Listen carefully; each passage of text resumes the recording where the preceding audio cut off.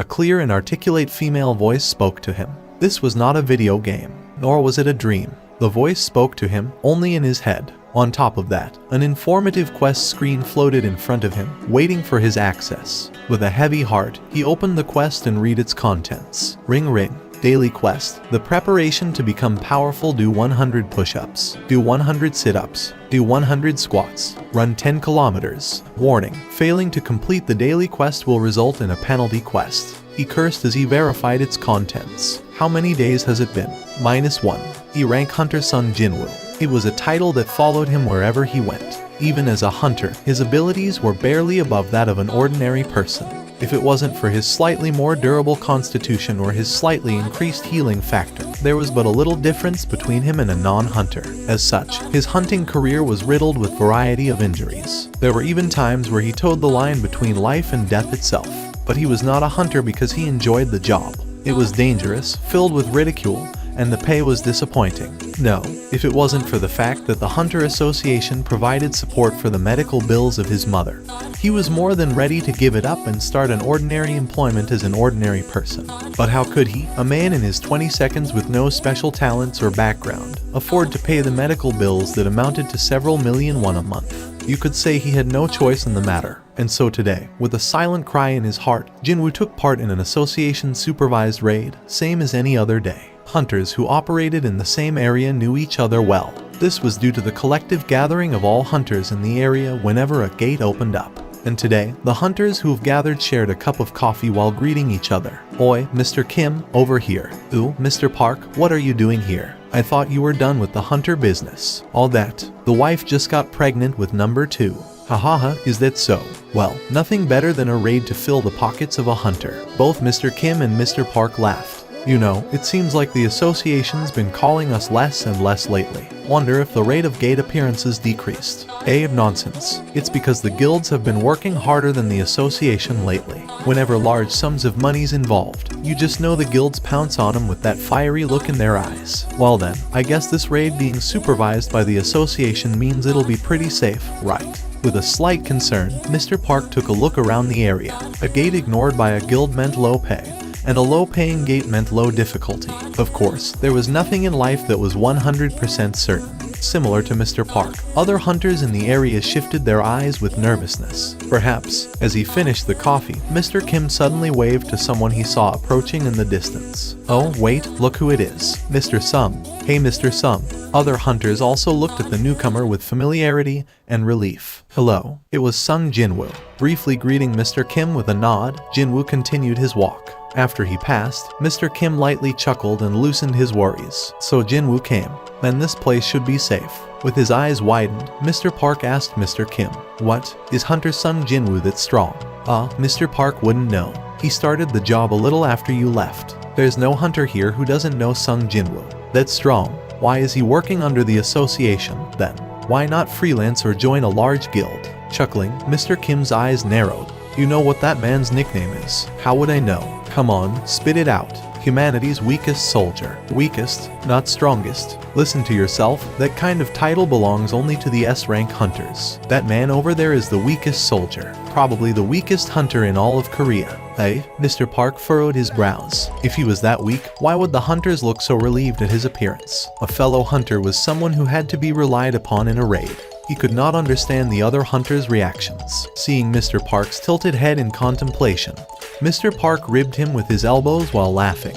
"Don't you get it? If Sung Jinwoo appeared in today's raid, it means it's gotta be an easy one. The association wouldn't risk putting him on anything hard. Nobody wants to see someone die pointlessly." And now, Mr. Park's face brightened. Mr. Kim continued, "Once, that man got injured in an E-rank gate and had to be hospitalized for a week. A hunter got injured in an E-rank gate. Yep, nobody expected someone to actually get hurt in an E-rank gate. I heard they didn't even take a healer class hunter." Seeing Mr. Park laugh loudly in response, Mr. Kim shifted his eyes toward Jinwoo. Hey, not too loud. He might hear." "Oops, didn't think about that." Mr. Park shifted his eyes towards Jinwoo and quieted his laughter. Fortunately, Jinwoo appeared some distance away and probably couldn't hear their conversation. But he did. "I heard everything, you geezers." Doing his best to ignore their laughter, he met their gaze and put on an ignorant smile. At times like this, he cursed his rather keen hearing. "Did I come too soon? It was some time before the raid would begin. While waiting, Jinwoo approached an association employee for some coffee. "Could I get a cup as well?" "Ah, Hunter Sung Jinwoo Nim. I'm so sorry, we just ran out." A cold winter breeze slapped his face. Jinwoo wiped his nose with fingers. It was a rather sad day where even the coffee ran out just as he got to it. "Why are you so stubborn about this whole hunter business, Mr. Jinwoo?" "Sorry." Jinwoo bowed his head. As she healed him, Lee Juhee's face was filled with complaint. "I'm not trying to get an apology from you.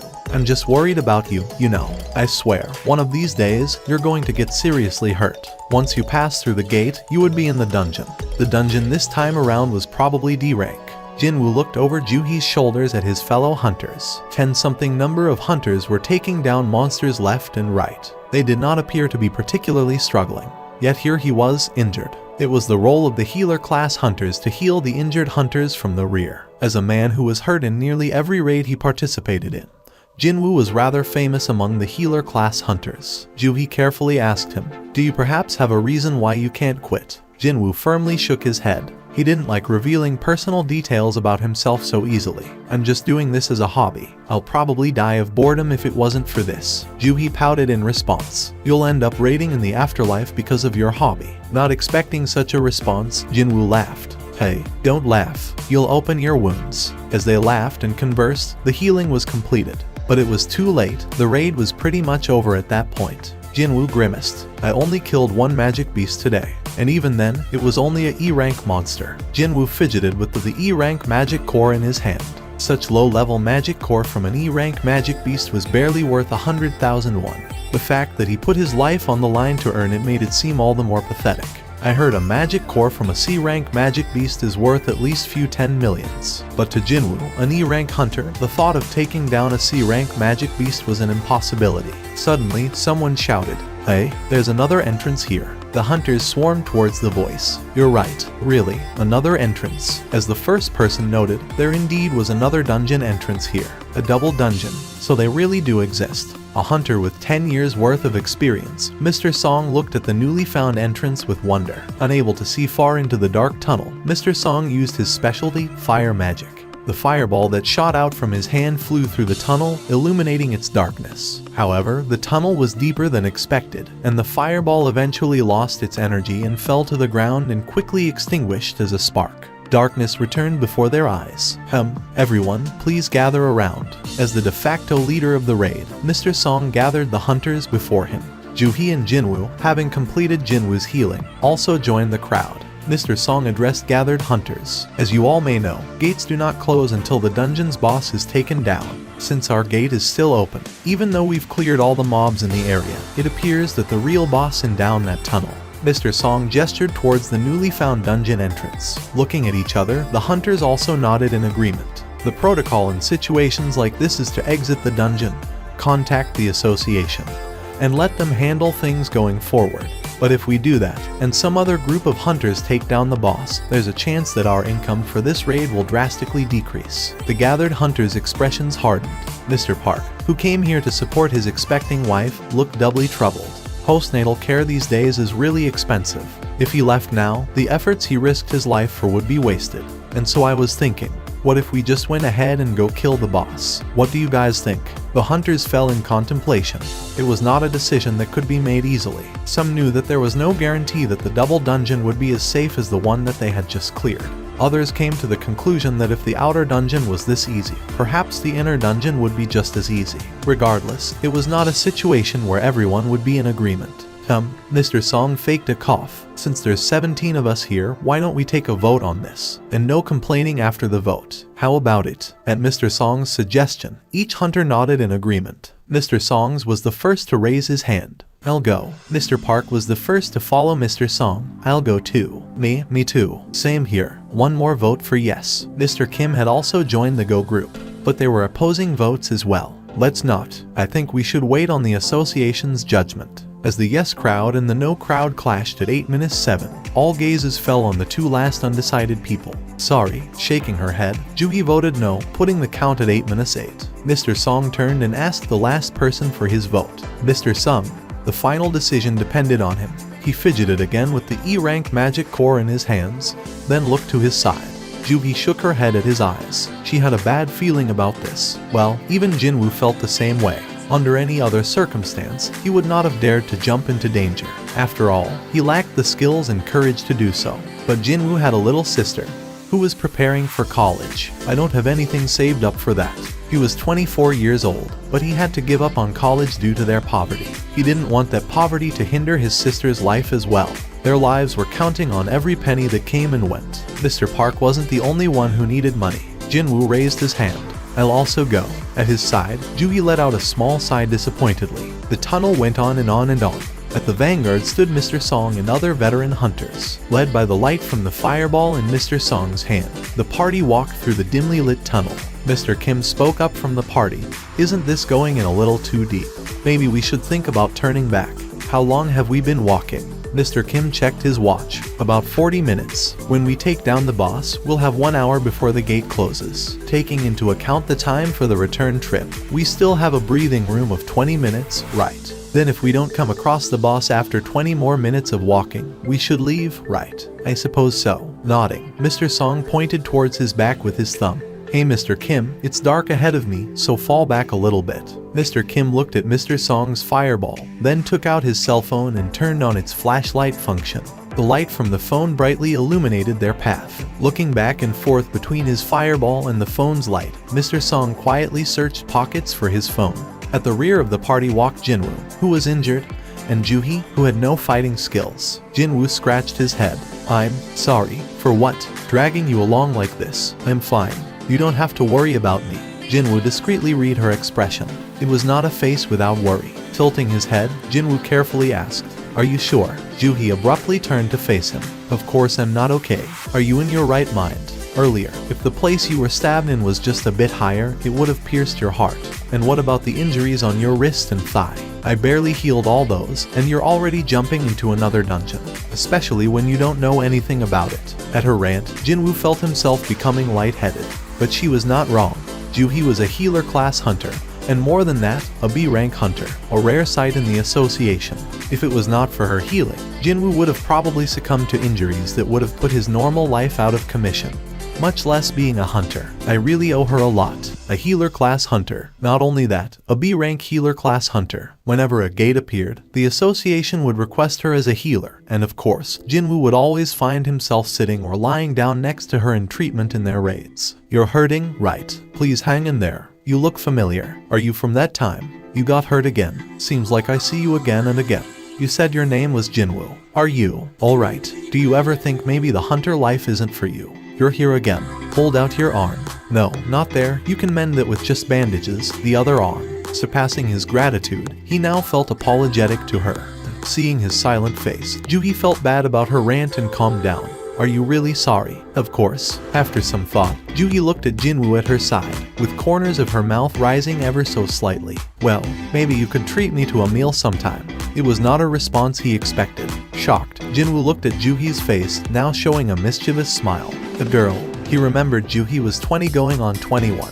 If she had cut her long hair into a proper length and put on a school uniform, she'd be a fitting image of a student. Imagining her in a uniform, his face blushed. Seeing his delayed response, Juhi blew air into her cheeks and pouted. Do you not want to eat with me? It was then, suddenly, a commotion rose from the vanguard of the party. This is it. The boss room. Jinwoo and Juhi turned their gazes forward. There stood a giant door signaling the end of the tunnel. The hunters gathered before the door. To think there was a door at the end of the tunnel. Do you think this was always here? First time I'm seeing something like this. Do you think it's dangerous? As they quietly whispered back and forth, the hunters became uneasy. After all, their lives were on the line. They had to be careful. But too much care may impede progress, Mr. Song thought. So you guys want to turn back after all that? To go back empty-handed? He placed his hand on the door. You're free to go back. I'll go alone. Mr. Song was a C-rank hunter with 10 years of experience. If it wasn't for the fact that he was past 60 years old, he could have probably raided under a large guild. So when such a veteran hunter spoke with confidence, the uneasiness of the other hunters slowly disappeared. Now that I think about it, one of the hunters spoke of a rumor regarding double dungeons. I heard that double dungeons have some crazy treasures. Yeah, I heard some mid-level guild once found a double dungeon and shot straight to a large guild status. And wherever magic beasts may appear in a dungeon, they should all be the same level generally. And so the hunters thought, what if this double dungeon contained a phenomenal treasure? And what if the magic beasts beyond this door were the same level as before? Can't let that old man take all the treasures by himself. Even Jinwoo renewed his determination. I can't just return with the E rank magic core. At the very least, a D rank. No, just even one more E rank is good enough. It didn't have to be a magic beast either. If we find treasure beyond that door. It was a standard agreement that any treasures or artifacts found in a dungeon would be divided evenly amongst party members. This was different than the case where magic core from magic beasts would only go to the members who helped take a target down. If I can score big right here, I can rest easy for a bit. Seeing his determined face, Joohee asked from his side,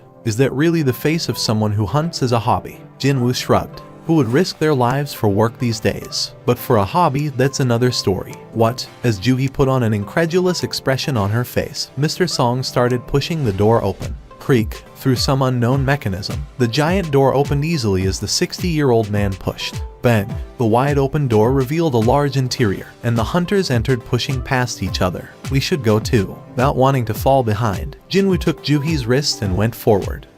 With redness creeping onto her face, Joohee followed him. As the hunter's first steps fell onto the ground, the numerous torches that filled the walls of the area lit up, brightly illuminating the interior.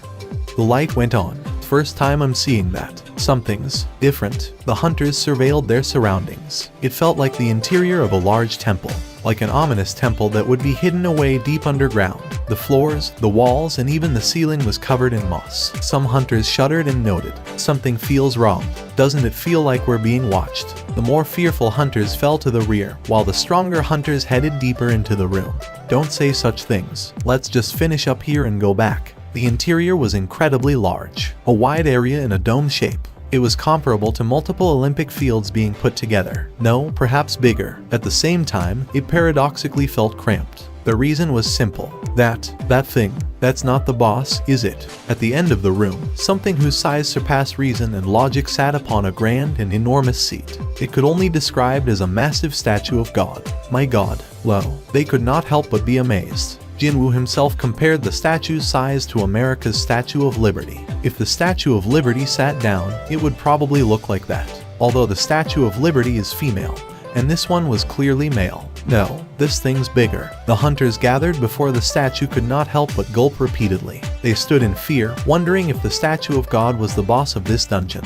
But the statue did not move. Phew, Mr. Song also sighed in relief. Alright, let's spread out. With renewed confidence, the hunters spread out, investigating the giant room. I don't see any magic beasts. Right, forget magic beasts. I don't even see a single bug. Compared to its well-lit interiors and enormous size, the room of the Statue of God was rather plain. Adorning its walls were countless torches, illuminating the room. In front of the torches stood statues slightly larger than the average man, forming equidistant points of a circle. Beautiful. It's like a work of art. Each statue held something different in its hands. Some held weapons, some books, others held instruments or torches. It's like, Mr. Kim started describing, decorations in a temple. Mr. Song finished his sentence. Mr. Song found something at his feet. This is a magic circle. At the center of the temple room, there was a magic circle that he had never seen before in his life. Mr. Song, there's something written here. Can you come take a look at this? A hunter called out to the raid's leader, finding a statue that stood out from the rest. Leaving his observation of the magic circle, Mr. Song headed towards the hunter. One by one, all the hunters in the room gathered before the strange statue as well. Of all the statues in the room, this one was the only one with wings. It was holding a stone tablet. What caught the hunter's eyes were the words written on the stone tablet. It's runic. Mr. Song spoke after analyzing the tablet. Runes, a form of text that could be found in dungeons. It was something that could not be found elsewhere on Earth. Only the hunters who awakened as mage class could interpret them. Mr. Song read the first line of the tablet. Commandments of the Kartanen Temple. Jinwoo listened to Mr. Song's reading of the tablet with a serious expression. But then suddenly, someone grabbed his arm. Turning around, he saw Joohee looking at him with a pale, fear-stricken face. Her pale face shocked Jinwoo. What's wrong? Are you not feeling well? Over there. Jinwoo followed Joohee's pointing fingers to the statue of God. The enormous statue. She was pointing at its face. Not seeing any difference from the first time he saw it, Jinwoo tilted his head. With a shaking voice, Joohee spoke. His eyes. The statue's eyes just looked at us. What? No matter how long he stared, the results were the same. The statue sat still, unmoving. You must have imagined it. But his words fell on deaf ears. Casting her gaze to the ground, Juhi simply held onto his arms and trembled. Wait, a sense of dread washed over Jinwoo. Where did the sound go? The crackling sound from the torch's fires suddenly became silent. Meanwhile, Mr. Song's reading of the tablet continued. Worship the Lord. Second, praise the Lord. Third, prove your faith to the Lord. Those who do not follow these commands will not leave alive. It was in that moment, creak, at the sudden sound, all the hunters jumped in surprise. What's happening? The first person to notice was Jinwoo. Having focused on his hearing because of the torches, he was able to immediately notice what was happening. The door is closing. At his words, the entire party turned towards the door, only to watch it close with a bang. Damn it, I can't do this anymore. The hunter who first voted no to enter the double dungeon swore and headed towards the door. I'm leaving now. You guys can have all the bosses and treasures you want. Glaring rebelliously at Mr. Song, the man turned and grabbed the door's handles. Suddenly, Mr. Song's eyes widened. No, don't. Crunch, a sickening sound of something striking something rang throughout the temple. With it, the man's head had disappeared from sight. Having lost its head, his body naturally fell backwards onto the ground. Thud, the hunters started screaming. Having obliterated the man's head with its mace, the statue returned and assumed its position next to the door as if nothing had happened. That thing just moved. What? Does that mean all the statues here can move? We're supposed to fight those. I didn't even see him swing that mace. It was at this point Jinwoo replayed Juhi's words in his mind. His eyes. The statue's eyes just looked at us. If that's true, he shuddered, making an effort to move his terrified body. He turned and looked at the statue of God, and found the statue of God looking back at him. Jinwoo realized this was just the beginning. The statue of God's eyes were lit with a crimson light. Was it a hunter's instinct? No, it was the survival instincts of a living being. Something was coming, something that could not be stopped. Jinwoo turned and shouted on top of his lungs, "Get down!" Right as his mouth opened, a crimson ray of light shot out from the statue's eyes. Jinwoo threw himself at Juhi and pulled her to the ground. The ray of light passed through where Jinwoo was standing moments before. 1/10 of a second. No, 1/100th of a second. If the timing of his actions were off by just an infinitesimal amount, the other hunters were not as lucky. The screams did not come from the hunters who were struck by the light. After all, the ones who were struck disintegrated instantly, leaving only a trace of ash and burnt stone in their wake. No, the screams were coming from the hunters who survived. What the hell is this? How could this? The hunters were in shock, 11 remaining alive out of 16. They had never seen an attack like this before. I barely dodged after hearing Jinwoo. If Mr. Sung didn't shout just now. The hunters looked at Jinwoo and gulped. Their lives' savior. If it was not for him, they knew that they would be counted among the fallen. With his entire body bowed on the ground, Jinwoo turned his head and peeked at the statue. Its eyes were still lit with crimson glow but did not continue its attack. Is it done attacking? Jinwoo turned his head towards the ground again.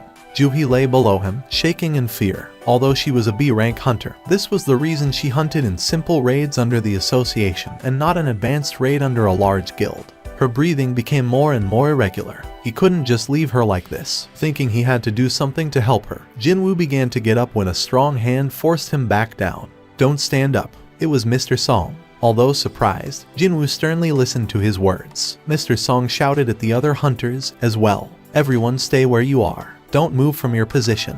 After taking a quick look across the party, Mr. Song turned to Jinwoo again. The ones who were moving got hit. Those that listened to you and got down survived. I see. Mr. Song tilted his head in confusion.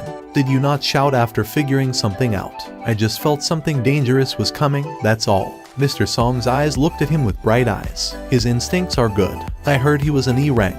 If only his abilities were a little higher. His gaze turned into one of pity as he continued to stare at Jinwoo. Meanwhile, Jinwoo got a better look at the man staring at him. What caught his eyes shocked him. Your arm. It's alright, I can endure this much. But, Jinwoo gulped. Mr. Song's right arm was draped over Jinwoo's shoulder, and his other arm was gone. While silently looking at Juhi, Mr. Song wordlessly wrapped the remnants of his shirt around the stump where his arm was, gritting his teeth through the pain. Can you tie the end here? Hard to do with just one hand. As Jinwoo nodded and completed what could barely be called first aid, Mr. Song let out a long sigh. It was a sigh filled with the experience of 10 years of hunting. Looking around, he took in the surroundings and the status of their situation. Just because the statue of God had stopped its attack didn't mean their adversity was over. Time passed as the hunters lay on the ground. Why did this happen to us? Some of the hunters started crying again. We can't stay like this forever. The patience of the survivors was slowly reaching its limits. Jinwoo felt the same. We can't stay like this forever. But what could they do? If Mr. Song's guess was correct, they would be attacked the moment they started moving. And even if they managed to dodge the statue of God's attack, they still had to go through the statues guarding the door. And therein lied the other problem. The movement of the one guarding the door was so fast that it could barely be seen by the naked eye. How could they get past something like that? It was an impossible situation. The hunter's annihilation was simply a matter of time. Wait, a matter of time. As the thought appeared in his head, an uncomfortable thought followed. Something that no one else had noticed. There's something we missed. Perhaps the answer was there. It was in that moment. Don't move. Mr. Song yelled at Mr. Ju, who responded by baring his teeth. Shut up. We don't know when that thing will attack again. You just want us to wait until that time. Mr. Ju was a fighter-class hunter. As beings who threw their bodies into the middle of combat, a fighter-class hunter's physical abilities were much greater than an ordinary human. On top of that, Mr. Ju was someone whose skills were acknowledged by a large guild, who had offered him a contract. I can't die like this. With his body still lowered to the ground, Mr. Ju flexed the muscles in his legs. The goal is the door. With an explosive start, Mr. Ju ran towards the door. Watching the man's attempt, Jinwoo turned away and looked back at the statue of God. As if waiting, the statue was looking at Mr. Ju. A ray of light exploded from its eyes. Beam. The ray covered Mr. Ju's back. One of the female hunters screamed. Unable to control her fear, a yellow puddle slowly appeared from the ground she was collapsed on. The other hunters' faces hardened. Oh my god. No trace of Mr. Ju could be found where he stood, save for 2 feet on the ground, ending just above the ankles. The sound of a man retching reached Jinwoo's ears, and he furrowed his brows. As expected, this thing was more than capable of annihilating all the hunters in an instant. It was easier than stepping on an insect. So why isn't it? It could kill them all, yet it did not. Compared to the magic beasts that always threw themselves at the hunters, these things were different. Attacking someone only when they moved. Attacking someone only when they neared the door. There was a pattern and condition to their aggression. Like a game with rules. Perhaps there are rules to this room. In that moment, Jinwoo found a piece of the puzzle in his head. It was the tablet that Mr. Song was reading earlier. Commandments of the Kartanen Temple. A commandment was a rule, and rules must be followed. If there was a way out of this place, away from these things, the key was written on that tablet. Worship the Lord. Jinwoo spoke the first commandment out loud. Did you say something? Mr. Song asked, facing Jinwoo. Instead of answering, Jinwoo put a finger to his lips. If I'm correct. Slowly, Jinwoo got up. Mr. Song frantically tried to stop him, but Jinwoo shook his head at him with a determined face. That's not a face that's given up on living. Mr. Song nodded at Jinwoo. Without looking away from the statue of God, Jinwoo slowly rose and raised his body gradually higher and higher. Suddenly, the statue of God's gaze fell upon him. Beam. If he hesitated even for a split second on getting back to the ground, Jinwoo would have lost a lot more than few strands of hair on his head. Back on the ground, Jinwoo panted heavily. He had almost died just now. When his eyes met the statue of God's, he knew he had looked at death right in the eyes. Having dodged the attack by a hair, Jinwoo's legs could not stop shaking. But it was not for naught. He's not attacking someone who's moving. Having his body lowered to the ground, no amount of movement caused a reaction from the statue of God. No, his attacks are towards someone who rises above a certain height. To confirm, he had just put his life on the line. And now, he had that confirmation. The meaning of the first commandment. Jinwoo shouted towards the other hunters. Everyone. They turned their heads toward his voice. You have to bow before the statue of God. The hunters tilted their heads in confusion. Bow to that thing. The hunters who were looking at each other started cursing at Jinwoo. What the hell are you saying? Is this a situation where you could say something like that? Have you gone crazy, Sung Jinwoo? Mr. Kim flared his nostrils. Looks like I judged you wrong. If I could get up from this spot, I'd sock you right in the nose. Jinwoo bit his lips. After all, 6 of their comrades had fallen to the statue of God. To think that he'd asked the others to bow before it understandably invited their ire. More importantly, there was no solid proof to his guesses, only a gut feeling. One could not easily explain or put to words what they felt through instinct. While he was lost for words, someone spoke up, I'll do it. The voice came from behind Jinwoo. The hunter's eyes turned toward the raid leader who had spoken. Mr. Song, You're going to bow before that goddamn statue." As the hunters spoke out in confusion, Mr. Song turned and met Jinwoo's eyes. "What have you discovered?" Jinwoo shook his head. "Just a gut feeling. Yes, for now. I see." Jinwoo's instincts resulted in 11 of them being still alive. Well, 10 after Mr. Ju's death.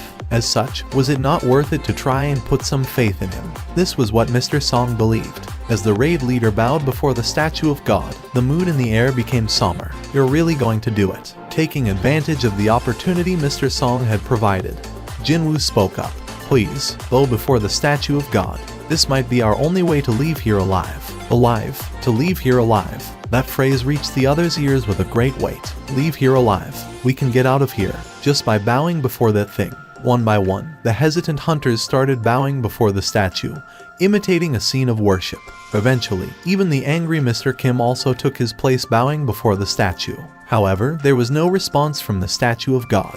Its two eyes still glowed with the terrifying crimson light. Jinwoo felt his heart sinking to his stomach. Was I wrong? And his gaze turned to Juhee at his side, lying completely prone on the ground with her hands covering her head. It was hard to say that she was in a position of bowing before the statue. Jinwoo gently grabbed Juhee's wrists. Startled, Juhee looked up at him like a terrified prey. He wordlessly nodded at her, then released his hand. Slowly, Jinwoo helped Juhee assume the position of worship before the statue of God.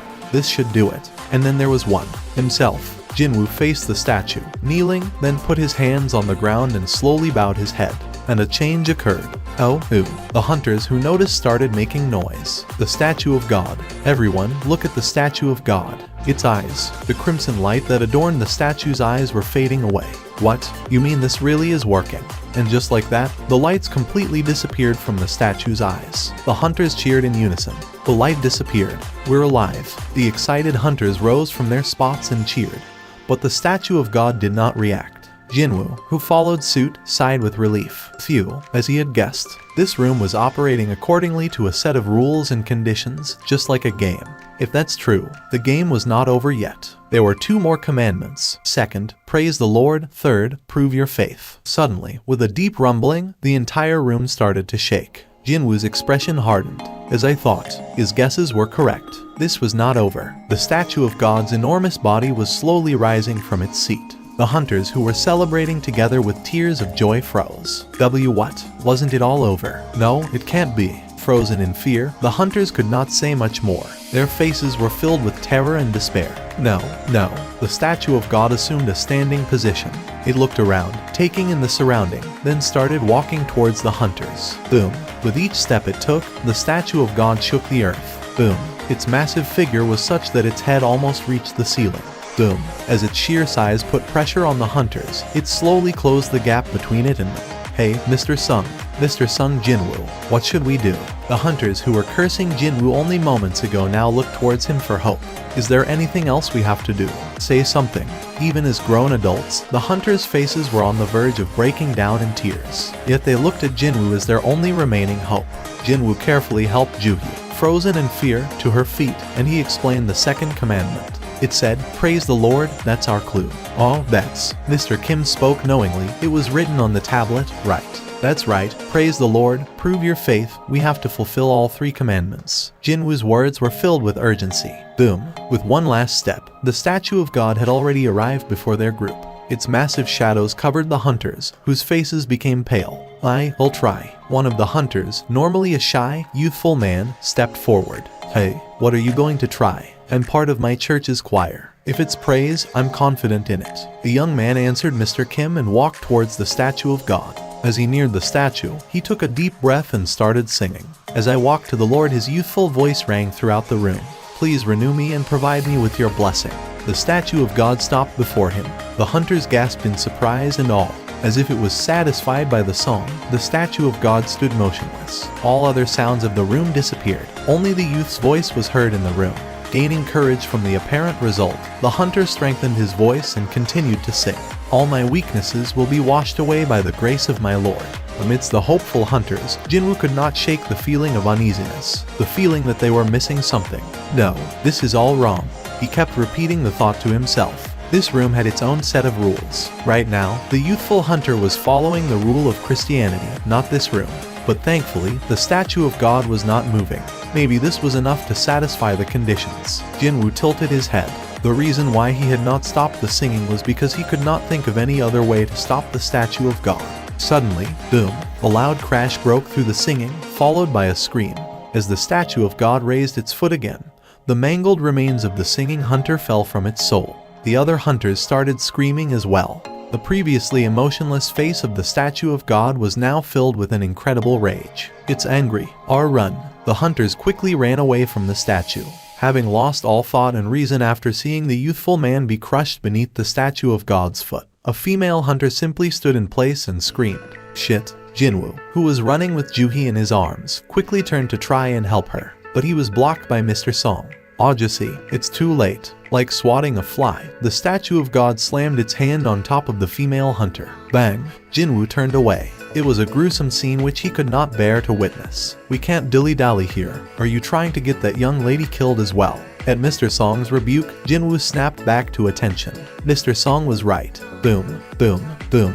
The statue of God ran from hunter to hunter, crushing them beneath his feet. With each step, he shook the entire temple. Boom, boom. Jinwoo ran with his teeth clenched. With her eyes closed, Juhee held on to Jinwoo as they ran. "Let's split apart." "Okay." Knowing that running together made them a better target, Jinwoo and Mr. Song separated away from each other. Trying to maintain the largest distance between himself and the statue of God, Jinwoo ran towards a spot at the walls. He saw that Mr. Park was already there, having ran with all his might, knowing there was more on the line to him than just his own life. The image of his family reflected over his teary eyes. His son, who looked just like his father. His wife, with his second child. Mr. Park could not afford to die in a place like this. Pulling forth every ounce of his strength, Mr. Park was able to reach the walls faster than the other hunters. Huff, huff. Suddenly, Mr. Kim, who was friends with the man, shouted at the panting Mr. Park. "Mr. Park." At the familiar voice, Mr. Park turned towards Mr. Kim.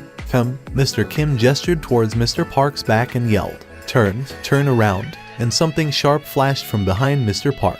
Mr. Park was split cleanly from the top of his head to the base of his crotch. The evenly separated sides of his body fell in different directions onto the ground. Mr. Park. The statue that had cleaved Mr. Park in twain with its sword simply returned and assumed its position on the walls, as if nothing had happened. Mr. Kim held back tears as he witnessed the death of his friend. These fucking pieces of... Boom, boom, boom. Behind him, the giant statue of God was going from hunter to hunter, crushing them with his feet. Those that fled to the walls were attacked by the statues. My arm. The interior of the temple had turned into a scene of terror and carnage. Jinwoo panted wildly as he ran, his forehead dripping with cold sweat, his legs getting heavier and heavier, his breath getting shallower and shallower. But his head was filled with a single thought, repeated over and over again. Praise the Lord, praise the Lord, praise the Lord. The second commandment that swam through his head. The key to solving the meaning of the commandments must be hidden in this room. There must be something in here that we're supposed to use. But when the hunters initially entered the temple and looked around, they found no tools or mechanisms. The only thing here are those damned statues. Wait, a thought appeared in Jinwoo's head. The only thing that's here are those statues. Jinwoo's eyes widened. Why didn't I think of that? If the statues were the only thing in this room, then the statues must be the key to solving the mystery. The statues only moved when someone entered their proximity. This must have been the key to using them somehow. If that's correct, gathering what energy he had left, Jinwoo screamed through his panting breath. Everyone, head to the statues with instruments. Jinwoo's shout reached all the hunters' ears. Instruments. Hope returned to their eyes. Unlike the time where Jinwoo asked them to bow, the hunters this time did not hesitate to respond. Of course, if Jinwoo was wrong on his guess, they would be massacred when they approached the statues. But in this moment, there was not one hunter who remained suspicious of Jinwoo's directions. Mr. Song was the first to arrive at a statue holding an instrument. Holding his breath, Mr. Song slowly looked up at the statue. As if responding, the statue's fingers moved, and it started playing the harp in its hands. It was a beautiful sound. He was right. Moved to the statues with instruments. Each hunter, with renewed hope, ran towards the various statues holding instruments. Trumpets, flutes, lyres. Soon, the harmonious melody of different instruments filled the entire temple. Mr. Kim, who had been running until his breath ran out, collapsed and knelt before a statue holding a mandolin. Strum, strum. As the mandolin's melody rang through the air, the statue of God that was chasing Mr. Kim slowed to a stop. Unable to hold his emotions back, Mr. Kim burst into tears where he knelt, and the statue of God turned away from him. Scanning the rest of the temple, it found its new target. Shit. Meeting its eyes, Jinwoo cursed, and he started running, his heart beating like it was about to explode. His sweating back was soaked. Why is this one not playing? Jinwoo glared at the statue he had arrived at with resentment. Holding drums in its hands, its silent figure made no indication that it would play its instrument. Boom, boom, boom. With terrifying speed, the statue of God closed the gap between them. As the statue, which had been at the opposite end of the room only moments ago, neared them, Jinwoo gulped. Is it because Juhee and I are both here at the same time? That must have been the answer. As he looked around, no other hunter had trouble with their statues. I don't have time to think about this. He put down Juhee and prepared to run to a different spot. Jinwoo, a terrified Juhee, held onto his sleeves. Jinwoo calmly whispered into her ears, "We'll both die if I stay." As he saw tears forming at the corners of her eyes, Jinwoo knew that there was no time to explain. He gently pulled away her shaking hands from his sleeves, then ran with all his might towards another statue. Ba-bum, ba-bum, ba-bum. He heard the beat of the drum starting from behind him as he ran. Thank God. There was only one thing left: to safely make it to another statue. Jinwoo was now the only one who had not made it to the protection of statues holding instruments. Accordingly, the complete rage of the statue of God was now focused solely on him. Jinwoo ran away from the crashing footsteps of his chaser and sped across the room. Boom, boom. As he barely dodged and rolled away from the statue's stomps, his panting became heavier and heavier. Although he was the lowest of the E-rank hunters, as a fighter-class hunter, his body offered what little help it could in this situation. Just a little bit more. Taking notice of the statue of God's footsteps closing in on him, he focused and strengthened his legs. His speed increased. There was but a few steps until he reached his target statue. No, not that way, Mr. Song had shouted at him. Having focused on the statue of God's movements until now, Jinwoo turned his attention to the statue he had arrived at. It's not holding an instrument. He now realized what appeared to be an instrument in the statue's hands was actually a shield. Without mercy, the statue raised and brought down the shield in its hands. Jinwoo threw his body to the side. Juhee screamed. As he rolled across on the floor, he looked up. The statue of God was almost upon him, out of the frying pan. His tumble on the ground had opened a cut on his forehead. Blood flowed down to his eyes, obscuring his vision. Jinwoo rapidly looked left and right. Instrument, instrument. But no instrument registered in his eyes. The statue of God raised its foot. Shit. Boom.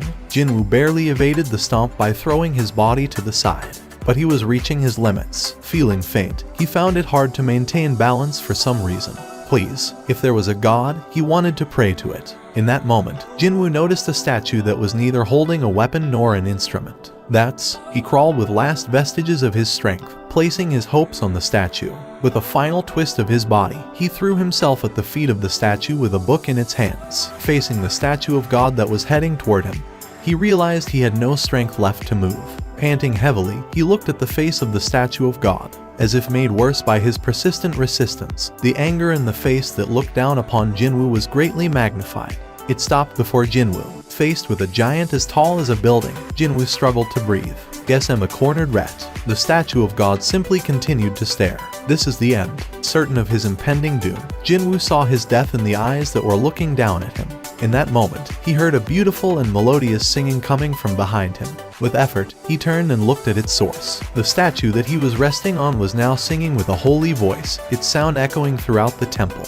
Looking back, Jinwoo saw the statue of God's face starting to relax. The traces of its demonic rage disappeared as the statue's face returned to its original emotionless visage. As the statue's music ended, the statue of God turned and returned to its seat, appearing as if nothing had happened. Boom. The sound of the giant sitting down rang throughout the temple. Are we safe? Jinwoo faintly smiled through his heavy breaths. Juhee quickly ran to him. Jinwoo, having reached him after running with all her might, Juhee collapsed next to him in tears. Oh my god. Oh my god. She used all the mana at her disposal and tried every healing magic she knew, but it had no effect. One by one, the scattered hunters gathered before Jinwoo, their expressions equally dark. Oh no. Jinwoo, amidst their pitying looks and words, Juhee cried without ceasing. Why are they looking at me like that? Jinwoo wanted to ask, but he lacked the energy to speak. So, he tried to gather his strength and stand up. A pool of blood had gathered where he was sitting. Jinwoo finally was able to understand the situation he was in. His right leg had disappeared below the knees. He looked across the room to the statue holding a shield. The base of the shield was covered in blood, his missing leg below it. He turned and saw blood dripping down from Juhi's nose. Her body had reached its limits. A B-rank hunter's healing was insufficient for the regeneration of a body part. Yet she continued, her efforts like collecting water with a broken pitcher. And as she continued, both her mana and vitality quickly decreased. It's okay, Juhi. You can stop now. No, I can heal this. I'll heal you. The hunters watched the pair with pity. Of the 17 that had entered, only 6 remained. Of the 6 remaining, 2 had received a seriously injury. Mr. Song and his arm, and now Jinwoo with his leg.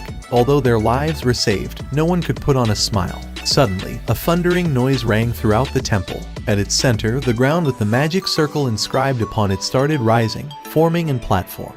Jinwoo realized the final trial had arrived. Prove your faith. He had already been contemplating its meaning. The rising ground stopped at waist height. An altar. Jinwoo absent-mindedly spoke to himself. An altar? Did he just say an altar? The man who had saved their lives not once but twice. Jinwoo was not a high-leveled awakened being, but a lowly E-rank hunter that they looked down on in the past. If it wasn't for Mr. Sung, we would be. The hunter's thoughts were in union. Jinwoo's words up until now were a lifeline to them. And now this man had uttered the words, altar. The quick-witted Mr. Kim was the first to speak. I think I understand. He unsheathed the sword at his waist, normally a weapon to be used in slaying magic beasts. Its purpose this time was different. Even an idiot like me can understand what you mean by altar. The hunters looked at Mr. Kim's drawn sword, gleaming with sharpness, and gulped. Hey, Mr. Kim, why are you taking that out now? Let's talk about this, talk. Mr. Song's C rank was the highest in the party. With him out of commission, there was no one else in the party who could match Mr. Kim, whose skill shone even amongst the other D rankers. Mr. Kim pointed his sword at the altar. The last commandment was, prove your faith, and now this altar appeared in the middle of the room. Mr. Kim's gaze shifted to Jinwoo. We have to sacrifice someone at the altar, right, Mr. Sung? Jinwoo nodded. It was his guess as well. One of the living 6 had to become a sacrifice. That's probably the last rule. As he raised his head, he saw Mr. Kim approaching him with a strange look in his eyes. A streak of sweat fell down the side of Jinwoo's head. What are you going to? Just sit there quietly. Mr. Kim pointed his sword at Mr. Song, who had been sitting next to Jinwoo looking over his injuries. Who is the one who dragged us all here? It's Mr. Song right here. Then shouldn't he be the one to pay the price for all this? Jinwoo yelled and tried to get up, but Mr. Song's hands stopped him. Jinwoo turned and looked at the man. Mr. Song shook his head without a word. His eyes begged Jinwoo to stay quiet. Jinwoo wanted to say something, but swallowed his words. Mr. Song slowly got up. Mr. Kim is right. I have to take responsibility. Then we're in agreement, old man. Mr. Kim gestured towards the altar with his sword. If you're in, then let's hurry up. 11 people died because of you. One of the casualties included Mr. Park, Mr. Kim's friend. Of course, the party had voted on the issue before entering the double dungeon, with a stipulation that no one would argue the result. But to Mr. Kim, who had lost all reason, it was but a faded memory in the back of his mind.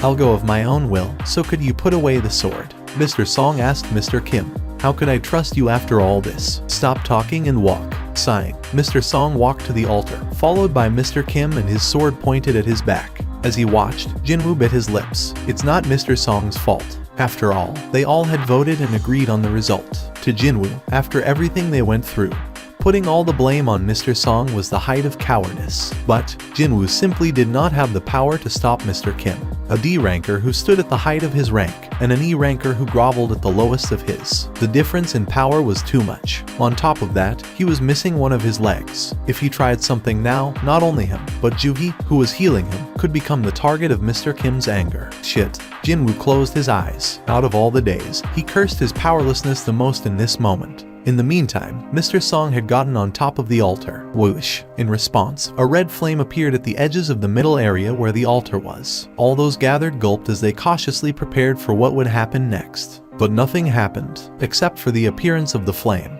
As no new development occurred after some time, Mr. Kim and the others started feeling anxious. Hey, Mr. Sung, wasn't this it? Mr. Kim asked Jinwoo. I'm not sure. Jinwoo had expected the third commandment to be fulfilled when a person went on top of the altar. Was it not asking for a sacrifice? Well, it was not a bad news to Jinwoo. If his theory of sacrifice was wrong, then there was a chance to save Mr. Song.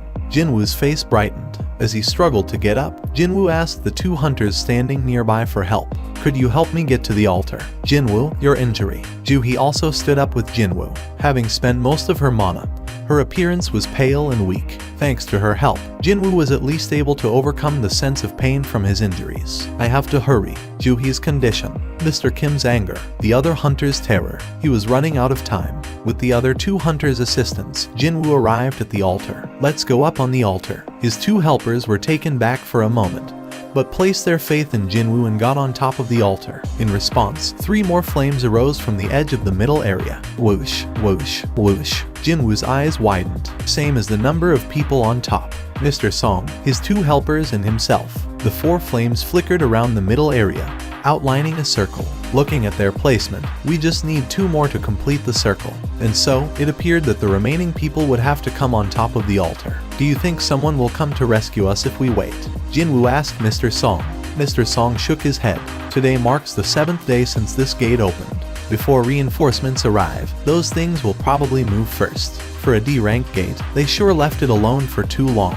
Well, it's the association, after all. A gate will undergo a full opening after 7 days. It was the job of the hunter to prevent that from happening, to close the gate by slaying the boss in the dungeon. That was the real objective of a raid. Should they fail to do so in time, all the magic beasts within the dungeon obtain the freedom to exit the gate. A dungeon break. Jinwoo looked around him. The statue of God remained in its seat, looking down upon their party from distance. If that thing is allowed to leave here, he could not imagine the destruction that would follow. Of course, their party would be the first to be massacred if the statues in the room gained the freedom to move about. So Jinwoo realized they could not just hold out for help. Jinwoo called out to Juhee and Mr. Kim. "Can you two also come up here?" Juhee followed his instructions. Even the hesitating Mr. Kim quickly followed suit. 2 more flames appeared, completing the circle. Whoosh. The hunters gasped. "Huh? What's happening?" As Jinwoo expected, something was happening.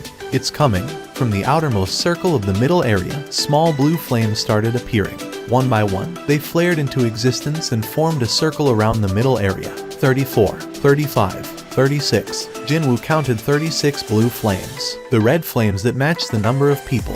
The blue flames that number 36. Is there a meaning to their number? In that moment, creak, the door blocking their exit opened without a warning. The hunters flinched in reaction. Every single one of them wanted to run towards the exit. But the memory of the final moments of the singing hunter remained fresh in their minds, and no one made any movements. They did not know what fate would await the first person to leave the altar. As if waiting for an answer, all their gazes fell upon Jinwoo, who closed his mouth in silence. It was too early to make a conclusion, whether or not the opening of the door was a trap, or if it was the dungeon's way of letting them know that they had fulfilled the final commandment. He did not know. As the hunters waited for Jinwoo's directions, noises that carried bad news came from edges of the room. The 6 heads turned in unison, looking around the room. "What the hell? They've come closer. They're all just moved." The hunters' breathing quickened. The statues that only responded to humans being nearby suddenly appeared to be few steps closer than before. In that short time, Jinwoo was able to fully ascertain the situation. No, the statues didn't move. It was the pedestals beneath the statues that moved closer. The sliding sound from earlier was the sound of stone pedestals grinding against the floor. "They've stopped moving." Mr. Kim wiped away the sweat on his brows. As everyone else's attentions were focused on the statues, Jinwoo looked at the blue flames around them. Disappearing one by one, 3 blue flames had already gone out. Jinwoo raised his head. The sound came from his direction. The statues that faced him had moved closer. Why only me? Was it because he had looked away? Jinwoo closed his eyes to test the theory. What do we do now? With renewed understanding, Jinwoo shouted at the others. "Don't look away from the statues." Now that he thought about it, the initial movements of the pedestals were probably caused when everyone looked towards him for guidance earlier. "These bastards don't move when we're looking at them." Another blue flame went out, but it did not elicit a response from the statues. Could it be? Without taking his eyes off the statues, Jinwoo carefully raised his arm and looked at his watch. As I thought, the blue flames were disappearing every minute. The blue flames are a timer. Jinwoo surmised that the final commandment's trial was to wait on top of the altar until the 36 blue flames disappeared. As long as each of them covered all the statues, they would be safe. There was a chance no one had to die in this final trial. Jinwoo checked his watch and the blue flames to determine the time remaining. 30 left. They just had to wait for 30 minutes. But Jinwoo had made a mistake. While he was counting the blue flames, he had looked away from the statues, and as such, they started moving toward him again. I can't do this. The man who was positioned across Jinwoo screamed and ran towards the open door. Having startled by the sound of movement coming from behind him, unable to turn around, the man lost all courage and made the decision to run. As he jumped from the altar, one of the red flames disappeared. "No, don't," Jinwoo shouted. But the man who ran with all his might ignored him and safely passed through the open doors. What? Mr. Sung, what just happened? He got out safely. Jinwoo, unable to turn around towards the door, did not know what had happened. Did anything change? The door moved slightly inwards. Is it closing right now? No. It started closing a little after that man went through but isn't moving anymore. Jinwoo remembered the red flame disappearing after the man left the altar. Of course, his heart sank to his stomach. The riddle that plagued his mind atop the altar had finally revealed its answer. What part of this was proving faith to the Lord? The answer had come to him. However, to a man who could only walk with someone else's assistance, it was the worst answer possible. The open door was a trap, a false hope to their eyes. Had the entire party ran towards the exit after seeing the door open, the door would have closed immediately, and the party would have ran towards their massacre. On the contrary, the altar was the safe zone.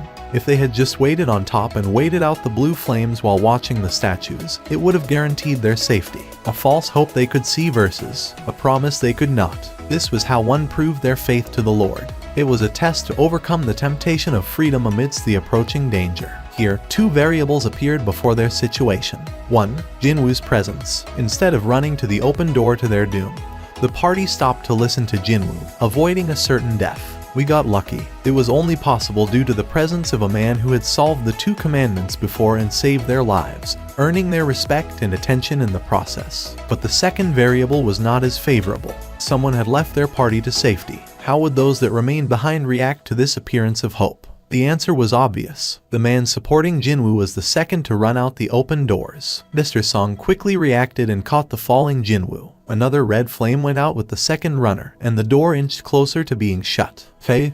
Mr. Kim wagged his finger at the second runner, but the man, like the first, safely passed through the doors. Looking at the number of remaining flames, Jinwoo shouted, "Please don't move. We can't afford to lose anyone else." Front, back, left, right, to cover the 4 cardinal directions, a minimum of 4 people were needed. Jinwoo, Juhee, Mr. Song, and Mr. Kim. If even one more person left amongst the remaining 4, a gap would open up in their coverage. Mr. Sung, what's happening? Please explain, Mr. Kim asked while wiping away the sweat on his forehead.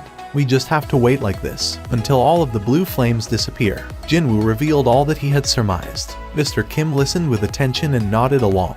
Finishing his explanation, Jinwoo added, "We can all survive this. The rules of this room always opened a path to survival for those that followed it. The last rule should be no different. As long as they believed in each other, everyone could leave without being hurt." This was Jinwoo's conclusion. Mr. Kim's thoughts were different.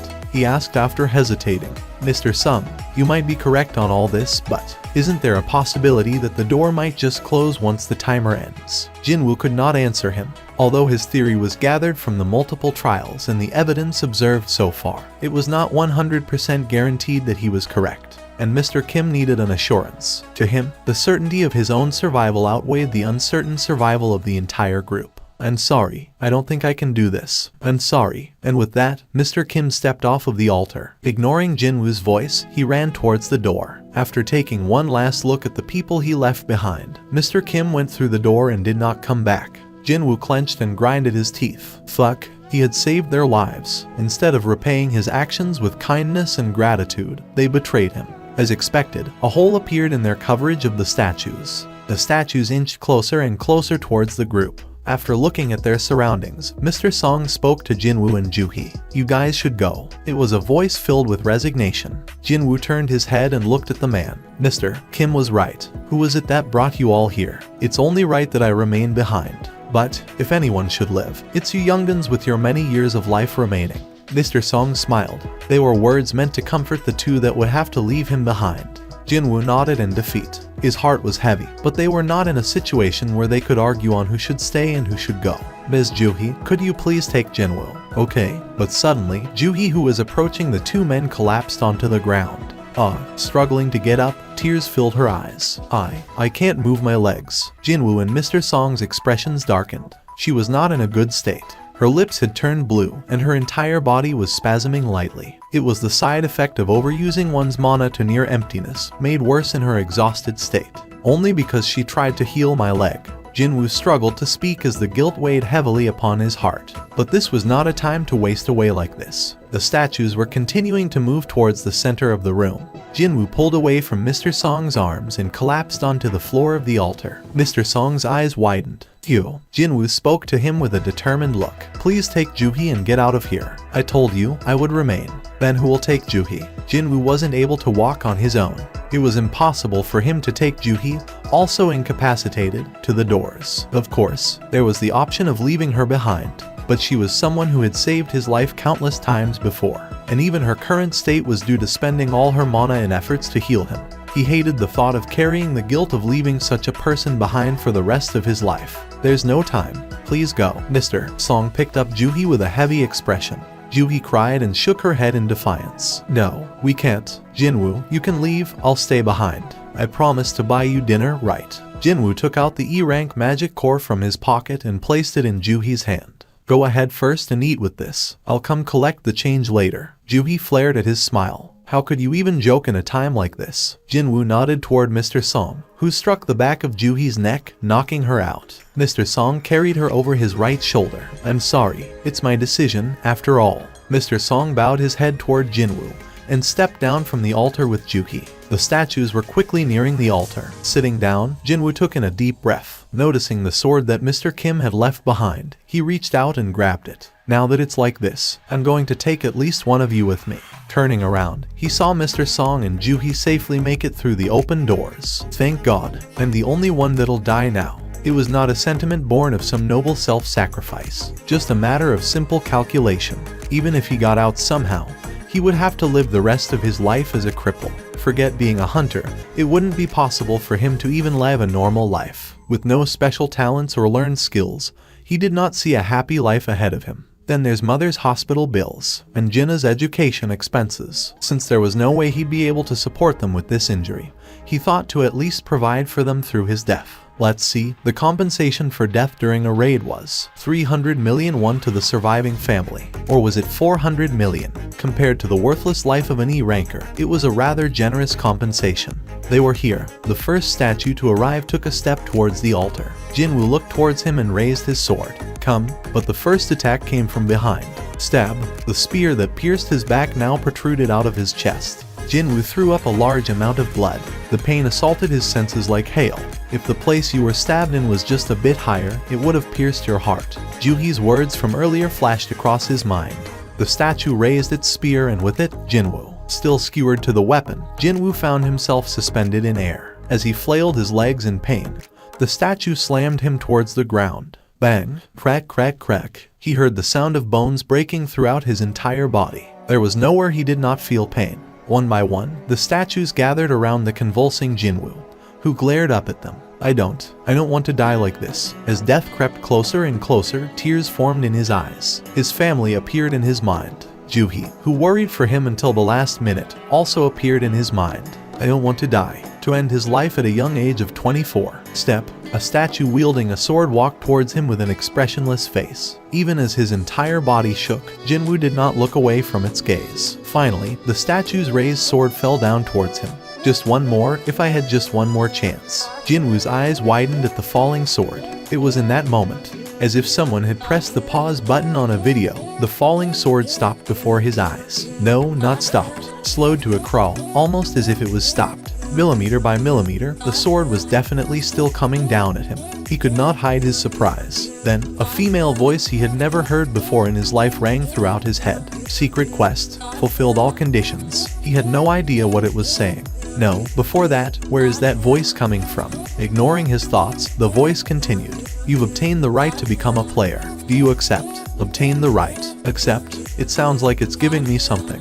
Growing up in poverty, he knew there was no such thing as free in life. But I suppose that was in life. What does any of it matter in death? As he waited in hesitation, the voice in his head asked again. You do not have much allowed time remaining. In the case the right is refused, your heart will stop in 0.02 seconds. Do you accept? Whether or not this was a hallucination, one thing was certain: his impending death. On top of the sword slowly coming down on his head, the other statue's weapons were also finding their way towards him.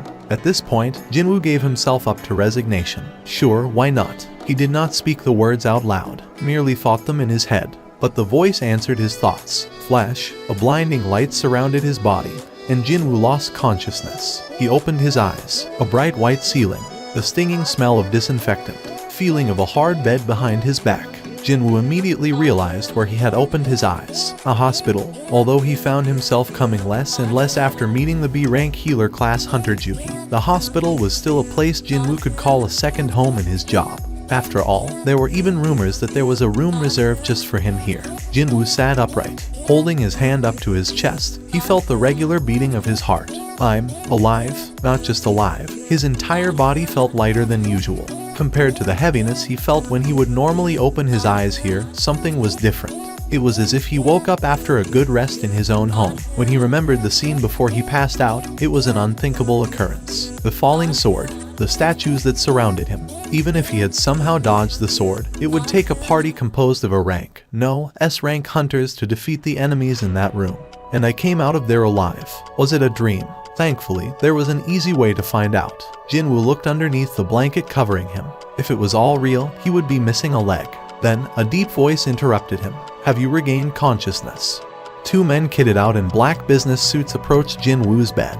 The youth tilted his head and asked them, "Who are you?" He had never seen these two's faces before. One of them, with the close-cropped hair like a soldier and wearing a pair of sunglasses, presented him with a business card. "This is who we are." Jinwoo received the business card and read what was written on it. Woo Jin-cheol, the section chief of the monitoring division, the Korean Hunters Association. I was unconscious for 4 days. Just how did I get to this hospital? Did a large guild participate and kill those DMN things? Well, actually, Woo Jin-cheol awkwardly opened his mouth. By the time the agents of the monitoring division and the White Tiger Guild arrived at the scene after being briefed by the survivors, everything was gone. The only thing to be found within that open space was you, Mr. Seong Jin-woo. There was not one trace of the god statue nor the stone statues. Come again. Jin-woo displayed a shocked, disbelieving face. It's hard for us to believe it as well. If there had been any inconsistencies in the testimonies of the survivors, or if we had failed to find the remains of the victims in the chamber, we might have suspected something fishy was going on.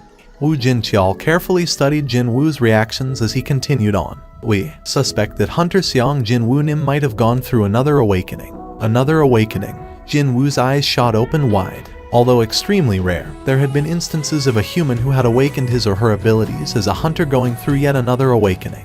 Often referred to as reawakening, those who undergo this process would normally become extremely powerful compared to before. Originally, once a hunter's rank was assigned at the beginning, it rarely changed. A hunter's abilities were determined the moment one went through an awakening, that was why. However, it was a different story for those going through the reawakening process, jumping past their own limitations to rise up from, say, rank C to A, or even from B to S. Such things had happened before. The god statue was said to have melted rank C hunters with nothing but its eyes, according to the survivors. If one were able to kill such a creature even while unconscious, just how powerful one could possibly be. To prepare for this unlikeliest possibility, Woo Jin-cheol labeled this incident as top secret and made sure everyone involved would keep their mouths shut. Woo Jin-cheol's chest began beating real fast. Could Korea finally have a hunter on the level of an international powerhouse? Of course, confirming the truth of the reawakening wasn't difficult at all. Didn't the wise elders once say to make hay while the sun still shines? Woo Jin-cheol signaled to his lackey, "Bring it here." Although this device had been miniaturized, its efficiency or accuracy did not fall short of the actual full-size measuring device located in the Hunters Association. Jin-woo placed his hand on top of the black crystal and soon enough, warm rays of light oozed out from it. Cold sweat drops formed on the foreheads of Woo Jin-cheol and his lackey. Not too long after then, the light surrounding the crystal dissipated. Woo Jin-cheol hurriedly took off his sunglasses and confirmed the numbers. Right away, a small earthquake rocked Woo Jin-cheol's eyes. How can this be? He rechecked the numbers, but it remained the same. How could a person holding a hunter license possess the magic energy value of only 10? When considering the fact that the lowest average value for ranky, the bottom rank, was around 70 to 100, Seong Jin Woo was no different from a regular person. Woo Jin Cheol rapidly realized that being here was a waste of time, so he got up from his seat. "Let's go." "Yes, sir." Woo Jin Cheol and his lackey quickly packed up to leave. "Thank you for your cooperation. If you remember anything else, please give us a call anytime." As if their rear ends were on fire, two men in black rapidly left the room as soon as they put away the device. The hospital room that felt rather small suddenly became quiet and lonely. "Huh?" He looked up without thinking, and then saw words floating in the air. He closed his eyes and opened them again. The words remained floating up there without a single change. He shook his head hard a few times and even rubbed his eyes, but they were still there. Jin Woo massaged his aching forehead and lowered his head. "It hadn't been a long time since I started hearing weird things, but now I'm even seeing them, too." Could something in his head really be broken? There was a condition called PTSD, after all. It was only a few days ago since he witnessed the deaths of many of his comrades, not to mention he himself nearly died as well, so it would not be so strange to hear or see weird things as a possible side effect. However, there were a couple of things that prevented him from dismissing this out of hand. Jin Woo's sight lowered to his leg. The leg that got cut in half by the shield of the stone statue was now all fine and dandy. The voice he heard out of the blue inside the underground temple hidden within the depths of the dual dungeon. His completely cured leg, and now, those words floating in front of his eyes. Too many weird things were happening all at once. What if there was a chance that all these things were not isolated events but linked to one another? Once the confusion in his heart died down and he felt calmer, he became quite curious about the contents of those so-called unread messages. There might be answers to his questions found within those messages, after all. In order to confirm the messages, he reached out towards the words, and his hand simply went past them. It's not touch-operated. It seemed that he got way too used to how a smartphone worked. Check messages. Reading. I want to read. I want to look. Hey, show me already, will ya? Just what is it that you wish to see that bad?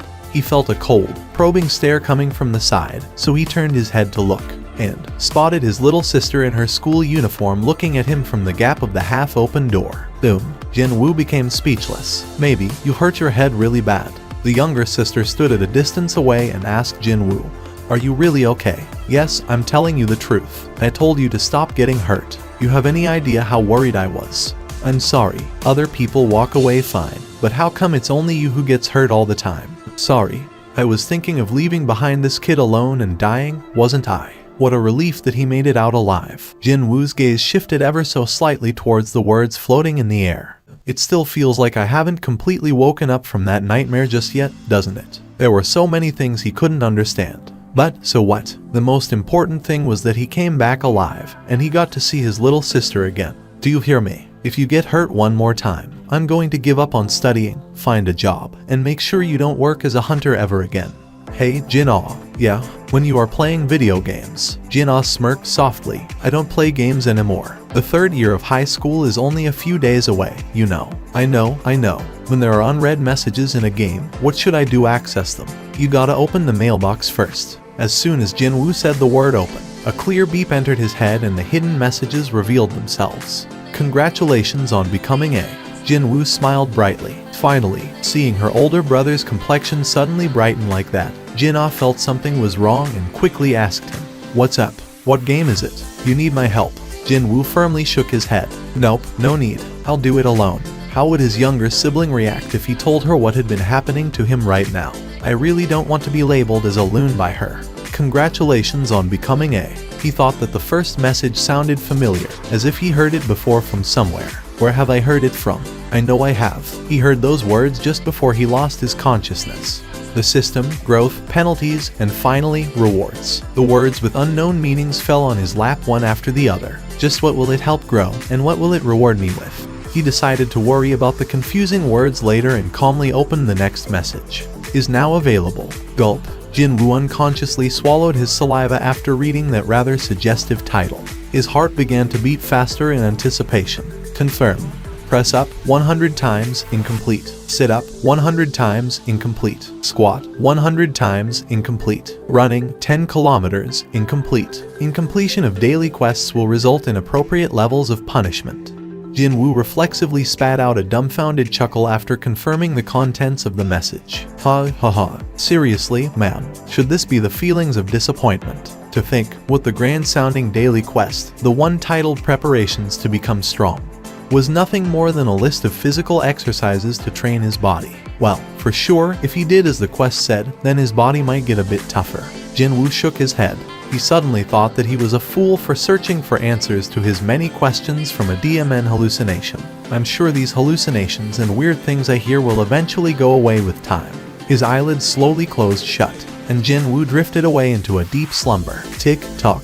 Even when Jin-woo was softly snoring to himself, the needles of the clock hanging by the wall continued to tick away. The needles spun and spun around until they indicated 11 hours, 59 minutes and 57 seconds p.m. Tick-tock, tick. 58, 59, 60. Jin-woo's eyes shot right open from the violent tremor that shook his entire body. An earthquake. Jin-woo sat right up and grabbed the edges of the bed. The shaking was so bad that he couldn't maintain his balance. Rumble. The shaking got progressively worse as the seconds ticked by. It happened then. One of the steel bars on the bed he held on for dear life suddenly broke. No, it didn't break per se, but simply disappeared. Jin-woo hurriedly looked at his palm. No steel bar there, just grains of sand. Sand? Jin-woo spat out the sand in his mouth and hurriedly raised his head up. His eyes caught the sight on an endless plain of nothing but sand. Jin-woo frowned heavily and got up. All the sand that found its way inside his clothes poured out. He dusted the sand caked on his chest while taking a look around him. Indeed, all he could see was sand. And more sand. A desert. This couldn't be real. Until a few moments ago, he was sleeping on a bed inside a hospital located in the middle of Seoul. But now, as soon as he opened his eyes, he was in the middle of a massive desert. Jin-woo scooped up a handful of sand and let it slip through his fingers. The fine grains fell straight down to the ground. He was getting a really bad premonition right about now. Sure enough, just as Jin-woo took a step back, the sand within the pit suddenly exploded upwards. The falling sand emitted the roar of a waterfall. Jin-woo's eyes went extra round in the meantime.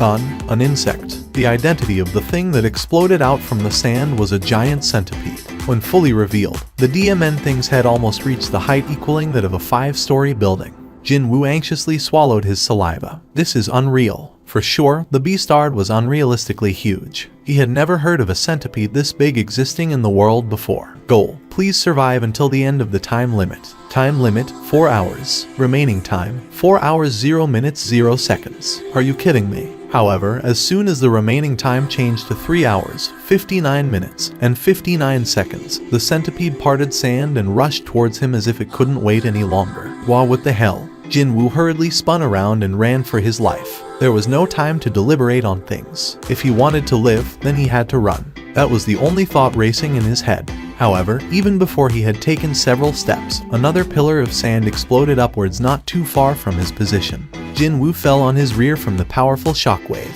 He rolled on the sandy ground before urgently getting back up. He swiped the sand off his face before his eyes shot open even wider. This time, it wasn't just one or two of them. Boom. Before he had even noticed it, there were 7 sand centipedes jutting out from the sand, and they were all glaring at him. As the centipedes issued shrill cries, Jin-woo's complexion changed for the worse. Jin-woo reappeared in the hospital room exactly 4 hours later. Plop. Jin-woo keeled over on the floor and painfully wheezed out. Cough, cough. His mouth felt full with this coarse, grainy taste. His eyes stung badly too, seemingly like sand particles got in there. Jin-woo whimpered and groaned for a long time, before powerlessly falling flat on his back. He didn't have any energy left to lift even a finger.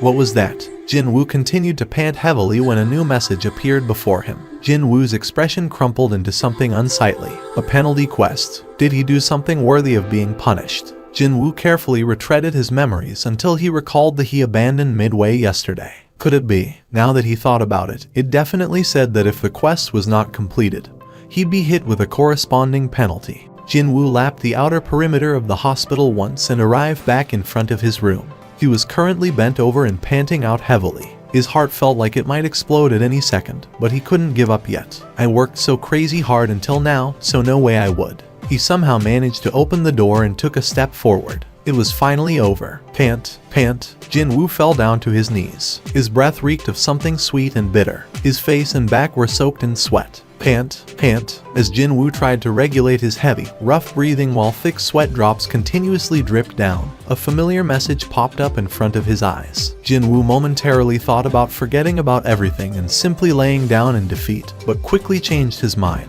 At least for now, he wanted to confirm what these reward things could actually be with his own eyes first. Confirm. Reward 1. Full recovery of the current physical condition. Reward 2. 3 additional stat points. Reward 3. 1 random box. Why are there so many of them? That was the first thought to enter his dazed mind after he took a gander at the contents of his rewards. But when he thought about it a little deeper, one of those rewards seemed rather useful right now.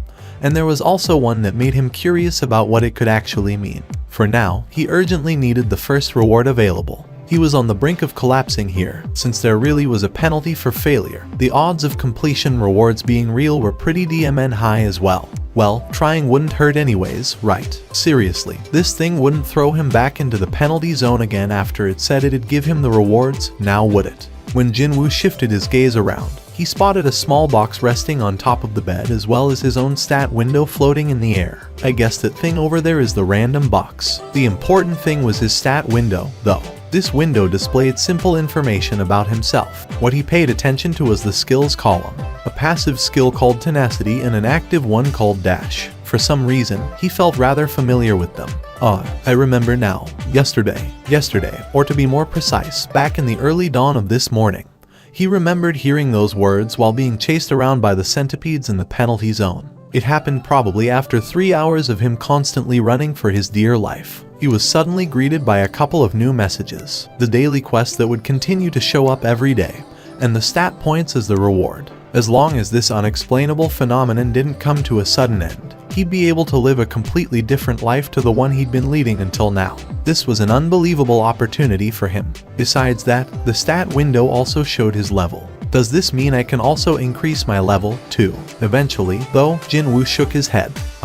There's no way. Now that would be too good to be true. He wasn't hoping that far, anyway. The rewards from the quests alone were plenty enough for him.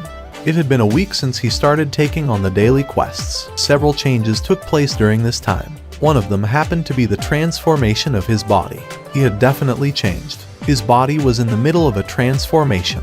I've got muscles now. The most eye-catching change was the drastic increase of his muscles. The normal-looking flabby flesh was gradually disappearing, only to be replaced by hard muscles. Thanks to that, his shoulders had widened more and his overall frame had grown bigger as well. Even then, doesn't seem heavy and slow. Only the necessary amount of muscles in the necessary places. If you were to describe the overall impression his body gave off, then would it be kinda like looking swift and athletic? He was a guy and even he found this rather appealing, so it wasn't such a strange thing for young nurses to whisper about him. And it's all due to this guy over here. However, it is way too eye-catching, isn't it? The number of times he was mentioned by the nurses was constantly on the rise. It was quite likely that, since their job involved looking after human bodies, their levels of discernment could have been higher than most. Jinwoo possessed quite a keen sense of hearing, so whenever his name was mentioned in the vicinity, he took note of it. I guess it's time for me to leave this hospital. It was not good to be the center of attention.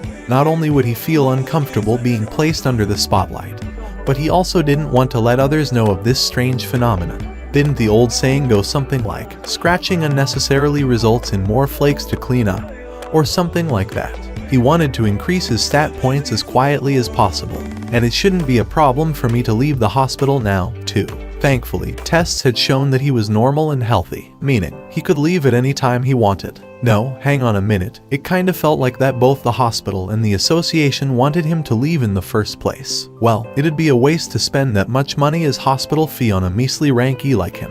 One of the special privileges the S-ranked hunters enjoyed was the government paying for all of their health-related expenses. Of course, that was a story happening in another cosmos as far as Jinwoo was concerned. So, he figured that it wouldn't be such a bad idea to leave this hospital right about now. And there was something he wanted to confirm as well.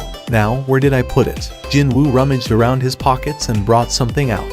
It was a key gleaming in a golden hue. It featured such a simple design that it could be passed off as an accessory at a casual glance. Type key. A key that transfers you to an instant dungeon. Can be used at the third exit of the Hapjeong subway station. He found this key inside one of the random boxes he got as the daily quest rewards. At first, he wondered why a key would come out from there, but once he saw the rarity category, he immediately realized that this was no ordinary item. This was one of the reasons prompting him to get discharged from the hospital as well. An entrance key to the instant dungeon.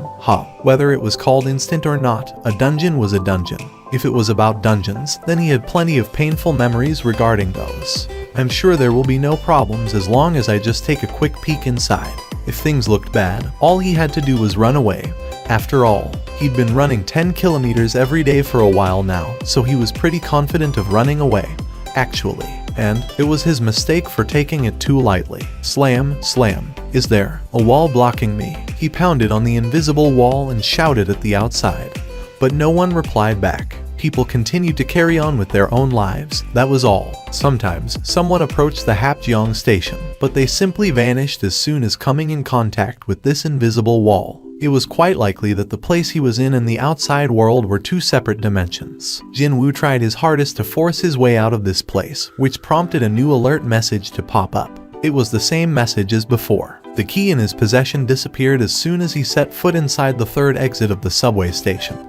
By the time Jinwoo realized things had gone rather awry and hurriedly turned around to leave, it was already too late. He was thinking of finding a hidden gate or some kind of a doorway within the third exit that would transport him to a dungeon. But his expectation was completely off the mark, and quite different from the regular dungeons. He couldn't even leave as he pleased, too. It's different from other dungeons. Jinwoo spat out a long groan and looked behind him. What he could see now was the interior of the subway station that had transformed into a jungle. Walls were thick with twisting vines, and rancid odor akin to rotting corpses assaulted his senses. Hell, he even heard the cries of what sounded like wild beasts from afar every now and then, too. It wasn't that there was a hidden entrance somewhere near the entrance of the Hapjeong station, but the entire station had become a dungeon.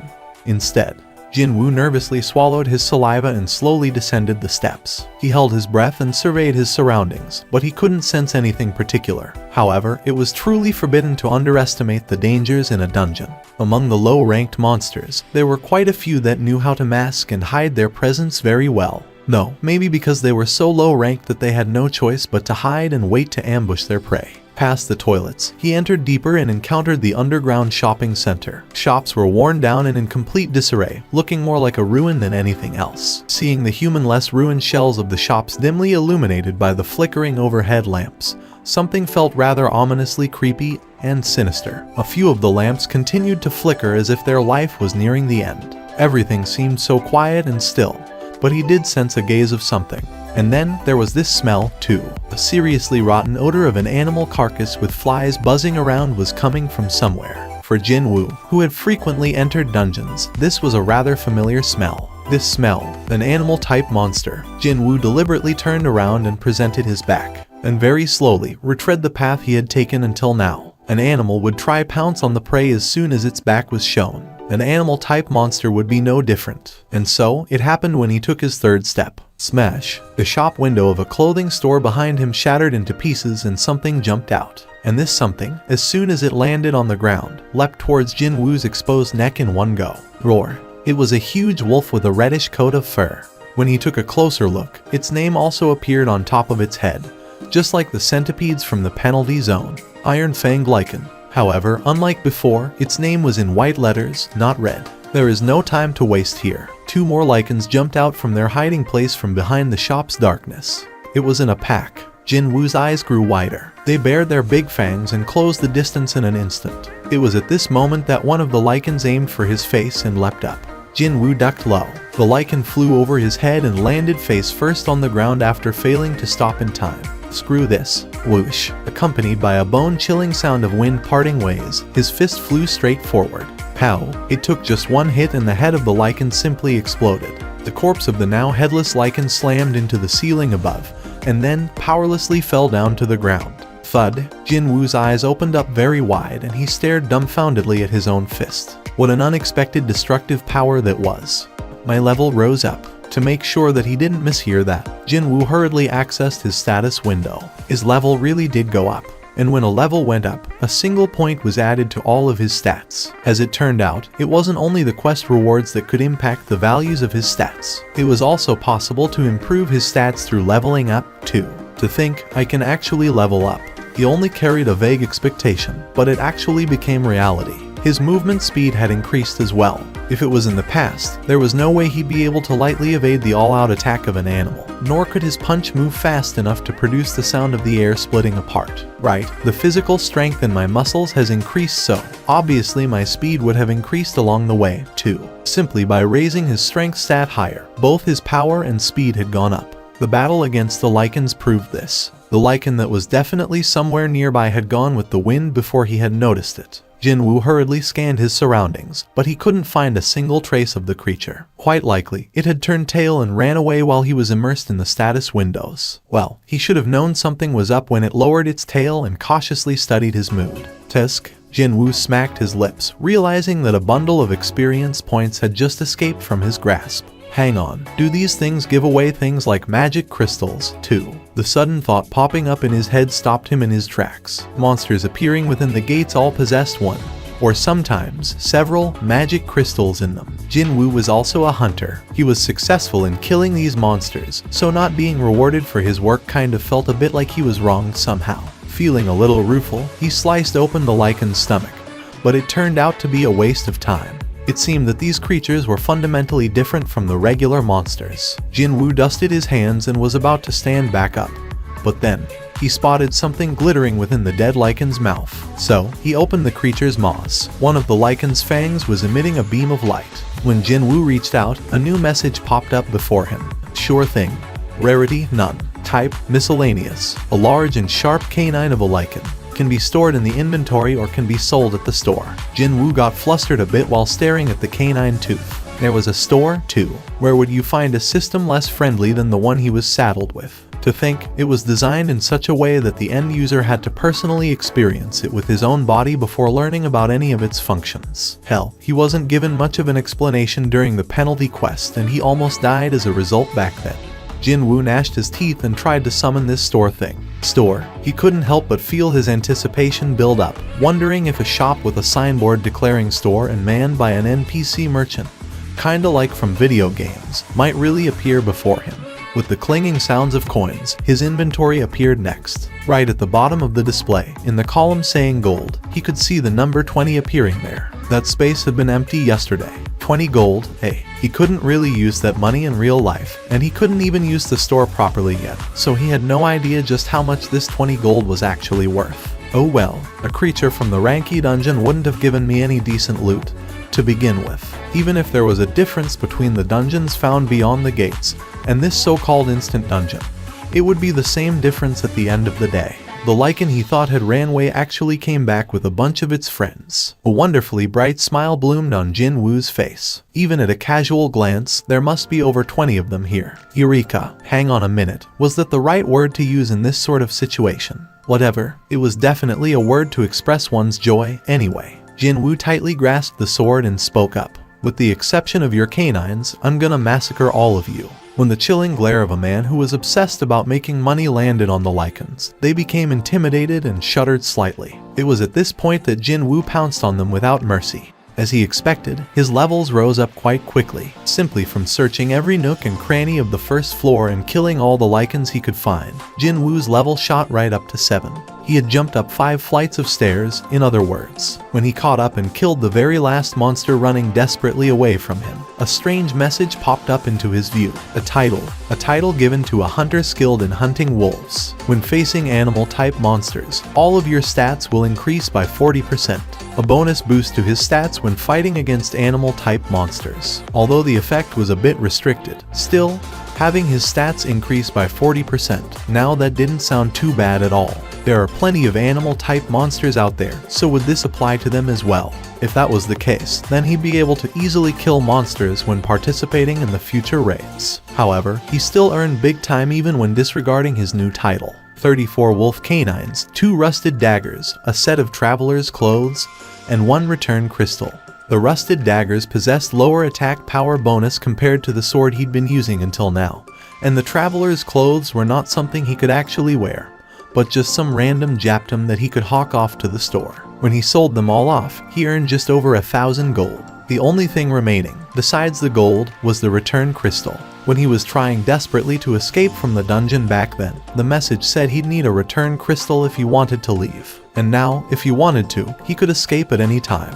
He found himself on a crossroads. In front, the stairs leading down to the second floor, and in his hand, a single return crystal grasped tightly. Do I continue on, or do I back out? If it was in the past, he'd not hesitate and choose the latter. That was how he managed to survive all those raids with his pathetic stats. Everyone said that him surviving until now was a miracle, but well, he was trying to be smart about his choices, actually. However, the story was different now. He didn't want to retreat here. He felt that if he turned away to leave now, then he'd never be able to take another step forward in his life. I've retreated enough times already, right? Wouldn't it be okay for him to jump in headlong, at least once in his life? Jinwoo pocketed the return crystal. His steps climbing down the steps to the second floor was light. Unlike the dungeons of the gates, there was a thing called respawn within the instant dungeon.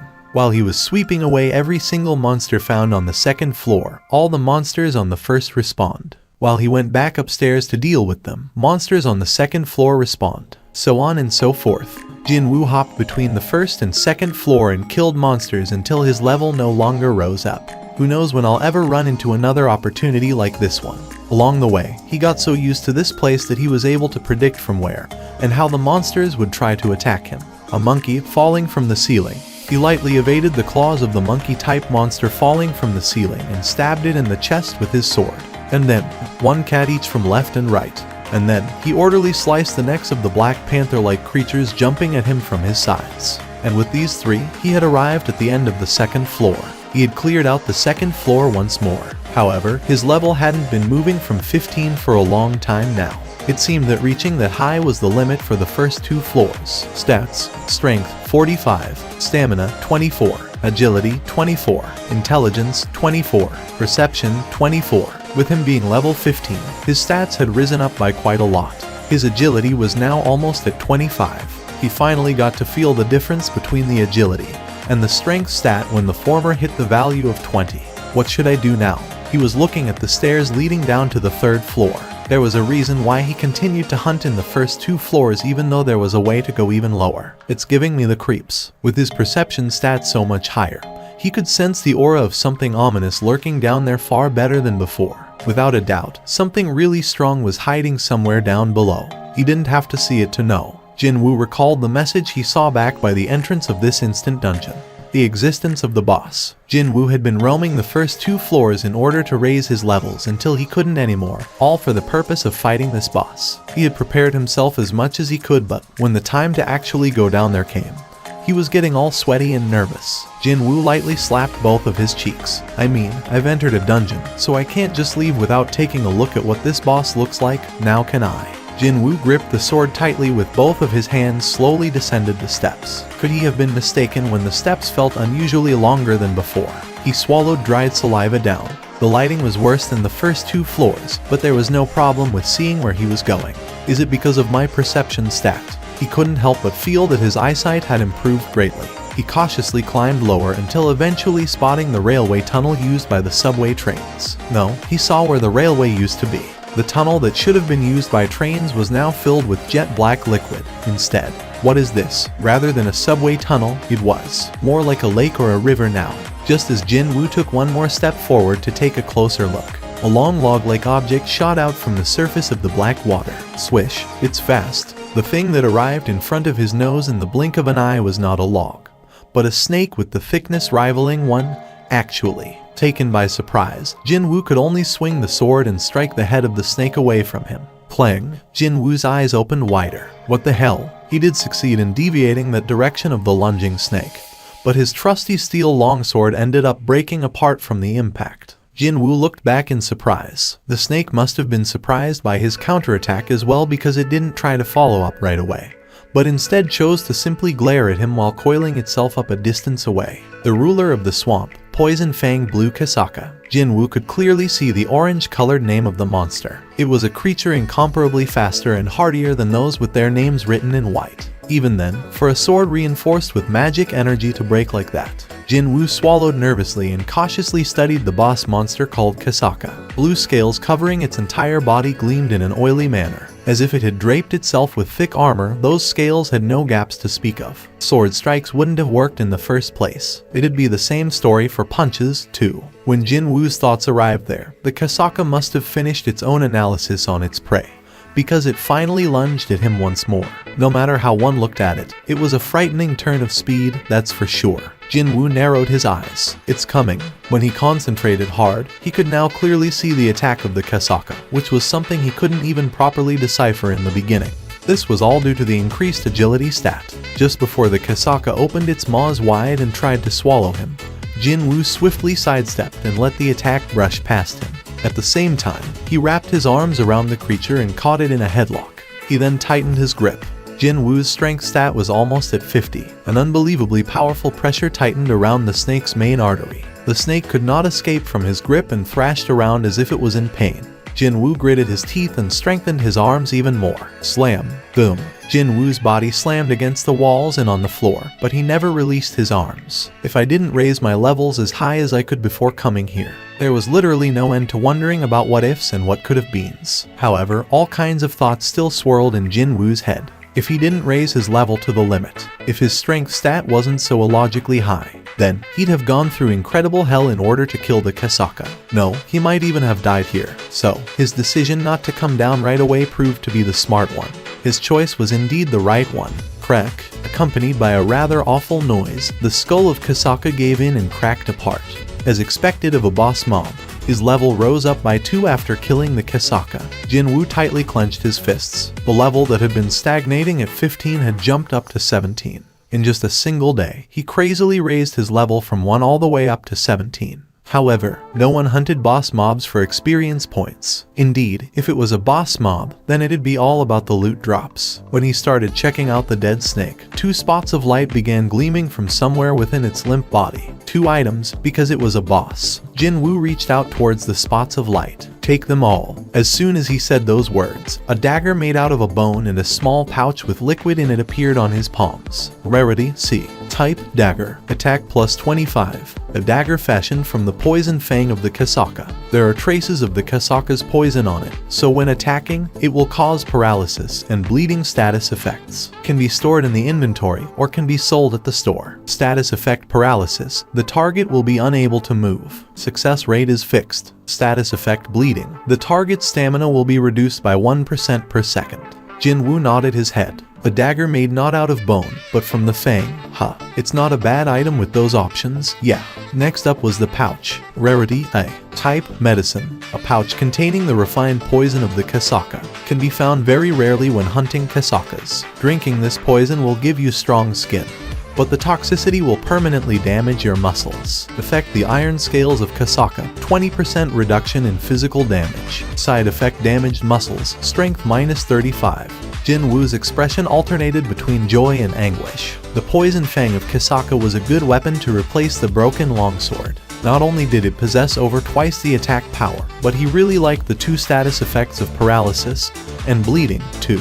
However, this poison sac is a bit. Initially, he was really pleased to find an item with the rarity rating. But when reading the description, he realized this was not something he could feel completely chuffed about. Of course, that effect of reducing all physical damage taken by 20% was a great option befitting a rank item. However, it also carried a fatal penalty of decreasing his strength stat by 35. It'd be a really painful loss for him, especially when he invested all of his points on increasing his strength stat. It was then a new message popped up.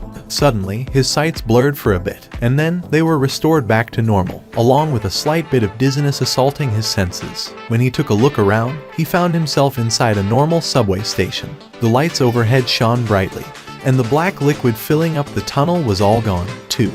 But where is everyone? Not just people, but even trains were strangely absent.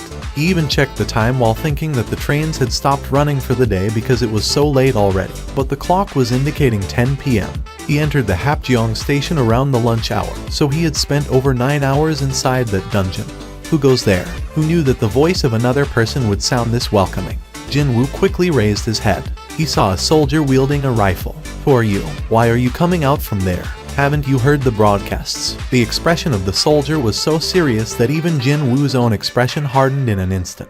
Did something happen? What the? How can you even say that? The soldier approached closer, but then he spotted the broken sword in Jinwoo's hand. After it broke, it could no longer be stored in the inventory, and Jinwoo didn't feel like leaving it behind, so he just carried it outside like this. Seeing that, the light within the soldier's eyes changed rapidly. He then carefully studied Jin Woo's current appearance. Now that this soldier had taken a closer look, Jin Woo's clothes displayed various hints of the youth participating in many fierce battles recently. The crumpled expression of the soldier lightened up in an instant. "Are you a hunter by any chance?" "Yes, I am one, but, please forgive me. This way, please. Let me guide you there."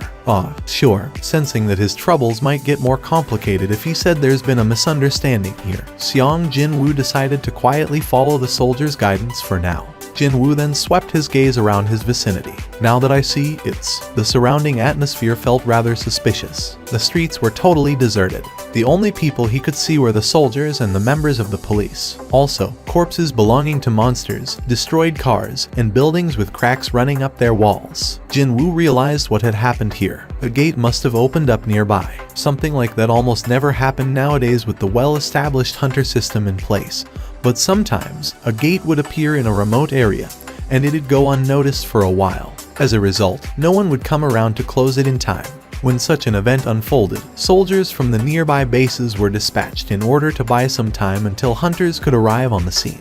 Of course, the weapons of soldiers didn't work against the monsters. However, in order to facilitate the evacuation of civilians, someone had to be offered up as sacrifices. In other words, they were to become cannon fodder. A role someone had no choice but to perform had been saddled on the shoulders of this nation's youths. "I've received a word that the monsters in the vicinity have been dealt with, and only the biggest one remains." Jin Woo nodded his head. He didn't need to hear the soldier's explanation to know. He could actually sense the presence of a powerful life form nearby, and he could even sense several auras of hunters surrounding it, too. The enhanced perception stat was transmitting crucial information in the form of sensations and feelings, and that's how Jin Woo got to figure it out almost immediately. That thing is the boss. Soon enough, the creature could be seen in the distance. In the empty, open space not too far from him, a dozen or so hunters were surrounding a giant made out of rock. It was as tall as a telephone pole. It was a golem-type monster. Yuck. The soldier spat out a gasp of fear as he took a step backwards. Perhaps it was his first time seeing one. Since the moment he saw it, his entire body had stiffened noticeably. But then again, most people would react in a similar fashion. The difference between seeing a monster for real and seeing it on a TV or a computer monitor was like heaven and earth, after all. Unlike him, Jin Woo remained calm and observed the unfolding situation. "Healers, concentrate your healing on the tanker. We're also doing our best. Why isn't it dying already? What are the damage dealers doing? It's not even remotely close enough to dying, is it? The monster's defenses are too strong, and we just don't have enough magic-type hunters in our group." Because they had been summoned out here in haste, none of them seemed to be high-ranked hunters. Both their defenses and attacks didn't look that effective at all. Because of that, hunters couldn't avoid being embroiled in the protracted battle of attrition. Boom. When the golem slammed its massive stone fist downward, the hunter acting as the tanker had no choice but to kneel down just for a brief second. The tanker vomited out a mouthful of blood. The tanker might die at this rate. Jin Woo's gaze, as he took all of these in, gleamed quite sharply. "If it's only that much, I can do this." Jin Woo slowly took several steps back. This golem-type boss might possess the high defense, but its rank was probably lower than its scary outer appearance might suggest. Just from the aura it emitted, it was definitely weaker than the boss of the instant dungeon, the poison fang blue whatever. So, if I could just render its high defenses to nothing. What's needed right now was a powerful strike that could penetrate past the dumb rock giant's defenses. Jin Woo got to enough distance away and took a position of throwing something. The muscles in the arm holding the broken sword began swelling up quite violently out of the blue. Thick, pulsing veins even popped up on the back of his hand, too. All of his physical strength was concentrated in his right arm. A short while after that, the arm pulled back taut like the string of a bow was shot forward at the speed of sound. Go. The view of the rank D hunter, Lee Han-soo, was turning dark. He couldn't continue on anymore. His prized shield had begun developing cracks as well, as if their magic energy had been depleted. The amount of healing magic hitting him from the healers had decreased quite noticeably. At this rate, every single one of them would die for sure. Lee Han-soo had to make a decision now.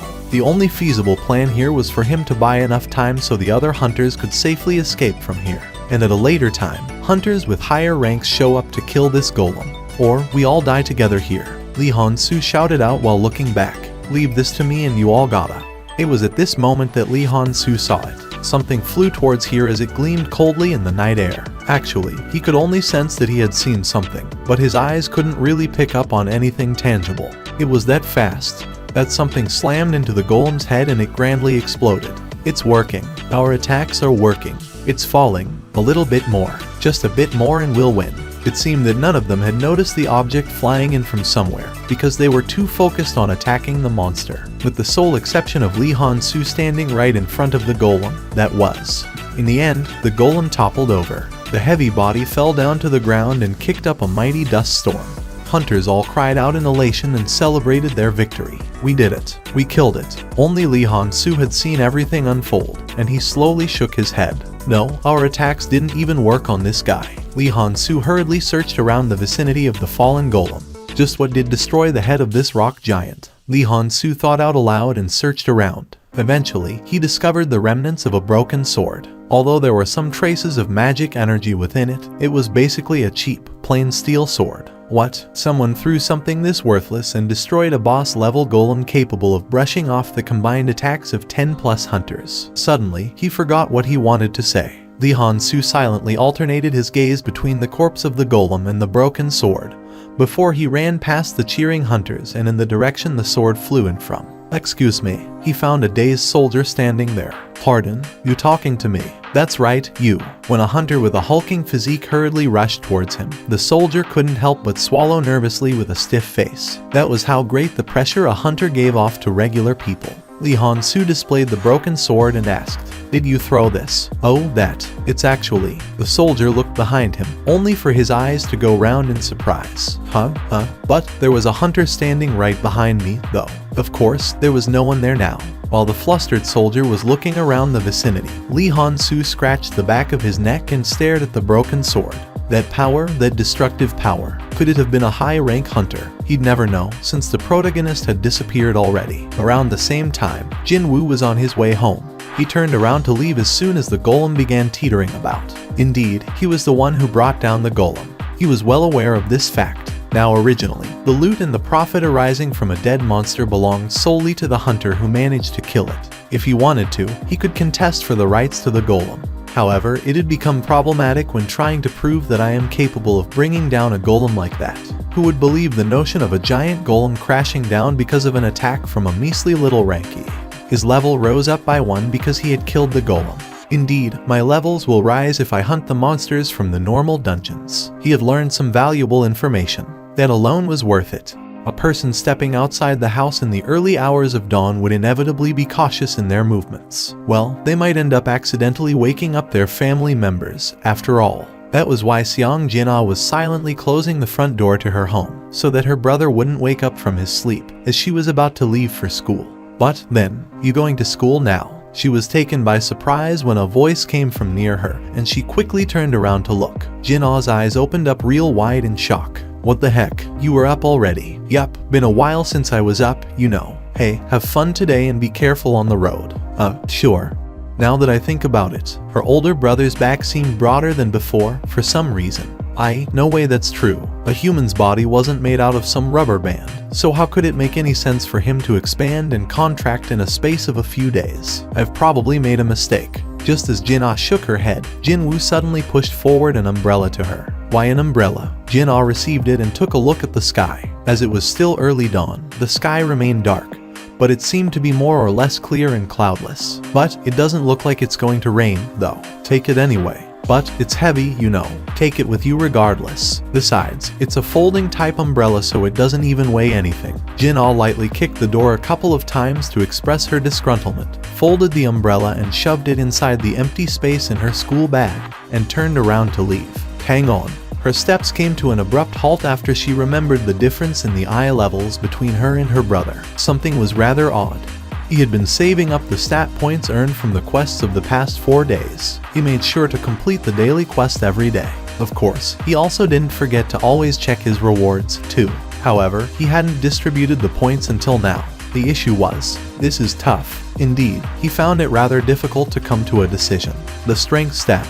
It was a wonderful stat, that's for sure. He hadn't regretted it once, investing all of his points into this one back when he started this thing. Agility. This was also a pretty darn good stat, too. Against weak enemies, it only helped a little, but as the levels of his opponents rose up in the future, no doubt he'd be relying on this stat more and more. Well, the speed was a relative thing, after all. And then, stamina and perception. It'd be great if his stamina was high, obviously, and this perception turned out to be very useful as well. Finally, intelligence.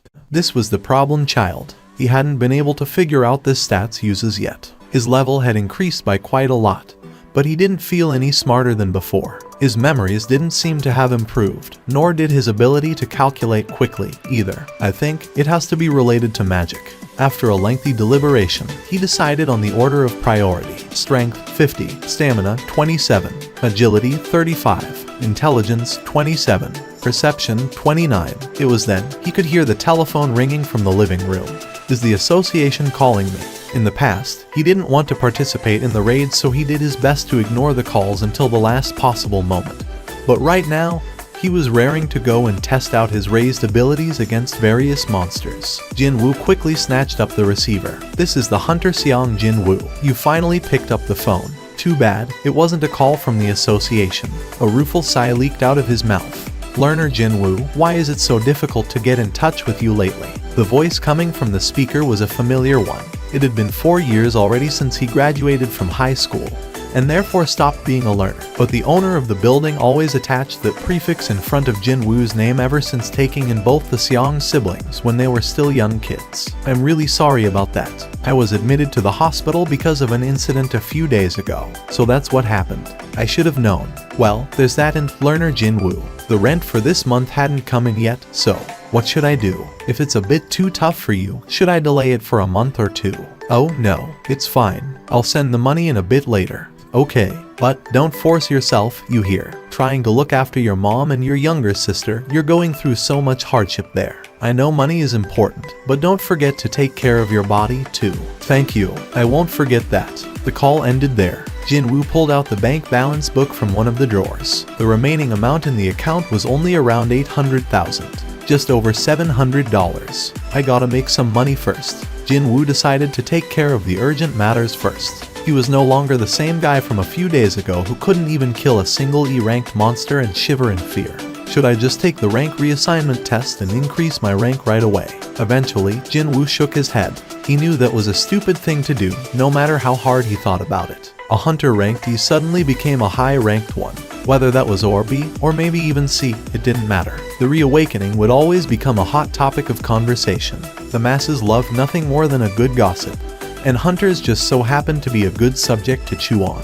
The old saying went that, if there were 5 mouths, then there would be 10 eyes. Meaning, the more people talked about you, the more eyes would be focused on you. His stats would continue to rise up in the future, so it'd be only a matter of time before his special constitution was discovered by the others. He was far too weak as he was now. Until he possessed enough power to protect himself, he didn't want the world to know of his existence. Meaning, taking the test to reassign his ranks was out of the question. But, I still need to make money here. Hello. Jin-woo stated his reasons for calling as precisely as possible and calmly waited for the answer. Oh, you're an E rank. The response from the other side was better than expected. It's fine. We just need someone to show up and fill up the head count, that is all. However, it's a gate rank C, so it'd be hard for you to hunt there. So, we'll just split the profits among ourselves and we just give you 2 million in cash. How about it? Can you come right away? 2 million for a day's work, around $1,765. It was a lot of money for simply being there to make up the numbers. A rather tempting offer this was. It was regrettable that he couldn't get to share the dungeon's loot, but he might end up losing out on making 2 million just by trying to be too greedy. For now, let's put out the urgent fires first. Such an opportunity wouldn't come around every day, after all. 2 million was enough for him and his sister's monthly living expenses. Jin-woo said yes to the offer. I'll be there in less than 15 minutes. The man who looked like the leader of the group waved his hand at Jin-woo. Hey, over here. It was a bearded man with a fairly big physique. He smiled softly and walked closer while speaking to Jin-woo. Are you Mr. Seong Jin-woo? That's correct. It's a relief that you found the right place so quickly. I guess this is fate. So how about we greet each other before we get started? The bearded man briefly introduced the members of his team. The 8 of them, including himself, were regular teammates that worked together all the time, while the remaining guy was someone who also came here to make up the numbers, just like Jin-woo. Jin-woo greeted other team members and studied their countenance carefully. Thanks to his enhanced perception stat, he was able to more or less sense everyone's capabilities. 5 with a similar rank, 4 with a slightly lower rank than them, 5 rank CS and around 4 with D or lower. There was a regulation when attempting to clear a gate rated C. The minimum number of a party had to be 10 hunters, and more than half had to be at least ranked C or higher. Excuse me, looks like we're both pieces of fluff in this party, huh? He was none other than the other hunter Hwang Dong-seok had brought along in order to fill up the numbers. He was a young man with a bright expression. However, unlike Jin-woo, he was actually going to participate in battles. Jin-woo lightly nodded his head as Yoo Jin-ho greeted him, before shifting his gaze away. Before we enter, you two, take a look at these. Hwang Dong-seok pushed forward a page of a document to Jin-woo and Yoo Jin-ho each. It turned out to be a simple contract. Write your names on the bottom and sign it, and we're good to go. The contents said he'd not participate in any hunting. He'd not participate in sharing of the loot. And when the raid was over, he'd be paid 2 million won right away. The terms were the same as what he heard over the phone. However, they were not the ones to catch his attention. I have to promise not to question them regardless of whatever incident happens inside the dungeon. Unlike the raids organized by the association, one would not be able to claim for compensation if something happened during a raid organized by the freelancers. One of the reasons why hunters couldn't get a life insurance either. One had to look after one's own neck, in other words. Only now did it feel real that Jin-woo had entered an assault team. What am I supposed to do when we're inside? Nothing too particular. Just follow us and help us carry the luggage, that's all. Your luggage. Hwang Dong-seok pointed at the huge backpack one of his dongsings pulled out from the minivan. You'll be carrying around lunch boxes to eat when inside, several sets of clothing and equipment, first aid kits and some other stuff. Wait, first aid kits when entering a dungeon? Jin-woo couldn't help but question this. You are not entering with a healer. I'm sure you already know that it's not easy to hire a healer if you're running your own assault party. Well, we've been doing things this way until now, so it'll be fine. Hwang Dong-seok smiled awkwardly. To think, this team just barely met the required minimum number of hunters. One of the additional members mistook a raid as a blind date or something. And the composition of the assault team only happened to feature a tanker and damage dealers, and not one healer. Even after hearing that there was no healer present, that oblivious additional member didn't seem too bothered by the revelation. It was the sure proof that he was a newbie. Jin-woo smirked inwardly. They are a bunch of wannabes. However, he still signed on the contract. Not because he needed that 2 million, but because he knew very well that he could protect himself now. Hwang Dong-seok confirmed the signatures of both men and shouted out in a loud voice as if he was feeling really pleased today. Okay, let's get going, everyone. The party headed straight to the location of the gate. It was in the middle of the halted construction site for an apartment complex. The economy nowadays isn't so good, but still, Hwang Dong-seok clicked his tongue. Like large tombstones, unfinished apartment buildings stood still sporadically, imparting a certain sense of foreboding to all who looked at them. Could a cemetery of giants feel this way to observers? Did you know? Yoo Jin-ho had walked closer to Jin-woo and whispered softly. While the employees and the investors are going through hell at the moment, the CEO of the project ran off to overseas 2 months ago along with 900 billion. Jin-woo gave the other guy plenty of hints, but it seemed like Yoo Jin-ho didn't want to leave his side at all. Hyun, are you always this quiet? Before anyone had noticed it, the honorific had become Hyun. Jin-woo couldn't ignore this kid anymore. Don't you know how to take the hint? Well, I've never lived while worrying about taking hints, so. Was this guy simply a good-natured, or just brainless? Jin-woo wordlessly scratched the side of his head as he stared at Yoo Jin-ho, and that bright smile of his. Oh, the hunters all let out a surprised gasp. Hwang Hyun, is this really a gate-rated C? But isn't it too big? You think the association was lying to us? They said that investigators came around here twice already. A hole in the air, floating like a black hole.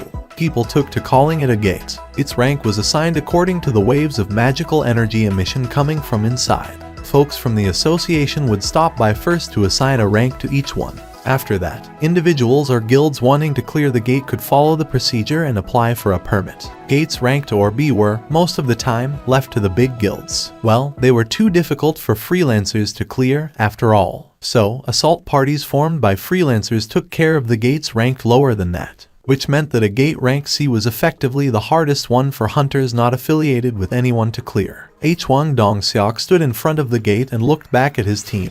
I'll be entering first. Do your best to keep up, everyone. The tanker entered first, and the other hunters began entering one by one. Yoo Jin-ho began pulling out his own equipment from his bag.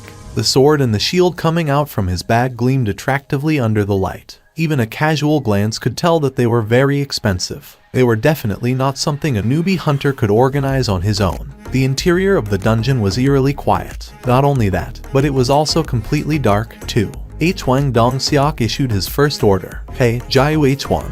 I need a light. Alright. The magic-related hunter Jiu H1 created a ball of a light in midair. The surroundings became bright immediately. H1 Song-seok lowered his shield and tilted his head slightly. What the hell? Where are all the monsters? I wonder. There is no light in here, either. Now normally, there should have been luminous stones found here and there inside cave-like dungeons and emitted some light to illuminate the way forward. However, this dungeon didn't have those. Yu Jin-ho whispered to Jin-woo from the side. Hyun, could there be a dungeon without monsters in it? Shush. Jin-woo gestured the younger man to keep quiet. Because Jin-woo's ears were twitching. He could hear lots of footsteps coming from the distance. Jin-woo spoke up. It's not that there aren't any, they just haven't arrived yet. Yu Jin-ho swallowed nervously after hearing that. Rumble. Soon, the party could hear what Jin-woo had heard earlier on. Only then did H1 Dong-seok realize something was amiss here. A dungeon with no luminous stones could mean what moves around in groups, lives in darkness, and rushes towards a source of light. Oh crap. The complexions of H1 Dong-seok and his Dong-seings became ashen all at the same time. It's bugs. Bugs are coming. FCK it, ma'am. Why the hell did it have to be goddamn bugs? H1 Dong-seok cried out. Get into your positions. They are coming. Out of all the monster types, insects were the most troublesome to deal with. Their shells were quite hardy, they always moved around in large groups, and each individual possessed pretty high combat potential as well. The sounds of the insect legs rustling on the ground noisily reverberated throughout the cave. It meant that they had come pretty close now. H1 Dong-seok raised his shield right up below his chin. However, they couldn't see any insects even then. His Dong-seings began raising a fuss from behind him. What's going on here? Why can't I see them? But they are close by, though. Dong-seok Hyun, can you see anything out in front? It was at this time that Jin-woo shouted out. Above you. What? H1 Dong-seok reflexively looked up. Huge insects were running towards them on the ceiling. If they were discovered late even for a single second, those things would have jumped down on top of their heads. When fighting against monsters such as these insect types that formed large groups, the breaking down of the team's formation would mean death for everyone involved. If those were discovered too late, then H1 Dong-seok felt a chill run down his spine. The silver lining here was that he couldn't spot a single ant-like creature among the various insects. He raised his voice and shouted out, "Fire, fire and bring them down. Once they are on the ground, I'll attract the aggro." From here onwards, the capability of the tanker would prove to be crucial. H1 Dong-seok activated his provocation skill to attract the gazes of all the monsters to himself.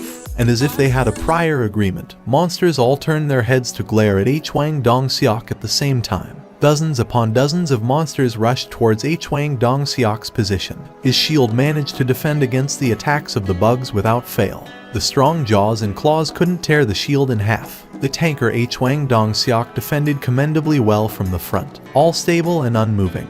Attack. Along with that short but manly shout, all the accumulated firepower of the team poured out on the marauding insect horde. The pained screams of the monsters rose up from here, there, and everywhere. Jin-woo stood at the back and observed this situation as it unfolded. That was the contractual obligation he had to adhere to for this raid. He inwardly simulated how he'd fight alone as his eyes continued to take in the battle happening in front. How frustrating.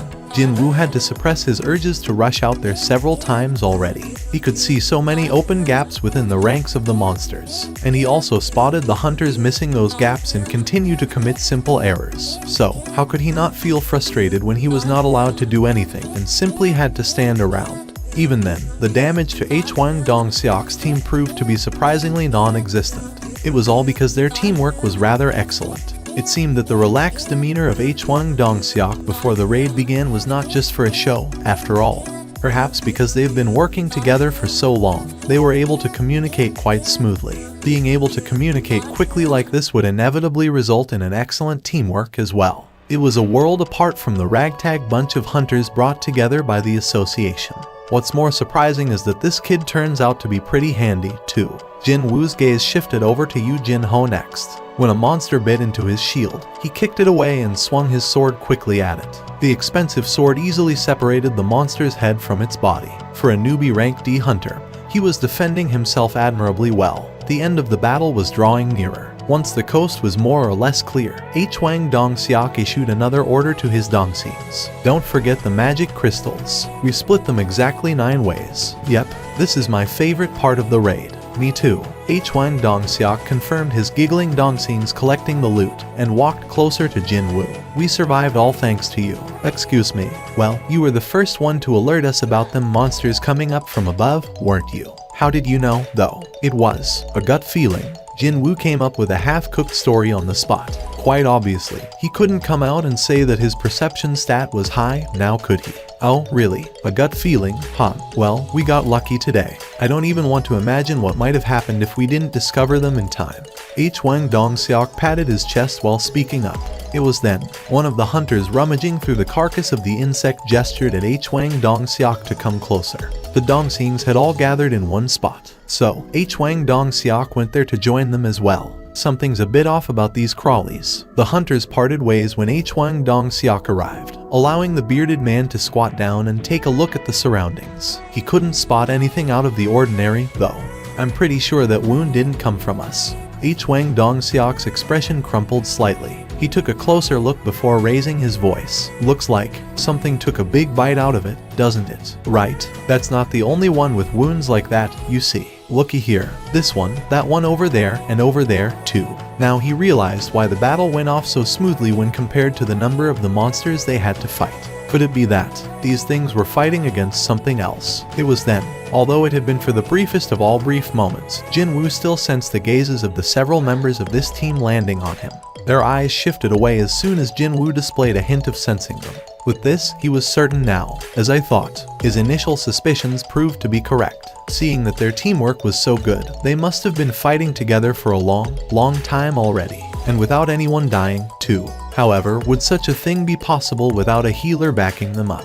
No matter how good hunters were, they were still humans at the end of the day. Inevitably, they would slip up sooner or later. Well, only a short while ago, didn't their formation nearly break apart from the attacks of the bugs? A bigger picture finally formed inside Jin-woo's head and a subtle smile formed on his lips. In the meantime, Yu Jin-ho smiled brightly and approached closer to Jin-woo. Hyung, did you see it? You saw it, right? With this, I kicked some serious monster ass today, didn't I? Yu Jin-ho swung the sword around in the air. Seeing this, Jin-woo quietly asked him, "Hey, that sword and the shield, they are really expensive, right?" "Pardon?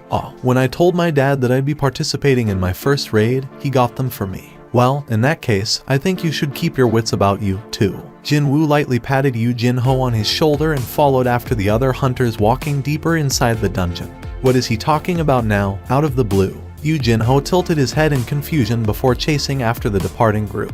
The cave seemed to go on forever. However, bizarrely enough, they hadn't come across a single monster as of yet. Since the dungeon was shaped like a long cavern, there was no way that they'd miss each other, too. Could it be that the crawlies at the entrance were everything?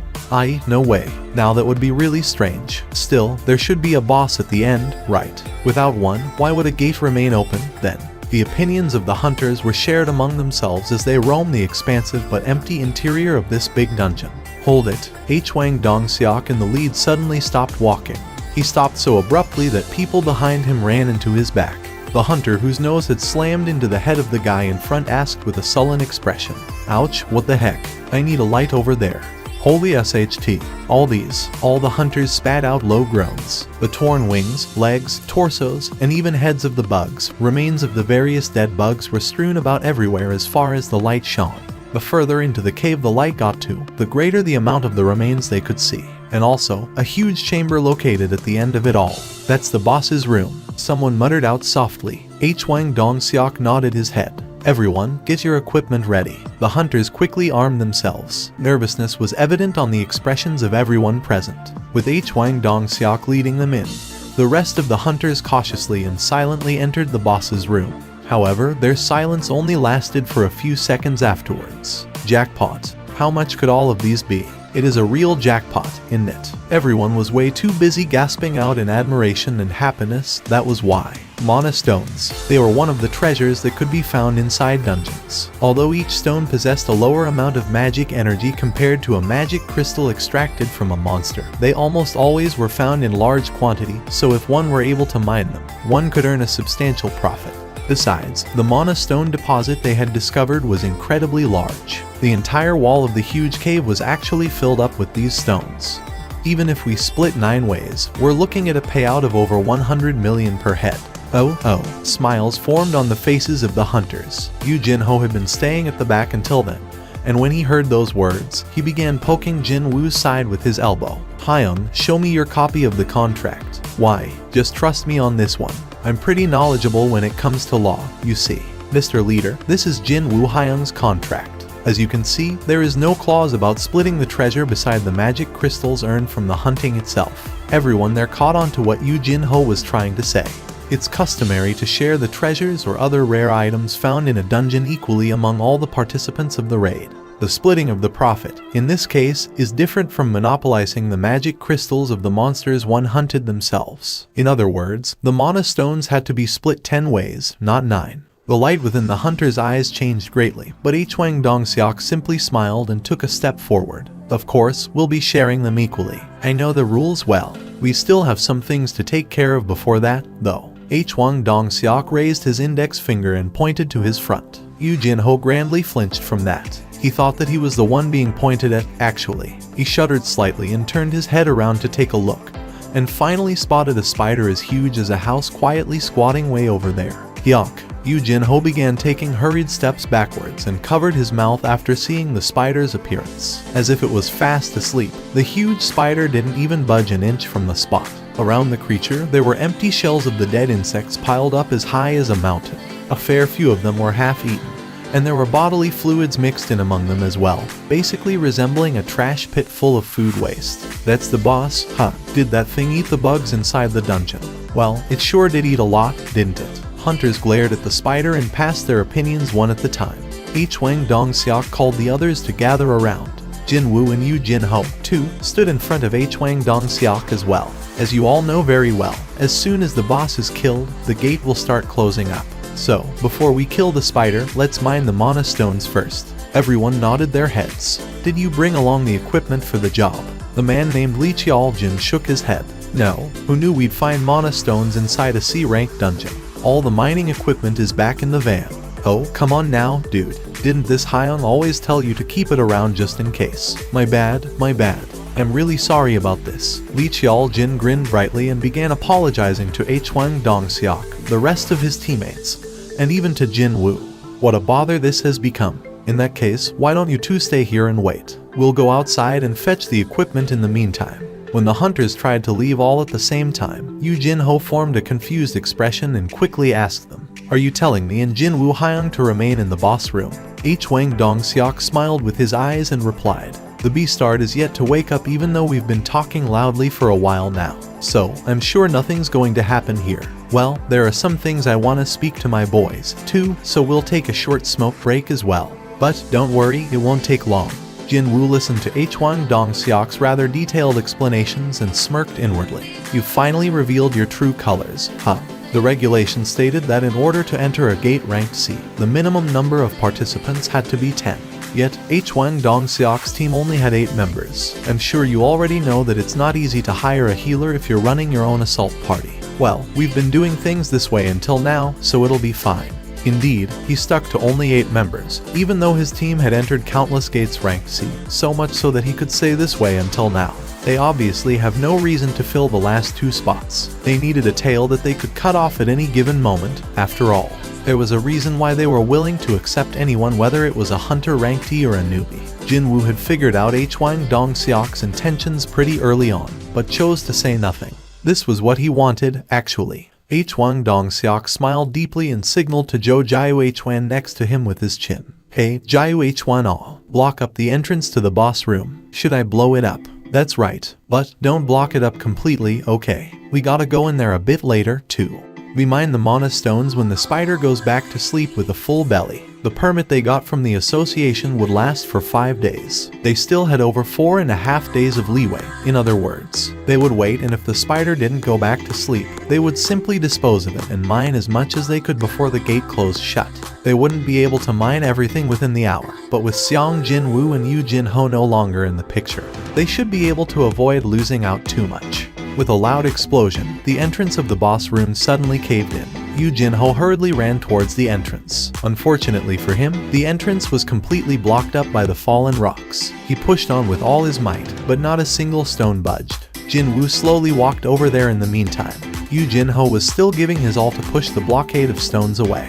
He said his name was Zhou H1. Before the explosion, there was a flash of light, a sorcerer rank C that controlled light. This was no doubt that Beastard's handiwork. Those sons of BTChes are trying to kill us. They don't want to share the mana stones, so they block the exit and let the spider devour us. Wow, you figured that out so quickly, Sherlock. Jinwoo was rolling his eyes in his head, but still played along for the time being. Looks that way. Suddenly, Yu Jinho's reddened complexion paled in an instant. Would that be the look of someone whose blood had gone cold? No need to ask him what happened. There, the silhouette of the giant monster was oh so clearly reflected in Yu Jinho's eyes. Jinwoo turned around. The spider's sleep had been interrupted by that loud explosion, and it was slowly raising its massive body up.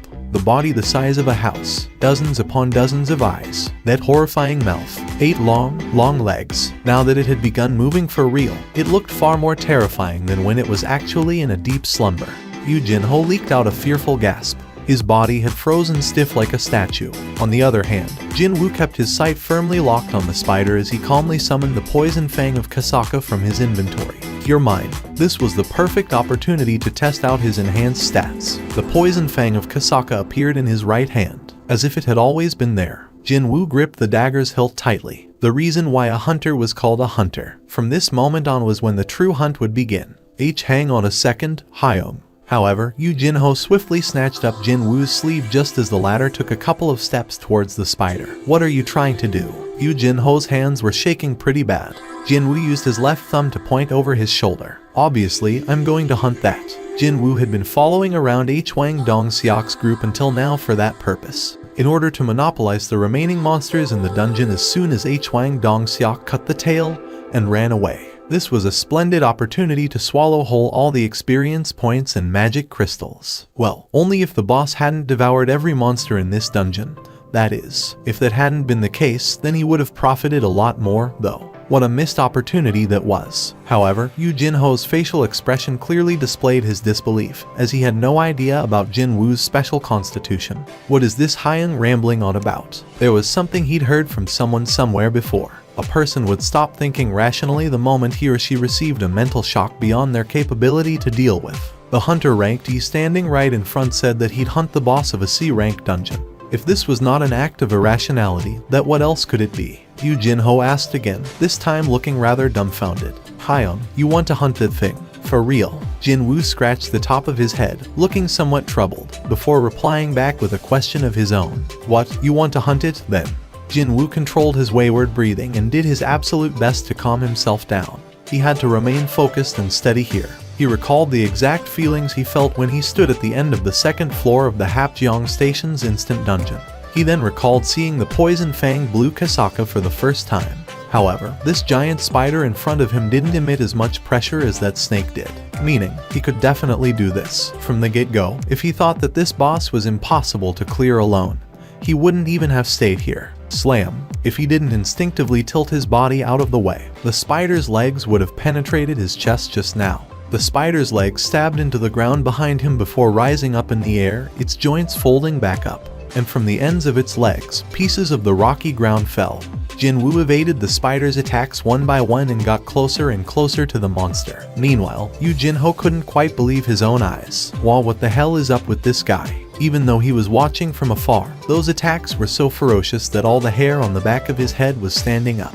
However, that man was evading them all while standing right in front of the monster, not to mention he was actually getting closer too. Seeing that efficient and calm movement, Yu Jinwoo felt a chill run down his backside. And he's supposed to be an E rank. There was no freaking way. If it was him standing there and not Seong Jinwoo, then he'd be torn into a rag by now. He didn't have any confidence whatsoever to dodge those attacks even once. However, Jinwoo was evading them without making a single mistake. An E rank doing something that a D rank hunter such as himself couldn't even dream of doing. There could only be one explanation for this. He is a fake registrant. Yu Jinho's expression hardened. Out of those highly talented hunters, there were a few who could freely control his or her magical energy. If they felt like it, they could easily fake the results and get a lower ranking. hunters who got assigned lower ranks than what they should have got in the first place simply by hiding a portion of their magic energy. Such people were labeled as fake registrants. And perhaps more alarmingly, most of those fake registrants carried around rather sinister motives for doing so, such as that serial killer whose hobby was to enter low-ranked dungeons and murder all the other lower-ranked hunters, as only those who were present knew what happened inside a dungeon. There was no better place to commit crimes than the world behind the gates. Yu Jin-ho nervously swallowed his saliva. Suddenly, Jin-woo seemed far scarier than the spider. And just why did I have to insist on coming to this place? Yu Jin-ho felt like he'd break out in sobs at any moment now. In the meantime, the spider's attacks poured down without a break. Jin-woo dodged all of those attacks and grew confident of his victory. Having decreased the distance between them little by little, the head of the spider was almost within his reach now. The attack pattern of the spider was rather simple, so he could get close to it pretty easily. For now, I'll aim for its eyes. It was the basics of all basic rules to attack the monster's weak points. So, he decided to attack the eyes of the spider, which looked to be the weakest point in its defenses. As soon as I stabbed my dagger in those eyes, just as Jin-woo made up his mind, he suddenly sensed that the spider's attacks had slowed down for some reason. Was it because his eyes had adjusted fully to the speed of its attacks? It was then a certain ominous premonition flickered past in his brain.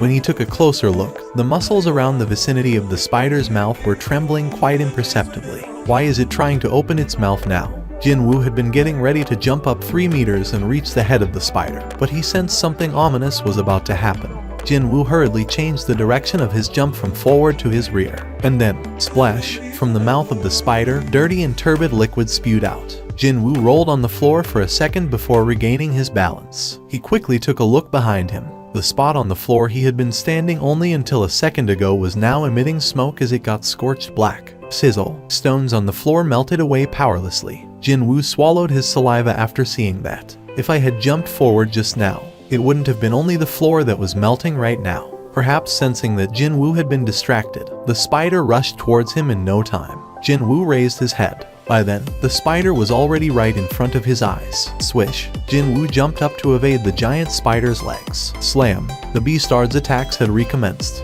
Feeling frustrated now, he decided to attack the legs with his dagger. Unfortunately, the legs were also covered in that thick exoskeleton, and no matter how many times he cut it, he couldn't even nick it once. Jin-woo bit his lower lip. This isn't going to work. The spider only needed its 2 front legs to attack him.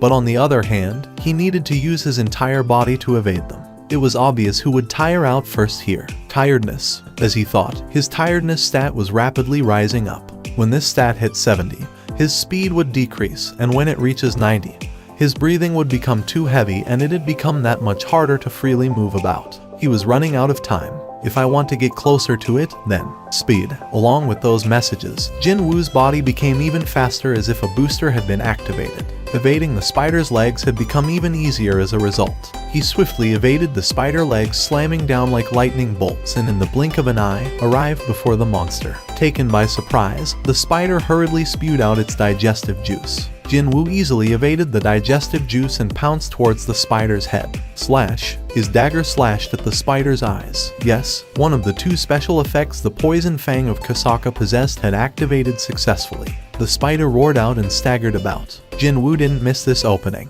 The moment his 2 feet landed back on the ground, he jumped up again and climbed on the spider's body to get to the top of its head. The spider went crazy and swung its legs all over the place, but Jin-woo wasn't going to let those blind attacks land on him. Holes continued to appear on the poor, blameless ground instead. Now standing on top of the spider's head, Jin-woo began stabbing the eyes of the spider with his dagger. Stab, stab, stab. The spider rampaged around this way and that, but Jin-woo endured till the end and continued to shove his dagger into the head of the spider. The spider began tottering about dangerously. It was obviously getting damaged now. Seeing this, Jin-woo's hands picked up speed, and eventually, the huge body of the spider finally tilted to the side. Thud.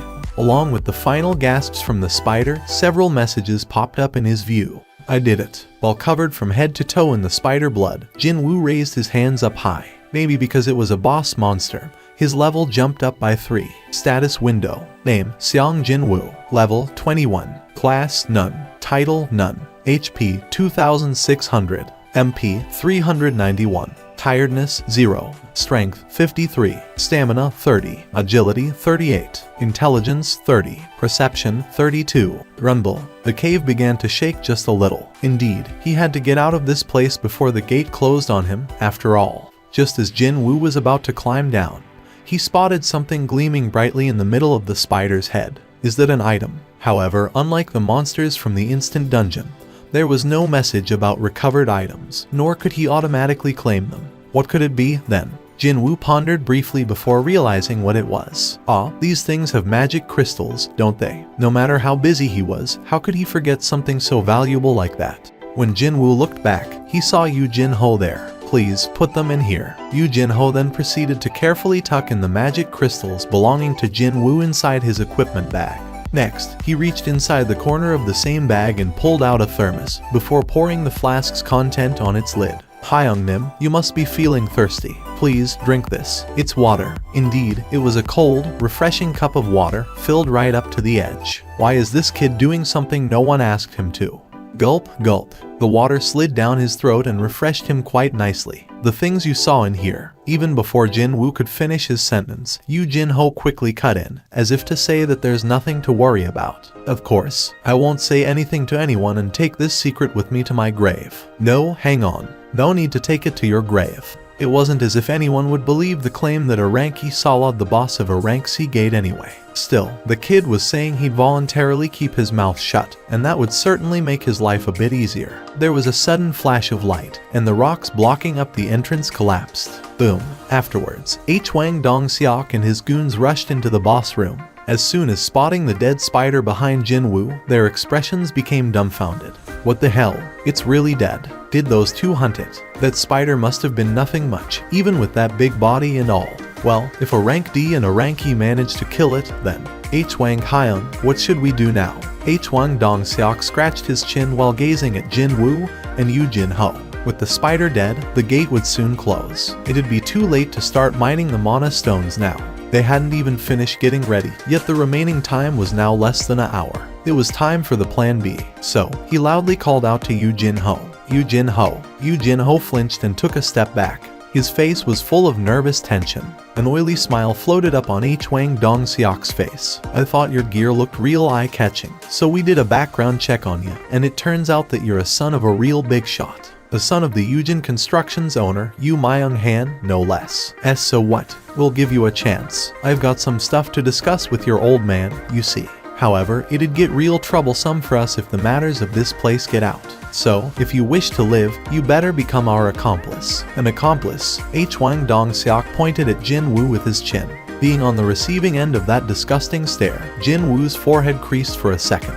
Kill Seong Jin Woo. What? Yu Jin Ho freaked out, and Hwang Dong-seok chuckled as if he found that expression rather funny. The thing was, he used his phone to do an online search and found out that Yu Jin Ho's father was the owner of the top construction company in the country. Seeing that, a sinister scheme formed in his head. He'd filmed the scene of Yu Jin Ho killing Seong Jin Woo and then, under the pretext of keeping his mouth shut, blackmail Yu Myung-han. The known wealth of Yu Myung-han is supposedly around 10 trillion won, wasn't it? He might be able to reel in several times more money than mining these mana stones if he played his cards right. That's the only way you'll leave this place alive. As long as you kill Seong Jin Woo with your own hands, we'll let you live. If not, we kill both of you. Hwang Dong-seok's eyes became very hostile right away.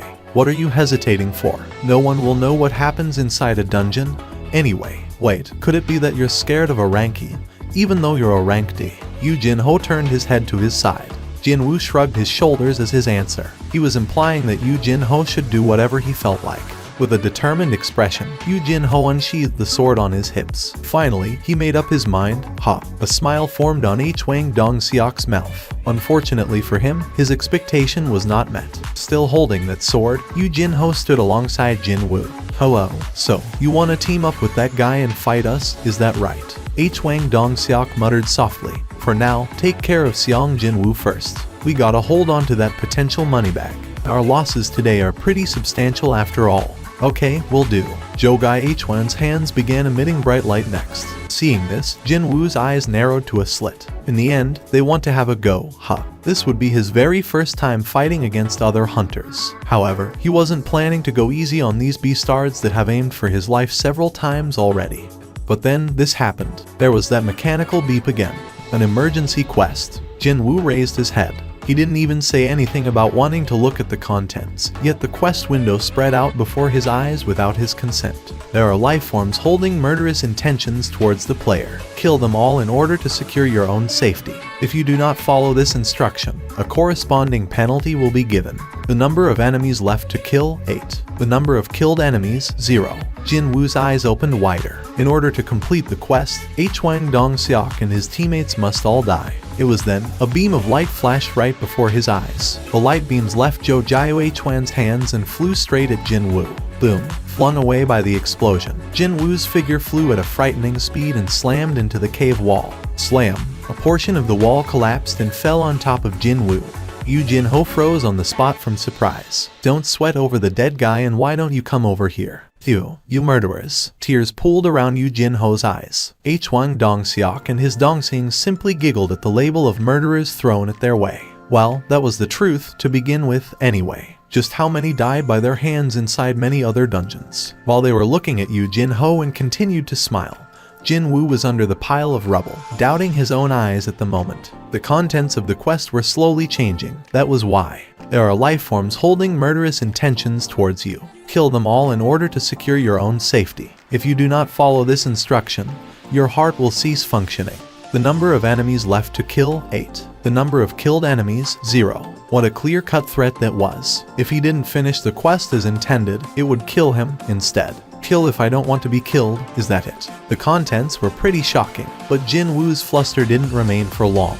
No, his flustered mind rapidly morphed into one of relief. Even he found it hard to believe, but that was the truth. There was this fear that always lingered in his mind, starting from the day these quests popped up in front of his eyes alongside stat values and such. What would happen to me if this mysterious phenomenon suddenly stopped? What if all these things only happened as a coincidence, and they could end at any given moment? Such fear always accompanied him. However, through this emergency quest, the truth became clear. Things happening to him were not a coincidence, nor were they some weird goodwill from someone. If the quest was generated by something holding some form of goodwill, then it should have just said overcome this danger, and not threaten him to kill him as a penalty. The system had a clear purpose. The system is using me, and I'm using the system. That was all there was to it. Intense malice filled up Jin Woo's eyes. He began walking towards Hwang Dong-seok.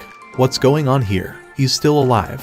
What an embarrassment this is. He's a measly ranky, you know. Hey, Jiu Hwan, why didn't you finish him properly the first time? Jiu Hwan's face reddened somewhat. Yeah, I should have. But this wasn't right. He really did pour his all with that shot. He had spent over a third of his overall magical energy, yet how could this kid stand back up?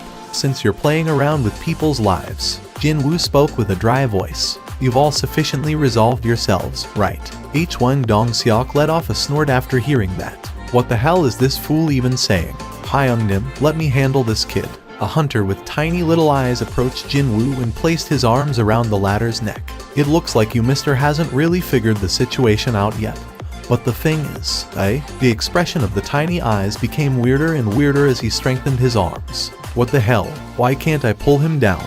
He tried to perform a headlock with his physical strength, but no matter how hard he pulled, Jin Woo's upper body showed no sign of budging.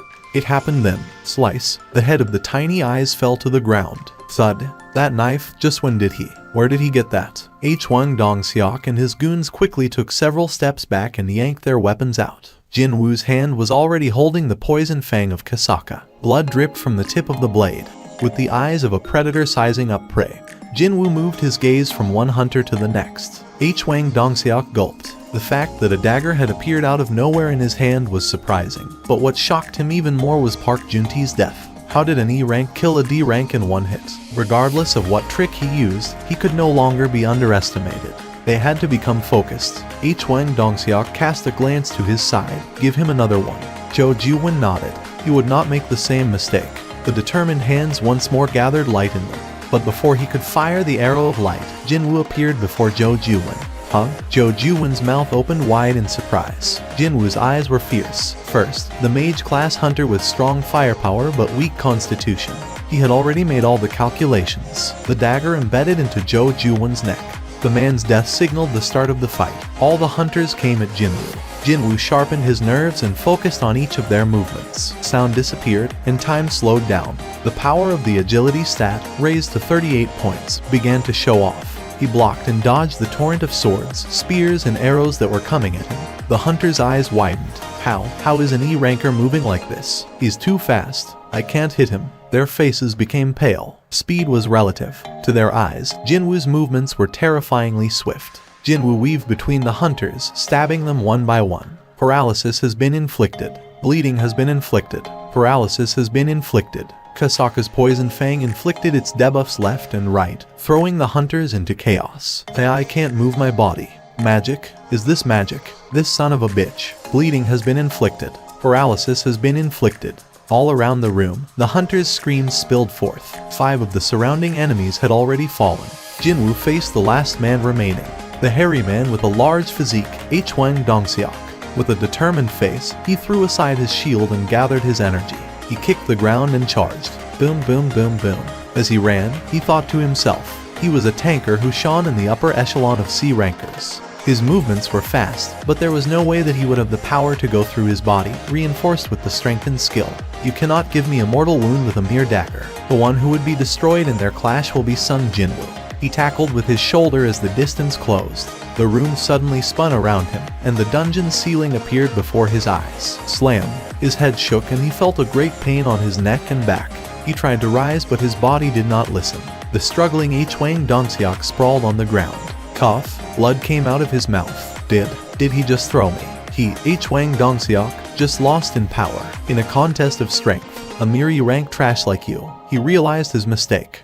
There was no way Jinwoo was an E-ranker. Jinwoo stood next to Hwang Dongseok. Wait. Hwang Dongseok raised a feeble hand. Please, let me live. If you want money, I'll give you money. Plenty of it, just let me live. 3 times. Jinwoo replied with ice in his voice. Aren't you embarrassed to ask someone you tried to kill 3 times for mercy? 1. Through blocking the entrance. 2. Through ordering Yu Jinho. 3. Through Zhou Juwen's magic. Hwang Dongseok had made 3 attempts on Jinwoo's life, discounting the fight just now. Give and take. After returning alive from the temple, Jinwoo had made this creed. To give as much was given, and to take as much was taken. Whether it was good or bad, there would be no compromise. Realizing he could not beg for mercy, Hwang Dongseok opened his eyes wide and foamed at the mouth. You think you'll just get away with this? Do you know who my little brother? Snap. Hwang Dongseok could not continue with his crushed neck. His eyes rolled back to reveal their whites. The quest was finally over. Phew. Jinwoo's lengthy sigh carried many meanings. He took his hand off Hwang Dongseok's throat and looked at it. Although it was a one-sided battle, his hands were shaking at the fact that he had just taken 8 lives. Is this really okay? He placed the hand on his chest and felt his heart. Ba-dum ba-dum ba-dum. It was beating normally. I wonder, from the day that he had returned from the underground temple, perhaps the system wasn't the only change within Jinwoo. But his worries were brief, interrupted by the familiar electronic tone. You've completed the emergency quest. Deal with the enemies. The reward for completing the quest has arrived. Would you like to verify? He had expected this. Without delay, he confirmed the rewards. Verify. You've received the below rewards. Reward 1. Status Recovery. Reward 2. Stat points plus 10. Reward 3. Skill Bloodlust 10 stat points and even a new skill. Bloodlust active skill. Mana cost 100. Activate to inflict fear on a target for 1 minute. Multiple targets can be selected. Fear. All stats minus 50%. You emit a murderous intent. Although temporary, it had a very desirable power to lower every attribute of a target. 3 days passed by since the incident of the C-ranked gate. Jinna came home early from school as it was Saturday. As soon as entering the apartment, she began sniffing the air and hurriedly removed her shoes. Appa, what's going on here? Did you order fried chicken? Yeah, I ordered some takeaway to make sure it'd get here just in time for you. Wow, really? Jinwoo beckoned her while sitting by the dining table, causing Jinna's eyes to open wider. She immediately ran towards him, asking me if there was anything good happening lately. Of course, there was. The family's bank balance had swelled up from 800,000 won all the way to 180,300,000 earlier today. just under $160,000. 180 million was from the sale of the magic crystals, and 500 grand was used for the month's rent. Still, 180 million. Just one raid and he was able to get his hands on an absurd amount of money, totaling 180 million. He had been one for a while now, but this was the first time he felt like a real hunter. Well, this was the era where a casual mention of hunters instantly brought up the images of wealth, so that couldn't be helped. Just as Jinna had implied with her question, the chicken and beer meal was to celebrate the big earnings sitting pretty in the family bank account right at this moment. Thank you for this meal. Jinna sneakily reached towards the beer can, but then Jin Woo's finger powerfully flicked her forehead. Ouch, for you, this. He then placed a can of cola in front of her. I was only joking, you know. Not minding Jinna and her hands busy rubbing her reddened forehead, Jin Woo popped the lid open on the refreshingly cold can of beer and poured the contents down his throat. But then this happened. Jin Woo couldn't help but react nervously when he heard the familiar beep. Why, a system message all of a sudden. You detoxed harmful substances. Are you talking about alcohol? Jin Woo drank up the remaining beer in the can and popped open another just to make sure. Gulp, gulp, and the exact same messages appeared again. He had drank up 2 cans of beer in one go, but he couldn't feel one hint of drunkenness come over. Whatever this buff thing was, it was definitely working as intended. In that case, there could only be 2 possibilities. Either he received the buff while he was unconscious, or got it before the system was active. Personally, he was more inclined towards the latter. Appa, what's wrong? Is it indigestion? You should have been more careful, you know. When Jin Woo's expression became serious, Jinna asked him with a worried voice. No, it's just that I remembered something pretty urgent, that's all. Eat without me while I take care of this, okay? Jin Woo headed back into his room. He then began rummaging through every nook and cranny of his memories, trying to figure out if he had missed anything, even if it was small. Suddenly, he recalled something. Every quest has rewards, even penalty quests. But there was one quest that I never got around to confirming the rewards. No. Jin Woo hurriedly opened the mailbox. At the time, he had no clue what the system was nor what rewards could mean, so glossed over them. But he definitely remembered reading the message that said he had met the conditions to clear the quest. The voice he heard back inside the underground temple clearly said these words. A secret quest or not, it was still a quest, wasn't it? However, he hadn't checked what kind of rewards he had received until now. The blessings from the Grand Sorcerer, Kandairu. The Grand Sorcerer Kandairu has been deeply moved by your courage, and has gifted you with a special spell. When accompanied by the blessings of Kandairu, you'll get to enjoy a healthy and fulfilling life every day. One-time effect will to recover all your damaged body parts will be recovered to their original state. Continuous effect good health and long life, you'll be immune to all types of diseases, poisonous substances, as well as all forms of status debuffs. During sleep, your recovery rate will increase exponentially. Only now puzzle pieces fell to their places. That's why my leg was. It was all due to the quest reward that his sliced off leg had reverted back to how it was before. Same thing for why he couldn't get drunk from a couple of cans of beer. Hang on, I'm immune to all types of poison, too. Jin Woo's eyes abruptly shot open real wide. If that was the case, then could it be? Jin Woo hurriedly extracted a certain item out from his inventory. Rarity A. Type Medicine. A pouch containing the refined poison of the Kasaka. Can be found very rarely when hunting Kasakas. Drinking this poison will give you strong skin, but the toxicity will permanently damage your muscles. Affect the iron scales of Kasaka, 20% reduction in physical damage. Side effect damaged muscles, strength -35. My muscles are supposed to get damaged because of the toxin, but wouldn't this detox buff resist that? There was only one way to find out. Jin Woo squeezed his eyes shut and drank the liquid contained within the pouch. Gulp, gulp. Sticky, yucky liquid slid down his throat. The taste was oily and terrible, but he endured it. And they say what's good for you usually tastes bitter. When he finished drinking all of the poisoned liquid, messages popped up in his view. Yes, Jin Woo clenched his fists real tightly. Still, he couldn't celebrate just yet, so he quickly summoned his status window. Reduction in physical damage, 20%. As he expected, there was no decrease in his strength stat. It still remained as 53 points, and then he saw the new stat called Reduction in Physical Damage, 2. Sure, it might be limited in the category, but it still was a marvelous stat that reduced all physical damage by 20%. Just as Jin Woo began celebrating the emergence of this new stat. Papa, you know a guy called Yu Jin Ho. He's looking for you. No way, he can't be the same Yu Jin Ho. The meeting place was a franchise cafe located not too far from Jin Woo's home. Even though it was a weekday, there were quite a few people inside the cafe, perhaps because they chose to meet right after the lunch hour. Hyung-nim, over here. Yoo Jin-ho greeted him rather enthusiastically. Before entering the cafe, Jin-woo focused his perception to the max, but he couldn't sense any other hunters inside the shop. At the bare minimum, this meeting wasn't for the purpose of revenge, it seemed. Jin-woo sat down on the other side of the table. Didn't think we'd meet again. There was a half-eaten ice cream on top of the table belonging to Yoo Jin-ho. Yoo Jin-ho spoke as he stood up. What would you like to order? Should I go and get you some coffee? No, it's fine. Why did you ask me for a meeting? Well, that. Hyung-nim. I gave this matter a lot of thought. I mean, lots and lots of thought, you know. But I think I really, seriously, must ask you. Jin-woo tilted his head. What are you talking about now? Hyung-nim, actually. Yoo Jin-ho's face reddened as if he was embarrassed about something. Before he summoned up his courage and spoke up.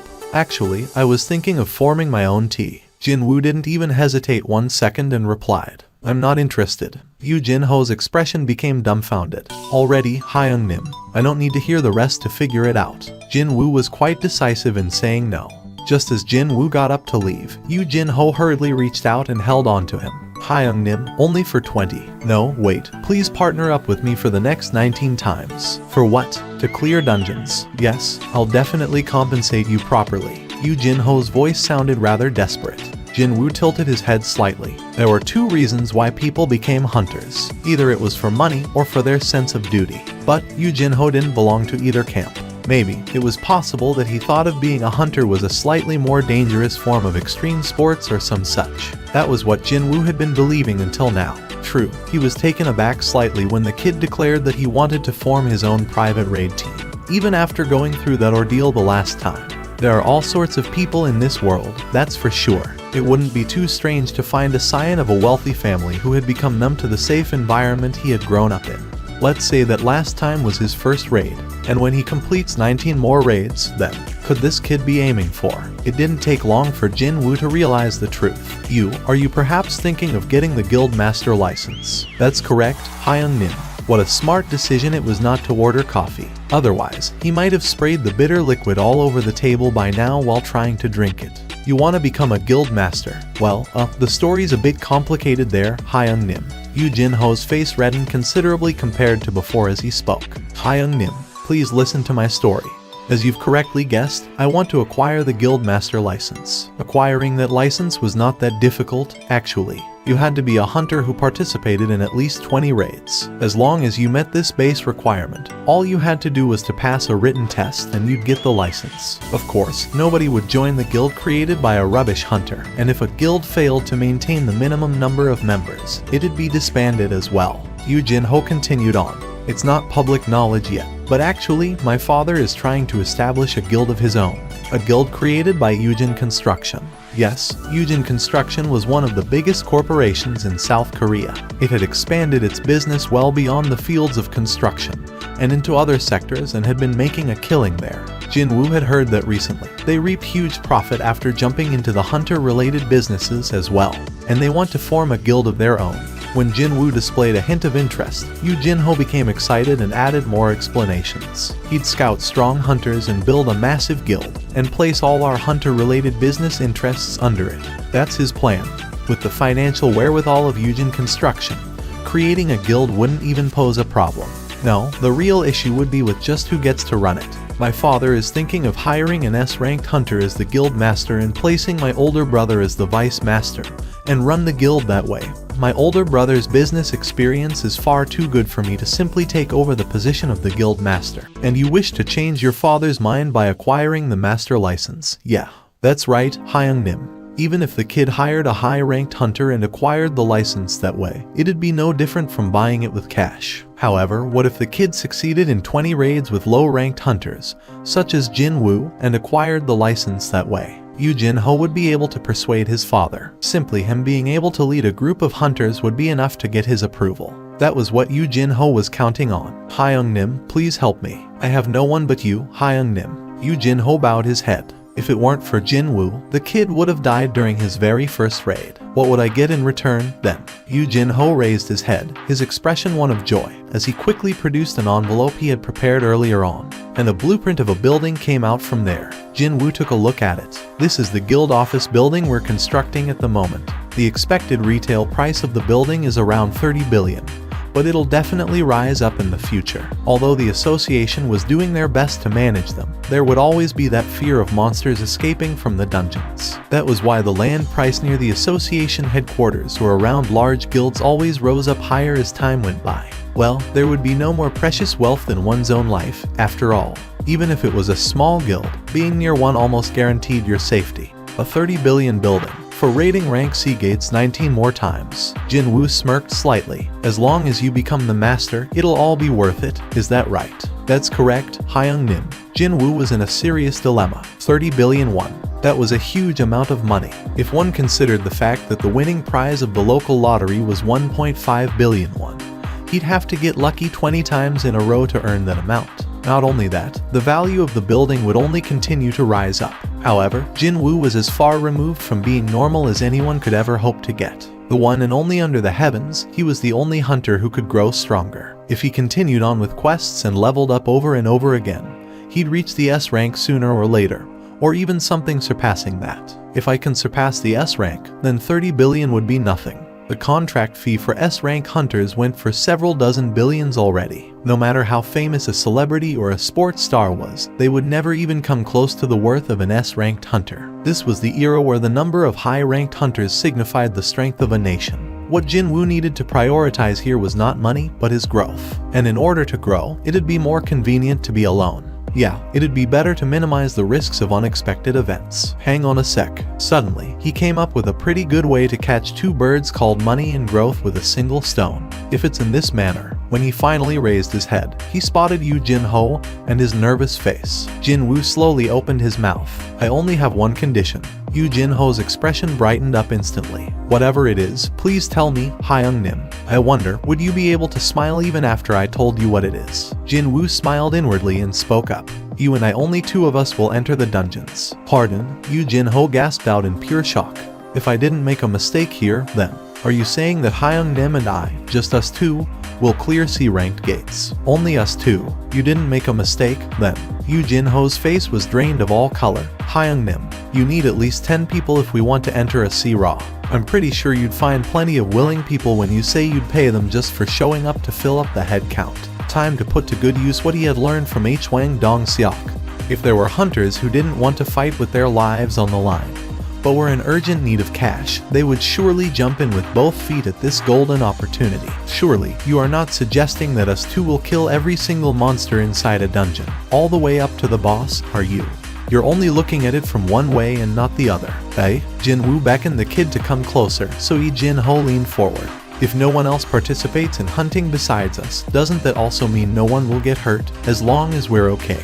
Oh, of course. For the first raid, you were like a third wheel being dragged along, so you couldn't do anything about the incident that had happened. But think about for the moment the ramifications of your own raid team finishing up all 19 raids without a single casualty. Yu Jin-ho's eyes shot open right up. If that was the case, then persuading his father would become one level easier. Yu Jin-ho finally made his mind up, albeit after some serious internal struggle. We'll do it your way, Hyung-nim. In that case, I'll search for suitable teammates. Very good. Jin-woo nodded his head. Just like usual, Jin-woo was about to receive his rewards, only to spot something strange and hurriedly stopped himself. His gaze stopped dead and remained fixed to the column of running. Running 10 kilometers, complete. At first, he thought that he ran 1 kilometer more than necessary. However, the longer he thought about it, the stranger it seemed to him. I've filled up my quota, so why did it keep recording the extra distance? Jin-woo's gaze became sharper. Was this really nothing more than coincidence? The count for press-up also kept climbing up. Suddenly, he became rather curious just how much higher the numbers would count to. The count stopped for sure at the 200 mark. He performed a few more press-ups just in case, but it didn't want to go up any higher. Both the sit-up and the squat also stopped counting at the 200 mark. There definitely was something here. His gut feeling was declaring as such. What if there was another result waiting for him once he completed all the overcounting? Let's make sure. His suspicion was proved to be correct. Jin-woo swallowed his saliva. Reward 1. full recovery of the current physical condition. Reward 2. All stats plus 3. Reward 3. 1 blessed random box, or 2 cursed random box. All stats raised by 3. His eyes shot open wide. The rewards from the hidden quest proved to be really exceptional. Rarity S. Category Key. A key that will let you enter the dungeon, Demon's Castle. Can be used at the Desun Tower located in Songpa-gu, Seoul. It's an S. Jin-woo raised his voice in surprise. Of course, there was no guarantee that the rarity ranking had any bearings on the difficulty of the dungeon. Jin-woo stared at the key in his hand for a long while. This is what I really wanted. If there was one silver lining to be found here, then that would be the explanation saying he'd be able to enter the dungeon with this key, unlike the previous one which said he'd be transferred instead. The implication being that he could escape at any time if he felt like it. Jin-woo took a good look around him, before pulling up the hood attached to his top to hide his face. If someone saw a person disappearing and appearing again in thin air without a gate around, that might cause a bit of ruckus. Not only that, there were several CCTV cameras installed here and there in the near vicinity, so it wasn't such a bad idea to avoid being too conspicuous. Actually, there was someone busy eyeing Jin-woo right at that moment. Who could that kid be? To think there would be a straggler wearing a hoodie busy loitering around the building at this time of the night. The security guard watching on from inside the building found Jin-woo's behavior rather suspicious and stood up from his chair. However, as this guard walked towards the door, he couldn't help but come to an abrupt stop and his eyes opened up real wider. Whoa, what the heck? The security guard gasped out in a surprise and hurriedly ran outside. The man was definitely walking towards here, yet he had vanished from the view, just like that. Jin-woo pulled the hood back and took a look behind him. It was a sight shocking enough to make him groan. Just now, when he was taking a few steps towards the Desun Tower, the world in front of his eyes transformed in an instant. Could this place even be called a dungeon anymore? A completely different world was waiting for him. Instead of the vanished Desun Tower, a massive tower-like structure stood there. Wait, is that really a tower, or should I call it a castle instead? A tower rising up high into the air without an end, wrapped in reddish-black flames. It was as if the tower wasn't burning, but it was spewing out billowing flames instead. A burning tower? Huh. Rather than the name of Demon's Castle, maybe that nickname suited it better. Jin-woo slowly walked towards this burning tower.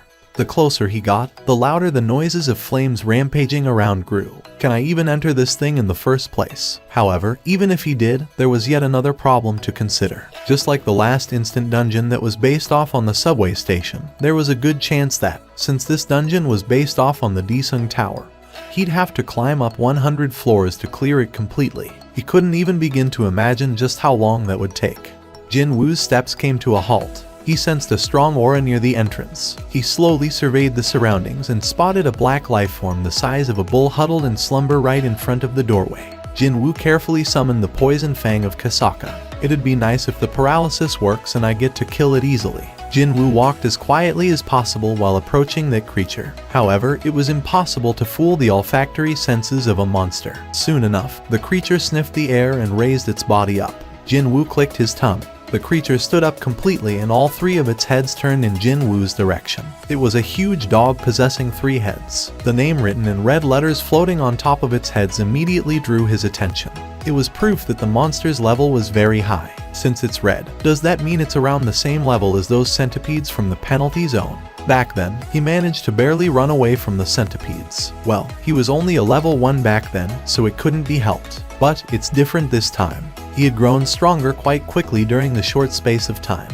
Without a doubt, that black creature was strong, but still, it didn't come across as truly overwhelming. His enhanced, alert perception was telling him that he could do this. The monster attacked him. Roar. Jin-woo's eyes opened much wider. Too fast. Jin-woo barely evaded the Cerberus's fangs by sliding underneath the leaping monster. The Cerberus landed back on the ground and spun around, before began biting at him with its 3 heads. The sharp fangs gleamed coldly in between the biting snouts, a title given to a hunter skilled in hunting wolves. When facing animal-type monsters, all of your stats will increase by 40%.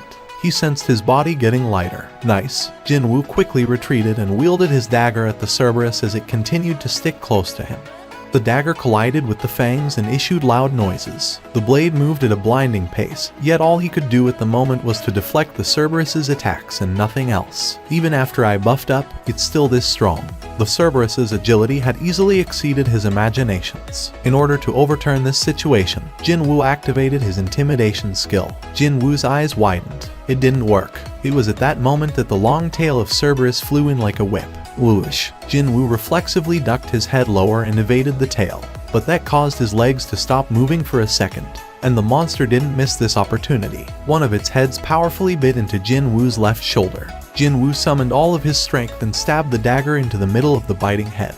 The Cerberus cried out and let go of him. Thankfully, he was able to minimize the damage done before other heads had the chance to join in on the attack. But his left shoulder was now in tatters. What a scary biting power that was. He tried to move his left arm, but it didn't want to budge. Jin Woo's expression crumpled unsightly. He managed to wound the Cerberus, but when comparing the severity of their injuries, then it was clear that he came off far worse in that exchange. Then, something else happened. The eyes of the Cerberus were being dyed in a crimson color all of a sudden. Inexplicably, Jin Woo sensed something ominous was about to happen. What could it be? Jin Woo cried out. What did you just say? A monster just used a skill. In that instant, the Cerberus leaped off the ground. FCK. Even before he could react, the Cerberus appeared right before his eyes. He hurriedly swung his dagger, but it only managed to graze the side of one of its heads, and all three heads bit into Jin Woo simultaneously. The Cerberus ran at its top speed and slammed Jin Woo against the castle's gate. Slam. Jin Woo's HP hit the rock bottom in an instant. Thanks to the damage reduction and the tenacity passive, he was able to avoid getting killed in one hit. Jin Woo's eyebrows shot up in anger. It'd be easy to go mad from pain and wildly thrash about, but he'd lose this great opportunity, which would most likely never happen again. Losing his consciousness now would mean his end. He immediately collected the first reward from the daily quest he had saved up until now. The blue light enveloped him and all depleted health reverted back to full. Even his tattered left arm was healed as good as new in the blink of an eye. This is my chance. Jin Woo's eyes gleamed coldly. In such close proximity, no matter how agile this monster was, it did not be able to dodge his attacks. Jin Woo rapidly caught one of Cerberus's necks with his left arm, and stabbed the poison fang of Kasaka in the middle of that neck. Stab, stab, stab. The rage state had ended by now, and the Cerberus began to violently thrash about trying to escape from Jin Woo's embrace. However, Jin Woo did not let go and held on with his powerful arms. The harder the Cerberus struggled, the stronger he gripped the neck of the monster. In the meantime, his dagger continued to stab into the creature's neck. The Cerberus bit into Jin Woo as it struggled to the bitter end. But the battle had already been decided by then. In the end, the heads of the Cerberus fell to the side, lifeless. In one breath, his level rose up by 4. That was how difficult this battle was. Jin Woo only let go of the Cerberus's neck after confirming its body going limp with his own eyes. The heavy body sprawled to the floor without any resistance whatsoever. Only now could he breathe a sigh of relief. A monster that could use a skill, if he didn't prepare a hidden trump card, then he'd have been killed for sure. A chill crawled down his spine just from thinking about it. After calming himself down, Jin Woo reached out towards the Cerberus. A steel necklace originally found around one of the Cerberus's necks, a gray key, and 3 molars of a monster appeared in his hand. Rarity A. Type necklace. Agility +20, perception +20. Rarity A. Type key. The key to unlock the gates of the demon's castle. Can only be acquired after killing the gatekeeper. Rarity none. Type miscellaneous. Oh, Jin Woo's eyes went round. This necklace can boost both my agility and perception by 20 points. A necklace with eye-spinningly good options came out. Its rarity was also ranked out of all the items he'd seen so far. This one featured the highest rarity ranking yet. It was a rather nice baseline to judge the overall difficulty of this dungeon. In other words, the difficulty of clearing the demon's castle would be incredibly high. Jin Woo stared up at the burning tower. Crackle, pop. The very top of the structure was completely shrouded in some kind of blurry fog. He had to actually enter the tower if he wanted to see what was going on inside. But Jin Woo shook his head. Now's not the time. He only barely managed to hunt down a single sentry standing guard by the door, even with his title buffing him up and resorting to using up the quest reward, too. He couldn't even guess just what kind of danger would be waiting for him beyond that gate. Although he was slightly unwilling, he stored the gray key inside his inventory. I'll return. Definitely, very soon. Jin Woo smiled as he turned around to leave. Pardon me, young man. I see that you're feeling much better now. A rather friendly voice came from behind him and Jin Woo turned around to look who it was. Who is he? Because of his high perception stat, he knew that there was a hunter nearby. But this was a supermarket where lots of people came and went, and hunters also had to go shopping too, so he didn't dwell on the matter for long. However, he didn't expect that hunter to engage him in conversation. Not only that, a hunter he actually knew, too. Jin Woo's expression brightened in an instant. Mr. Song. Song Kai-yol looked at Seong Jin Woo with an expression half in disbelief and the other half in delight. I did hear the news that you were fine, but I still can't believe it, even after running into you like this. Song Kai-yol's gaze naturally headed lower, and then his eyes grew extra wide in shock. Your leg. Jin Woo calmly made his reply. When I came to, my leg had been all healed up. Even I'm not sure what happened to me. A healer ranked S could reputedly heal a person who was ripped to shreds back to normal, as long as the victim was still alive. What if a high-ranking healer healed Jin Woo's injuries while he was unconscious? If that was the case, then his severed leg being reattached didn't even qualify as a miracle. It'd do no good to see a young man such as yourself become disabled like that. What a relief this is. What a relief. Song Kai-yol lightly patted his chest as if a big weight of his had been lifted off his shoulders now. It was then Jin Woo's gaze drifted towards Song Kai-yol's left arm.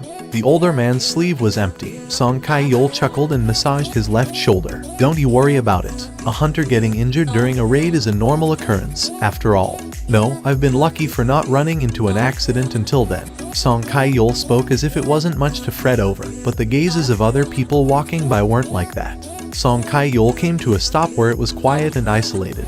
Jin Woo also stopped there. Song Kai-yol turned to look at Jin Woo and before the youth could stop him, bowed his head 90 degrees. Mr. Seong, thank you. If you say 11 people died because of me, then you are responsible for saving 6 lives that day. My share of the blame in that matter is the biggest, so on the behalf of all the hunters who were there, let me say thank you. Song Kai-yol meant every word he spoke, and Jin Woo could feel the older man's sincerity as well. The situation had become somewhat awkward, but it didn't feel so bad. How should he go about describing it? He was feeling proud. Of course, that didn't mean he should let an elder remain in that bowing position. The two men arrived at the meeting place. The gate had formed in the middle of the road pretty close to residential areas, so the police officers called in to control the access to the location. However, there were almost no onlookers present here to begin with. The majority of gates the association took on were those dangerous ones that had been left alone for too long after their initial discovery. Besides, even if one were to stick around a gate, one would still not get to see how hunters fought. Anyway, it was only a couple of curious, naughty kids loitering around who got chased away by the officers every now and then. When Jin Woo and Song Kai-yol approached closer, the two hunters awkwardly averted their gazes. Jin Woo narrowed his eyes. But, of course, these two happened to be Kim Sang-sik, who ran off trying to save only himself, and the other male hunter who had discarded the injured Jin Woo. Of course, they would find it rather awkward to face him.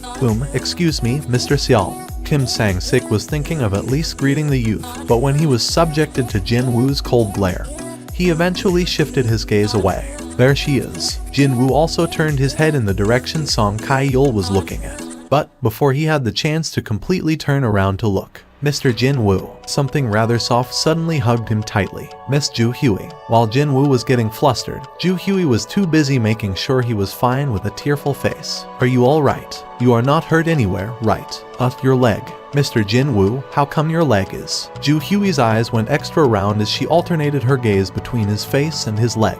Oh, that. Just as Jin Woo was about to reply. How steamy, eh? It's steamy, I say. Both the gazes of Jin Woo and Ju Hui shifted over in the direction of that voice. From afar, an unknown man was whistling loudly at them. Is there a film shoot going on around nearby or something? While Jin Woo was tilting his head in confusion, a man wearing a business suit climbed down from the front seat of a certain minivan. Shut your mouth. He quickly threw an oily wink at Ju Hui when the business suit looked back inside the van. Immediately, Jin Woo's expression crumpled. 2 more people climbed out of the van right away. Both of them were men. And particularly worthy of note was the fact that they all wore prison overalls and had been cuffed as well. The employee called for the hunters to gather around.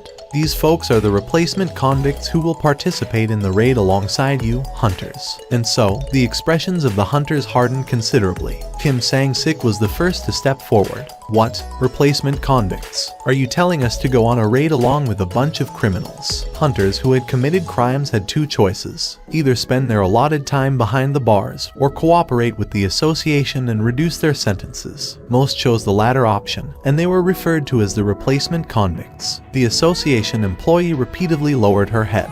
I'm really sorry about this. It's only because the number of hunters active in our district has declined so much that the association has no choice but to do this. However, they will be accompanied by a hunter from the monitoring division, so you don't have to worry too much. Kim Sang-sik asked, still full of suspicion. A hunter from the monitoring division, you say? Yes, all the convicts are rank CS, but the hunter from the monitoring division is actually a rank B, so there is nothing for you to worry about. Kim Sang-sik nodded his head. The popular opinion stated that you'd need around 10 C rank hunters in order to contend against a single hunter ranked B. Well, a B rank was personally coming to monitor the troublemakers, not to mention participating in the raid itself, so there was no reason to say no here. Something's off here. He could sense a minute trace of murderous intent flowing between those four. Was this also one of the facets of the enhanced perception stat? Or was he simply being overly cautious? In any case, he was overcome with this unexplainable anxiety all of a sudden. So, Jin-woo whispered in Ju Hui's ear, Miss Ju Hui, please don't participate in this raid. Ju Hui looked up at Jin-woo's eyes and asked back, what about you, Mr. Jin-woo? Rather than answering her, he too asked back, if I say I'll be going, well, in that case, I'm going too. She looked like she'd follow him, no matter what. I'm sure she's only doing this because she's concerned about me. And he learned through prior experience that whenever Ju Hui's face was forming that expression, she'd suddenly become a very stubborn young lady, and she'd never change her mind. No matter what. There shouldn't be a problem with me around, right? After all, he had experience dealing with Hwang Dong-seok's gang, which contained 5 rank CS in their midst. The agent from the monitoring division finished signing on all of the documents, and then came to speak to the gathered hunters. My name is Kong T-sik from the monitoring division. I believe you've been informed of the situation. I'll keep a very close eye on those 3, so you can rest easy. Kong T-sik then beckoned the 3 convicts to come closer. They all trudged towards him and presented their hands. With a practiced hand of his own, Kong T-sik swiftly undid their cuffs. Wowzers, I thought I was gonna die from the stuffiness just now. We ain't even slaves, so isn't it against our rights for you to drag us around here and there like this? The convicts massaged their freed wrists and continued to pile on their complaints. With Song Kai-yeol in the lead, hunters entered the gate one by one. Let's get going as well. Jin-woo and Ju Hui also entered the gate, albeit at the same time. Perhaps the trauma from the last incident remained with her, because she ever so slightly held onto Jin-woo's sleeve. Goblins were the main enemies for this dungeon. They were the weakest of all man-type monsters out there, so clearing the dungeon itself wasn't hard at all. These strange-looking creatures were weak enough for Jin-woo to fight evenly one-on-one even before he got his power boost. Still, Jin-woo did his utmost best to carefully hunt goblins with his bare hands. The C-ranked convicts must have been really excited by the taste of freedom because they were wildly swinging their weapons and energetically ripped goblins to shreds. From that scene alone, it was difficult to tell apart just who were the monsters and who were the humans there. A forked road with 3 paths appeared before them. Kong T-sik made a suggestion to Song Kai-yeol. Since the difficulty of the dungeon is low, how about splitting up from here onwards? Yes, let's do that. Song Kai-yeol readily agreed to that idea. Jin-woo closed his eyes and extended his perception to the max. Now, which path leads to the boss? He was hoping that maybe the boss would give him a few experience points, at the very least. Soon enough, he could pick up on the auras of all living creatures inside the dungeon. Jin-woo opened his eyes and spoke to Song Kai-yeol. Let's go left. Okay, Jin-woo, Song Kai-yeol, and Ju Hui chose the left pathway, Kong T-sik and the 3 convicts the right one, and the remaining 2 went down the middle one. Jin-woo's heart began beating a little bit faster. The boss is at the end of this passage. Although it couldn't be described as strong, a unique and different aura from that of a goblin was leaking out from the end of this cavern-like passageway. He wanted to quickly kill the boss. However, groups of goblins kept jumping out at him every couple of steps he took, and this hindered their progress. And this time, there were around 10 of them or so. One carried a wooden club. One held a wooden sword. One even held a long wooden shaft with a stone shard crudely tied around the tip. They had armed themselves to the best of their abilities, but none of them managed to threaten him. Haven't you guys had enough yet? Jin-woo frowned really deeply. And so, as they steadily cleared the dungeon, out of the blue, screams reverberated throughout the dungeon from somewhere, one after the other. Those weren't from the goblins. No, they definitely belonged to humans. Jinwoo, Song Kai-yeol, and Lee Ju-hui exchanged glances. They thought the things had calmed down, only for yet another desperate scream to enter their ears. Song Kai-yeol's expression hardened. "Let's go take a look." The three of them quickly ran to where the screams came from. Jinwoo could have run faster than his two companions, but for the sake of their safety, matched their speeds. Just how long did they have to run? Ju-hui cried out in alarm after finding a person. There's a person there, and it just so happened to be the hunter from the monitoring division, Kong T-sik. Ju-hui couldn't watch on anymore and hurriedly ran towards Kong T-sik. "Hold on, I'll heal you right now." Kong T-sik rapidly raised his upper body up and took aim at the center of Ju-hui's neck with his hand full of magical energy. Swish! Just before his fingertip could touch Ju-hui's Adam's apple, someone managed to grab Kong T-sik's wrist just in time. Kong T-sik's gaze followed the hand grabbing his wrist and to its owner, and Jin Woo's face was at the end. Jin Woo's eyes were emitting a very strong light of murderous intent. Kong T-sik frowned deeply. "How dare you, FC King Association bottom feeder." Kong T-sik hurriedly yanked his arm loose from Jin Woo's grasp. Now that both of his hands were freed, Kong T-sik began pouring out attacks without a rest. However, Jin Woo also moved at the speed that didn't lose out to Kong T-sik and went on the offensive of his own, too. Fists and arms belonging to men endlessly collided and traded countless blows. None of them showed any signs of backing off. Seizing this opportunity, Song Kai-yeol quickly dragged Ju-hui away from the area. However, there was one person here who was even more shocked than Ju-hui, and that was none other than Song Kai-yeol. Just how on earth is this possible? This fierce battle unfolding at a scarcely believable speed. He was having a hard time trying to follow with his eyes. Something like that was expected of a high-ranked hunter, so that was fine. But then, the Seong Jin Woo fighting that man couldn't have been the same person from Song Kai-yeol's memories. The youth was definitely not losing out against a rank B hunter at all. I'm a C rank, and even I can't follow his movements with my eyes. Indeed, his gut feeling proved to be right. The Jin Woo in front of his eyes right now was not the same youth from his memories, an E rank who was weak but possessing a good head on his shoulders. In the blink of an eye, the two traded hundreds of blows and they quickly stepped back while trying to catch their breaths. Kong T-sik couldn't control his curiosity and asked out aloud, "Who the hell are you? What rank are you?" Jin Woo summoned the poison fang of Kasaka, and while grasping it tightly in his hand, replied rather curtly, "Seong Jin Woo, I'm rank E." Kong T-sik felt like someone had hit him in the back of his head. A B-star that displayed the movement equal to his own speed, which was unmatched within the rank B, introduced himself as a measly rank E just now. Is he trying to make fun of me? Kong T-sik gnashed his teeth. No, hang on. Indeed, there was something odd here. If he's really a high-rank hunter, there is no reason for him to be here, isn't it?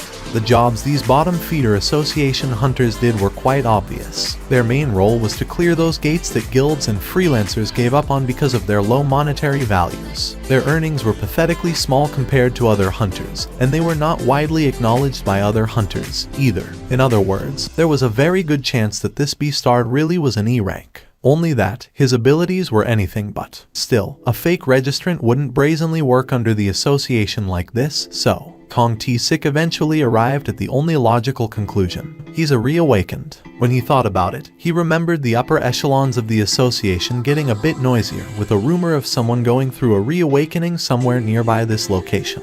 And that person was supposedly a hunter affiliated with the association. He should have memorized that name back then, as that matter happened only a couple of weeks ago. If this B-star had been delaying getting a reassignment test for some reason until now, it was very much possible for him to remain as an E rank and assist the association with their work. Who could have guessed that such a guy would show up today? Kong T-sik had made sure to perform thorough background checks on the hunters participating in today's raid, but he had missed the existence of this one. I really have terrible luck, don't I? That's the only conclusion he could arrive at. I should have asked for more money if things turned out this way. Kong T-sik recalled the events of a few days ago while licking his dried lips. A cafe near the headquarters of the association. The middle-aged man muttered as if he was speaking to himself. I've heard that no one knows what happens exactly inside dungeons. The man's voice was so soft that Kong T-sik had to ask again. What did you say? This is every cent I have in my name. And why are you showing me this? When Kong T-sik formed a questioning expression,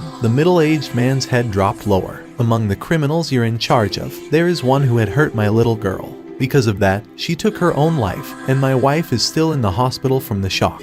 The middle-aged man's voice became tearful. Yet, such a beastard will be able to roam the streets again in a few years' time. You think I'll be able to rest easy knowing that?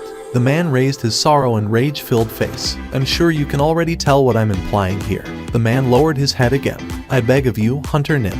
A deafening silence descended between these two men. Kong T-Sik leaned against the back of his chair and fell into a deep contemplation. Can you guess why I chose to work for the association's monitoring division? Pardon me. The middle-aged man raised his head. Kong T-Sik explained himself. As a B-rank hunter, I'm considered as one of the higher-ranked hunters. Large guilds continue to send their scouting offers in my direction all the time. Yet, can you guess why I persist in doing this job while getting a pittance in return? I don't know. The corners of Kong T-Sik's lips arched up. You see, I find it more enjoyable to fight against people rather than monsters. In that sense, the monitoring division was like the heaven-sent job for Kong T-Sik. Well, he could beat up other hunters in the name of the law, after all, and he'd end up killing one or two due to unavoidable circumstances, too. The father of a girl who was raped by those beastards came to ask me for the favor. Those beastards were animals worthy of getting killed, and I simply took care of animals that hurt other people, that was all. The ranky hunter was listening without saying anything. Although the matter had come down to this, I don't wish to hurt you. How about ignoring today's matter altogether? As long as we make this deal here, I promise I won't try anything to you and your group. Of course, he couldn't let a potential source of trouble fester. You should have said those things before you tried your little tricks. You want us to ignore everything just because you failed your sneak attack. That man didn't say anything wrong there. Kong T-Sik smirked in dumbfoundedness. In the end, you want to have a go, is that it? Where did he get his dagger from? Since before he had noticed it, the E-rank hunter was holding a dagger. Well, it shouldn't be too important, is it? It didn't matter where that weapon came from. Indeed. What's important here, though, was the type of the weapon. Kong T-Sik quickly concluded his assessment. The class that used daggers and utilized quick movements. His opponent was a super close type damage dealer. Most likely, his speciality was assassination. What a coincidence that their specialities happened to be the same. However, this guy only underwent his reawakening not too long ago. The difference in experience should be absolutely massive. He might not even be able to properly utilize the skills at his disposal. Let me teach you a thing or two as your senior. Kong T-Sik extracted a knife from his hips and smirked derisively at the ranky hunter. Can you do something like this? And then, Kong T-Sik activated his stealth skill, thereby disappearing from the spot. That caused the ranky hunter to get flustered and he hurriedly looked around his vicinity. Kong T-Sik could see his naked panic and confusion quite clearly. But that's so obvious. The stealth skill didn't only make one's body go transparent. The body, the sound, and even the smell. The skill that cloaked everything about the person activating it. That was the stealth skill in a nutshell. There were only a handful of assassin-type hunters who could use this skill in the entire world. Clang, two daggers collided in the air and sparks flew off. With his stealth skill deactivated, one could now see Kong T-Sik's wide-open eyes. What? But how? The E-rank hunter's dagger had accurately blocked off his own dagger. There are life forms holding murderous intentions towards the player. Kill them all in order to secure your own safety. If you do not follow this instruction, a corresponding penalty will be given. The number of enemies left to kill, 1. The number of killed enemies, 0. Jin-Woo confirmed the emergency quest message and breathed a sigh of relief. It wasn't a waste of time. He was kinda worried that if Kong T-Sik didn't take the initiative, Jin-Woo wouldn't receive the emergency quest notification. It was quite unlike how it was with Hwang Dong-seok and his gang back then. That was why he tested the system out, and it was as he expected. The moment Kong T-Sik revealed his murderous intent, the message popped up. The two daggers locked in a deadly embrace continued to push against each other. It seemed that their strength was about the same. It was here when Jin-Woo's eyes gleamed dangerously. He got faster. Jin-Woo had been displaying an already high level of agile movements, but now that he had gotten even faster, Kong T-Sik found it quite disorientating. Jin-Woo closed the distance in the blink of an eye and sank his poison fang of Kasaka down on Kong T-Sik's thigh. Nice. The added effects of the Kasaka dagger kicked in as well. It was a bit regretful that the paralysis didn't work. But still, this fight had become just a tad easier now. However, Kong T-Sik was a high-ranked hunter himself, so his resistance was nothing to scoff about. His dagger aimed at Jin-Woo's vitals and continued to fly in. Swish, swish. Jin-Woo evaded the blade with only a hair's breadth and also attacked Kong T-Sik's vital spots. Cold sweat drops formed on the foreheads of both men. Our speeds are about the same. were moving at the same speed. Two men were inwardly admiring each other's agile movements and continued to clash in a dazzling display of super close proximity knife fighting. I gotta break this stalemate somehow. Jinwoo gathered strength in his eyes. The moment his eyes met Jinwoo's, Kong T-sik flinched slightly for some reason. What was that? It worked. Jinwoo knew that he had won now. On the other hand, a small earthquake erupted in Kong T-sik's eyes. How come my body is? After he had met Jinwoo's gaze, his body felt as heavy as if he was floundering in deep water or some such. His trusty speed began decreasing as well. Wounds on Kong T-sik's body increased quickly one by one.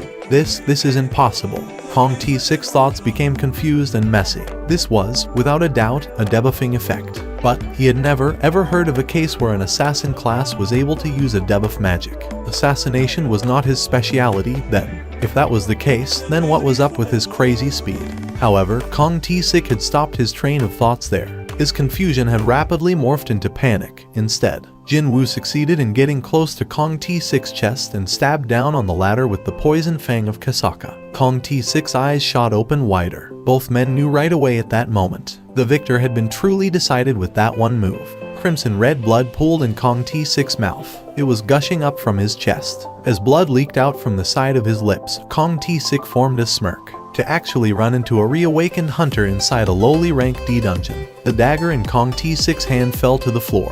He continued to pant heavily as he leaned his head closer and whispered something in Jinwoo's ear. Jinwoo silently listened to those last words before pulling the dagger out from Kong T-sik's chest. Just like a dress slipping off a clothes hanger, Kong T-sik crumpled to the floor, lifeless. The expected messages did pop up, but Jinwoo's expression wasn't so good. Just like the last time, the aftertaste of killing someone remained bitter and nothing to feel too happy about, even though the other guy attacked first and initiated this fight. If there were no rewards, then this would be one hell of a loss-loss situation. Reward 1. 5 additional stat points. Huh? Jinwoo formed a confused expression.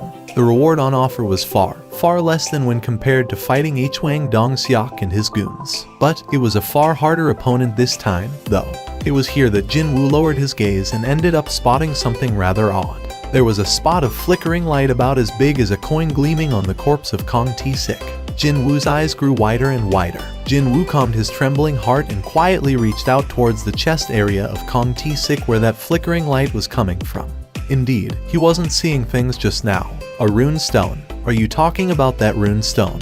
His heart began pounding even harder than before. The skill Kong T-sik used had now become a rune stone and was waiting to be discovered on his body. Stealth was a rare skill that only a select few hunters could use. Jinwoo looked back at Song Kai-yeol. With what has happened here, I think it's impossible to continue on with this raid anymore. For the time being, you two should leave the dungeon and contact the association. I'll remain here and search for other survivors. Song Kai-yeol instantly realized what Jinwoo was trying to do. He's going to close the gate all by himself. On the way, he discovered the cold corpses of Kim Sang-sik and the other hunter. This was the power of a high-ranked hunter. If such a hunter really wanted to, then killing a few lower-ranked hunters could be done in the blink of an eye. Jinwoo's expression hardened as he walked past them. Jinwoo discovered a lone convict struggling on the ground not too far from him. That crazy beastard, Kong T-sik killed everyone. He killed everyone.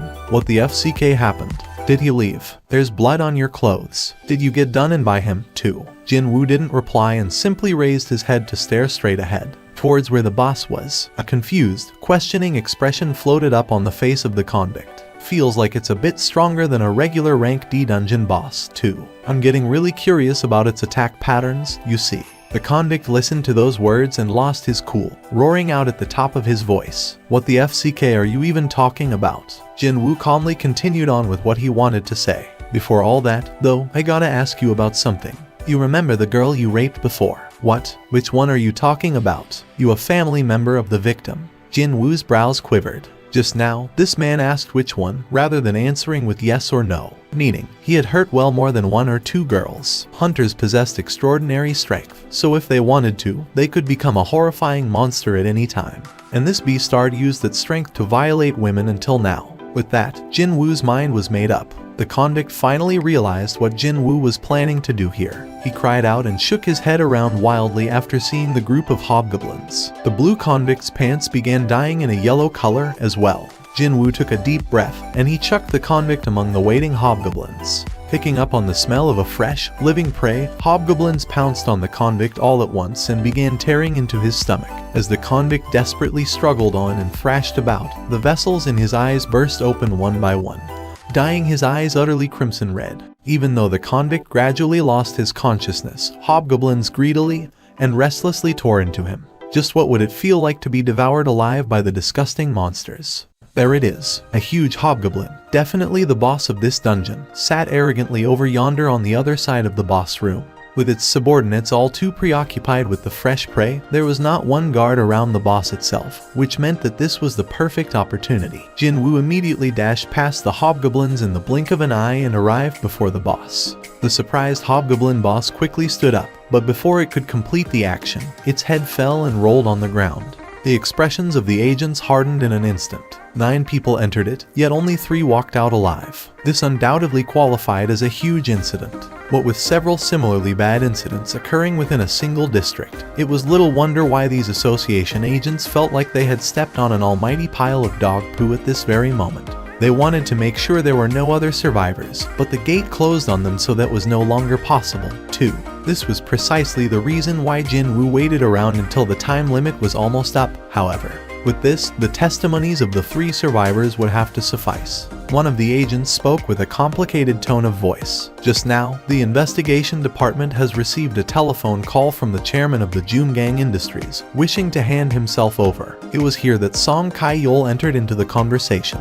The chairman of the Joomgang Industries, you say. He's the father of the victim, and he allegedly has paid off the hunter Kong T-Sik from the monitoring division to murder the convicts. Oh, the chairman had confessed to everything after he heard that Kong T-Sik was indeed successful in killing the rapist. There was nothing here that could be seen as problematic, except for one thing. One of the agents asked the part that felt the most suspicious to him. Just who delivered the final killing blow to Mr. Kong T-Sik, who was a rank B hunter. Just before Jinwoo was about to speak the truth, he recalled the face of Yu Jin-ho.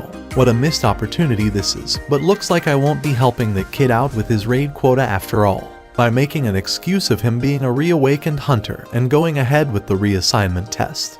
He'd not be able to humor Yu Jin-ho's plan anymore. Sure, Jinwoo was kind of bummed out about the promised building, but oh well. Well, naught I can do here now. Jinwoo thought as such and was about to open his mouth, but then, it was me. I'm the one who killed Kong T-Sik. The questioning agent still didn't look convinced, however. Song Kai-yeol Hunter Nim. Are you saying that you brought down Kong T-Sik Hunter Nim? His suspicions had merit. Not only was Song Kai-yeol a rank C hunter, but he also had lost his left arm as well. On the other hand, wasn't Kong T-Sik often referred to as a high-ranked hunter, someone who was ranked B? Have you all forgotten just who is behind me? Just as the gazes of everyone focused on her, Lee Ju-hui's face reddened and she quickly lowered her head. Lee Ju-hui was a B-ranked hunter. She hadn't been mentioned until now because her class was not combat related. But when looking only at her rank, then she was a high-ranked hunter, just like Kong T-Sik had been. Why wouldn't a rank C hunter be able to defeat a rank B hunter when a rank B healer was lending her aid from the side? Why are you lying to them? Song Kai-yeol replied back in a whisper as well. I thought that there must be a good reason why you were trying to conceal your abilities. Did I overstep my boundaries? Of course, he didn't. I've received a lot of your help until now, so I'm glad to hear that I was able to help out you now, even if it's just a small thing. Meanwhile, one of the agents walked closer to the 2 men. Mr. Song Kai-yeol, why don't you come with us? Help us for a minute or two with writing up the report. Alright, let's get going, then. Would you like to walk with me for a little while? Is she talking about that dinner date? He was starving after moving around for a bit today, so he found her suggestion to his liking. Jinwoo agreed with a welcoming expression. Okay, let's. As if they had made a promise earlier, the 2 young people began quietly walking side by side under the soft lights of the street lamps. Ju-hui's eyes remained fixed to her toes, because, if she tried to raise her head, her gaze automatically drifted towards to her side. She tried very hard not to think about it, but it was of no use. In the past, she found him comfortable to talk to, but now, the current Jinwoo was overflowing with this certain sense of power. She found it much harder to talk to him now as a result. Just what happened? He was strong enough to subdue a rank B hunter without too much trouble. He had changed so drastically. Ju-hui stopped walking first and with some difficulty, broke the ice. Actually, I think it'll be impossible for me to eat anything today. Let me return this to you in the meantime. Ju-hui handed over a magic crystal to Jinwoo. It was none other than the same crystal he entrusted to her back in the underground temple. But today isn't the only day, you know. There's no need to return this to me now. Ju Hui shook her head slowly. I'm going back home next week. He heard that she was quitting the life of a hunter, but now it seemed that she was leaving the city altogether. Jin Woo formed a rueful expression. Is it because of that incident back then? Well, it's not simply because of that, but perhaps she ended up recalling the events of that day. Ju Hui's complexion darkened. Back then, when everyone else was trembling from despair, only Jin Woo's eyes burned fiercely with a strong resolve. Ju Hui was nearest to him, so she got to see those eyes. It was like they were shouting out to the rest of the world so they can hear his will to survive. She had no regrets over quitting the life of a hunter, since it didn't even suit her personality to begin with. However, she couldn't help but feel really bad after realizing that it'd be tough to meet Jin Woo ever again. Will he think of me as a weird person if I ask him about meeting each other again? It was rather unfortunate, but there were some things in this world that she couldn't really do anything about. If you come down to Busan one day, please give me a call. I'll buy you really good sushi. Sounds good. When Jin Woo formed this smile, Ju Hui smiled back at him. And so, Ju Hui didn't get to say the words she truly wanted to say. She simply performed a short goodbye and turned around to leave. The way back home never felt this long to her before. After sending Ju Hui home, Jin Woo also returned to his place. The east of the United States. Late at night, Hwang Dong-soo was the main hunter of the guild, Scavenger, one of the top guilds in the entire USA. Not only that, but he was also an S rank as well. And just before he went to sleep, he received a phone call informing him of a shocking matter. My older brother is dead. I want you to speak slowly and tell me everything in detail. Got that? The name of his older brother was Hwang Dong-seok. My older brother and his 8 teammates all died, and only 2 others escaped unhurt. And the 2 who survived were only a rank D and a bloody E. Something smelled fishy here. The older brother Hwang Dong-soo knew would never sacrifice his own life for a far weaker teammate. Also, what if that said teammate happened to be a temp? There was no need to even mention it. However, only the ranks D and E walked away alive, while his older brother and other C-ranked hunters all perished in that dungeon. Right now, he was in a far-off foreign nation after being scouted away by one of America's top guilds. But back when he was still in Korea, his brother did everything possible to look after him and be a good brother. He might not have been a good human being, but he was a great, precious brother. I was planning to invite him here once I've secured my foothold. But now, to think he'd meet an accident before that happened. Hwang Dong-soo bit his lower lip. Fax me all the information on the 2 surviving members. My number is. Hwang Dong-soo ended the phone call and then called his manager next. On the white pages, photos of 2 hunters, their names, and their brief bio could be seen. The rank D hunter, Yu Jin-ho, and a rank E, Seong Jin-woo. Hwang Dong-soo alternated his gaze on the 2 men's photos and gritted his teeth in determination. I'm sure I'll get some answers from either one if I asked them personally. Laura, what would happen if I were to kill some people in Korea? Do you really mean that? Yes. There was a bout of silence before the woman's voice continued on. The states have yet to sign an agreement to exchange hunter criminals with South Korea. Mr. Hwang, you are now an American citizen, so you'll get a hearing in a US court instead. Good to hear that. Looks like I'll have to make a trip to Korea for a while. Something happened there. Can you clear up my schedule for a bit? However, Mr. Hwang, if you leave so suddenly like this, the operations in the guild will grind to a halt. Tell me just how far my schedule's been booked for. You're fully booked out for the next 2 months. 2 months, is it? Fine. After that, I will need some free time, so don't schedule anything. I don't need a long time, either. Just 2 weeks. I'll only need 2 weeks to pop in and out of Korea. Understood. What should I tell the upper management? Tell them I'm going to my brother's funeral.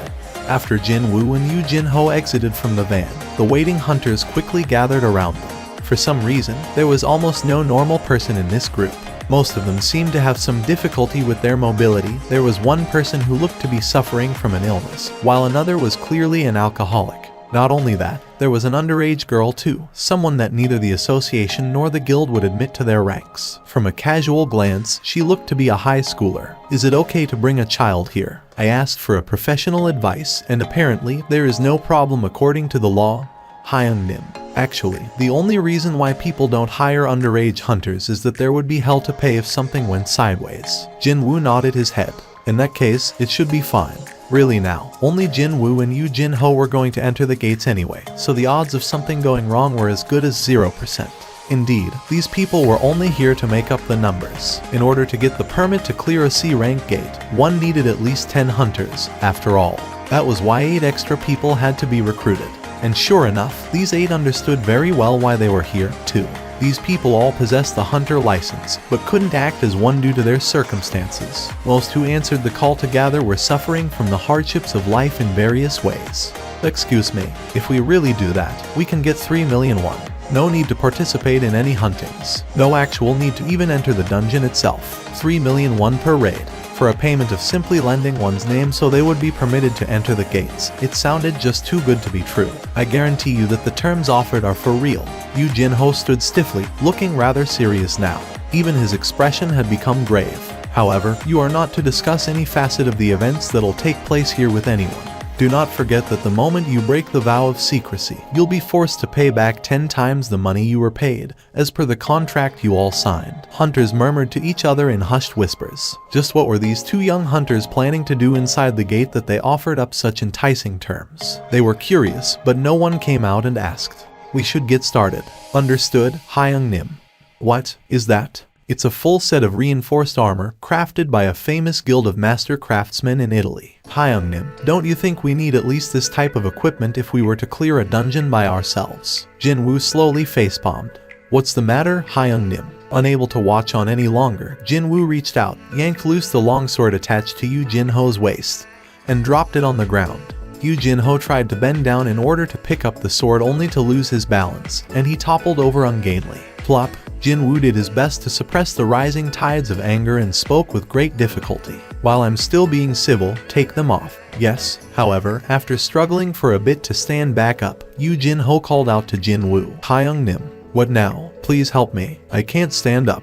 Jinwoo spat out a long sigh while looking at Yu Jinho reaching out to him. In the end, they agreed on the kid wearing a helmet, and nothing else. With a satisfied face, Yu Jinho jumped inside the gate. As soon as the 2 men walked into the dungeon one by one, the remaining hunters all slowly shuffled towards the gate. One of them piped up with a worried voice. Judging from the way they acted, they looked like a couple of amateurs. Another agreed, while staring at the gate's surface. You're right. The 2 people's conversation opened the floodgate of words from the remaining hunters. Everyone began speaking their minds now. What will happen if those 2 get killed inside the dungeon? Well, we all got paid the contract signing fee already, so. What the hell? The raid leader is only a rank D. Hearing that, everyone else stiffened up from the shock. However, what shocked them even more was the following search result. The dude next to the rank D is only a measly E. Isn't it way too dangerous for a rank E to enter a rank C gate? 1 D and an E wants to clear a rank C dungeon. How can that even be possible? Also, the raid team leader has no record of leading a team before. What the heck? Why would these 2 young men? Wasn't this no different than committing suicide? It was not for nothing that the association had set a strict rule of 1 needing 10 people, with 5 rank C hunters, as the bare minimum if one wanted to enter a rank C gate. Then, this happened. Jinwoo and Yu Jinho hurriedly emerged from the gate. Yu Jinho was panting laboriously. Steam slowly rose up from the bodies of 2 young men carrying tired expressions. Oh, they managed to escape unhurt. What a relief. Hunters welcomed the 2 with happy expressions. They were all thinking that these 2 only roamed around the entrance of the dungeon like a pair of lost kids, because the time between them entering and leaving was fairly short. However, what was going on here? The expressions of the hunters gradually changed, because they all heard someone crying out in alarm. That was why. The gate is closing. What? Everyone hurriedly shifted their gaze over to the gate. Oh my gosh, look. They killed the B-boss. The gate is turning blurry and illusory, just as it would when the boss of the dungeon was killed. While the hunters couldn't hide their shocked disbelief, Jinwoo utterly disregarded their gazes and quietly asked Yu Jinho, where is the next one? It's about an hour's drive from here, Hyung Nim. Okay, let's go. Jinwoo and Yu Jinho headed straight to the van. Meanwhile, the 8 hunters stared at the duo's backs with completely dumbfounded faces. Realizing that they weren't following him, Yu Jinho turned his head and called out to them. Let's hurry up, everyone. We barely have enough time to go to 2 more gates today. The jaws of the hunters all dropped to the floor from that declaration. Those 2 managed to clear a rank C dungeon, and they are going for another raid, too. Everyone present was thinking the exact same thing. Just who are these people? Inside the offices of the White Tiger Guild, located in the same district. Tomorrow's the day for the new recruits to start training. Yet how could you have failed to book a single gate until now? Answer me, Mr. Vice Chief. The Vice Chief Hyan Kaichial lowered his head in embarrassment. And my apologies, Chief. The thing is, there is a raid team that quickly bids for every gate rank C opening up in our jurisdiction. 250 million won. There is a crazy beastard who spent 250 million won on a single rank C gate. On Song-min became utterly speechless. The best anyone could hope for, in terms of financial return from a gate rank C, was only around 200 million won. Paying 250 million won was, simply put, being a hopeless moron who paid way too much. The upper limit for a single C rank gate set by the White Tiger Guild was 100 million won. One could now clearly see why Hyan Kaichial was feeling rather aggrieved at the moment. Who are these beastards? On Song-min swallowed his saliva and accessed the information on this strange raid team and its members. The leader's name was apparently Yu Jin-ho. First time I hear that name. It was On Song-min's job to scout new recruits for the guild. That was why he had remembered the names of freelancer hunters who had at least displayed a modicum of excellence in the past. One name kind of stood out. Seong Jin-woo. Seong Jin-woo. Where have I heard this name before? On Song-min did his best to dig through his memory, until he finally recalled the incident of the dual dungeon from 2 months ago that had been the topic of a rather lively discussion among those who went there. Indeed, it was none other than the White Tiger Guild that went to assist the association during that event. Hey, Kaichiala, do you remember that dual dungeon incident 2 months ago? The one where our hunters had to go and take a look.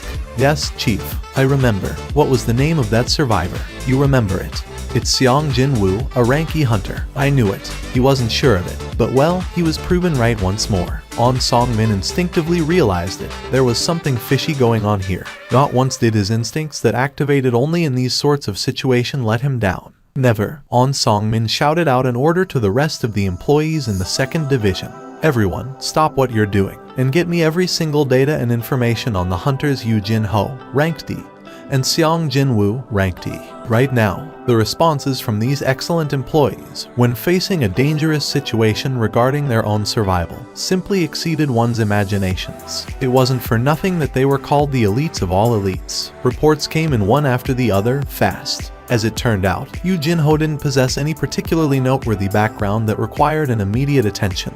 Disregarding the fact that he was the second son of Yujin Construction's owner, he could be described as ordinary. Even. However, Seong Jin-woo was quite a different story altogether. Since the dual dungeon incident, he's been involved in 3 more incidents, and he walked away from all of them unscathed. When On Song-min spoke in a questioning tone of voice, Hyan Kaichial quickly followed up. Not only that, he's a ranky hunter too, Chief. The first time Seong Jin-woo and Yu Jin-ho met was when the latter went for his very first raid.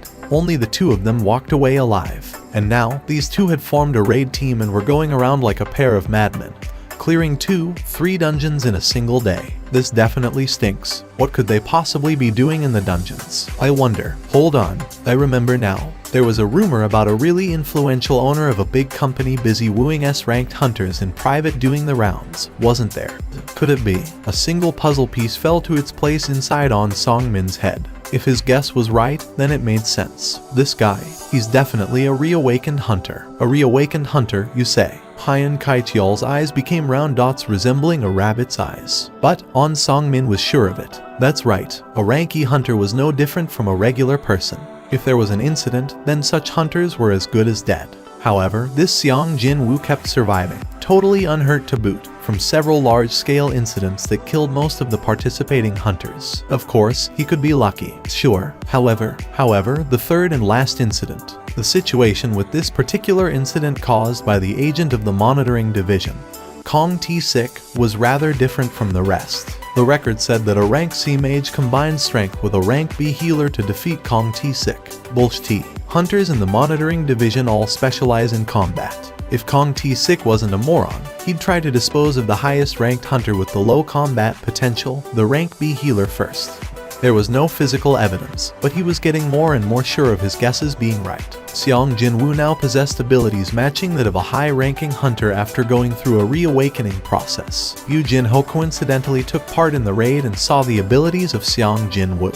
And now, Yu Jin-ho was testing out this and that in preparation to scout Seong Jin-woo to his father's new guild. When he thought like that, everything seemed to click. On Song-min picked up his coat hanging on the back of his chair and quickly put it on. Kaichi Allah, let's go. He also didn't forget to mobilize his right-hand man, of course. Pardon me, where are we going, Chief? What do you mean, where? We're going to scout a new talent, that's what. And you have to personally go to scout this new guy. Why not? Is there a law against doing that? On Song-min retorted and hurriedly left the office, causing Hien Kaichial to tilt his head this way and that, but still, he chased after the senior officer. Now this is so strange. It had been over 2 years since he became the vice chief, yet it was his first time seeing On Song-min personally go out on a job. Hyung-nim, is there some other business you need to attend to later? No, not really. Why do you ask? I haven't seen you hurrying up this much with hunting before. Yu Jin-ho was feeling truly astonished today. He already knew very well that Jin-woo was strong, but today, he seemed to be on another dimension altogether. But that was par for the course, really. Jin-woo inwardly laughed out. Well, monsters in this dungeon were werewolves, after all. A title given to a hunter skilled in hunting wolves. When facing animal-type monsters, all of your stats will increase by 40%. The buff given by the title Slaughterer of Wolves of course came into effect against the werewolves as well. How could the monsters from a rank C dungeon contend with him, when his level was already so high to begin with? Never mind the effect of that buff helping him out, too. Thanks to that, Yu Jin-ho had been kept real busy while trying to extract all those magic crystals from the dead monsters. He even had to drink 5 vials of the HP potion, too. He shook his head several times, complaining that he wouldn't be able to eat lunch now, after the potions filled him up completely. One couldn't find the addresses of hunters on the association's website. The only things appearing there were the names of hunters and their ranks. A hunter could provide the relevant information themselves, but Jin-woo didn't even leave behind his contact number there. But not only had this guy known his phone number, he was waiting near Jin-woo's home, so without a doubt, he must have gathered enough information before showing up here. Now that I think about it, he abruptly remembered something. I sensed a gaze on me earlier today, so I'm guessing that belonged to one of your people. The Hunters, the Reapers, the Night Order, the Shining Star, and then us, the White Tiger. I'm sure you've heard of these names before. On Song-min read off the names of the top 5 guilds in South Korea, one by one. On Song-min presented his business card. My name is On Song-min, and I'm in charge of the 2nd Division of the White Tiger Guild, one of the top 5 in the country. Our role is to scout talented hunters and manage them. If Seong Jin-woo was any other hunter, he'd have lowered his head 90 degrees before a business card was even brought out, and only then get to the main topic. Unless one was an S rank or an A. Pretty much all hunters dreamed of entering the White Tiger. Honestly, On Song-min was hoping for that kind of reaction as well. Unfortunately, Jin-woo was different, not showing much reaction at all.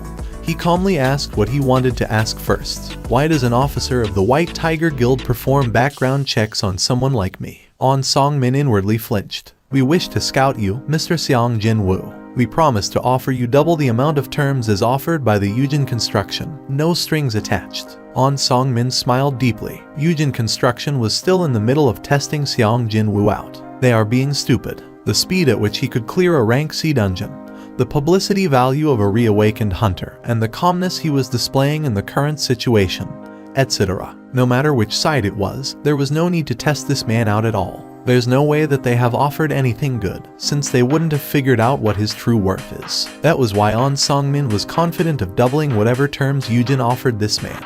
No, he was confident of offering something even better. However, Jin-woo's stare became even colder. How did you find out about me? If Seong Jin-woo's voice actually had any physical weight, then that sentence would have crushed him to death, thought On Song-min.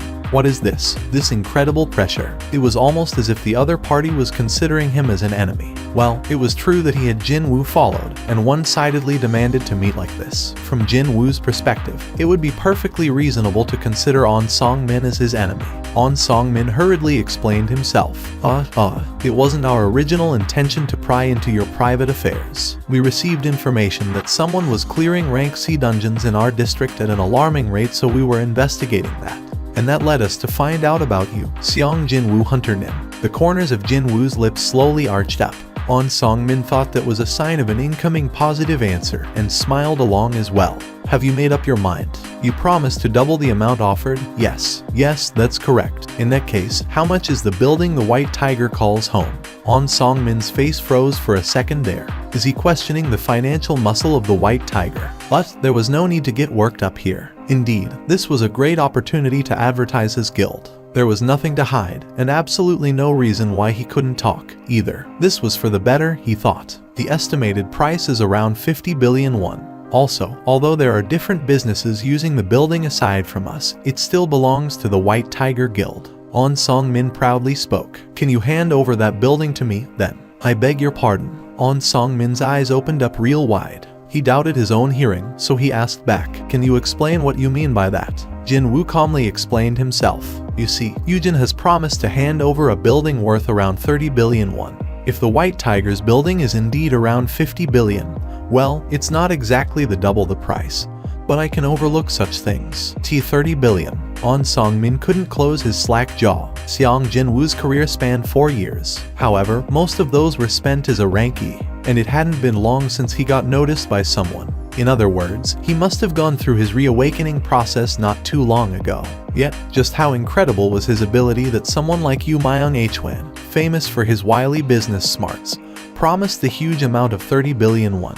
Could he be lying here? Because I won't be able to confirm if this is true or not. On Song-min narrowed his eyes, feeling suspicious. As if he had read On Song-min's thoughts, Jin-woo pulled out his phone and quickly dialed a number. That building you wanted to give to me, how much did you say it was? Well, the appraised value is around 30 billion won.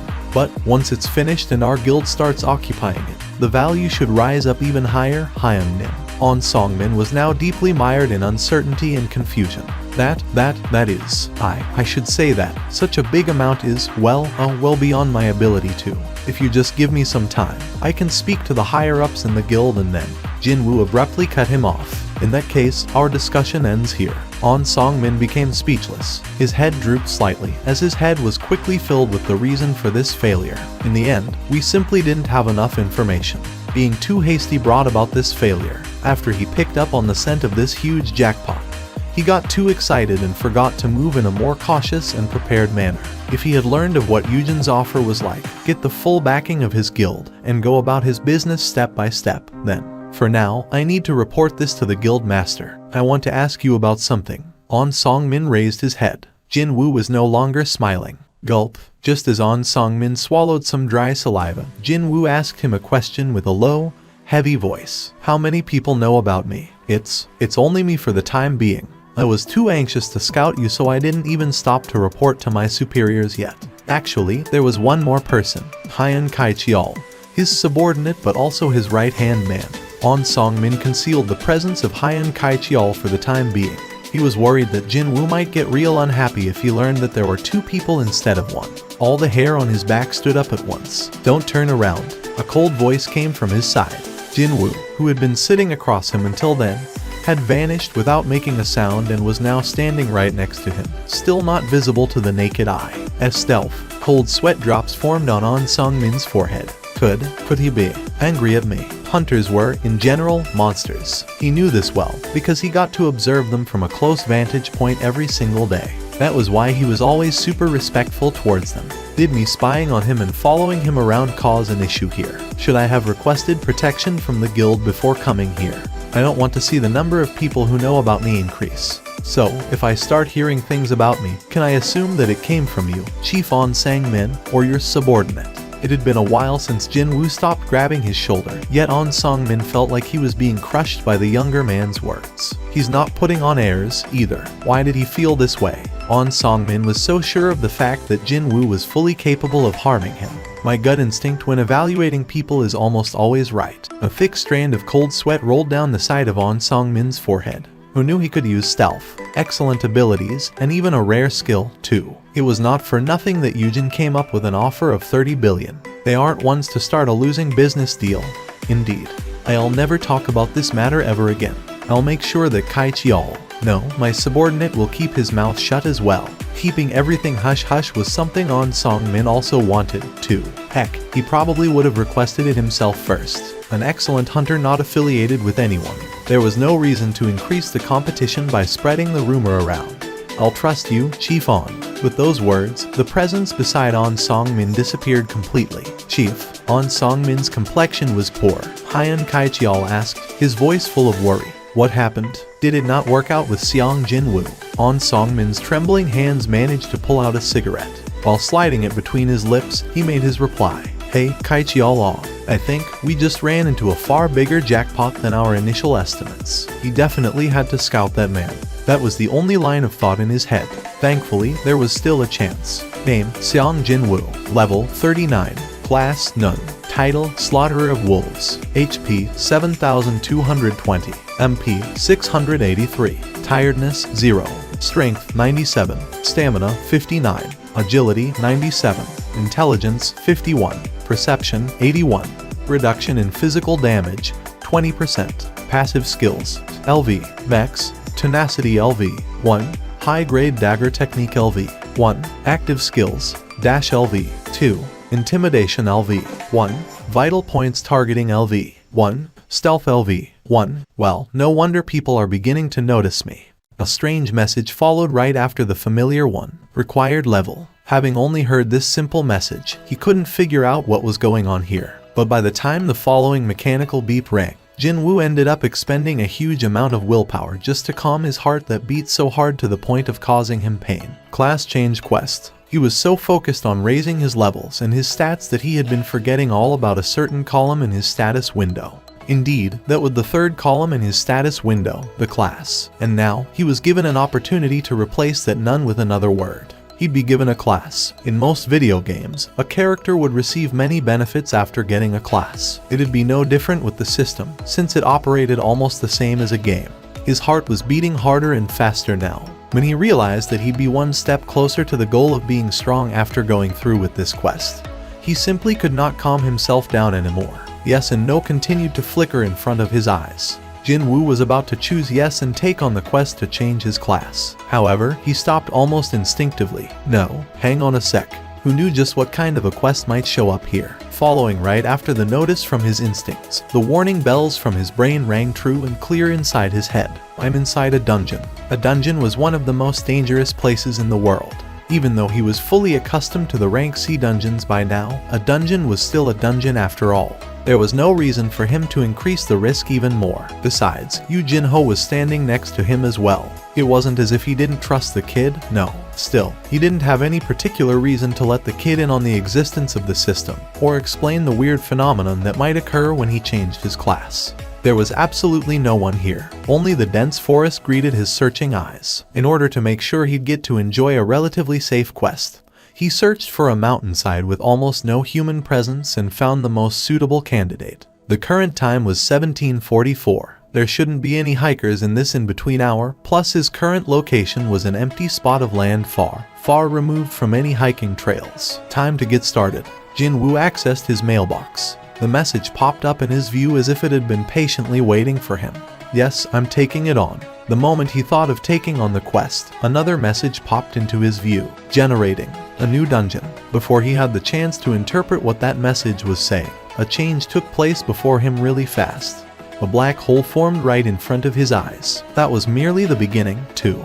The black hole the size of a bean expanded to the size of a coin, then to that of a volleyball, and eventually it grew large enough for a person to walk through.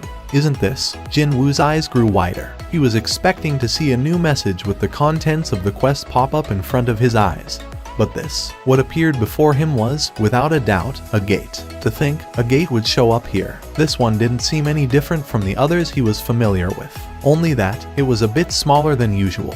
This is no time to daydream. If he succeeded, then a new class and all the rewards that followed would be his. And if he failed, then he couldn't even tell what might happen to him. So, he needed to focus here. After taking a deep breath, Jinwoo held the poison fang of Kasaka in reverse grip and entered the gate.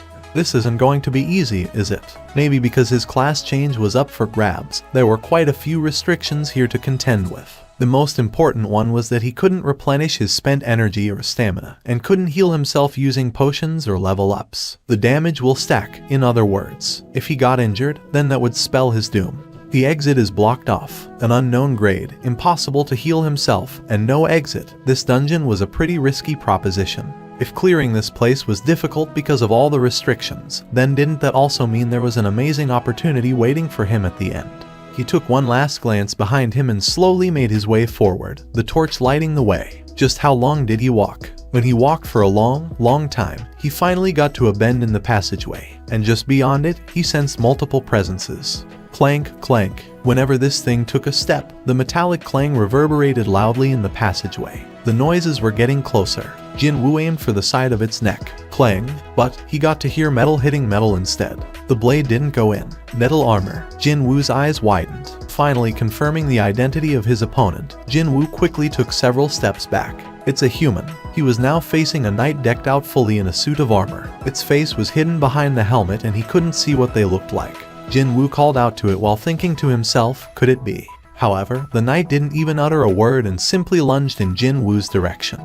He couldn't sense the beating heart that a normal person should possess, so most likely it was not a human. He was now facing off against a type of monster he'd never even heard of before.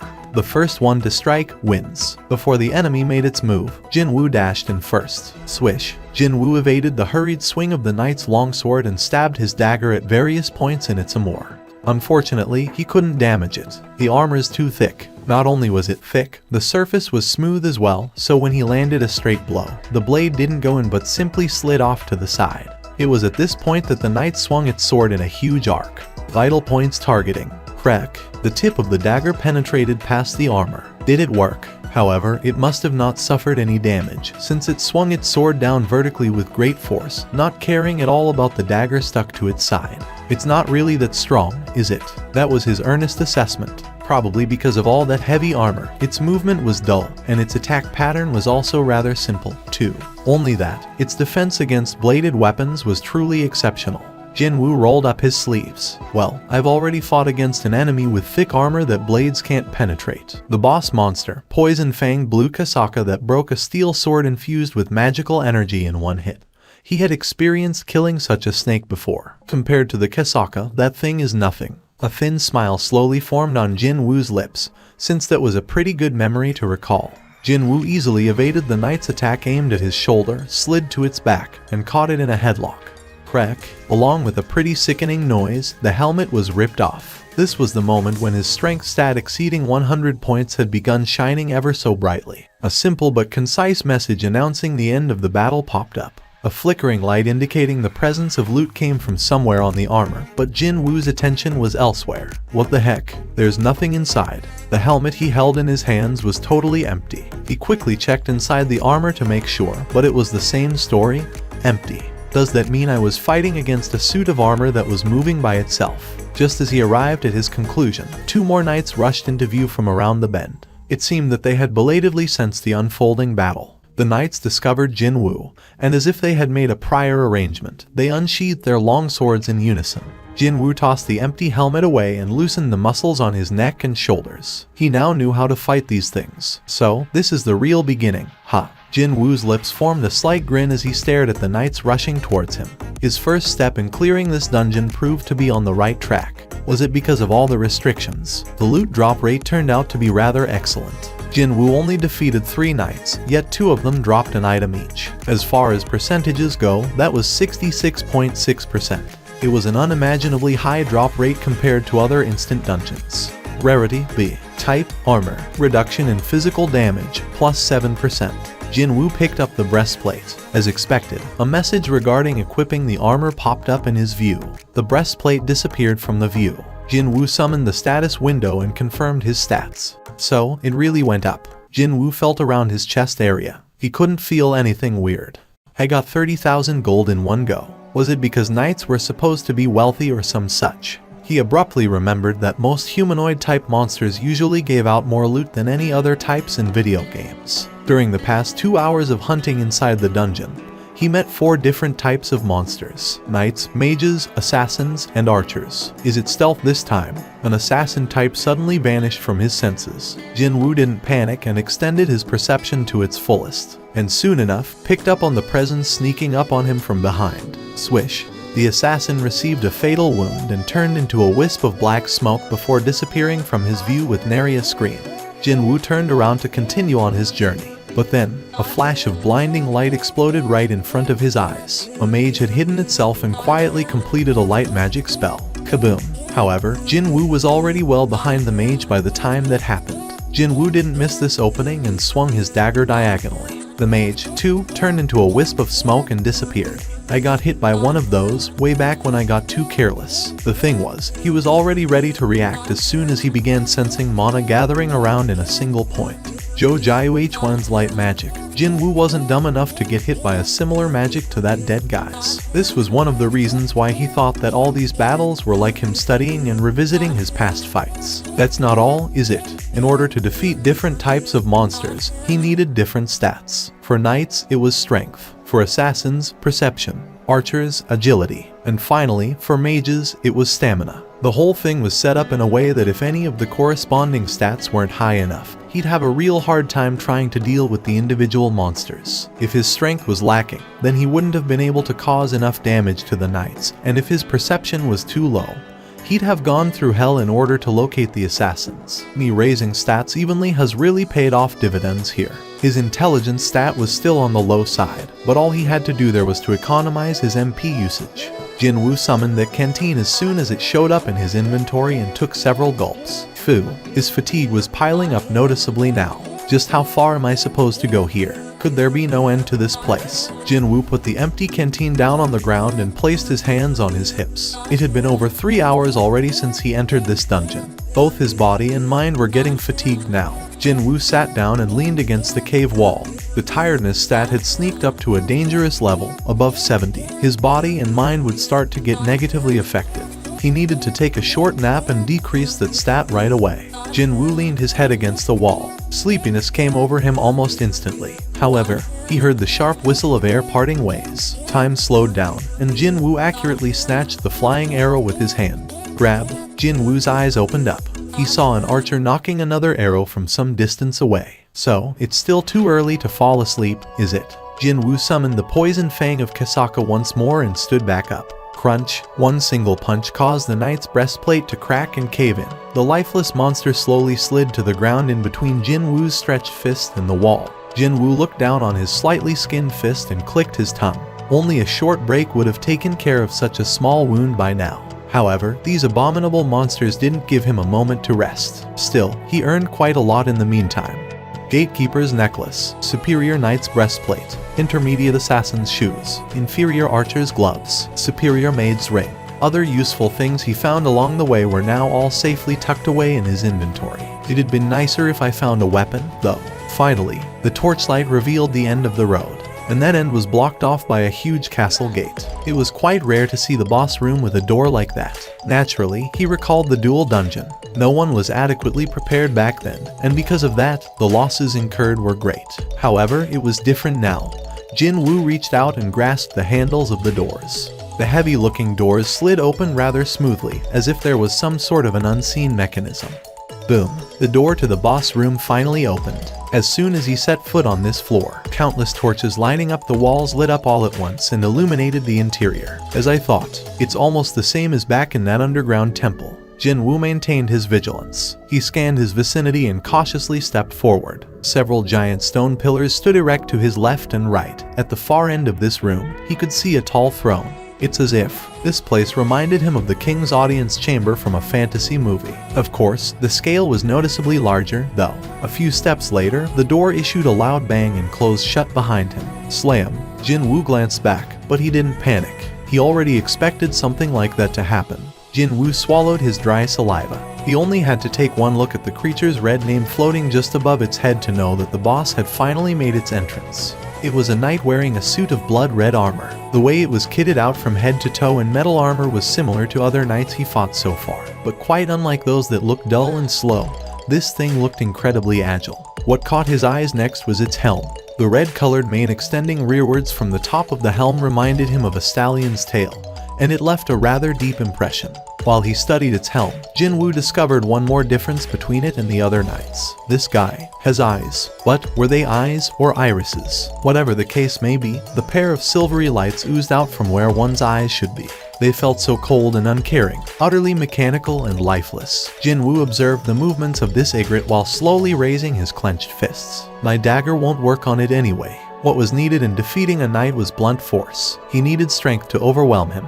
Ygritte quietly observed Jinwoo for a while, before it abruptly took off its red cape. Plop, the cape fell to the floor. What's it doing? The beastard's strange actions didn't end there. It proceeded to take off the long sword on its hips and the 2 daggers hidden behind its back and dropped them all to the ground. Not only that, it showed them to him before dropping them one at a time. Clang, clang. The interior of the boss room had been quiet until then. The loud clangs of the metal hitting the stone tiles reverberated noisily throughout this vast chamber. Ygritte finished discarding all of its weapons, and as if to imitate Jinwoo, clenched its fists and got into a fighting stance. Jinwoo's eyes grew wider. Could this be Stard be thinking of? Was this thing going to fight him bare-handed because he was also bare-handed? Jinwoo bit his lower lip. It's looking down on me. Come, perhaps reading his mind, Ygritte made a beeline towards him.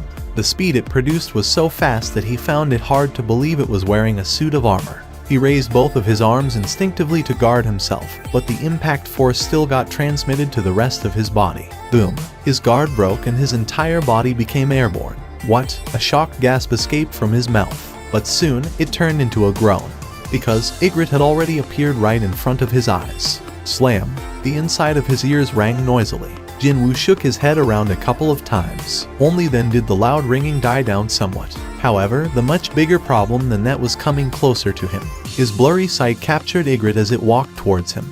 Jinwoo opened his eyes wider and got ready. Eventually, Ygritte arrived right before Jinwoo's nose. And so, a bloody dogfight erupted between the two. Ygritte didn't even try to dodge Jinwoo's punches. No, it simply took on the hits and counter-attacked right away. Pow! Ygritte's head was forced slightly to the side. But even before Jinwoo could correct his posture, a sharp and accurate counterpunch flew at him. Jinwoo tottered about like a drunken man. What is this nonsensical bullshit? Currently, Jinwoo's physical damage reduction stat had exceeded 30%. However, each of Ygritte's attacks hurt like crazy, as if he was being pounded on by a hammer. On the other hand, his attacks almost didn't inflict any damage to the enemy. Their exchange didn't last for long afterwards. Flop, he tried to stand back up, but his legs didn't want to listen. Ygritte stood before Jinwoo, but stopped attacking him. It wordlessly stared down at him for a while. Then, while ignoring Jinwoo's question-filled gaze directed at it, Ygritte extended its hand out towards the sword discarded to the ground some distance away. Then, the sword was automatically reeled in. Ygritte grasped the sword in both of its hands and walked to the side of Jinwoo. You want to execute me, is that it? This Beastard certainly lived up to its title as the captain of the knights. When it looked like Jinwoo wasn't going to resist his final moments, Ygritte went ahead with the execution. Of course, Jinwoo wasn't going to let that happen without a fight. The sword fell down in a straight line. However, Jinwoo reached up with his left hand and blocked the descending blade. The noise of metal hitting metal. The gauntlet he found just before entering here protected his hand.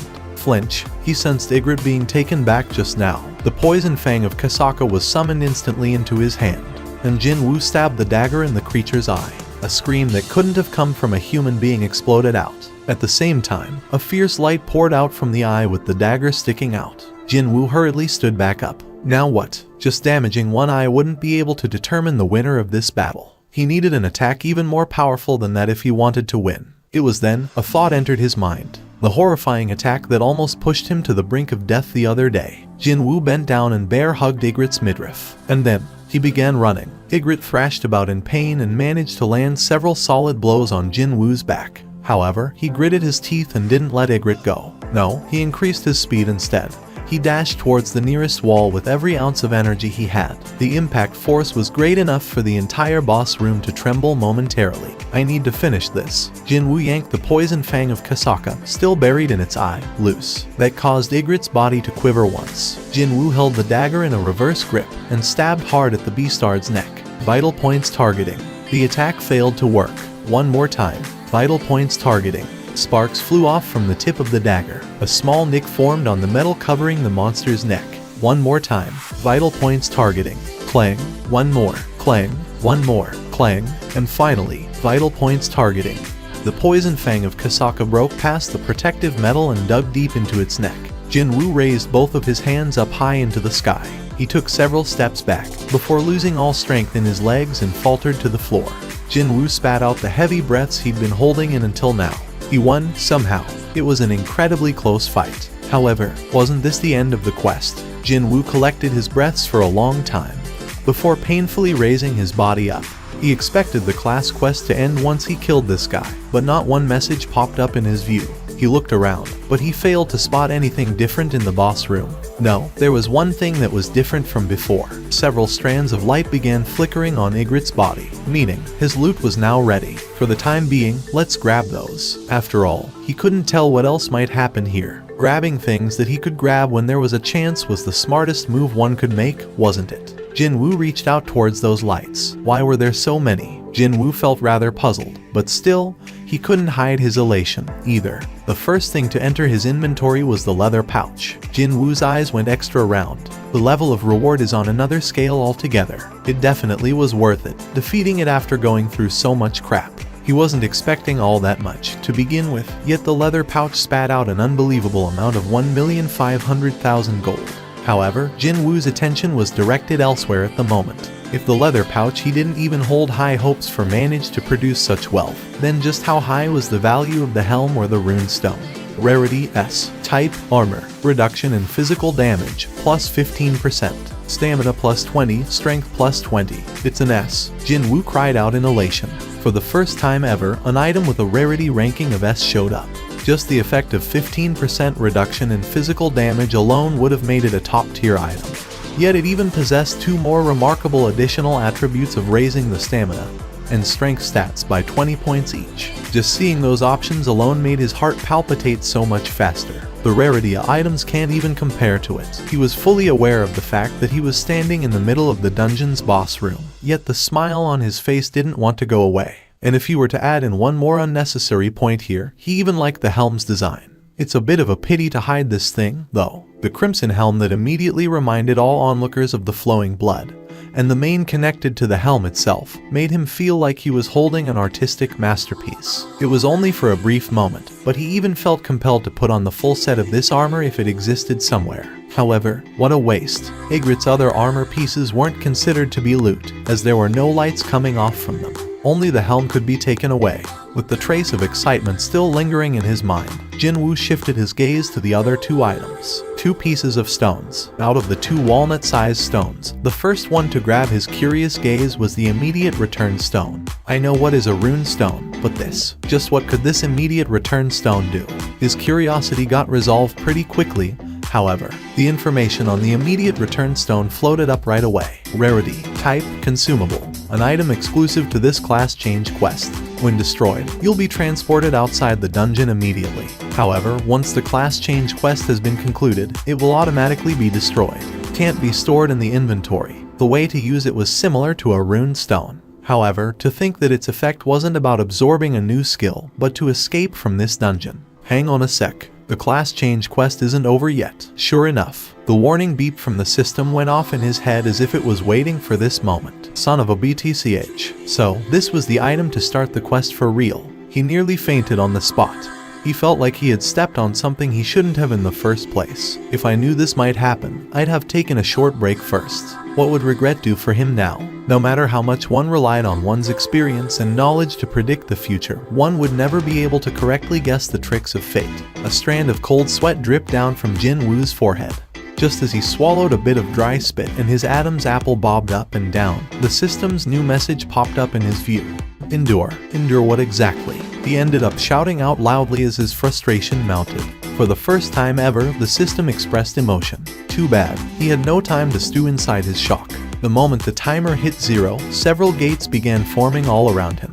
Not just one or two, either. He first spotted 6 around him. The number continued to climb up even higher, however. When the knights decked out in full armor formed silver-colored waves, the ground couldn't help but tremor from the weight. The momentum these things displayed would have been enough to overwhelm most people, but there was a smile floating up onto Jinwoo's lips instead. If it's these guys, I can definitely fight them. In a way, he was oh so glad to see them as his opponents. If the monsters coming out from the gates happened to be as strong as Ygritte, then he wouldn't even be able to last a couple of seconds. Stealth. Jinwoo used some part of the remaining MP and activated the skill Stealth.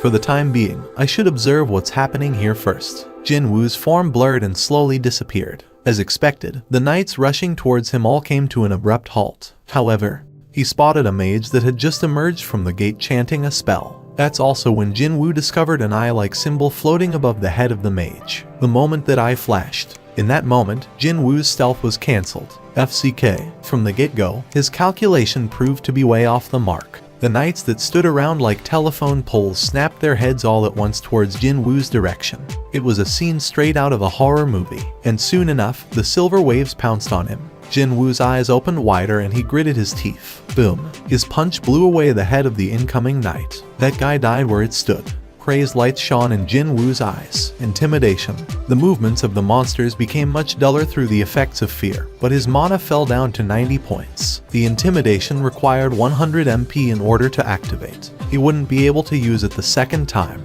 However, I just bought myself a minute, intending to use this precious minute to the best of his abilities as the monsters were noticeably weakened. Jin Woo began wailing on them with everything he had. With a terrifying momentum, he proceeded to utterly dismantle the knights.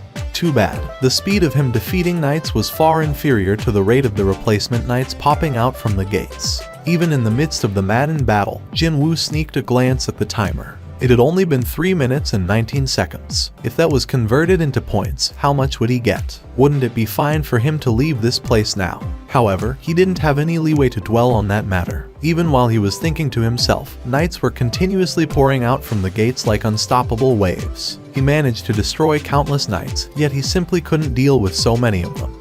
In the end, Jin Woo was buried in the sea of knights. His HP was in a freefall now and eventually it hit rock bottom. The time is 5 minutes and 8 seconds. He had endured enough, hadn't he?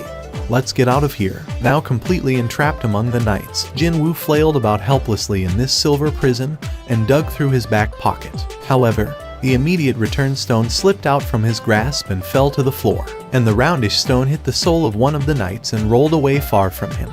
Jin Woo hurriedly reached out towards the stone, but the knights blocked him. Soon, knights piled up on top of him, too. It became almost impossible to breathe in an instant. His consciousness began to blur. Pow, pow. He continuously got struck by the knights while trapped below them, and as his mind began to grow dimmer, he thought he heard a snarky cackle coming from somewhere. The knights surrounding and pressing down on Jin Woo were suddenly all blown away. Even though he somehow managed to crawl out from death, his eyes were burning with life. As a matter of fact, his eyes were burning with a stubborn will and sheer malice. I won't let it end like this. He earned this opportunity after going through so much. So, how could he let it end like this? Never, because he was stuck at the very bottom for so long. He yearned to be on top more than anyone else. He knew the sorrow of the weak better than anyone. He tried everything to survive. And when he did survive, others kept pointing fingers at him. How will a rankie be of any help here? The association is being way too much. They should have dispatched someone who could actually lend a bit of help. That beastard, maybe he keeps surviving by hiding behind his colleagues every time. So, how could he simply watch and do nothing when a ladder that could take him to the very top was put in front of his eyes? I remember now, that voice ringing around his head just now. That voice belonged to those beastards. The voice that always yapped on and on from behind his back. Fine, laugh all you want. I'll struggle on until the bitter end. It's fine if my HP drops to 10, no 1. I'll struggle and struggle on like crazy right until the end. I'll fight until I won't be able to move anymore. Slam. 2 more knights were destroyed in the meantime. Unlike Jin Woo's unyielding stubbornness, though, his entire body was now riddled with all sorts of wounds. It progressively much harder to lift his arms. His weakened fist wasn't enough to stop the knight's tackles and charges anymore. From the front, one, from the back, another one. Slam. Jin Woo was sandwiched powerfully by the 2 knights slamming into him from the front and back, and he spat out a pained groan. Other knights pounced on him as if they didn't want to miss this chance. In the blink of an eye, Jin Woo was buried under the masses of knights and couldn't even lift a finger. Even during that, more knights continued to pile on top of Jin Woo. He was in a truly desperate situation. Even then, Jin Woo did not give up, though. No, not yet. I can still go on. Just as Jin Woo managed to clench the hand pointing at the sky, the mysterious countdown ticking down finally announced its conclusion. Penalty zone. He then remembered it. He didn't do the daily quest for today. He was planning on confirming the results of his constant leveling up, and to help him decide whether he was ready to tackle the demon's castle or not. Who could have guessed that things might unfold in this manner? Just like back in the hospital, everything began to violently shake. The knights piling on top of Jin Woo turned into figures of sand one by one. The world surrounding him was changing. Jin Woo soundlessly laughed to himself. For some reason, the words the system spoke to him before the beginning of the quest circled around inside his head.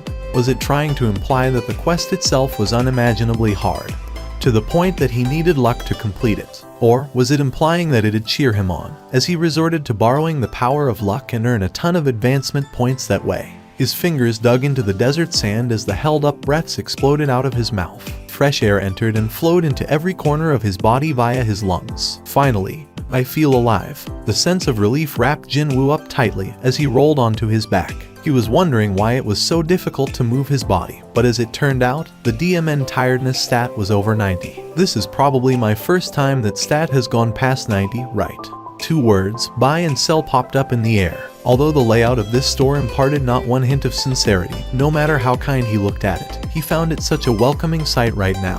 He picked out the most expensive healing potion on sale. As soon as he confirmed the purchase, the glass bottle containing red liquid appeared on his wide open palm. Jinwoo laboriously popped the cork open and poured the potion down his mouth. Just 1 bottle was enough to lower the tiredness value at a visible rate. However, for some reason, his HP value didn't change at all. Even after he finished the whole bottle, his HP didn't recover. It was such a noticeable contrast to his tiredness stat hitting 0. Why is it doing this? Only after he completely drained the bottle did he finally get to understand the reason for this anomaly. What a simple reason, that his remaining HP was too low. And sure, they should pop up right about now. And just as he expected, he sensed the presence of life forms beneath the surface. Jinwoo tightly shrunk his body for a second before springing up to his feet. His entire body felt as light as feather. His strength had returned in full thanks to the potion. The sand exploded up like a pillar and the huge centipede revealed itself.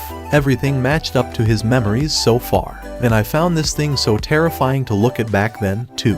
But now, he couldn't help feeling like he was looking at some video footage being played in slow motion. Jinwoo raised his eyes a bit higher, and he got to clearly confirm those red letters floating above the centipede's head. Its name was in red letters, the same color as the Cerberus from the demon's castle. It was then the quest message appeared before his eyes. Please survive until the end of the time limit. Time limit, 4 hours. Remaining time, 4 hours 0 minutes 0 seconds. Confirming the details of the message, Jinwoo clenched his fist tightly. I can buy myself time with this, since he hadn't used the immediate return stone to escape from the dungeon.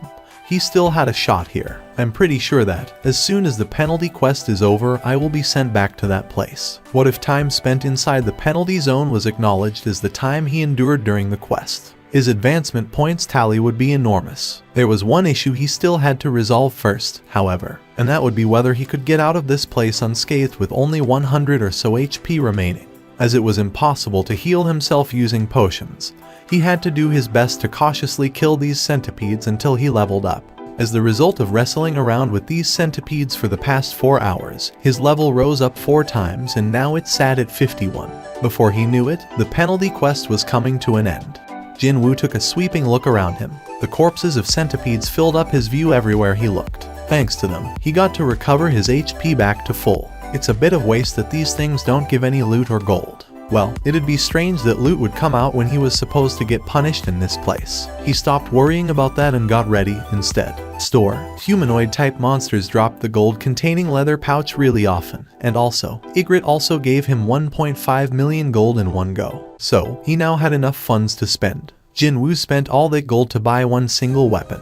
As a matter of fact, there was this one dagger that caught his eye. Rarity B. Type dagger. Attack plus 75. A sharp and sturdy dagger designed to cut through the armor worn by the knights. The edges of the blade are shaped like the teeth of a saw blade, thus it won't slide off the armor's surface easily. Effect killing knights, plus 25% additional damage when attacking heavily armored opponents. It was a specially crafted weapon to deal with armor-wearing enemies, and it cost 2.8 million gold. He had to spend almost every gold he had in reserve to buy this weapon, but he didn't have any leeway to shed a tear over it. It's not like I can take the gold with me to the grave, anyway. He didn't hesitate and bought the dagger. Along with the Night Killer, Jinwoo also bought a roll of bandages. He held the dagger with a rather scary looking saw blade like cutting edge in his right hand, and wrapped them both tightly with the bandage. Swish, swish. When he swung the Night Killer around a couple of times, it felt like the dagger had become a part of his limb now. At a bare minimum, I shouldn't drop it accidentally.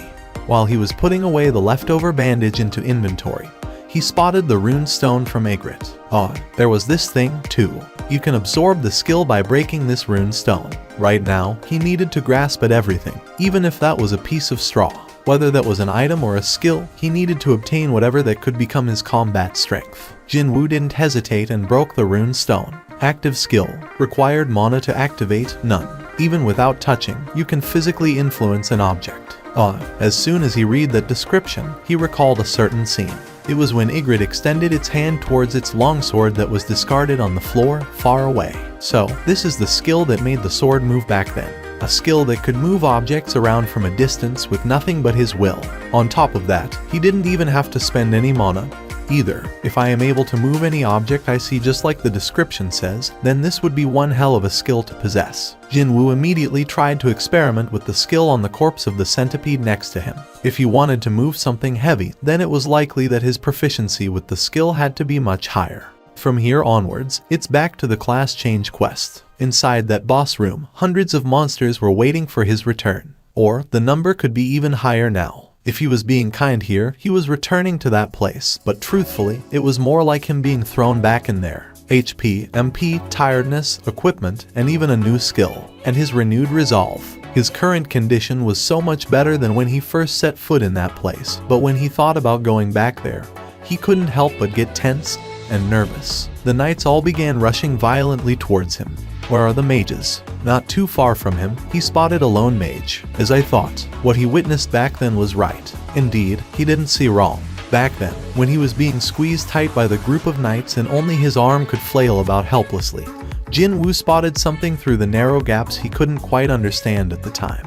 And that was a mage continuously chanting a spell. A mage busy chanting a spell. At a casual glance, that wouldn't be something out of place. However, Jinwoo still felt a strong sense of discord from that. If that's the case, then how come? How come he saw not one single spell flying at him? Mages busy chanting but not casting any spells. Knights that apparently didn't give out any experience points. When he took these actions of the two separate groups that puzzled him so much and combined them into one singular puzzle, a new possibility formed in Jinwoo's head. It could be. It was possible that all of the knights there were fake. He sensed the mage panicking after spotting his approach, and its casting speed had increased. Suddenly, the knights no longer attacked him without a plan and tried to gather around the mage to protect it. With that, Jinwoo was convinced now. Stab. The mage soundlessly turned into a wisp of black smoke and disappeared from the view. And at the same time, hundreds of knights rushing in to attack Jinwoo all collapsed at the same time. It was as if they were puppets with their strings cut. The knights collapsed on the floor were now, more or less, empty suits of armor. This was my answer. Jinwoo cried out inwardly in elation. He had to go through several near-death situations just to get to this conclusion. Stealth. Jinwoo's form blurred in an instant. Of course, he wasn't trying to hide via stealth. What he was aiming for was. The ear-piercing mechanical beeps rang out from several directions. Jinwoo ran on top of the knights and quickly confirmed the positions of the eye-like symbols. There are a total of 5 mages. Jinwoo targeted the closest mage to him. The mage hurriedly gathered knights around it the moment Jinwoo turned to stare at it. But, swish, the poison fang of Kasaka flew out of his left hand in a straight line and stabbed accurately in the middle of the mage's forehead. Once more, hundreds of knights tumbled to the ground. He sneaked a glance towards the poison fang of Kasaka he hadn't recovered yet. It was time to use his new skill. Ruler's Reach. Jinwoo extended his left hand towards the dagger, and as if a magnet was pulling it in, the weapon flew back in. Yes, Jinwoo snatched the dagger off the air. Now that he didn't have to personally retrieve his dagger, he could take the most efficient route to his target. In the next second, he arrived before the next mage, and, even before the knights could try anything, he cut the beastard up in half. More knights collapsed again.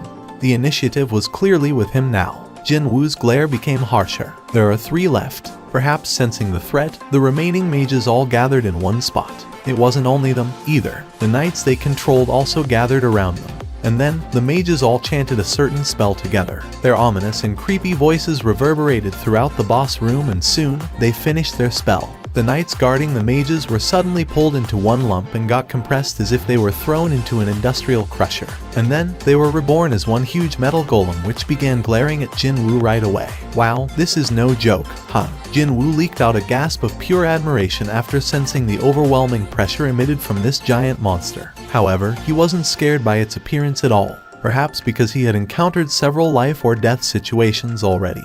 He was feeling expectant rather than nervous. Jinwoo ducked lower and dodged the golem's fist. The stone pillar behind Jinwoo shattered into pieces after its metallic fist grazed it.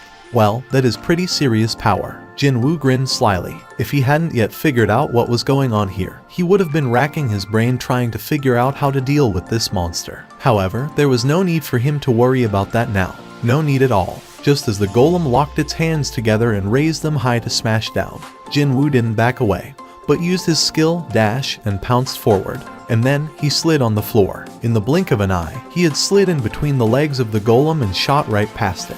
While the lumbering golem was hastily turning around, Jinwoo had already arrived before the three completely defenseless mages, still busy chanting their spell.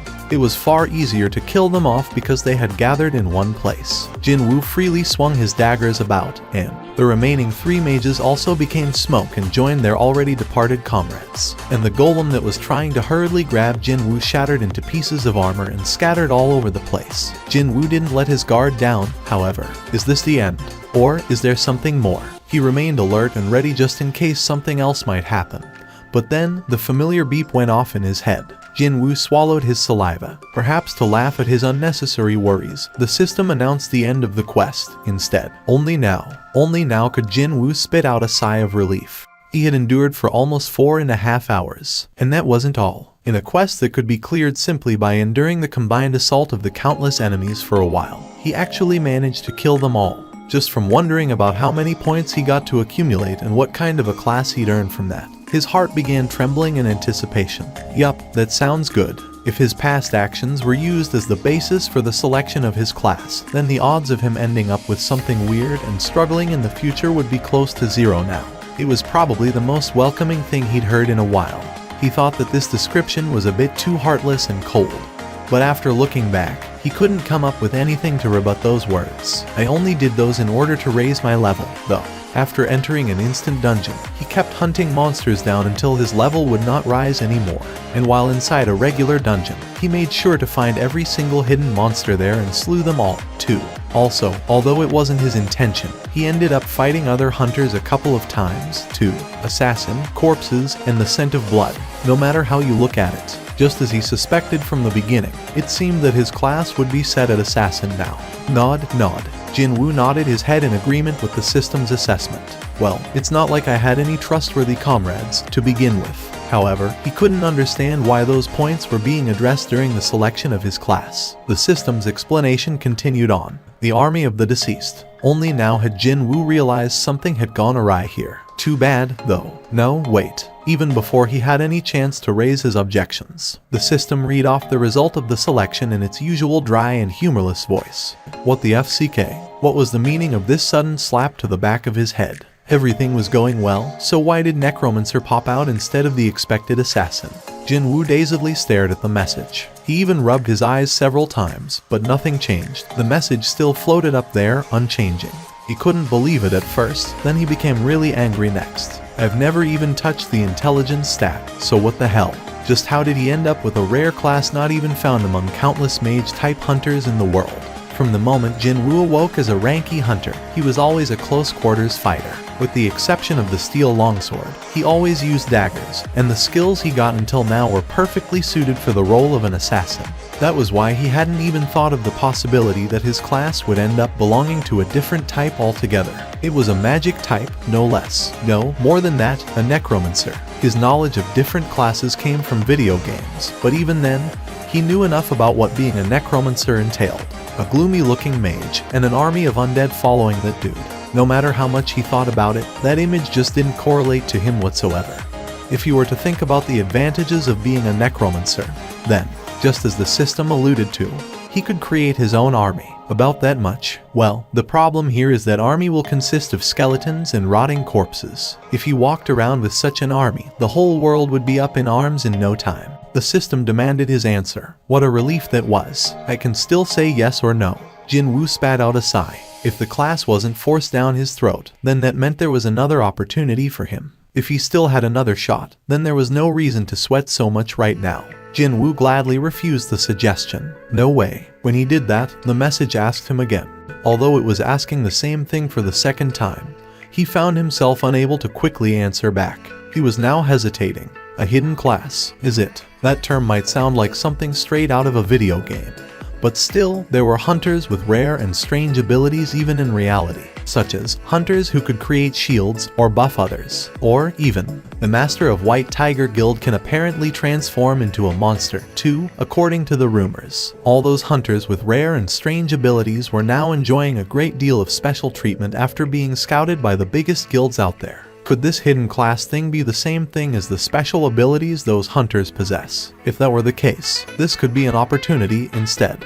If I could only get to experience the class of necromancer just for a bit, I wouldn't even need to weigh my options this much. However, would anything in this world be that easy? There was no way the matters of this world would revolve according to his wishes, and worse still, he had never heard of anyone possessing an ability similar to that of a necromancer. Oh, Jinwoo took a sweeping look at all the broken remnants of the knights strewn about this place. Those mages. One could say that those mages in the class change quest were using roughly the same ability as a necromancer. It was certainly very difficult to fight all those knights who attacked him with complete disregard for their own lives. If he failed to figure out how to fight them until the end, or if the mages possessed very high close quarters combat abilities, then the one lying on the floor right now would be me instead of these scrap metal bits. Jinwoo stopped looking at the knights and raised his head. A certain look of determination flashed by in his eyes. I already possessed the close quarters combat ability, meaning he was different from those mages. What if there was a mage possessing excellent hand-to-hand combat skills who also happened to command an army? Wouldn't that be the worst of all worst possible nightmares for his enemies? What if, something he could only think about but couldn't do, wouldn't it be possible for him to enter a dungeon rated B or higher alone and clear it now? Jinwoo silently swallowed his saliva. If he were allowed to continue raising his stat values after becoming a necromancer, then obviously, the army under his command would also grow even more powerful than before. He couldn't even begin to imagine the effect of that. It'll no longer be only me leveling up. His own army would be leveling up, too. Bonus points, it said. But that was rather obvious, wasn't it? Not sure how long was the expected time, but well, I did endure for quite a long time, didn't I? He began smirking in satisfaction. Then all of a sudden, several messages inundated his vision. What's this? His ears hurt from all the beepings, but Jinwoo's focus was fixed elsewhere and didn't care anymore. As a matter of fact, he couldn't even hear those beeps now. A special reward. Those words jumped right up at him. A reward. Not only that, it was special, too. Jinwoo stopped trying to store the night killer in his inventory and concentrated on the message. His stares were now firmly fixed on it. Soon, follow-up messages popped up.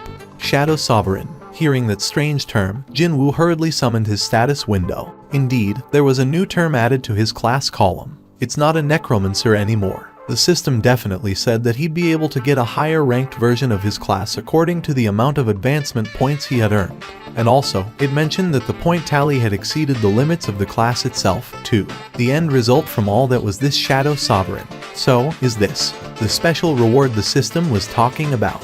The thing was, though, Jinwoo couldn't continue on with what he wanted to say. Right in front of his disbelieving eyes, a truly bizarre and hard-to-explain phenomenon began unfolding.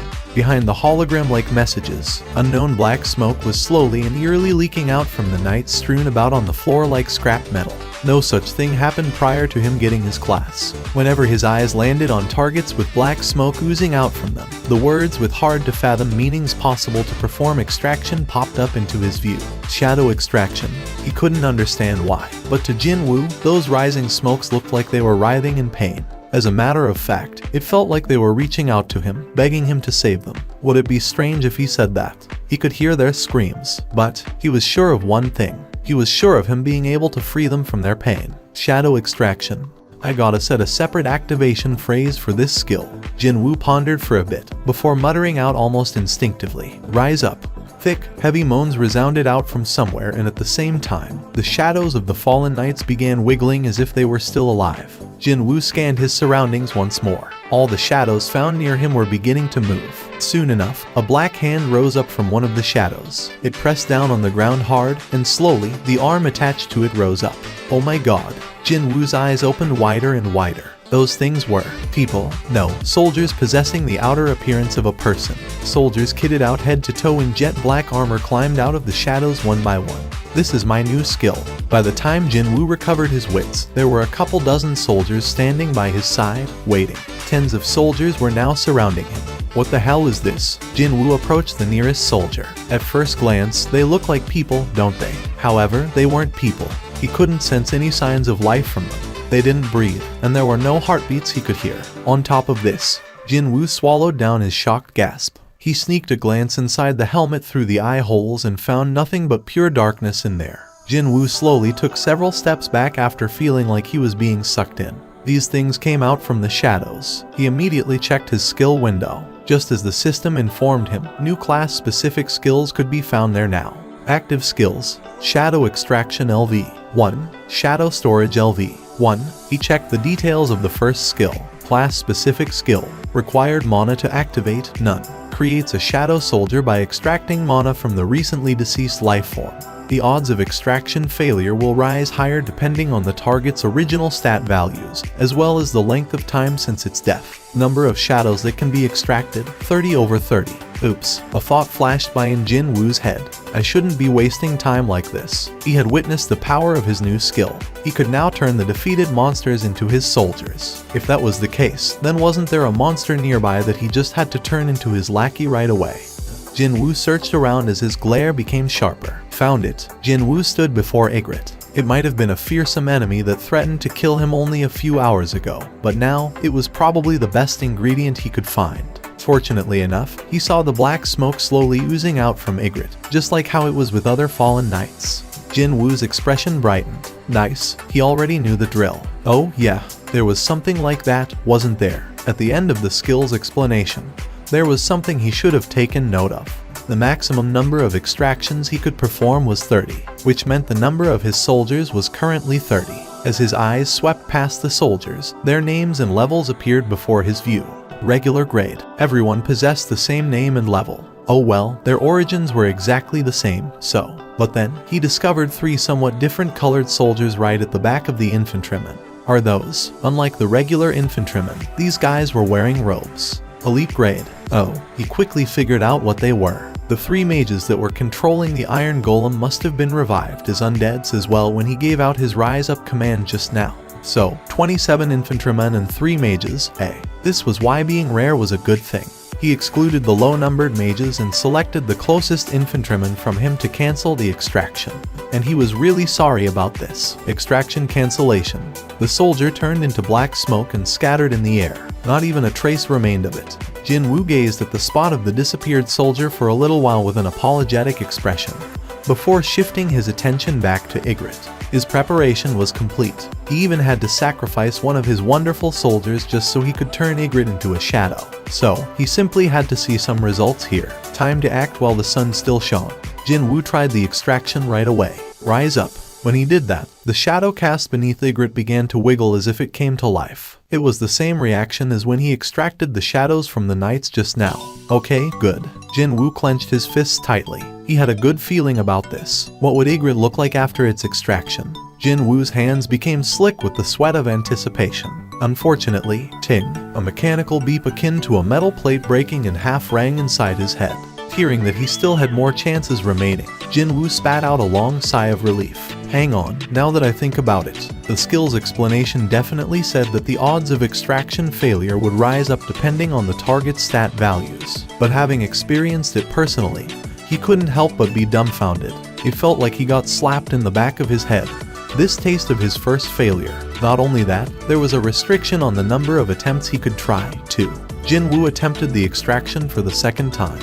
Rise up. Too bad. His expectation was shot down grandly once more. Ting. This guy gave him so much trouble while it was still alive, and even in death, it was managing to give him some serious headaches. Jin Woo closed his eyes and reorganized his thoughts. Well, it could be nothing more than percentages and odds, but it was possible that his desire to possess Ygritte's shadow wasn't earnest or strong enough. Jin Woo slowly reopened his eyes. He sensed the black smoke rising up from Ygritte reaching out to him, pleading with him to save it. Jin Woo became a lot more serious than before, and he reached out with his right hand as if to grab that pleading hand of the smoke. Rise up. He didn't do it deliberately. He himself didn't quite realize it then.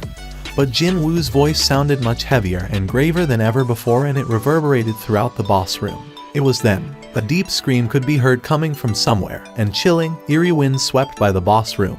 Isn't this it? Jin Woo's expression brightened. He remembered encountering a similar situation like this one before, back when his infantryman first popped out from the shadows. Just as he hoped for, as the lengthy scream came to an end, a long black hand emerged out from the shadow, and when that hand pressed down on the ground, a new message popped up in his view. Jinwoo let out a cry of happiness. Yes, he tightly clenched his fists. The taste of success was so much sweeter since he had to go through 2 failures to get here. However, the good news didn't end there. I succeeded in strengthening. What? The shadow's starting level could be higher than 1. Jinwoo's eyes widened once more. Just as the message said, the Black Knight emerging from the shadow carried level 7 in its status. The message blinked as if to urge him on with the naming already. Jinwoo opened his mouth. Igrit the cry. No, hang on a minute. When the system asked him to set the name, it meant that he'd have to use that name to call this guy from here onwards. So, didn't that also mean that he'd have to call it Igrit the blah blah all the time from now on? Just thinking about that gave him a nasty case of goosebumps. That's way too cringy. In the end, he decided to shorten the name somewhat. Igrit. That's right. As soon as Jinwoo spoke, the question marks on the guy's head disappeared and the name Igrit appeared there. Night grade. All he did was to simply give it its original name. Yet Jinwoo still felt like he had accomplished something pretty amazing. He was filled with contentment, knowing that this guy was his loyal soldier now. My own loyal soldier, eh? Jinwoo took a look behind him. 29 shadow soldiers were still there, waiting for his orders. For now, the number was too small. Only 30, Either this was because the skill level of shadow extraction was too low, or because his intelligence stat hadn't been raised high enough yet. But he was sure of one thing, and that was the number of his soldiers would gradually swell up. When he took a step outside, the surroundings changed in an instant, and he was back in the empty lot of the local mountainside. It was none other than the very spot where he initiated his class change quest. The time indicated was 5 in the morning. It was already time for the sunrise. Oops. Jinwoo clicked his tongue while confirming the time. If I knew the quest would end up taking this long to complete, I should have left a message for Jin-ah earlier. What a relief then, that he'd often come home late from raids taking longer than expected, back when he was working for the association. Jinwoo took one last look behind him, but the gate he exited from just now was already gone without a trace. When looking at the spot where the gate used to be, it kind of felt like he had woken up from a long dream. Jinwoo slept until late in the day, but that couldn't be helped. By the time he got back home, the sun had risen up pretty high already. Jinwoo's sweet slumber was eventually disrupted by the ringtone from his smartphone. His hand fumbled around near his head and with some difficulty located his phone. Hello. His voice cracked up from his dry throat. Appa, you are still asleep. You know what time it is. Jin-ah's shocked voice came out from the speaker. So, he asked her back. Okay, what time is it now? It's 2 in the afternoon. What? He glanced at the time on the phone screen with half-open eyes. She was telling the truth. Appa, you haven't forgotten that you're supposed to come to my school today, have you? Her voice sounded anxious. What time should I get there at the latest? Before 5. I won't be late, so don't worry. When you're near the school, give me a call first, okay? He didn't have a lot of time left if he were to get ready. Well, I'm going to meet my sister's homeroom teacher after all. Not only that, this teacher would be in charge of her 3rd year in high school, one of the most important periods in a person's life. So, I can't just wear whatever now, right? He opened the closet and rummaged through the clothes in there. However, he was greeted by a rather dusty, moldy odor. Of course, it was not something pleasant to smell at all. Jinwoo's frown deepened. He continued to dig around, but all he could find was an old business suit he wore once during his own high school graduation. Will it even fit me now? Been a while, but should I go on a shopping spree then? Before that, though, there was this small thing he had to confirm first. Actually, it was a bit bigger than that, but still. Jinwoo took off the old business suit and while sitting on the edge of the bed, summoned his status window. Stats. With that, a long board full of letters and numbers appeared before his eyes. Jinwoo could only chuckle wryly as his status window seemed to go on forever and ever. It was only a short while ago that there was nothing on this section over here. Indeed, there had been a time like that once. But now, just from looking at his skills and equipped items, his head grew fuzzy. Jinwoo lowered his gaze slightly while feeling rather pleased with himself. Then he spotted something else in the status window. Jinwoo checked out the hidden title's description, a title only given to those who have splendidly overcome their adversity. Your stat values will rise as your HP decreases. After reading the description, he thought that this title's effect would match up quite nicely with his passive, tenacity. The title Slaughterer of Wolves was a wonderful title as well that would give him a 40% stats increase against any and all beast-type monsters. However, because there was a strict activation condition attached to it, he often had to do without receiving the stat buff. He got his number in the queue, waited for his turn, before eventually sitting down in front of a bank teller. "Hello there," a female teller with a bob-cut hair reaching just below her ears and a refreshing smile asked him politely. "How may I be of service today? I'd like to see the amount currently in the bank account, please." "I understand." With a smile, the female teller took the bank book Jin Woo presented to her. The female teller got to confirm the amount resting in Jin Woo's account and her eyes shot open super wide. She checked the number of digits again, but without a doubt, it started from 1,000,000,000. Not only that, he hadn't even accumulated this amount over a long period of time. For the past week or so, the records showed that over 100 million won had been deposited every single day. He looked so young, so how could he?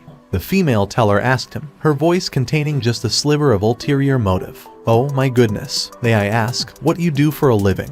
Perhaps she herself was embarrassed by her own ulterior motive. The female bank teller's cheeks blushed softly as she cautiously studied Jin Woo's reactions. He replied as if it was nothing. "I'm a hunter." "Ah." The female teller slowly nodded her head almost instinctively. The popular rumor she heard was indeed true. "I heard that hunters made lots of money, but to think it'd be on this level." All of a sudden, her life as a normal working-class employee came across as rather pathetic.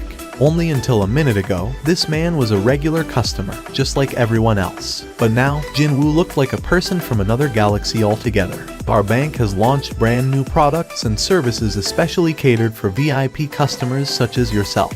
Her smile was no longer the business one, but a real one too. The female bank teller's gaze was now firmly fixed on Jin Woo. "This product has proven really popular with our customers lately, so how about taking a closer look at the benefits it offers, sir?" Too bad for her, Jin Woo refused right away. "No, thank you, I'm fine." "Ah, is that so?" The female bank teller's voice was thickly laden with regrets over missed chances. Now that he was done confirming his financial status, Jin Woo splurged on a nice-looking business suit at a department store. He still found himself with more than enough free time, so he stopped by a hair salon nearby and got a much-needed haircut as well. He had transformed into someone completely different compared to when leaving the apartment. This is why having money is way better than not having any. And they said that good clothes would become one's wings, too. Discovering her older brother belatedly, she gasped out in pure shock. "Papa?" Jin-ah's eyes became extra round like a rabbit's as she asked cautiously. Are you really Mr. Seong Jin-woo? Can't you recognize your own brother?" Jin-ah swept her gaze all over Jin-woo with a stunned expression still etched on her face, her voice naturally rising higher. "It's because you've changed so much, you know." "What? So you wanted me to show up in my tracksuit and slippers when meeting your new homeroom teacher?" Wow, Jin-ah still couldn't close her slack jaw. "Hey, your chin might fall off at this rate." 5 years ago, Jin-woo too was a student in this very school. He already knew its layout like the back of his hand. "Hello there, Teacher Nim." "Yes? Oh, hello to you too." While on his way, Jin-woo greeted several teachers he ran into. All of them stopped in their tracks without exception, and took a look behind them at the departing back of Jin-woo. Who was that? Is he a graduate from this school? But there's no way I'd have forgotten about such an eye-catching student like that. Is he a new teacher? It wasn't only the teachers who were looking at him, though. Wow, he's good looking, isn't he? Who is he? Wait, isn't that Jin-ah next to him? He must be Jin-ah's appa. Wow, he's pretty cool. A well-built frame and a stylish business suit. Although his facial features were on the plain side, the synergy between those 2 points were powerful enough to attract the attention of the female students. Too bad, the guy in question wasn't interested at all, though.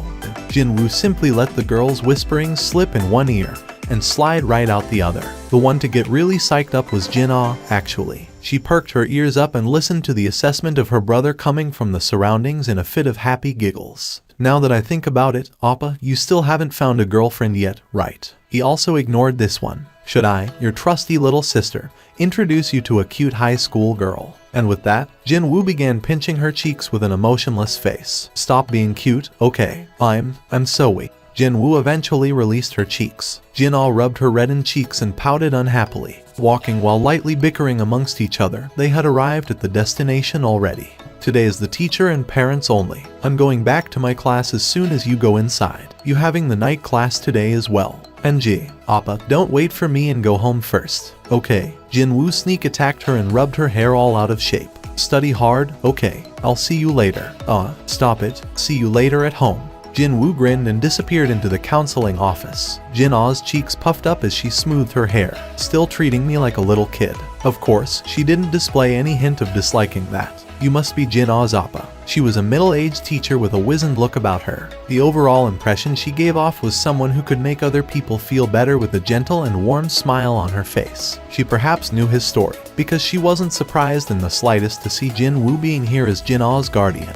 How do you do? I'm Jin-ah's homeroom teacher. I didn't quite expect Jin-ah to be hiding someone this cool as her brother, to be honest. Please, take a seat over here. She showed him to a chair. Jin-woo settled down on the opposite side to Jin-ah's homeroom teacher across a large desk. We can rest easy about Jin-ah now. They conversed for a while with typical topics that a homeroom teacher and parents would normally share, the atmosphere remaining cordial and rather cheery throughout the chat. Since Jin-ah was a model student, there was no reason for either Jin-woo or the teacher to raise their voices at each other. Are you aware that Jin-ah has set her sights on entering a medical school? Yes, I am. The lady teacher began reading the prepared information. Her scores in the mock test are excellent, and her regular grades are very good as well, so she should get in without too much problem. Still, please make sure that you don't pressure her too much at home. Jin-woo silently nodded his head. From the teacher's excited face, one could easily spy her high expectations of Jin-ah's future. Maybe 15 minutes had passed by. The meeting was coming to a smooth end.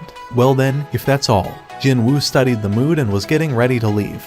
But then, the teacher cautiously spoke to him. I heard that you are a hunter. Suddenly, the teacher became quite serious. There was something going on here. Jin-woo immediately sensed it. Yes, I am. If Jin-ah is adjudged to be an awakened, will you let her do hunter's work as well? Never. He'd never allow her. Jin-woo decisively stated his position. There was no need to even reconsider this. Exactly as he had suspected. There was something here, and as proof, the teacher's expression became heavier still. If it's not too much trouble, may I ask you for a favor? Jin-woo nodded his head. One of my students is thinking of quitting school to become a hunter full-time after she went through the awakening process. She's not even coming to school anymore, as a matter of fact. Such things were fairly common. If she continues to miss school this way, then the management won't have any choice but to act, you see. Even if she wishes to become a hunter, wouldn't it be better if she at least graduated from a high school first? Jin-woo nodded his head in agreement. Can you help me persuade that child so she gets to graduate safe and sound? The teacher did her best to smile. Jin-woo was curious about one thing here. That student, what was her awakened rank? From what I hear, it's the lowest rank. In other words, a rank E. She won't get to live long, then. Jin-woo inwardly clicked his tongue. That was the rank where one had to be especially careful about entering a dungeon. If one entered with an overly hyped mindset and without much preparation to boot, then one would become a cripple or dead almost without an exception. Such a thing happening to a kid around the same age as his little sister was a sad thing. Unfortunately, at the end of the day, that choice was that girl's to make. No one could say otherwise. It was a rather lamentable thing indeed. But he didn't feel like taking time out of his busy schedule to interfere in someone else's life choices. When the girl's name came out from the teacher's mouth, Jin-woo realized that he couldn't easily get up from his spot now. Yup, the Republic of Korea was indeed a tiny place. Jin-woo became rather speechless. The female student who declared that she'd become a hunter, she was none other than the underage kid, the lone female in the raiding team Yoo Jin-ho had assembled. The one that briefly caused Jin-woo to worry slightly since she was still so young and all. Is it okay to bring a child here? Han Song-gi. When he heard that name from Jin-ah's homeroom teacher, a flood of emotions briefly inundated him. So, he just had to confirm it for himself. And sure enough, the date Han Song-gi began missing school coincided with the day Yoo Jin-ho's team began its raiding missions. With that, it kinda became a bit harder to think of this matter as someone else's mess. What's going on? Han Song-gi's eyes opened wider as she stared up at Jin-woo. And then, her expression became rather unimpressed. Wait, could it be that the hunter my teacher wanted to introduce me to was you? I don't know what my teacher told you, but I'm not interested in going back to school anymore. And I'm definitely not gonna give up being a hunter. Han Song-gi curtly stated her position. Jin-woo spoke to her in an even tone of voice. I wasn't planning to tell you to quit being a hunter. Han Song-gi's eyes widened further. I'm sorry, kids like her would always act completely opposite to what you tell them to do. So, he wasn't even planning to talk her out of it. No, all he had to was to show her what the reality was like, just once. That's what happened to me, anyway. He realized the truth after participating in his first raid. And that was, reality was far crueler and heartless than his imagination had been.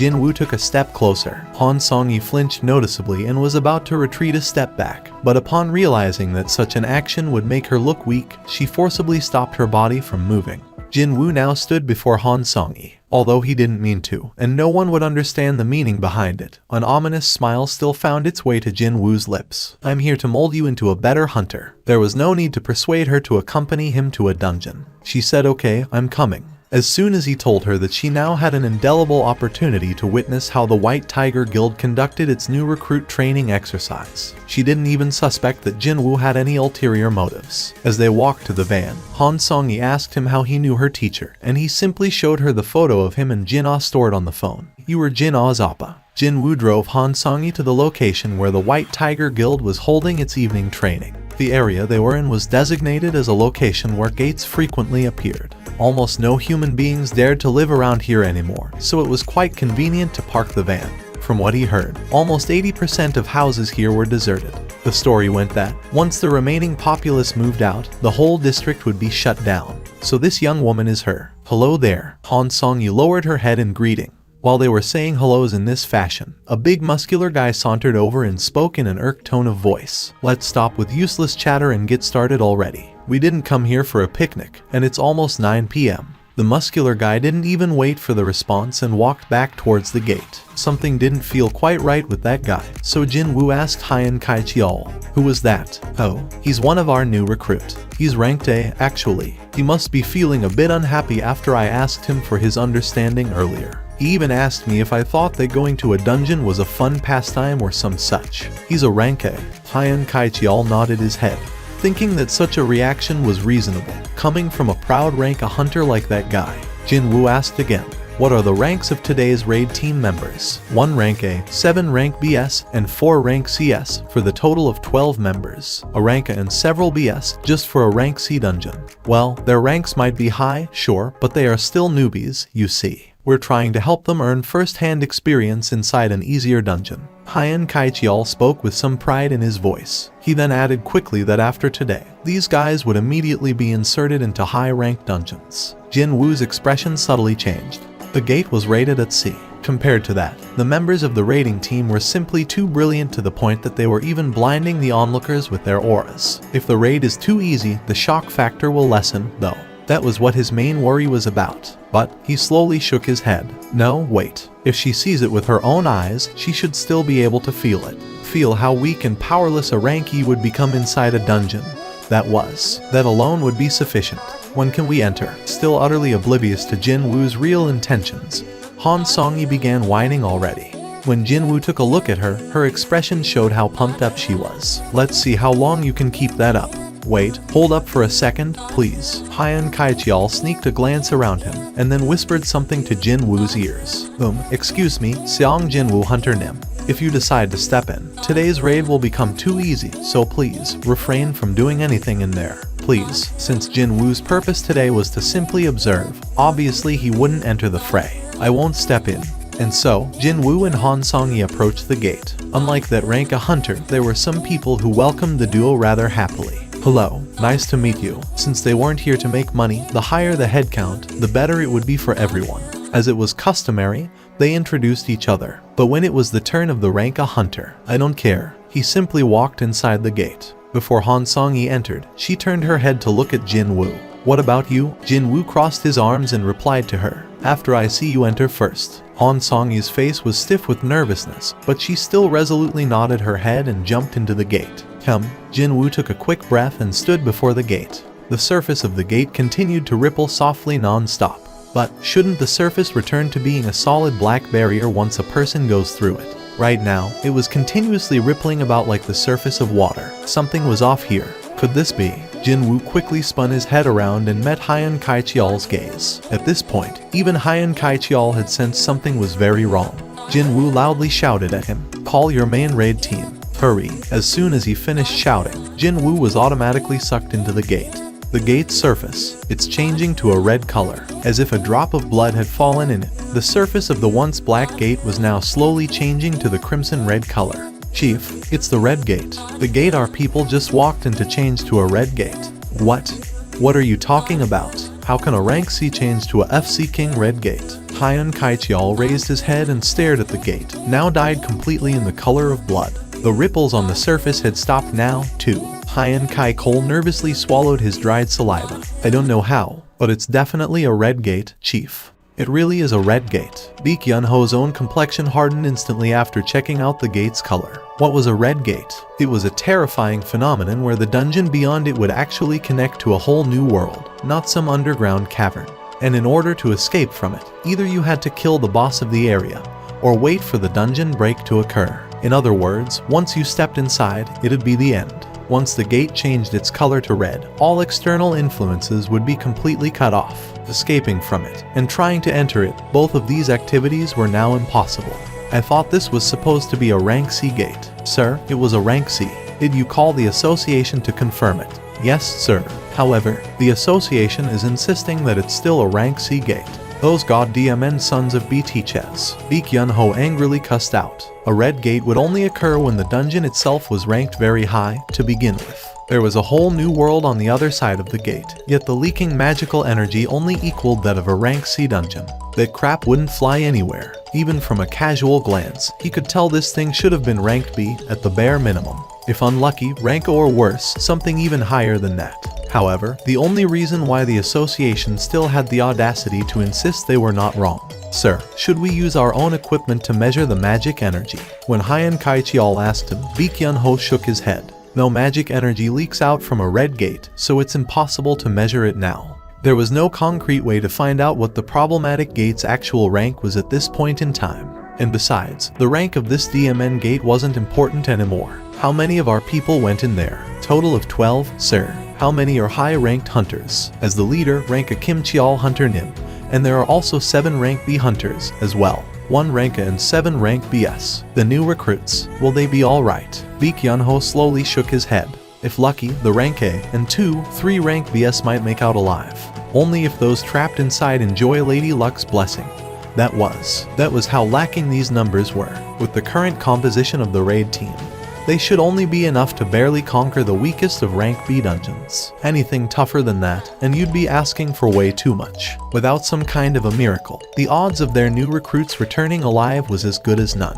Baek Yun-ho's complexion darkened even further. Hyun Kaichial studied the mood of his boss and cautiously opened his mouth. Sir, actually, there was someone else who also entered the gate along with our recruits. Baek Yun-ho shifted his gaze to his subordinate, his expression changing slightly. Could it be that a high-ranking hunter was in the vicinity and entered along with the team after getting curious about the training process? What else could qualify as a miracle? He's the hunter I've been trying to scout for the last few days, sir. Are you saying that the hunter you've been keeping an eye on is in there, too? Is that it? Yes, sir. Chifon's instincts were almost always never wrong.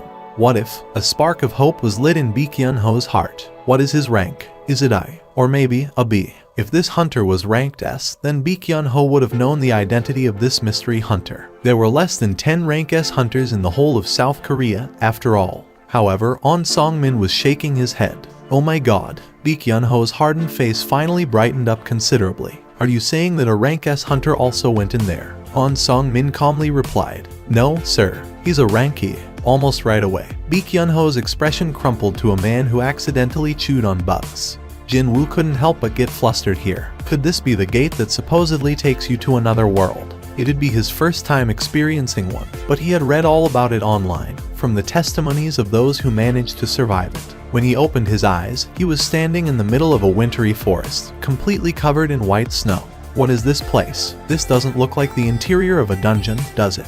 Hey, look, the gates disappeared, too. Other hunters were looking around in confusion, unable to hide their panic as well. While they were getting more and more flustered, Jin-woo calmed himself down, narrowed his eyes, and scanned the surrounding area. I don't sense anything suspicious. Thanks to the system repeatedly sending him to weird places, Jin-woo had gotten used to being in an unexpected foreign environment, which also meant that he could gain his calmness quickly. Han Song-yi had approached him and began tugging at his clothes in the meantime. Excuse me, something bad happened just now, right? She looked really scared. Her previous self-confidence was nowhere to be found. But then, Jin-woo's hand suddenly shot out towards Han Song-yi's face. Han Song-yi's eyes opened super wide. The arrow caught in Jin-woo's hand trembled continuously as if it lamented missing its target. And that would be the middle of Han Song-yi's forehead. finally realizing what just happened. Her face paled in an instant. However, the expected scream came from somewhere else. A male hunter fell to the snowy ground with blood bubbling out of his mouth, an arrow lodged deep in his temple. The snowy ground was soon dyed in his blood. Hunters began gasping out in shock. 2 arrows flew in at the same time, one aimed at Han Song-yi, while the other one hit its mark. Because of that, though, no one saw Jin Woo catching the other arrow. Over there, it's those beastards. One of the rank B hunters pointed towards the top of a tree located far away. But, even before he had begun pointing his finger, both the gazes of Jin Woo and Kim Cheol were fixed there. They could see 2 life forms standing over there on the snow-covered branches. 2 people. No, I should say 2 creatures. Long white hair, icy white skin, and silver eyes, and the race-specific trait of pointy ears. These monsters were famed for their particularly beautiful countenances, as well as for their rarity, as they could only be encountered in high-ranked dungeons. Ice elves, also known as white phantoms. Those who had never encountered one referred to them as ice elves, but the hunters who did encounter them and fought with them all took to calling them white phantoms instead, while also adding that a pretty name like elf shouldn't be mixed together with these abominable creatures. Jin Woo could immediately guess why the hunters before him all gnashed their teeth at the mere mention of the white phantoms. They are laughing at us, huh? The 2 archers had lowered their bows and disgusting smiles were clearly visible on their faces. It was as if they were staring at a table full of delicacies and couldn't decide which one to start eating. And you decided on this, huh? Jin Woo's eyes narrowed to a slit. 1 arrow to the far left, and another one to the far right. That was no coincidence. The hunter with an arrow stuck in his head was a 30-something who had gone through the awakening process only recently. With the exception of Han Song-yi, he'd be the weakest of the group. As for the other arrow, it was aimed at Han Song-yi. Indeed, the arrows were meant for the 2 weakest members of the team. If it weren't for the system, I'd be the one with an arrow stuck in my head instead. He raised the caught arrow so the creatures could see, and broke it in half. Crack, perhaps taking that as a challenge. The white phantom who shot that arrow pointed at Jin Woo and drew a line under his chin. Seeing that, Jin Woo simply smirked. However, his eyes were definitely not laughing. I'll kill you with my own hands. Receiving the trivial provocation of the monster, Jin Woo simply glared coldly as his reply. Soon, the pair of white phantoms disappeared below the tree. Looks like this is their way of welcoming us. Finally, Kim Cheol opened his mouth. The lone rank of the group opened his mouth, prompting everyone to focus their gazes on him as if they had made an agreement prior to coming here. Actually, he was the leader of this raid team, so that might have been it, though. I'm sure some of you have realized it by now. This is inside the red gate. Kim Cheol spoke as if it was the most obvious thing in the whole world. Of course, no one complained about that, which means no one will be able to enter here after us, until either we all die, or there is a dungeon break. The group all gasped out softly. The fact that they could no longer hope for a rescue came across as a big mental shock. Meanwhile, Kim Cheol continued on. If we remain here, we'll all die from this freezing cold, or from those beastards ambushing us. However, I'm going to clear this place and get out of here by myself if necessary. Are there any of you who wish to join me? Kim Cheol's powerful, confident stare and his broad shoulders imparted a certain sense of trust. Hunters glanced at each other for a bit, before unanimously voicing their desire to travel together with him. Let us move together. I'd like to join you. Let's go back together alive. I want to help too. However, Kim Cheol shoved away the chest of the male hunter who said he wanted to help. Even though he controlled his physical strength, at the end of the day, he was still a rank of the male hunter retreated several steps back, a deep frown etched on his face from the immense pain coming from his chest. Excluding you, excuse me, and also you, and you. Kim Cheol pointed to a few more others, not just that male hunter. Of course, both Jin Woo and Han Song-yi were included in that. It was here that Jin Woo's own forehead creased up ever so slightly. All in all, 5 people in total. They were all either rank C or lower. It's unfortunate, but I won't be taking you along. What did you say? Do you know anything about red gates? The male hunter shook his head at Kim Cheol's question. In here, 1 day equates to 1 hour outside. The worst case scenario, it'll take several months for the dungeon break to occur, or I kill the boss. Under that kind of situation, I can't walk around with baggage like you. We're baggage to you. The hunters who were pointed out by Kim Cheol got all riled up. But once the rank a hunter glared at them, they all shut their mouths close. Kim Cheol continued on, now sounding as if he was being considerate and all. Don't feel too bad, however. If all of you manage to survive until we kill the boss, then all of you will go back home alive, too. Even still, the singled-out hunters sent out desperate, pleading stares to the hunters near Kim Cheol, but not a single one stepped forward. No, they were far too busy avoiding meeting the gazes. It was then, excuse me, a rank B female hunter from Kim Cheol's group raised her hand. Kim Cheol turned to look at her, and she pointed at Jin Woo. It's fine to go over there from here, right? Do what you want. She didn't even look back once and walked straight to Jin Woo's side. Kim Cheol alternated his gaze between the woman and Jin Woo and smirked derisively, before declaring out loudly, "We've got an opening this side, so I'll accept one more person." Me. The male hunter who got shoved away by Kim Cheol just now hurriedly ran over, fearing that the lone ranka in the group and the leader might change his mind. Jin Woo stared at the woman now standing next to him with a puzzled expression on his face. Her gaze met with Jin Woo's, and she whispered in a low voice so no one else could hear. That man Kim Cheol, well, he couldn't see the arrow flying in, you see. Even if one was a high-ranked hunter, there was no way every stat of his would be developed equally. For instance, he might be a rank A, but his agility could be low. Jin Woo knew how stats worked, so he didn't think too much about that. So, what are you saying? Then, the woman smiled refreshingly. I'm guessing you're not a ranky, am I right? Baek Yun-ho's expression remained gloomy. On Song-min provided a short summary on who Seong Jin Woo was, but his anxiety level hadn't decreased by one bit. In the end, that's all speculation, isn't it? Yes, sir, you're right. On Song-min readily accepted that assessment. It was true that he didn't know anything about Seong Jin Woo, after all.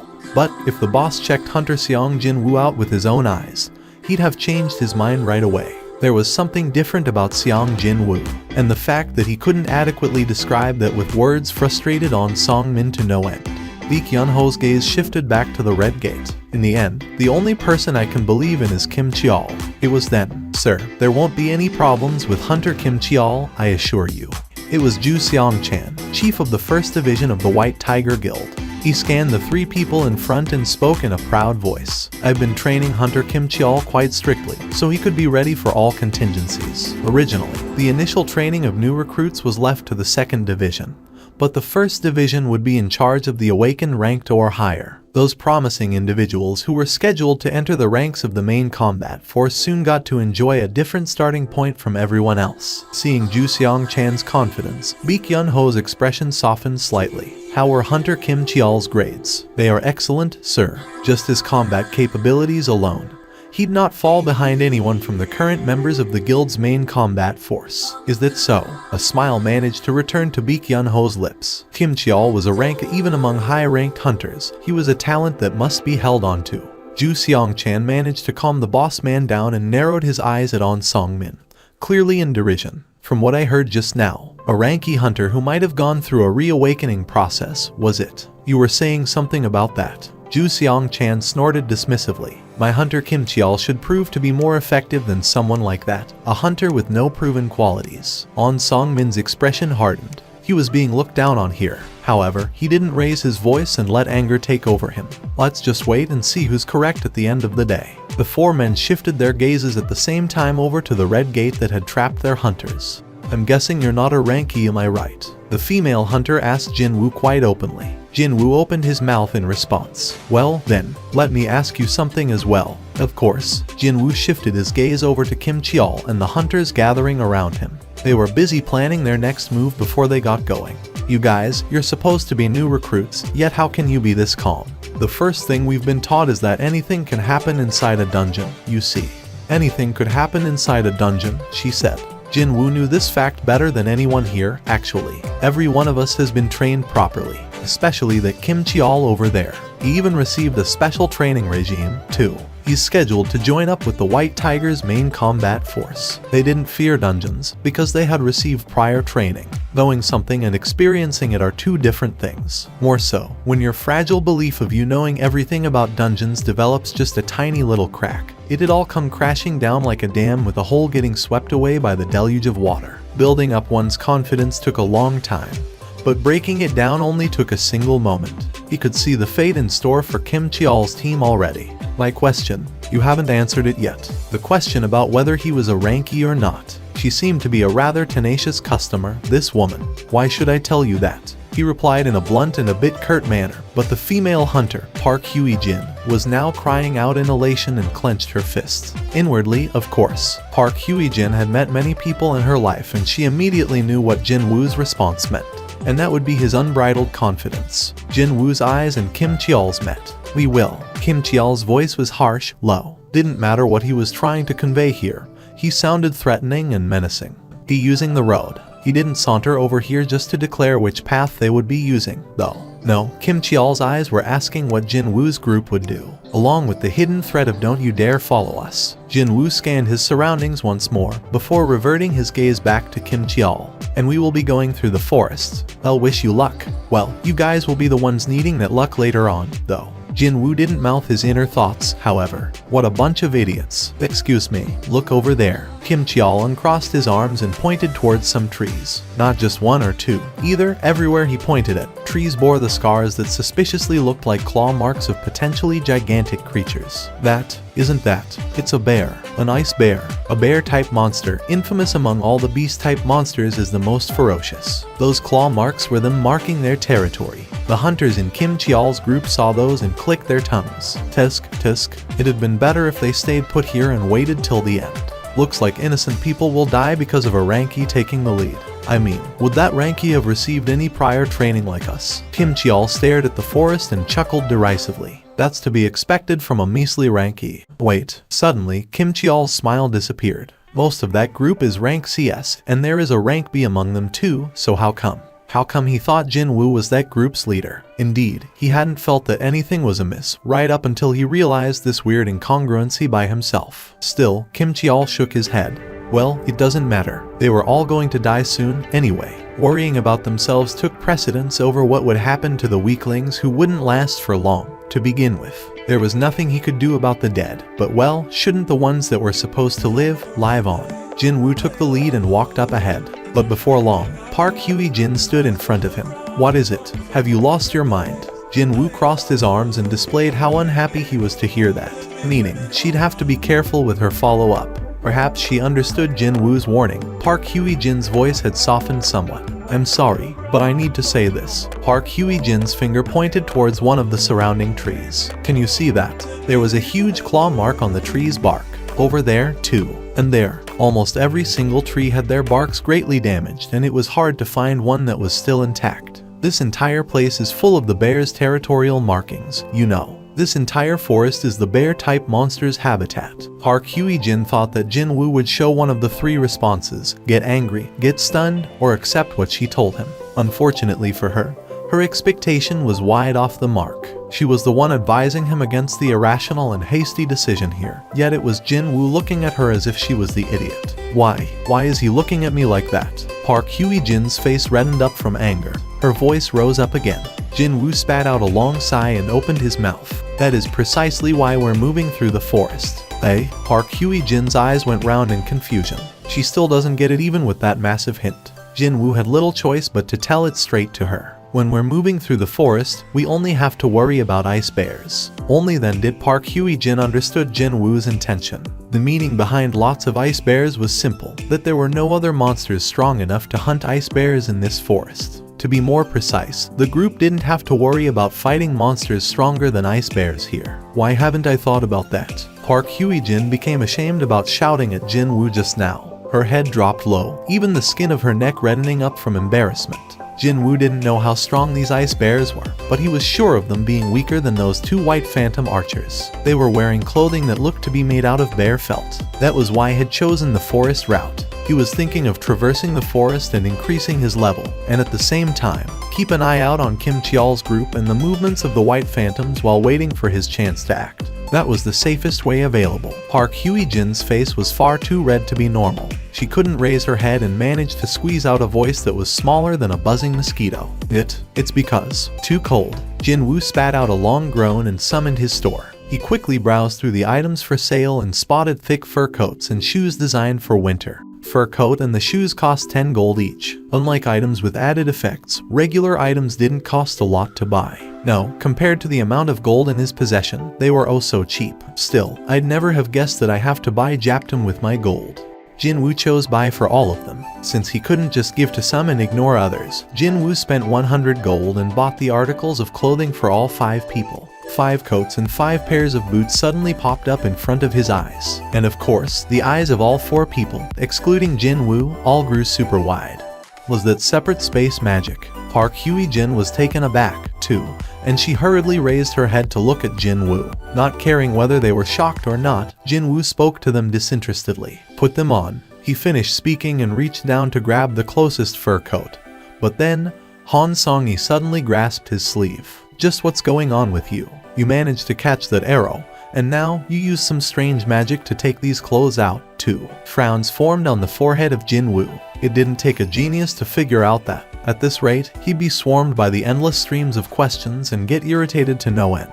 Right, let's use this chance to clearly draw the line. Jinwoo raised his voice and spoke in a firm voice. Han Song-yi, I brought you here with me, so I will take full responsibility and protect you. However, Jinwoo's voice became colder next. Don't ask me about anything.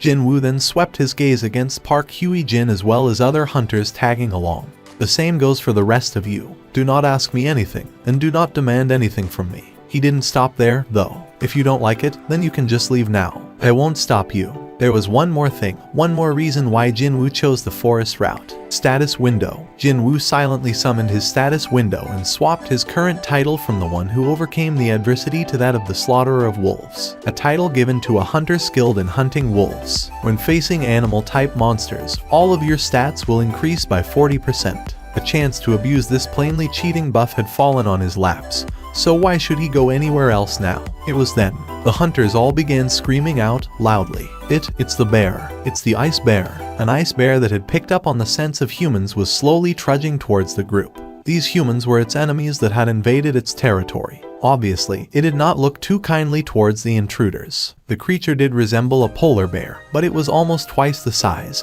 and the magic crystal, the symbol of all monsters, could be seen in the middle of its chest area as if it was some kind of a proud emblem. Roar. It roared out furiously, the ground seemingly quaking under its might. All the hunters, excluding Jinwoo, all froze stiff on the spot after hearing the ice bear's roar. Park Hye-jin's expression crumpled unsightly. Oh, so we only need to be mindful of ice bears, was it? How could anyone say that sort of nonsense after seeing that monster? She almost fell for Seong Jinwoo's pretty convincing argument. But, upon seeing an ice bear, she was certain of one thing. We definitely shouldn't have chosen the forest route. Sensing the approaching danger to the group, Park Hye-jin stepped out in front of the group and shouted out, I'll draw its attention towards me, so everyone must. The scruff of Park Hye-jin's neck was yanked back by a considerable force, and she had to backstep several times to make sure that she didn't end up on her butt. After somehow regaining her balance, she raised her head only to find Jinwoo standing before her. Hey, what was that all about? I'm telling you this right now. I'll be killing all the monsters from now on. Obviously, he couldn't let anyone steal his experience points, now could he? For Jinwoo, these bears were perfect health tonics to buff him up for his inevitable showdown with the true enemies of this place, the White Phantoms. Park Hye-jin couldn't hide her astonishment. No matter how strong you think you are, that thing is a monster of a high-rank dungeon. Completely ignoring Park Hye-jin's furious voice coming from behind him, Jinwoo walked right towards the ice bear. Well, it's not going to be okay to use daggers for this one. The blood splatter would make a mess of things, wouldn't it? Jinwoo had already summoned his 2 daggers almost out of reflex, but stored them back in his inventory. Instead, he clenched his fists tightly. Well, I promised to just observe, but this is an emergency, so I'm sure they'll understand. Right? Jinwoo's glare collided mid-air with the ice bear's roar. Jinwoo was already above the ice bear's head. It was here that he kind of understood the reason for this monster's infamy. Even then, he also sensed that all his level ups until now weren't in vain. Before the ice bear could lift its head up, Jinwoo punched with all his might right in the middle of the monster's forehead. Kaboom! The head of the ice bear slammed down on the snowy ground with an explosive force. Its skull was completely obliterated. With its limp tongue hanging outside the slack maw, the ice bear stopped moving completely. Hell yeah, he was thinking that his level up was just around the corner, and now, he was glad to have stopped Park Hye-jin from taking any action. You, just what are you? Jinwoo heard that trembling voice and looked behind him, only to spot 4 speechless faces staring back at him. Jinwoo sheepishly scratched the side of his head. I warned them earlier because I didn't want to run into this sort of situation. It seemed that a person would become rather forgetful whenever he or she witnessed something utterly beyond their capacity to understand. Left with little choice, Jinwoo had to state his position once more. I told you, I'll not tolerate anyone asking me questions. If you're unhappy with my methods, then. Jinwoo pointed his finger in the direction of Kim Cheol's team. With a complicated expression, Baek Yun-ho recalled his experiences. Once you cross the gate, the place you end up could be a desert with temperatures soaring past 60 degrees Celsius. Or it could be a dense jungle full of poisonous insects and snakes. Or it could be the middle of a snow-covered field where it's so cold that you'd immediately develop frostbites. Even when you're in such a perilous situation, you still have to fight monsters as well. Let's say that you've somehow adapted to your new environments. From then on, you will have to procure food. Indeed, one would have to secure enough food to last a few weeks at a minimum, or at worst, for several months. In Baek Yun-ho's mind, the hunters ranked C and below were already as good as dead by now. Evening. Large chunks of meat were nicely sizzling on top of a campfire. You know, this bear meat, it's a bit chewy but not as bad as I thought. Would you like some more? Thank you kindly. Go Myung Hwan expertly sliced the meat of the ice bear and placed them on a plate pushed forward by Yun Kai-jung. These two men were the rank C hunters following Jinwoo. Both Park Hye-jin and Han Song-hee were also slowly chewing on the bear meat, although their portions weren't as large as the men's. Please pass me the pepper. What about salt? The seasoning's just about fine, so it's okay. They all look to, more or less, have adapted to the living conditions of the dungeon. Don't you think the attacks of the ice bears have lessened lately? Park Hye-jin replied to that question. Well, that's because the team leader has annihilated their numbers, that's why. That man, it's like he has some sort of unresolved vendetta against these bears from his previous life or something. His eyes go all crazy when he spots an ice bear. He's so scary whenever he does that. Really, really scary. Now that I think about it, where did the team leader disappear to? Yun Kai-jung had his head almost buried in the plate as he chomped down on the meat, but still raised his head to make his reply. He went out a little while ago, saying that he's going to take a look around here. Park Hye-jin formed a helpless expression, roaming inside a high-ranked dungeon all alone. Isn't he scared at all? Yun Kai-jung formed a sly grin. If it's him, it's not going to be a problem. Jinwoo searched through the forest and made his exit as he brushed past some thickets. It must be somewhere nearby. Found you. Just a quick head count and he found over 30 bears. In other words, this was literally a bear farm. The corners of Jinwoo's lips arched up. He deliberately came here alone to eliminate the possibility of eyewitnesses. This would be the perfect opportunity to utilize his shadow soldiers. Indeed, he had been waiting for a moment like this. Come out. When he inwardly called out, the soldiers wearing black armor soundlessly materialized and surrounded him. You all understand that this is your first sortie, right? What he meant by that was, just as one's impression was decided upon through the first encounter, these guys would have to impress him with their first battle, too. The shadow soldiers stood at attention in eerie silence, with nary a hint of disorder. Nice. Jinwoo smirked deeply, seeing them like that. Meanwhile, more and more ice bears began emerging from the caves after detecting Jinwoo's scent. Looks like the other side is done preparing, too. Jinwoo pointed at the ice bears. Go. As soon as his order was issued, the shadow soldiers rushed forward as if they were sliding on ice. The shadow soldiers rapidly closed in on their targets. Unfortunately, the angry swipes of the ice bear's front paws were faster than their movements. A single hit, and one shadow soldier was obliterated. If it wasn't a shadow underneath the armors but an actual human being, that attack would surely have ripped him apart into several pieces. Jinwoo frowned deeply. As I thought, did I ask for too much? Whether it was their physical strength or their body sizes, these ice bears were difficult enemies for the shadow soldiers to fight against. However, something quite surprising happened next. Jinwoo's eyes opened wider. The soldier with its chest torn open by the ice bear's attack suddenly transformed into a clump of black smoke just before it fell to the ground. The black smoke coagulated in a spot a couple of steps away, and it reverted back to its original appearance. And so, as the infantrymen bought time out in front, the magic soldiers standing at the back had completed their spells. Boom.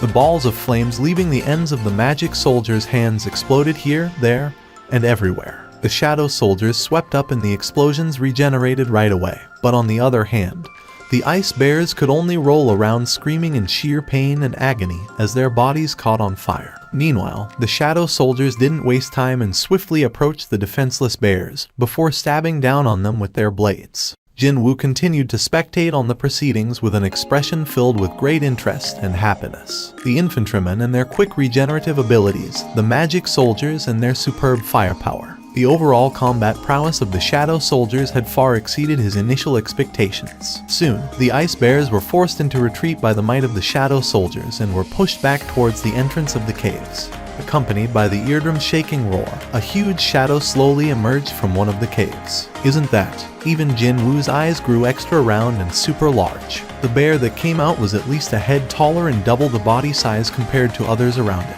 Just a single swipe from this huge bear, and multiple soldiers were blown away. The regeneration rate of the soldiers could not keep up with the huge ice bear's relentless attacks. Jinwoo could only leak out a groan after seeing that. So, it's the leader of the pack, is it? He kind of suspected that, since there was a pack, there should be a leader leading it, too. Once his MP had been drained, the obliterated shadow soldiers didn't regenerate and simply entered back into Jinwoo's shadow. In other words, in order to regenerate the lost soldiers, he needed lots more mana. With the appearance of the ice bear leader, the flow of the battle had reversed completely. However, Jinwoo still had plenty of leeway. Since their boss has shown up, this side should also step up. Jinwoo summoned the boss of the shadow soldiers, Ygritte. One more shadow escaped from Jinwoo's shadow, and from that shadow, a knight wearing a helm with decorative mane rose up soundlessly. Jinwoo pointed forward with his chin. Ygritte bowed to Jinwoo before rushing towards the ice bear leader. Ygritte unsheathed his longsword and deftly evaded the bear's enraged attacks, all the while shaving away at the giant monster's body with his blade. Tendons, claws, front paw, legs, torso, bits and chunks of meat from various areas of the monster sheared off and fell to the ground piece by piece. Jinwoo could only gasp out in admiration at Ygritte's crafty and elaborate movements. The last place Ygritte hit was the bear's head. Slice. The giant ice bear's head separated from its body and flew away. Before it landed on the ground, though, Ygritte easily snatched it. He trod proudly towards Jinwoo and knelt before him. And then, he placed the dead bear's head before Jinwoo's feet. It was as if the knight was presenting the spoils of victory to his sovereign. Jinwoo swallowed dry saliva and gazed at the kneeling Ygritte and his bowed head. If Ygritte decided to use his sword from the beginning, would I have been able to defeat him? The ice bears, without their leader present, lost all semblance of order and became utterly confused, before they were cleanly swept away by the remaining shadow soldiers. That brought about the end to the battles. The result was truly satisfying. The levels of the soldiers had risen up nicely. Also, as these shadow soldiers were seen as a part of his skill, even Jinwoo's level had risen up by 3. Most of all, there was another point he found much to his liking. Rise up. And that point would be the fact that he could recruit new friends now from the shadows of several ice bears that Jinwoo had selected, which obviously included the boss bear. Black shapes began to slowly rise up. These creatures came with the name tag that said Shadow Beast Soldier. At a casual glance, they kind of resembled bears, but it was still difficult to tell whether these monsters were actually corporeal or not. They might not look that great, but they are definitely the shadows of the ice bears. That explosive strength, that destructive power. Without a doubt, they would prove to be useful. His comrades screamed in despair. Kim Cheol's bloodshot eyes shot open wide. No, this can't be. How can this Kim Cheol fail? He was supposed to become the elite of the White Tiger Guild. They even trained him with the special program so he'd enter the guild's main combat force right away. However, to fail like this, he could not acknowledge it. While enduring against the biting cold and starvation, they fought off against a group of snowmen. Then, they encountered snow giants. They lost 2 of their numbers, but in the end, emerged victorious against the giants. He thought that the conquest of this dungeon was going according to plan. However, as soon as the desperate struggle against the snow giants ended, the white phantoms sneak attacked from the rear as if they were waiting for this chance. These wicked, treacherous beastards had been in hiding, waiting for the raid team to exhaust all their stamina first. What happened next was a one-sided massacre. In the blink of an eye, the hunters were annihilated. See Captain, a fallen hunter reached out towards Kim Cheol with his bloodied hand. Kim Cheol could only retreat in faltering steps. Suddenly, a white phantom appeared on top of this fallen hunter. It pulled out a dagger and swiped it under the hunter's neck. The white phantom smiled as it sliced the neck off and raised its head to look at Kim Cheol. Kim Cheol could only scream in terror. And then, not even taking one look behind him, he ran straight into the forest. There were ice bears in the forest, compared to snowmen, snow giants, and the white phantoms that appeared before him. Those unseen ice bears came across as laughable existences right now. Kim Cheol summoned every ounce of his energy and ran. and then ran even harder. The white phantoms glared at the departing back of fleeing Kim Cheol and raised their bow. Just as they took aim and got ready to fire, a white phantom with white hair extending all the way down to its waist raised its arm and stopped the attack.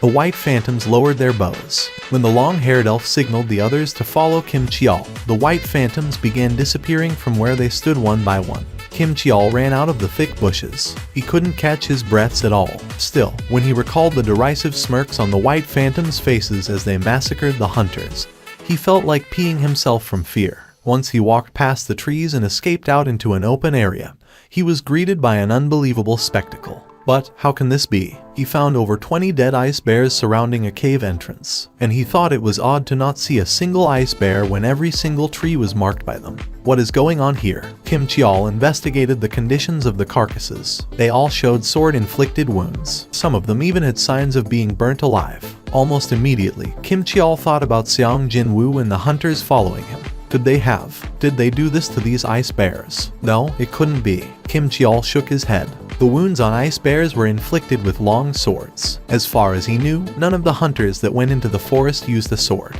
Besides, the two ranky hunters didn't even wield any weapons. If you were to look at the situation objectively, then there was no chance that those people were still alive. In that case, there could be only one explanation. There are white phantoms nearby. His heart fell to the pit of his stomach. Kim Cheol walked as silently as possible and cautiously approached the source of the smell. And eventually, he hid inside the bush and discovered the hunters who had left along with Jin-woo. Kim Cheol's eyes grew wider from the revelation. What the hell? The smell of meat was coming from the campfire they had raised. How can they still be alive? Kim Cheol began glaring. He couldn't find one ranky hunter among their midst. He must have been killed first after taking the lead like a fool. Something didn't add up. Wait, hold up. Their attire, clothes and blankets designed to keep warm, tents and several pieces of equipment could be seen. They were obviously well prepared. Just how can this be? Kim Cheol was getting flustered even more, but then his gaze had stopped by at a certain place. It was a piece of bread sitting next to sizzling meat, meaning these people even had food ready. His confusion immediately morphed into a rage. These beastards. Grit. Kim Cheol began gritting his teeth. They had enough supplies to ensure their continued survival, yet they wanted to hog them all for themselves. If my hands hadn't frozen up, no, if only I wasn't starving, I'd have easily dealt with those ice elves. Realizing that these beastards had snatched away the crucial supplies that should have been shared among the rest of the team, he couldn't hold back his fury anymore. Kim Cheol angrily ran out of the bush. "You sons of bitches!" Park Hye-jin quickly shot up from her spot, clearly surprised. "Kim Cheol, how did you get here?" She found it rather difficult to lie here and say it was good to see him again, because Kim Cheol's glare was full of murderous intent. Indeed, he didn't even bother to mask his hostility. "My raid team failed to conquer this dungeon because of the lack of supplies, yet how can all of you find yourselves with this much food and this type of equipment?" That is, Park Hye-jin couldn't continue on. If she mentioned Jin-woo here, then Kim Cheol's rage would be directed towards the youth. To her, Jin-woo was her savior. Also, that man always looked at Jin-woo in a suspicious manner. Park Hye-jin shut her mouth immediately. That prompted Kim Cheol's eyes to open even wider in anger. "Even I don't think all of you are complicit in this crime.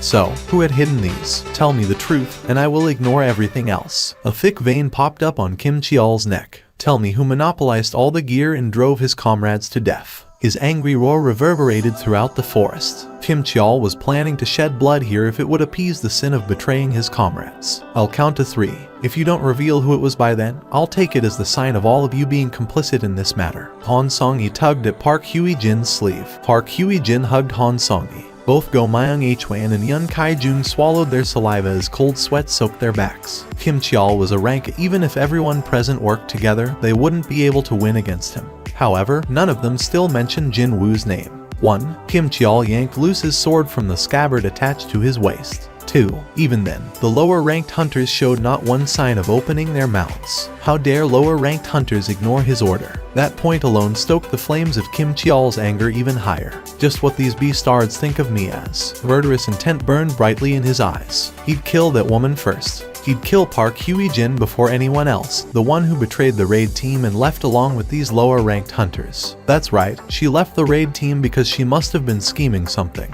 He could only think that way. Kim Cheol stood before Park Hye-jin and spat out the last countdown. 3. Park Hye-jin squeezed her eyes shut. It was then.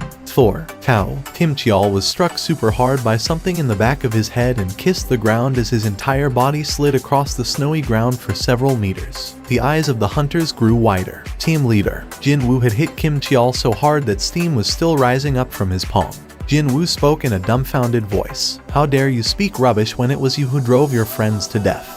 Jin Woo Appa. Han Song-yi displayed her happiness as tears formed in her eyes. Team leader. It wasn't as much as Han Song-yi, but still, the two male hunters' expressions also brightened up considerably. Jin Woo placed his finger on his lips and gestured them to keep quiet. The four people, seemingly getting ready to embrace Jin Woo at any moment now, all froze up like ice statues. Looks like Kim Cheol brought along unwanted visitors. He sensed countless presences hiding in the forest. After sensing Jin Woo's glare, the white phantoms undid their stealth and revealed themselves one by one. At a quick count, there were around 20 of them, and among them, Jin Woo's glare was fixed on a long-haired white phantom riding on horseback. That has to be the boss. An overwhelmingly mighty aura was coming from that creature, incomparably heavier than any ice bears and the white phantoms near it. If that guy wasn't the boss of this dungeon, then just who else could be? For the first time in a long while, Jin Woo's skin broke out in goosebumps. Just as Jin Woo was shivering ever so softly from its powerful aura, the boss also recognized Jin Woo's strength in one go. So, there really was one. A truly worthy being among all the human trash. What did you just say? When Jin Woo spat out a response purely out of reflex, the boss displayed an expression of pure surprise. Can you understand our language? Jin Woo was also taken aback. How is it possible to converse with this guy? Not only could he understand what a monster was saying, but he could also actually converse with it, too. A language he couldn't even remember learning before fluently rolled out of his mouth as if it was his mother tongue. Is this because of the system? Like an automatic translation feature, Jin Woo shifted his gaze back to the boss. The boss returned the gaze with great interest. To be able to converse. Very good. There is someone I wanted to introduce to you. The boss pointed at one of the white phantoms standing behind it. I'm sure you're familiar with him already. Jin Woo's glare sharpened instantly. Indeed, he recognized that particular white phantom. That guy was none other than the beastard that fired an arrow at Han Song-yi before breaking out in a mocking grin. How could he forget that arrogant beastard's face? That exact same smile was still etched on the monster's face. This friend informed me of a truly strong being among the humans. And this friend wishes to challenge you to a duel, so how apt. Even before the boss finished his words, the night killer Jin Woo flew in a straight line. Stab. The white phantom collapsed on the ground. Anything else you want to say? The boss spoke up in admiration. You are indeed very strong. Then, it climbed off the horse. However, as if it wasn't planning to fight yet, it didn't draw its weapons nor showed any willingness to engage in battles. So, I shall make a simple suggestion. A suggestion. That's right. It won't be such a bad suggestion for yourself. Jin Woo was inwardly surprised. It was a well-known fact that humanoid-type monsters possessed intelligence. But he never expected to see a monster trying to negotiate with a human.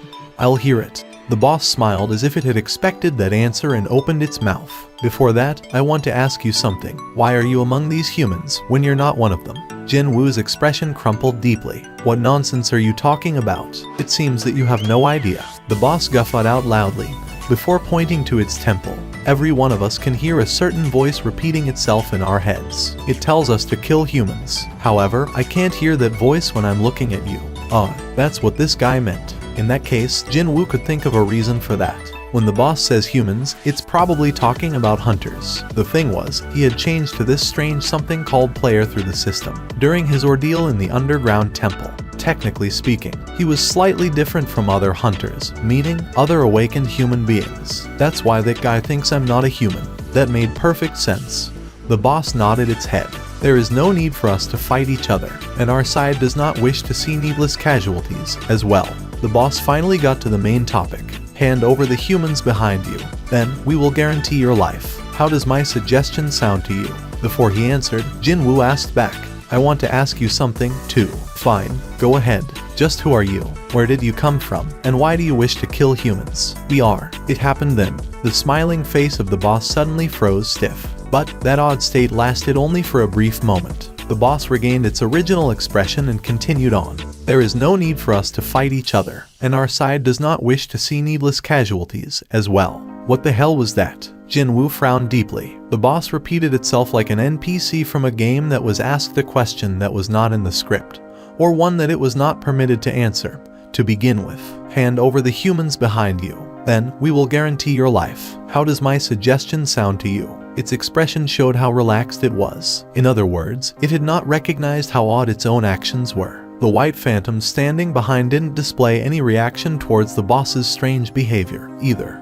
Jinwoo continued to wordlessly observe them, prompting the boss to begin urging him. Will you accept my suggestion or not? Jinwoo wanted to find out more about the monster's origins and their true intentions, but as it turned out, it was all a waste of time. In that case, the only thing remaining was to choose. But then again, he had made up his mind already a long time ago. I refuse. The corners of Jinwoo's lips arched up. You see, you possess a far too tempting shadow for me to let go. Are you planning to fight my soldiers all by yourself? Do you truly believe that you can overcome the disadvantages in numbers all alone? Jinwoo smirked derisively. Soldiers, was it? You think you're the only one? I've got them too. He summoned his shadows. According to his wishes, the soldiers hiding in Jinwoo's shadow all revealed themselves in the blink of an eye right behind him. The cry came from the hunters this time as well. Yun Kai-jun cried out in fright as the shadow of the ice bear, the shadow beast soldier, suddenly materialized right next to him, and he fell hard on his ass. When Jinwoo took a glance at the pale faces of the surviving raid team, he felt that it was a bit regretful. But this was an emergency situation. There was no time to explain things to them here. Well, I wouldn't explain things to them even if this wasn't an emergency, though. After summoning 29 shadow soldiers, Jinwoo stood before them and glared at the boss. So, who's disadvantaged now? Finally, the boss displayed its hostility. You seem to know some petty tricks, don't you? Fine. If it's your wish, I shall grant your death. The boss unsheathed 2 daggers from his sides. Petty tricks, is it? The boss had a point there. Jinwoo might hold an advantage in numbers, but his army was slightly lacking if he wanted to hunt the boss down. Jinwoo knew this very well. The boss's self-confidence could have come from this fact. Indeed, he now needed more comrades. Powerful comrades. If it's a powerful comrade, then there was one candidate here. Jinwoo sneaked a glance to his side. The still unconscious Kim Cheol was lying there, unmoving. Attack. When the boss issued the order, the white phantoms pulled on their bowstrings. Bears. Jinwoo placed the beast soldiers at the front. The beast soldiers, with arrows sticking out of their bodies, all roared out in anger. Before the white phantoms could knock the next volley of arrows, the infantrymen rushed forward. The magic soldiers also began chanting their spells. Meanwhile, Jinwoo's eyes gleamed dangerously. You're mine. Jinwoo deliberately pushed Kim Cheol's longsword towards its owner with his heel, before pouncing forward himself as well. His sight was fixed solely on the boss of the White Phantoms. The boss too was waiting for Jinwoo's arrival. Soon, sparks endlessly flew as the 4 daggers wielded by 2 creatures clashed in midair. At the same time, the Shadow Soldiers and White Phantoms also slammed into each other as well. Do Myung Hwan looked at Park Hye-jin next to him. So, shouldn't we lend assistance here? Park Hye-jin shook her head. This isn't a fight where we can butt in, you know. This was a battle where huge black monsters were swinging their giant claws. The destroyed black soldiers were regenerating to their original state in the blink of an eye, and the gleaming blades and the arrows fired from the upper rank monsters, White Phantoms, were chaotically flying around in the snowy field. So, what can a rank B or C do in this place? Indeed, the only thing they were permitted to do here was to pray. Jinwoo gasped out, as expected of a boss from the high-ranking dungeon. The fight looked to be even from the side, but Jinwoo was getting cut and sliced constantly all over his body. Would he be able to last 3 minutes at this rate? His MP was also rapidly depleting away as his soldiers constantly regenerated. Finally, the magic soldiers managed to finish their chants. A ball of flames larger than a volleyball flew in the midst of the White Phantoms. Kaboom! That was the power of the leveled-up magic soldiers in full display. Awakened by the resounding eardrum-shaking explosion, Kim Cheol regained his consciousness and opened his eyes. Kim Cheol raised his head to look. Clang, clang. His blurry vision picked up on the sight of White Phantoms fighting against the unknown black soldiers. What the hell is going on here? He couldn't figure out what happened while he blacked out, but at least he knew very well why he was lying on the ground like this. The hand that slapped him in the back of his head, and the voice that came from behind him. That voice definitely belonged to Seong Jinwoo. Now that he had regained his bearing, the sense of shame and rage bubbled over like crazy, and the ends of his fingertips trembled. How fortunate that he could feel the hilt of his sword. If he was surrounded by the White Phantoms, then he'd not get out of here alive. In that case, he must. I'll kill that beast-starred Seong Jinwoo with my own hands. His maddened eyes finally spotted the back of Seong Jinwoo. there he was. He was too busy fighting a white phantom and wasn't paying any attention to his rear. This was his chance. Kim Cheol stood up right away. After sensing Kim Cheol running towards him, Jin Woo laughed out inwardly in elation.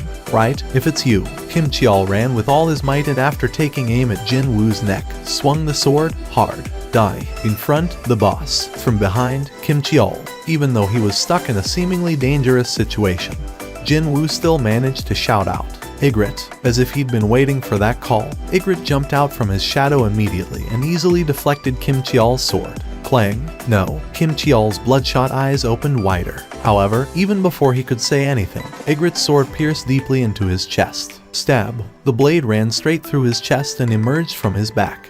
I knew Kim Cheol would act this way. This fool was someone who didn't think about anything in depth, and only acted according to his emotions. They had been together only for a short while, but that was enough for Jin Woo to figure this guy out.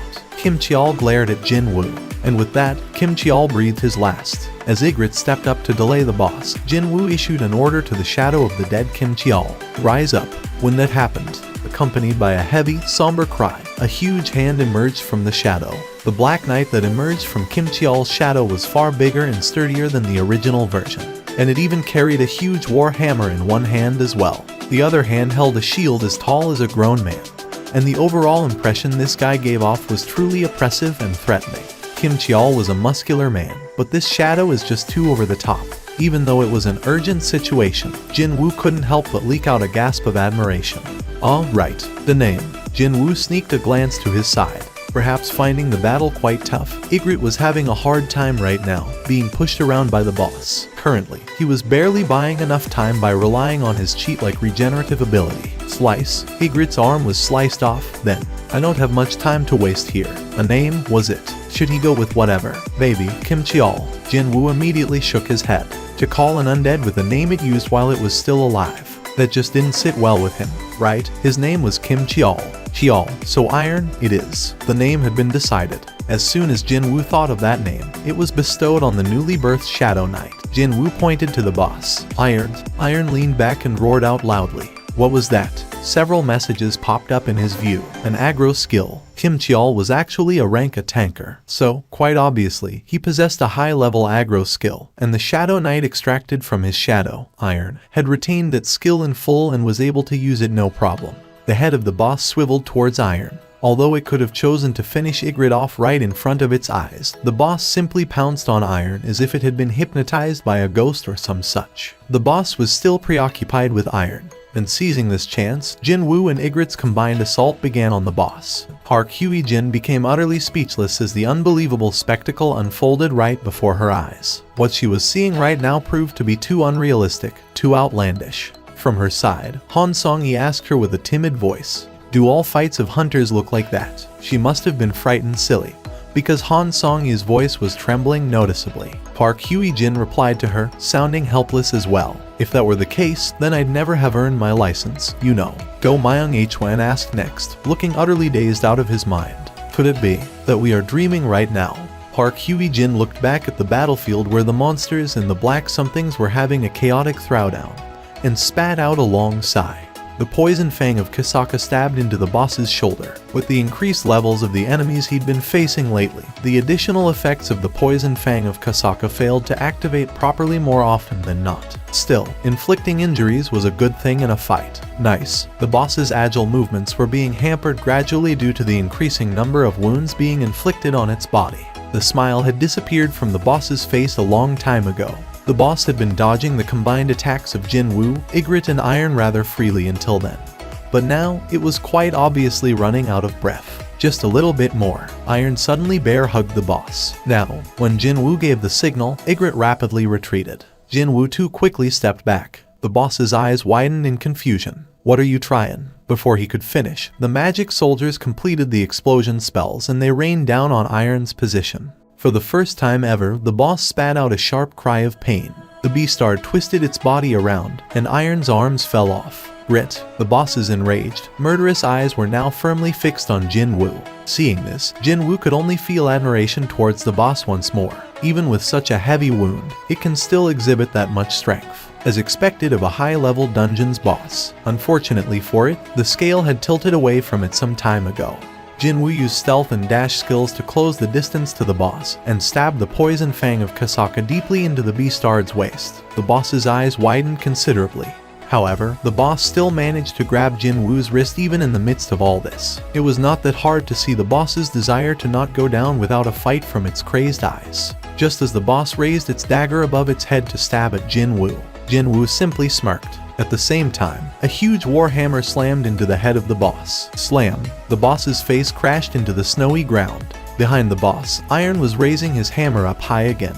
Both of his arms already fully regenerated. The huge hammer flew down again. Splat! Ygritte was getting ready to attack, but then sheathed his sword back into the scabbard attached to his waist. Jinwoo also stored his daggers back inside the inventory, and the expected messages popped up right away. It's finally over. Jinwoo sighed grandly in relief. What a hard-fought victory this was. He was about to take a breather, but then saw Iron and his eyes went extra round in surprise. Hey, you can stop now. Jinwoo hurriedly stopped Iron. He was about to smash down with his hammer again, but finally stayed his hands. Perhaps it resembled the original too much, because the guy turned out to be a bit simple in the head like the original. Meanwhile, the boss's corpse had been pummeled into a meat paste already. However, its shadow isn't affected, so it's fine. Jinwoo smirked deeply. Finally, the reward for this incredibly hard battle, the one he'd been salivating over, was right by his feet, waiting to be taken. Jinwoo issued his order. Rise up. It was now 3 a.m. The facial expressions of 4 men waiting around the red gate were, as expected, not so good. Unable to endure any longer, Heian Kaichial finally opened his mouth. Guildmaster, we'll remain here and wait, so how about going home first, sir? My guild members are trapped in there, so how can I even think about going home to relax now? It was here that On Songmin's eye widened. Huh? Look, the red gate. Heian Kaichial and Ju Sung Chan also discovered an oddity with the red gate. The red gate is opening up. The dungeon's been cleared. There are people coming out. Baek Yun-ho clenched his fists tightly. That Kim Chial. Did he manage to pull it off? Everyone waiting there hurriedly rushed towards the front of the gate. Baek Yun-ho, unable to hide his excitement, began searching for the leader of this team, Kim Chial. However, even though all of the survivors came out, the big guy couldn't be seen. This can't be right. The one who had been insisting on believing in Kim Chial. Ju Sung Chan's previously confident attitude was gone now, and his expression was getting warped as well. After spotting Jinwoo walking along with Han Song-yi right behind the others, On Song-min's face was quickly filled up with a huge smile. I thought as much. It was such a noticeable contrast from the face of Ju Sung Chan.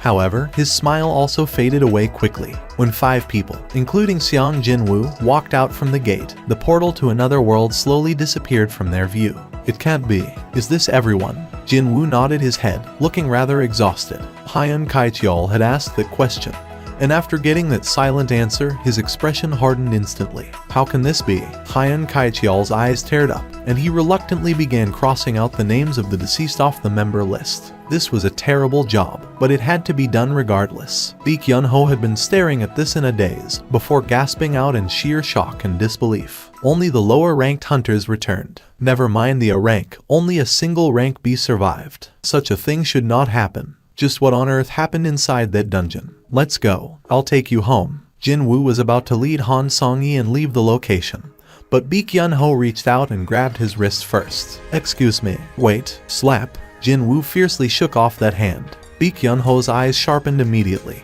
We need to talk for a second here. Jinwoo turned around. I'm too tired. If you have questions, you should ask your own guild members. Baek Yun-ho couldn't hold back and revealed his identity. I'm Baek Yun-ho, the guild master of the White Tiger. Jinwoo's eyes remained cold, however. So what? Being on the receiving end of Jinwoo's cold response, Baek Yun-ho's eyes suddenly transformed to that of a monster's. No, they completely resembled a beast now, instead. We lost 9 guild members through this incident. As the master, I have the right to ask you a couple of questions regarding this matter. This was no longer a request. It was an order, or even a threat. Didn't matter what anyone thought of his words. He was not planning to let Jinwoo go that easily here. But then, Jinwoo too angrily glared back. He was not being cowered by the intense hostile aura oozing out in full force from the rank S hunter, Baek Yun-ho. I rescued 3 of your people. If you're really their leader, shouldn't you be saying thanks to me first? It was Baek Yun-ho who had to withdraw his threatening aura first, as he was bombarded with this incredible pressure emanating from Jin-woo.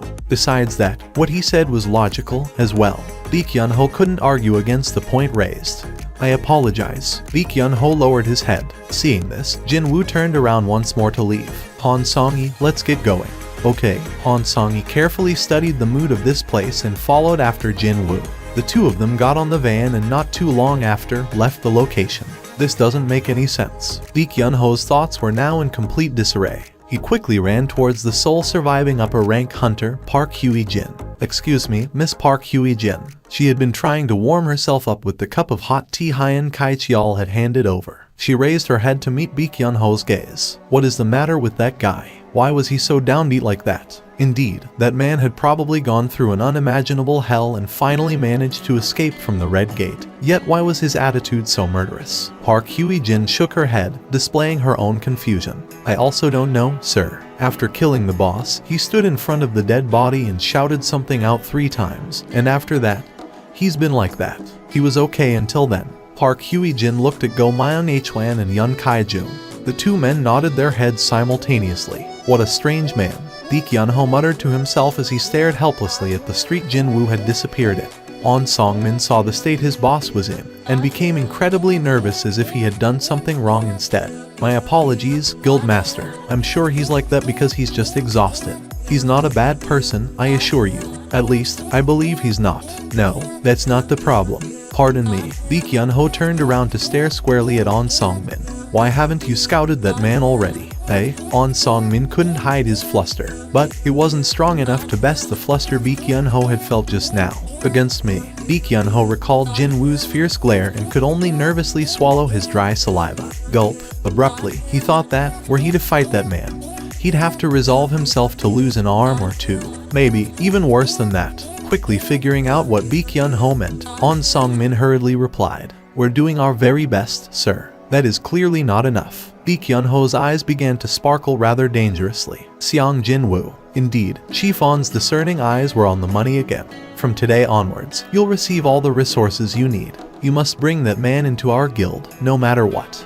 On the way home, Jin-woo was busy licking his lips in unhappiness as he drove the van. Tisk, was it because the gap between his stat values and the extraction targets were too great? What a disappointment it was, but his extraction attempts ended in failure. What a waste, but there's nothing I can do now. Jin-woo's hand left the steering wheel for a little while, as a dagger with an elegant, flowing, arched blade appeared in his grip. Rarity A. Type Dagger. A dagger used by the great warrior Baruka. Weight reduction magic has been applied to it, allowing the wielder's movements to become even more agile than before. Attack, plus 110. Agility, plus 10. Well, he didn't walk away completely empty-handed. This was the dagger the boss had been using.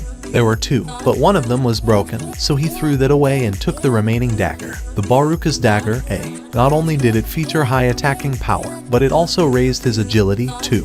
On that front alone, there was no need to compare it to Nightkiller, a dagger rank B he paid handsomely for. Never mind the rank C Poison Fang of Kasaka. Its rarity alone was at a 2. This was probably one of the best weapons to replace the Poison Fang of Kasaka that had been losing its effectiveness lately. I like the way it feels in my hand, too.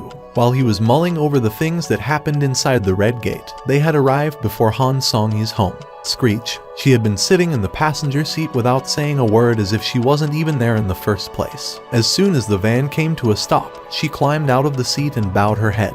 Drive safely. I will. Good night. Han Song-yi turned around to leave. Seeing her slumped shoulders and powerless gait, it seemed that the original goal of this trip had been met, one way or the other. Well, although things did get a lot complicated, I was trying to change her mind anyway. It was rather likely that she wouldn't try to become a hunter in the future. It'd be the same story for anybody if their first dungeon experience just so happened to be a Red Gate. He nodded his head in satisfaction and was about to start the van again.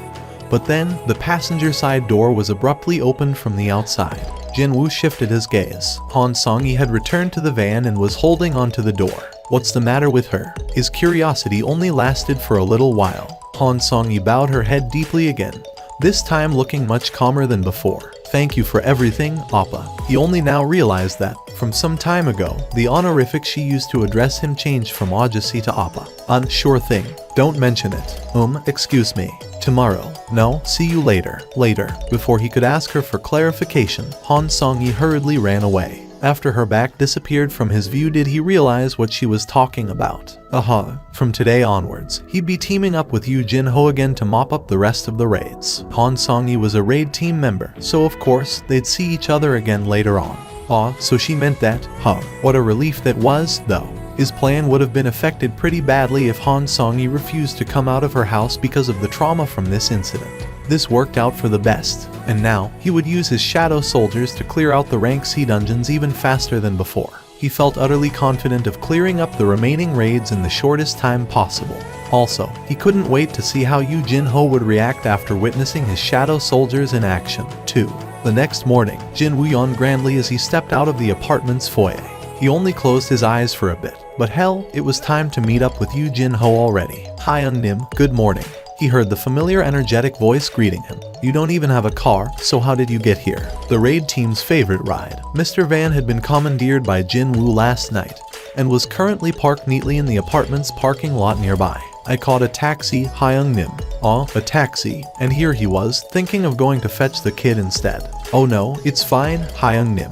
I'm the one asking for your help, so it's only right that I'm the one driving you around, at least. Yoo Jin-ho grinned happily and replied, Hyung Nim, let's get going. Hold on. Jin-woo pulled out his phone and dialed someone. There's someone we should take along, as well. Excuse me. Who? Hey, Song-yi. It's me. Meet us at the parking lot. We'll go to the gate together. Song-yi. Could it be that Song-yi? As soon as Jin-woo ended the call, Yoo Jin-ho asked him, Hyung Nim, the person you want to take with us, is she that high schooler in our team? Jin-woo nodded his head. Han Song-yi lived near here, and their destination was the same, so there wasn't any reason to go there separately, now was there. Unfortunately, Yoo Jin-ho didn't see it that way. Han Song-yi, the rather cute high school girl with her hair tied up in a bun. He already knows her number, and can talk to her in such a friendly manner, too. Could Hyung Nim and her have formed a much deeper relationship than meets the eye? For sure, Hyung Nim was a cool guy even from another man's perspective. While Hyung Nim wouldn't be interested at all, it'd not be a strange thing for an impressionable schoolgirl to fall for a man like that. Yoo Jin-ho nodded his head. If this was the case, then there was something he had to make sure right away. Hyung Nim, should I call Miss Han's sister-in-law from now on? Did this guy fall off the bed and hit his head or something? Jin-woo's crumpled expression was implicitly implying that, even if Yoo Jin-ho was not too quick on the uptake, he should still be able to figure that one out pretty easily. You two aren't dating. She's a friend of my little sister. So that's what happened. Yoo Jin-ho finally understood the situation. He didn't even know what was going on, yet he was thinking of calling that girl his sister-in-law. His face reddened up considerably. Soon enough, Han Song-yi came to the parking lot. Not only that, she was noticeably better dressed than how she was usually. Seeing this, Yoo Jin-ho grinned slightly. Yep, she's definitely a teen girl, wanting to look nice in front of the brother of her friend and all. As the leader of the raid team, he was thinking of praising the fellow raid team member's choice of wardrobe. But then, Jin-woo greeted her first. Did you get some sleep? In that instant, Yoo Jin-ho's expression froze stiff. Han Song-yi smiled and shook her head. I couldn't catch a wink. I'm sure you're still exhausted, so get some rest in the van. Listening to the two young people's conversation, the thought process of Yoo Jin-ho became more and more messed up.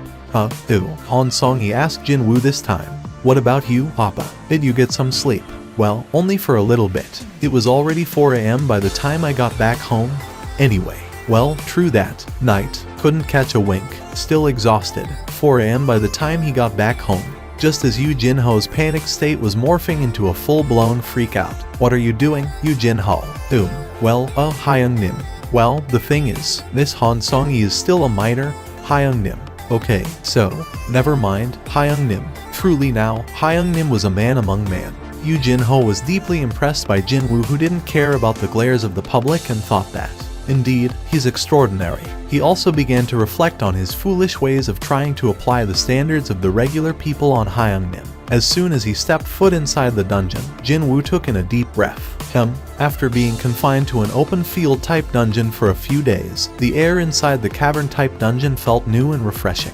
The floor of the cave began rising up here, there, and everywhere. Humanoid monsters with skins made out of rocks appeared. Yoo Jin-ho quickly recalled their name. Hyung-nim, it's the stoneman. In the blink of an eye, the head of the stoneman in front of the pack rolled to the ground. Jin-woo looked at the Baruka's dagger and smiled in satisfaction. Time to summon his shadow soldiers. Oopsie, Jin-woo facepalmed and turned around. I forgot he was here with me. He got way too excited and completely forgot about Yu Jin-ho for a moment there. While plopped on his ass, Yu Jin-ho pointed his trembling finger at the shadow soldiers standing right in front of him. It's a bit complicated to explain. Well, it's my skill. You can summon these things as your skill. Jin-woo nodded his head. Yu Jin-ho's jaw remained slack and didn't want to close. Him and Hyung-nim had entered dungeons together 11 times already. He thought that he wouldn't get shocked anymore, but he was proven wrong once more. A rank C dungeon was destroyed in no time at all, in other words. Ho! Jin-woo exclaimed in admiration.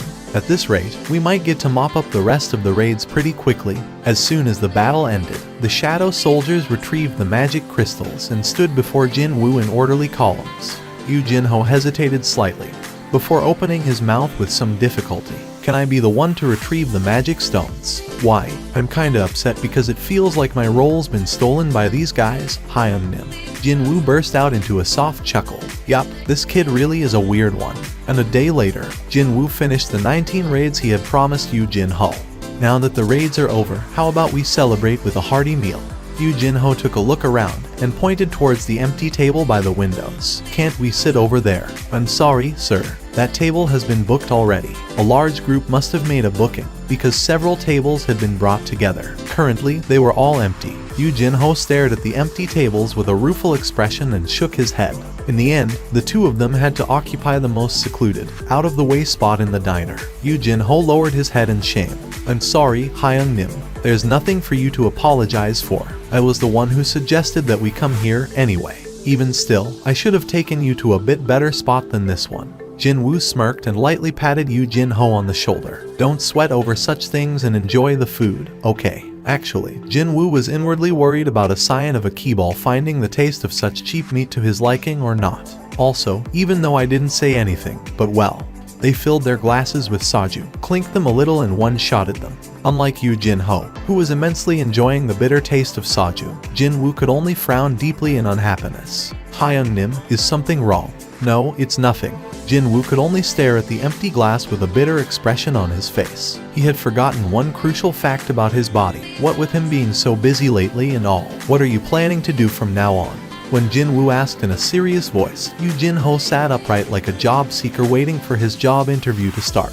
As soon as I complete a simple written test at the Hunters Association, they should issue my guild master license right away. Hyung-nim, I'm planning to negotiate with my father with that license in hand. Determination flooded in Yu Jin-ho's eyes. He had invested a lot of his own moolah for this purpose, and there was no room to retreat now. Besides, I also made a promise with Hyung-nim, too. The guild building he promised to Jin-woo. That part of the bargain could be upheld only after Yu Jin-ho successfully persuades his father, Yu Myung-hwan, to install him as the new guild master. On the other hand, Jin-woo was feeling rather liberated. Sure, it'd be nice to get my hands on that 30 billion won building. But well, that would only be an added bonus to him. His real purpose had always been leveling up. While entering all those rank C gates, he had reached a far higher level than he initially bargained for. In other words, he had achieved his goal. And the results of his frantic leveling up spree. One punch from him, and the rank a hunter with a guaranteed annual salary of billions of won, Kim Cheol lost his consciousness. Just like that, at the bare minimum, I can make more money than that guy now.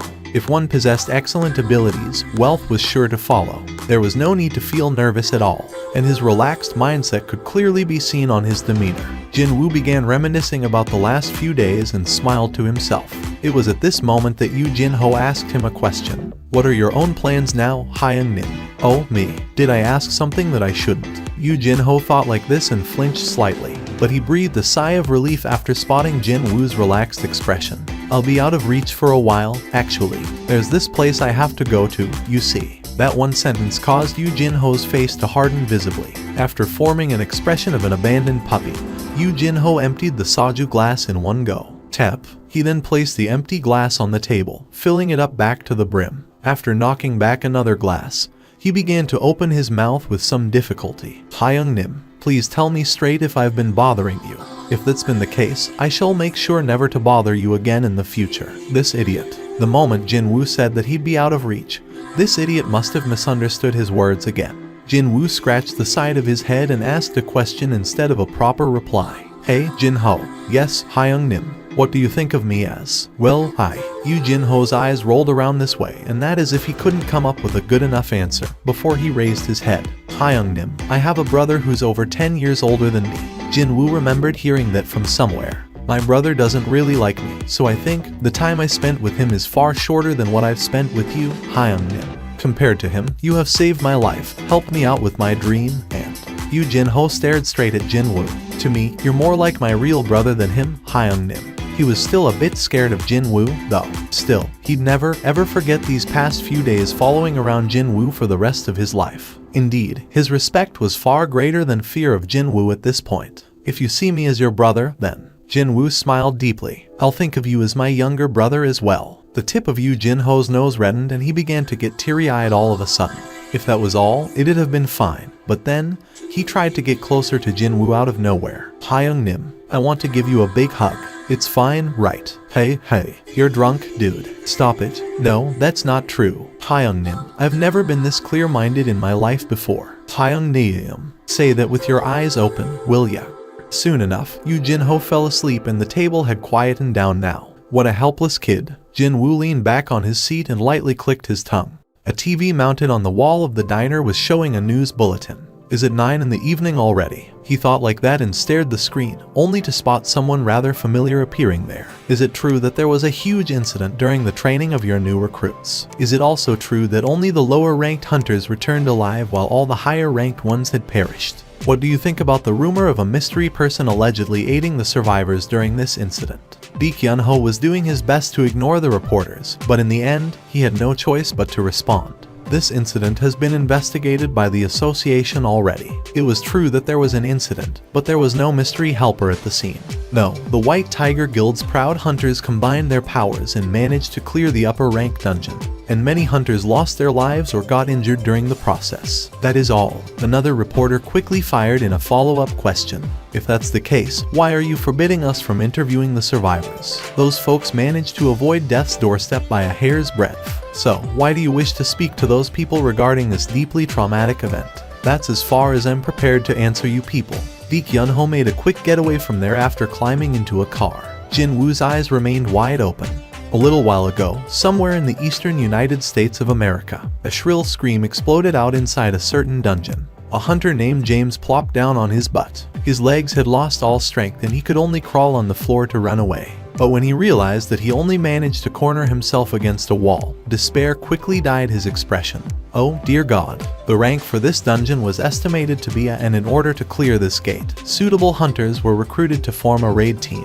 However, every single one of them was annihilated. Technically speaking, they weren't dead, but unconscious on the floor, though. I can't believe this. When the raid team entered the dungeon, they could not find a single monster, because there was seemingly no monster inside. A dungeon without monsters. Can such a thing even exist? If that was the case, where did the magic power emission that the measuring equipment had picked up outside the gate come from? The hunters came up with all sorts of theories by themselves. This was already a hard-to-believe phenomenon, yet something even more shocking was waiting for them by the boss room. When they entered it, they did find a single monster, and it looked exactly like a human being. Indeed, there was only one, but from that monster's single attack, every raid team member lost their consciousness. This creature proved to be far, far too powerful for them. Only James had somehow escaped from the boss room. Wait, could it be that all the magic energy emission detected on the outside of the dungeon is coming from that thing alone? The measurement took place far away, from outside the gate itself, yet its magic power was already exceeding the level of a rank A. James shook his head again. That's just F-seeking impossible. But then, this, really now? That lone monster walked out from the darkness and stepped into the light. James began screaming once more after he saw the approaching creature. That hurts my ears, you know. The monster, no, an oriental man with long, unkempt hair and a bushy beard roughly scratched the top of his head. James no longer screamed but began leaking out scared gasps instead. The mystery oriental man stood before James and placed his hands on his waist. What the hell? So, who told you to attack first without warning? I told you that I'm not a monster, but a human being. I'm a human. Unfortunately, James could not understand a single word of this strange language. Naturally, his complexion progressively worsened. The Oriental man stared at the terrified American hunter with a troubled expression on his face. Eventually, he spat out a long, long sigh. Dang it, what a pain, trying to talk to these big-nosed foreigners. In any case, he tried to initiate another conversation one more time. He squatted down low enough to match the American's eye level and did his best to sound as friendly and non-threatening as possible. Hey, ma'am. He could recall a few English words. With such a poor grasp in that language, he couldn't really tell if he was making any sense at all, grammar-wise. I am a Korean. So, he tried to enunciate every word to the best of his ability. I want to go home. An event of an unprecedented scale. A trapped person walked out of a dungeon, alive. The U.S. Hunter Bureau went into overdrive right away. The deputy director of the bureau personally came down to the interview room after hearing this news. Beyond the one-way mirror, he could see an Oriental man quietly sitting on a chair, with a pair of handcuffs on his wrists. Is he that man? That's correct, sir. He looks like a regular civilian, doesn't he? Yes, sir. It was as he said. Once that man's unkempt hair and the messy beard were taken care of, his facial features would be that of an average middle-aged Oriental male commonly found everywhere. Have you found out his identity yet? He has repeatedly stated that he's a Korean hunter. South Korea. Yes, sir. How can a South Korean hunter come out of a dungeon on the other side of the world? He says that he was trapped inside the dungeon for the past 10 years after the gate closed on him. And when he reopened his eyes, he's in America. Is that it? That's what he'd been saying until now, sir. The deputy director massaged his forehead. How was he to explain this to the director? He felt a migraine beginning its vicious assault on his head. If that's the case, then what are you guys waiting for? Why aren't you in there trying to get more information out of him? Sir, we're currently focusing on the possibility of this man being a monster who possesses a human's memories instead. Okay, so, if it suddenly reveals its true intentions during the interview process, the entirety of Washington could be in danger. That made sense. A raid team consisting of several rank A hunters proved to be utterly helpless against that man. After all, they could not afford to be careless here. There is a rank S hunter who can converse in Korean residing nearby. The deputy director's expression brightened. He was none other than the deputy director of the Hunter Bureau. He had memorized back to front the list of all rank S hunters living in the States already. Mr. H. Wang. Is he coming here? Yes, sir. One of the main hunters of the scavenger guild, H. Wang Dong-soo. If he were to make a report to the higher-ups, he at least needed to know the subject's name. What was the name of that man? It was a difficult to pronounce name, that's for sure. The section chief confirmed it on the report submitted to him by one of his underlings and spoke up. His name is Seong-il H1, a hunter from South Korea. H. Wang Dong-soo had no time for such things as mercy, especially if it was against monsters. He lost his parents to a dungeon break many years ago and grew up with only his older brother as the sole surviving family member. That was why when he awakened as a rank S, he knew this was his heaven-sent opportunity. The opportunity to rip apart and kill as many monsters as I can. Perhaps that was the reason why the glare of H. Wang Dong-soo as he entered the interview room was icier than usual. A man who came out from a dungeon. Even the magic energy wavelength this man emitted apparently had a similar pattern to that of a monster. If a monster is pretending to be a human, then he'd kill this abominable creature right here, right now. His glare met the man's gaze. They silently exchanged their gazes. H. Wang Dong-soo put the file with this man's information down on the table. It'll be better for you to cooperate with me. One word from me will determine how others will see you, a human or a monster. Got that? Understood. Before he got started, though, a deeply personal question floated up in H. Wang Dong-soo's head. His older brother who died inside the dungeon. Was there any possibility that H. Wang Dong-seok could return alive? He wanted to know about that first. Is there any chance of other hunters returning from a dungeon? Just as you have. The man shook his head. H. Wang Dong-soo's brows quivered just then. How can you be so sure? Because I'm well aware of the reason why I came back. The reason? What is it? Let me ask you something before I answer that. I'll be the one asking questions here. H. Wang Dong-soo's eyes narrowed to a slit. However, the man continued on with what he wanted to say regardless. The gates, monsters, and dungeon breaks. How much do you know about them? If this man had asked a stupid question, H. Wang Dong-soo might have used force to shut this man up right away. But he couldn't do that right now. because that question was something that countless tried to answer ever since the first gate opened and awakened people began appearing 10 years ago. This very moment could be when the answer finally revealed itself. Deputy Director. Shush. The agents of the Hunter Bureau all nervously swallowed their saliva as they stared into the one-way mirror. H. Wang Dong-su asked, "Are you saying that you know? Dungeons, gates, monsters. All these are merely preludes to a true war about to happen soon. And recently, a being that will become the greatest calamity ever seen has opened its eyes. So, the reason why you returned here is, in order to stop the calamity. And what is, or who is, this greatest calamity ever seen?" "That, I can't tell you." H. Wang Dong-su smirked derisively. "A man who came here to stop a calamity can't talk about what it is. I don't know what that thing could be. But surely, rather than trying to stop it all by yourself, wouldn't it be better to work together with others?" The man shook his head. "The number of people means nothing when facing this being. Doesn't matter whether lots of amateurs decide to work together or not. They will only become its prey, and become its pawns instead. So, you are saying that only you can stop it?" The man nodded his head.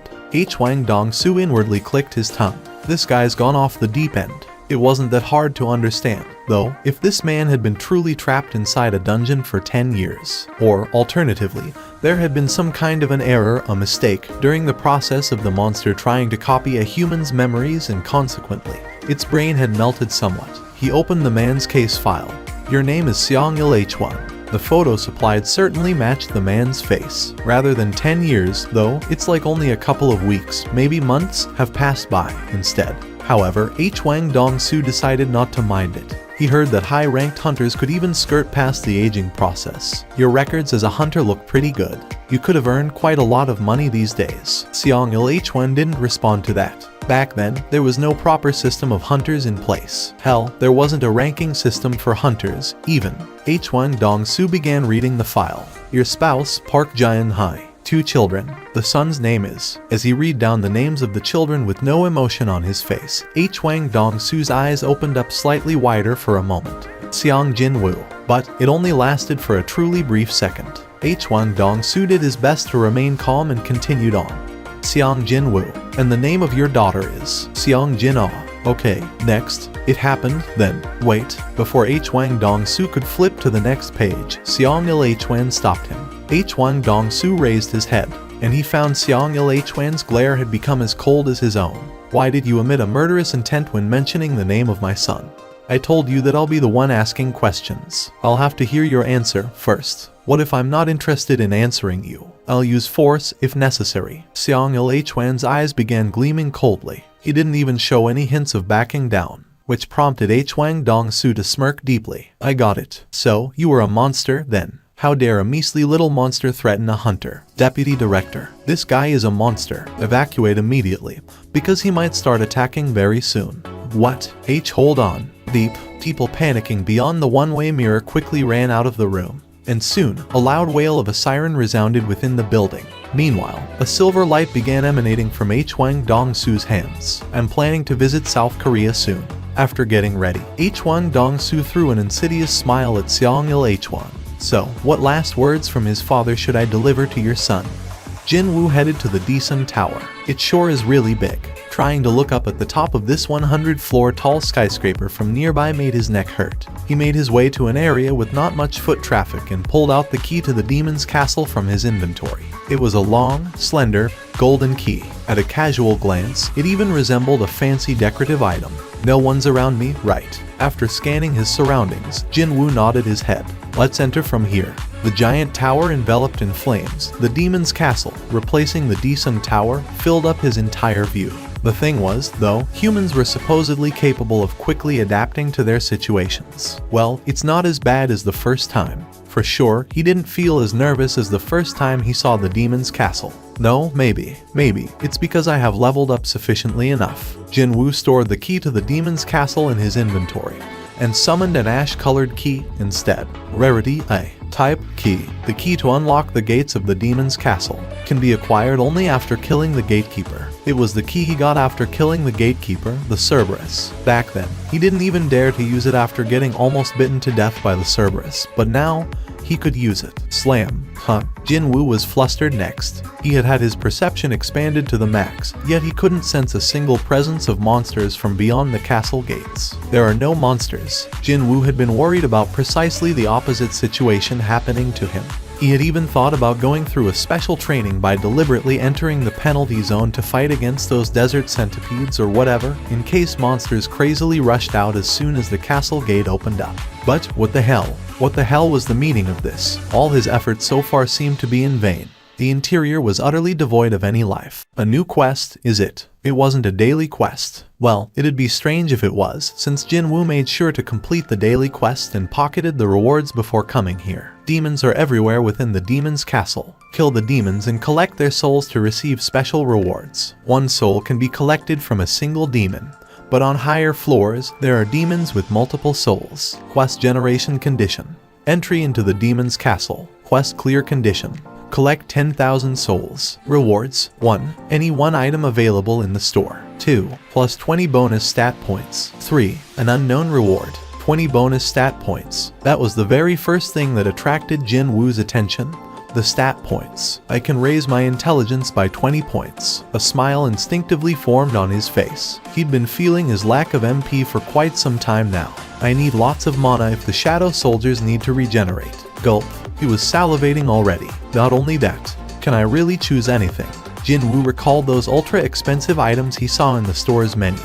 I definitely saw. There were some S-rarity items that cost billions, hell, even tens of billions there. Well, those billions weren't the real-world currency but gold that only existed within the system, though. Still, just how amazing was this? The night killer he'd been using so nicely until now cost only 3 million gold. A 3 million B rarity item already possesses this high quality and attack power, so just what will those costing billions be like? His curiosity had been stoked for sure. Never mind the mystery third reward. Just from looking at those 2 rewards alone, he knew right away that he couldn't let this quest slip through his fingers. Inside of the castle was a ruined city. Quite unexpectedly, it was a field-type dungeon. What is this place? Is this Seoul? If everyone in Seoul died and 100 years had passed by, would the city look like this? I never expected it to be a field-type dungeon, though. Not only that, a dungeon created to look like the metropolis of Seoul. This was the kind of scale that utterly disallowed any comparison to other instant dungeons that were based around a special location such as subway stations or department stores. Jinwoo's eyes narrowed to a slit. So, where should I go now?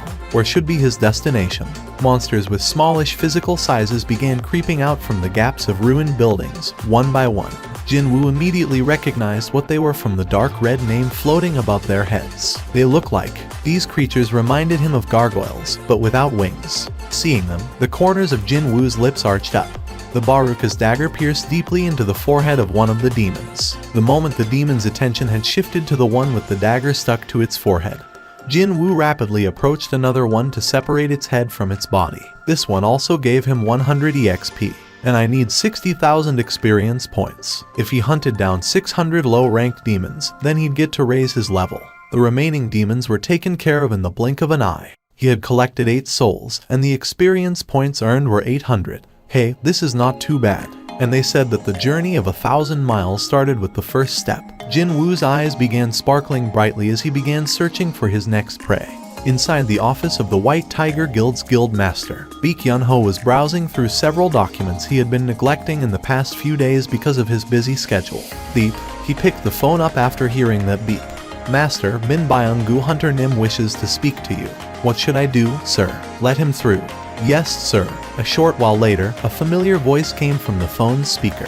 Baek Hyun, why did you switch your mobile off? Baek Yun-ho spat out a long sigh. Because of the DMN reporters. I was thinking of being out of the public's eye until this whole thing dies down. All that. The Red Gate incident. Yeah, I saw the news here in Japan, too. Hyun, I had no idea that you were that photogenic, you know. Stop riling me up, man. I'm not in the mood to kid around. If I find out just who leaked it to the media, I'm gonna. Hyun, don't sweat over it too much. The whole thing's gonna get buried soon. Anyway, you see, there is going to be bigger news soon. Big news, is it? From Japan. Yes, this is going to be a bigger issue than you can imagine. You'll most likely hear about it soon in Korea, too. What happened? About a week ago, the Japanese Hunters Association secretly contacted several of Korea's large guilds. They said that they needed advice from the Korean hunters. And so, 2 days after that, a few of Korea's elite hunters traveled to Japan.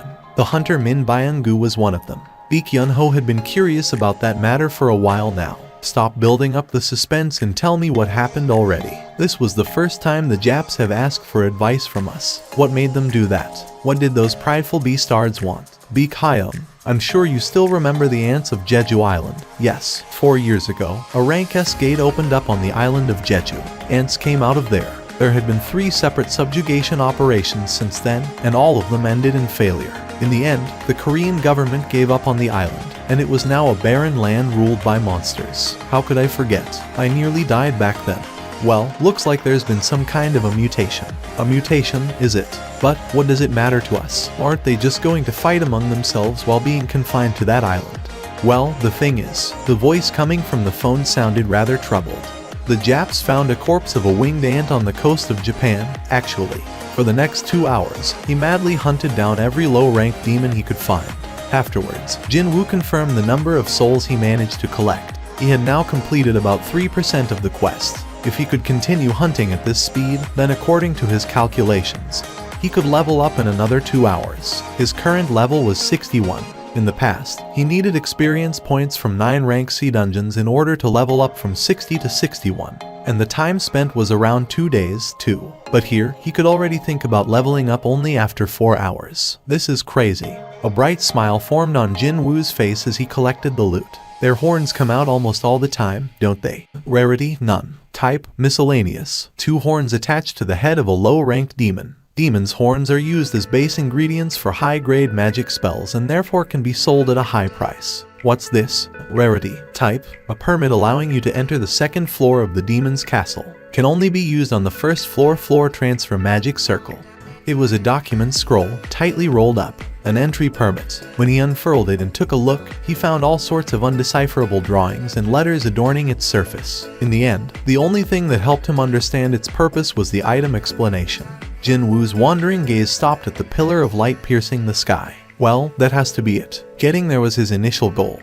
But his attention got robbed by the hunting of the low-ranked demons, and before he knew it, he had moved further away from his destination than before. Should I head there now? He thought that this might be a good time to think about heading there. Also, he had hunted down all of the low-ranked demons nearby, too. Jin-woo grinned brightly. Summon. The shadow soldiers stored inside his shadows via the shadow storage skill didn't require any chanting or whatever to summon them, unlike when he was trying to extract shadows. In front of Jin-woo, the giant beast soldier extracted from the leader of the ice bear pack appeared silently. Growl, and it was a giant monsterish bear standing on its hind legs. It was as large as a house, but to Jin-woo, it was not much different from a mild-mannered lovable puppy. Get down. Growl. When the shadow beast soldier laid down on the ground, Jin-woo lightly jumped on top of its back. Giddy up.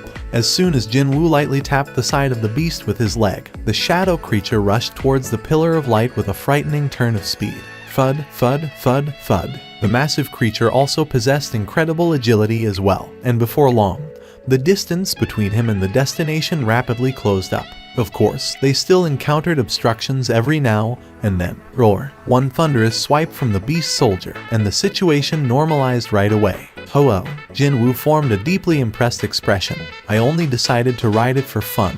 But isn't this actually pretty cool? Thinking that he should utilize this means of transportation often from now on. He even named his new ride right there. And then, from now on, your name shall be Tank. How many floors are there? Of course, there was no reply. Fine, let's go up, then. Jin-woo spoke up. 2nd floor. Jin-woo summoned the scroll as per the instruction. As soon as it appeared, it dissolved into the light. So that's how it works. As it turned out, this whole thing was just an elevator. The moment he realized what this pillar of light actually was, Jin-woo was immediately transferred to the 2nd floor, along with the blinding explosion of light. 2nd floor, 3rd, 4th, and eventually the 27th floor. That was the result of grinding for 2 days straight. He told Jin-ah, his little sister, that he'd be on a week-long trip. I have 5 more days. Considering his gradually increasing clearing speed, he began to think that it might be doable to get to what he assumed to be the last floor, the 100th floor, within the next 5 days. Maybe even sooner than that. Jin-woo took a look at his surroundings. It was still a ruined city. I can't tell which city this floor is based on anymore. Every floor was modeled off on a different city. However, the higher he climbed, the state of destruction the city was in got worse and worse. And on this 27th floor, he found it hard to tell whether this place used to be a city or not. Over 2,100 is it, meaning he had hunted down over 1,000 demons in a day. He had killed quite a lot during the last 2 days, that's for sure. It was still a long way off from the goal of 10,000 souls, but he was betting on the demons of the upper floors that allegedly possessed multiple souls. Right, getting to higher floors should remain as my priority. Yoo Jin-ho entered a luxurious traditional Korean restaurant with a determined face. He chose this place after taking into account his father's taste. Has the chairman arrived yet? Yes, he's waiting for you. He was guided to the private room where his father, Yoo Myung-han, was waiting for him. The traditional sliding paper door was opened and immediately, Yoo Jin-ho's nervousness increased by several folds after seeing his father's face. You wish to run the Yoojin Guild, is that right? That's correct. It was at this point that a hint of a dilemma, alongside the emotion of shock, appeared on Yoo Myung-han's face. To think that father is pondering between me and my older brother. Yoo Jin-ho was genuinely moved inside. The fact that his father was thinking about this matter was a big win for Yoo Jin-ho. If it was in the past, he'd be satisfied with this much. However, he had no desire whatsoever to back off now. As you know already, father, giving the position of the guild master to an outsider carries too much risk. Enough. Yoo Myung-han raised his hand. At the same time, Yoo Jin-ho's mouth stopped moving. Father's enough was one of the most absolute commands that no one in the Yoo household could go against. There is someone I want you to meet. Pardon me. Yoo Jin-ho's eyes went round at that. He was the one who called and asked for this meeting, yet his father wanted to introduce him to someone. Who could it be? Just as Yoo Jin-ho's curiosity peaked, the door opposite to the one he used to enter the room slid open. Hello there. Was he in the late 20s or early 30s? A man around that age group awkwardly greeted Yoo Jin-ho as he entered the room. Who was this man? Yoo Jin-ho couldn't recognize this man at all. When Yoo Myung-han signaled with his chin, this unknown man settled down next to him. This here is Hunter Go Myung-hwan. Go Myung-hwan. Yoo Jin-ho tilted his head. He had never heard of this name before. Father nodded his head as if he had expected this already and continued on. He is one of the survivors from the White Tiger Guild's Red Gate incident, the one that's been making so much noise lately. The Red Gate. Why was the story of the Red Gate brought up here, out of the blue? Since the incident had been talked about non-stop in mass media, even Yoo Jin-ho knew what had happened. But this timing was suspiciously coincidental, and so he found it difficult to figure out where his father was going with this. And this man here, a man who was supposed to be a survivor of that incident. Why did the survivor that the media was madly scrambling over to find appear here? Yoo Jin-ho's curiosity continued to balloon greatly. Mr. Hunter. Yes, Chairman. Please inform my son who was there besides the White Tiger Guild's new recruits on that day. Understood. Go Myung-hwan's stare now was directed to Yoo Jin-ho. There was a young female hunter who looked to be a high schooler, and a young female hunter. Even then, Yoo Jin-ho couldn't imagine just whose name would pop out from Go Myung-hwan's lips. And Mr. Seong Jin-woo. Yoo Jin-ho thought that he could hear his own heart fall to the pit of his stomach. Hyung-nim was there at the Red Gate incident. What was going on here? He was already feeling quite confused, but now, his thought process devolved into an even more complicated mess. In the middle of his confusion, he suddenly remembered something. Wait, now that I think about it, a few days ago, Hyung-nim was conversing with such familiarity with Han Sung, someone whom he didn't even share a casual greeting before that day. Do you still remember the name of that female hunter, by any chance? It was Miss Han Sung-yi. How can this be? Yoo Jin-ho's jaw dropped to the floor. To think there was such a secret to the mysterious relationship between those two people. Wait, if that's the case, then the identity of the potential helper the news outlets were talking about was. As if he knew what Yoo Jin-ho was about to ask, Go Myung-hwan quickly confirmed the truth. We, the members of the White Tiger Guild and Miss Han Sung-yi, could escape from the Red Gate all safe and sound thanks to Mr. Seong Jin-woo. Hyung-nim, just what did you do in there? Yoo Jin-ho formed an expression comprised of half surprise and half joy. Yoo Jin-ho's eyes twinkled as he listened. At first, everyone was taken back somewhat, after learning that a pair of ranky hunters were coming to observe the new recruit training process. But then, Go Myung-hwan began describing what happened that day with a hyped-up voice reminiscent of a little kid proudly showing off to a friend the brand new toy he got as a gift. However, he did what to a rank a hunter. Go Myung Hwan wasn't the only overexcited person in the room. Exactly. With his palm, he went like, paw. He smacked the back of Kim Cheol's head and, as he listened to the exploits of Hyung Nim, Yoo Jin-ho's heart beat faster as if he was there, experiencing everything personally. I really thought that we'd die for sure when dozens of ice elves showed up. But then again, was he paying too close an attention to the story? Time flew by really quickly. The definitely not short story of that day's events was finally coming to its end. The excited Go Myung Hwan's voice became louder. So, what I'm saying is, this whole thing is just too unfair. Mr. Seong Jin-woo saved our essays back there. He's my life savior. But then, I'm not supposed to reveal the existence of Mr. Seong Jin-woo. I find it difficult to accept the decision of the White Tiger Guild. However, Chairman Yu has given me a call out of the blue, and so, here I am. It was at this point that Yoo Myung-han stopped Go Myung Hwan in a dignified manner. Go Myung Hwan embarrassedly lowered his head. Yoo Myung-han's stare then shifted over to his son, Yoo Jin-ho. In the process of investigating more about Hunter Seong Jin-woo, a name that I never expected to hear popped up. At the ends of Yoo Myung-han's pointing finger, his index finger pointed to a piece of paper with Yoo Jin-ho's name written on it. And it was none other than the raid records Yoo Jin-ho handed over to his father. I'm busted. The truth about Hyung Nim helping him out during the process of acquiring his guild master license was now out in the open. Yoo Jin-ho's expression hardened. Hunter Seong Jin-woo aided you greatly during your attempt to earn the guild master license. Do you acknowledge this fact? Yes, father.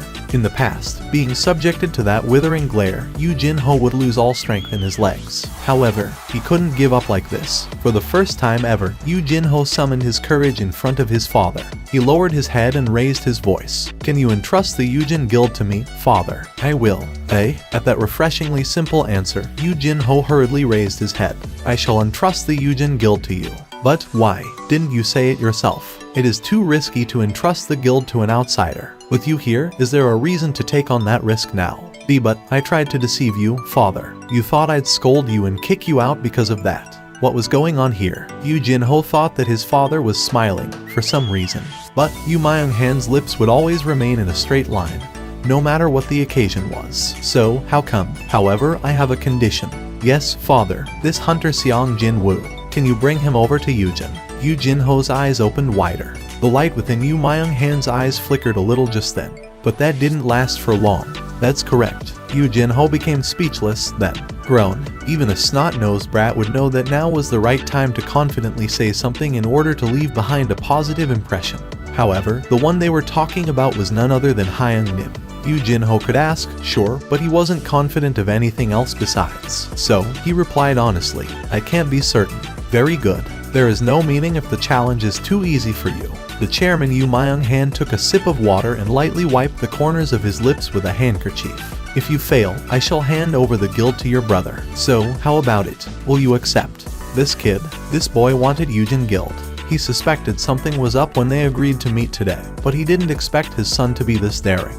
Indeed, a tiger's cub is still a tiger at the end of the day. The smile finally began to spread on Yoo Myung-han's lips. 48, 49, 50. With a frightening clearing speed, Jin-woo climbed up the floors. He didn't feel tired at all when looking at the total experience points and the accumulated number of souls climbing up higher every time he hunted a monster down. He had procured the important entry permit for the 51st floor a long time ago. So, the only thing remaining was to get to the floor transfer magic circle and go upstairs. But Jin-woo's sight shifted towards the pillar of light. More specifically, a short distance in front of that pillar, and a massive demon, plus scores of high-ranked demons, were standing there, waiting. Jin-woo raised his sight up higher, and he could see the giant demon's name, floating in the air in a deep crimson hue.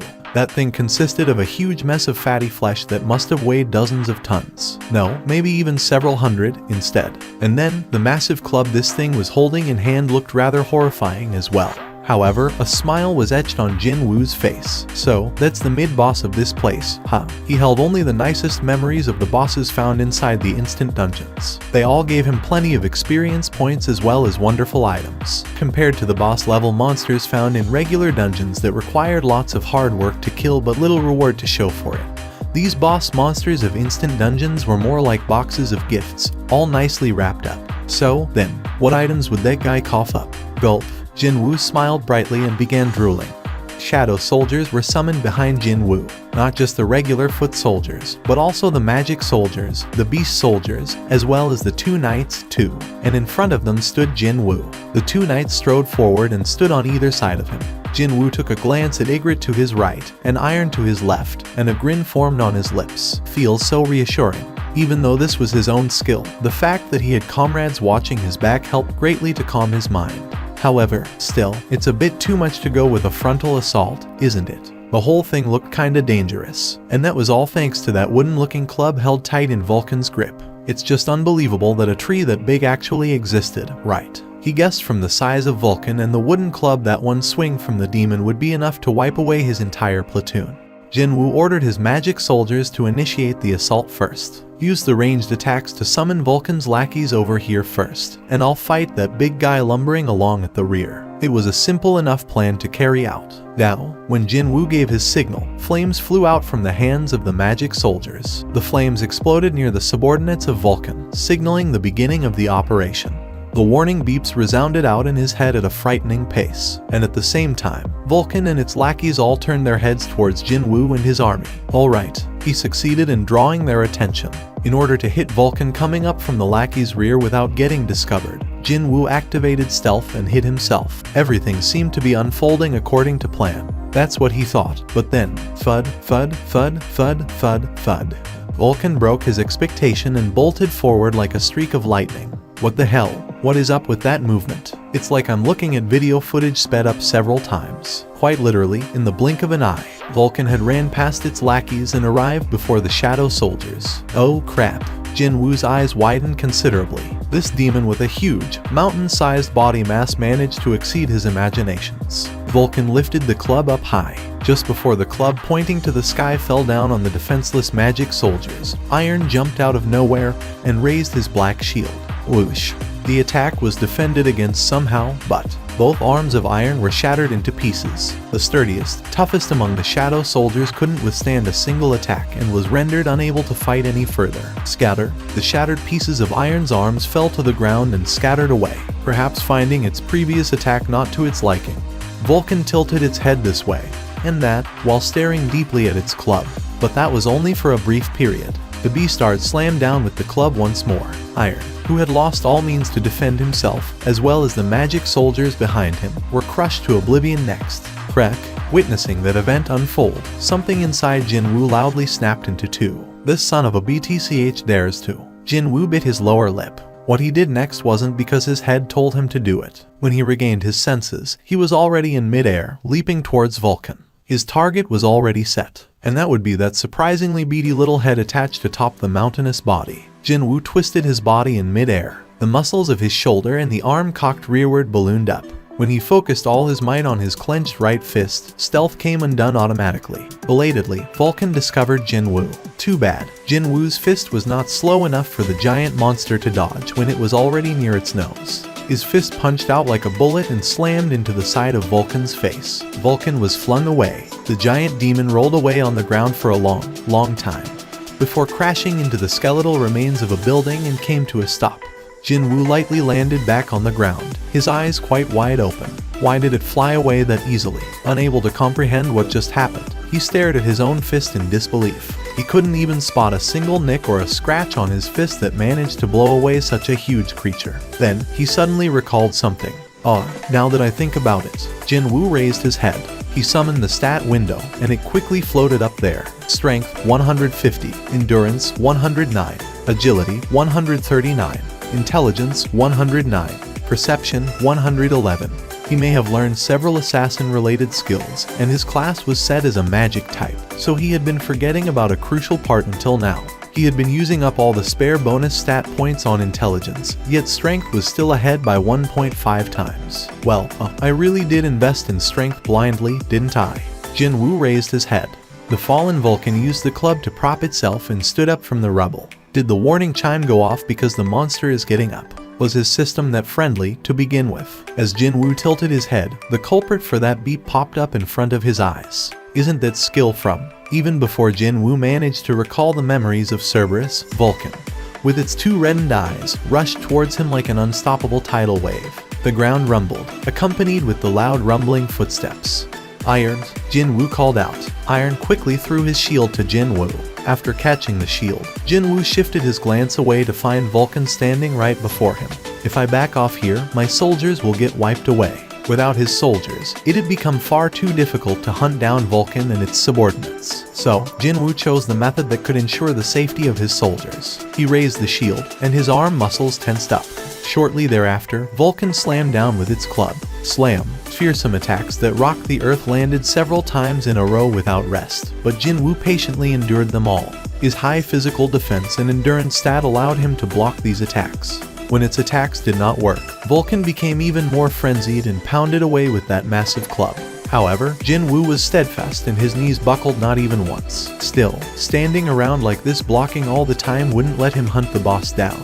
Deep frowns formed on Jinwoo's forehead. The thing was, unlike how it was with Cerberus, Vulcan's rage skill didn't have a time limit, the trade-off being the skill not as overpowered as the Gatekeeper's version, meaning he couldn't remain passively defending forever like this. Jinwoo gritted his teeth. Constantly getting pounded on isn't my thing either. Clang. Just as the club bounced off of the shield for the last time, Jinwoo had been getting ready to counterattack and took the opening to leap towards Vulcan's head. However, he wasn't the only one waiting for an opening. Matching the timing of Jinwoo's jump, Vulcan quickly leaned its upper torso back. What? And then, the club flew in towards him from the side while drawing an arc in the air. He got me. If there were places where his hands or feet could touch, the story might have been different, but there was no way he'd be able to dodge the attack in the middle of air. Jinwoo activated the skill ruler's reach and pushed at Vulcan. Of course, the power behind the skill ruler's reach was far too low to move the massive body of Vulcan. However, the rebound meant that it was Jinwoo who was pushed back, instead. The tip of the club missed him by a hair's breadth. I did it. Jinwoo was flung away some distance and rolled on the ground a few times, but compared to what might have happened when hit by that club, his landing this time should be seen as far, far gentler. Phew, Jinwoo managed to find his balance and sighed in relief. On the other hand, Vulcan's expression had crumpled quite unsightly. It attacked, feeling proud and all, but in the end, it was all for nothing. That fact caused its fury to reach the peak. Jinwoo scratched the side of his head while staring at Vulcan's reddened face. Now what should I do about this? If he jumped to its front, the DMN thing would evade him with not much difficulty. But then, attacking other body parts instead of its head didn't look like he'd be able to critically wound it. What with all those layers of flesh getting in the way? Is there a way to make it impossible to dodge? It was at this point that yet another, and an arguably excellent, idea popped up in his head. The corners of Jinwoo's lips arched up. Suddenly, he turned around and ran. Vulcan mistook this action as him trying to escape, and hurriedly chased after him.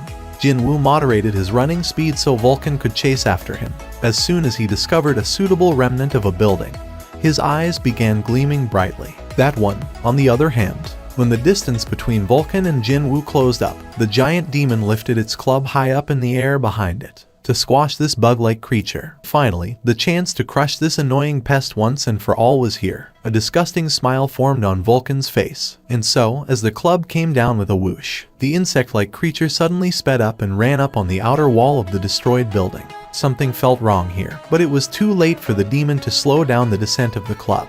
In an instant, the insect had run up high enough to be at the demon's eye line, before he powerfully kicked the wall. Crack. As the spiderweb-like cracks spread on the wall, something shot towards this demon with never-before-seen speed.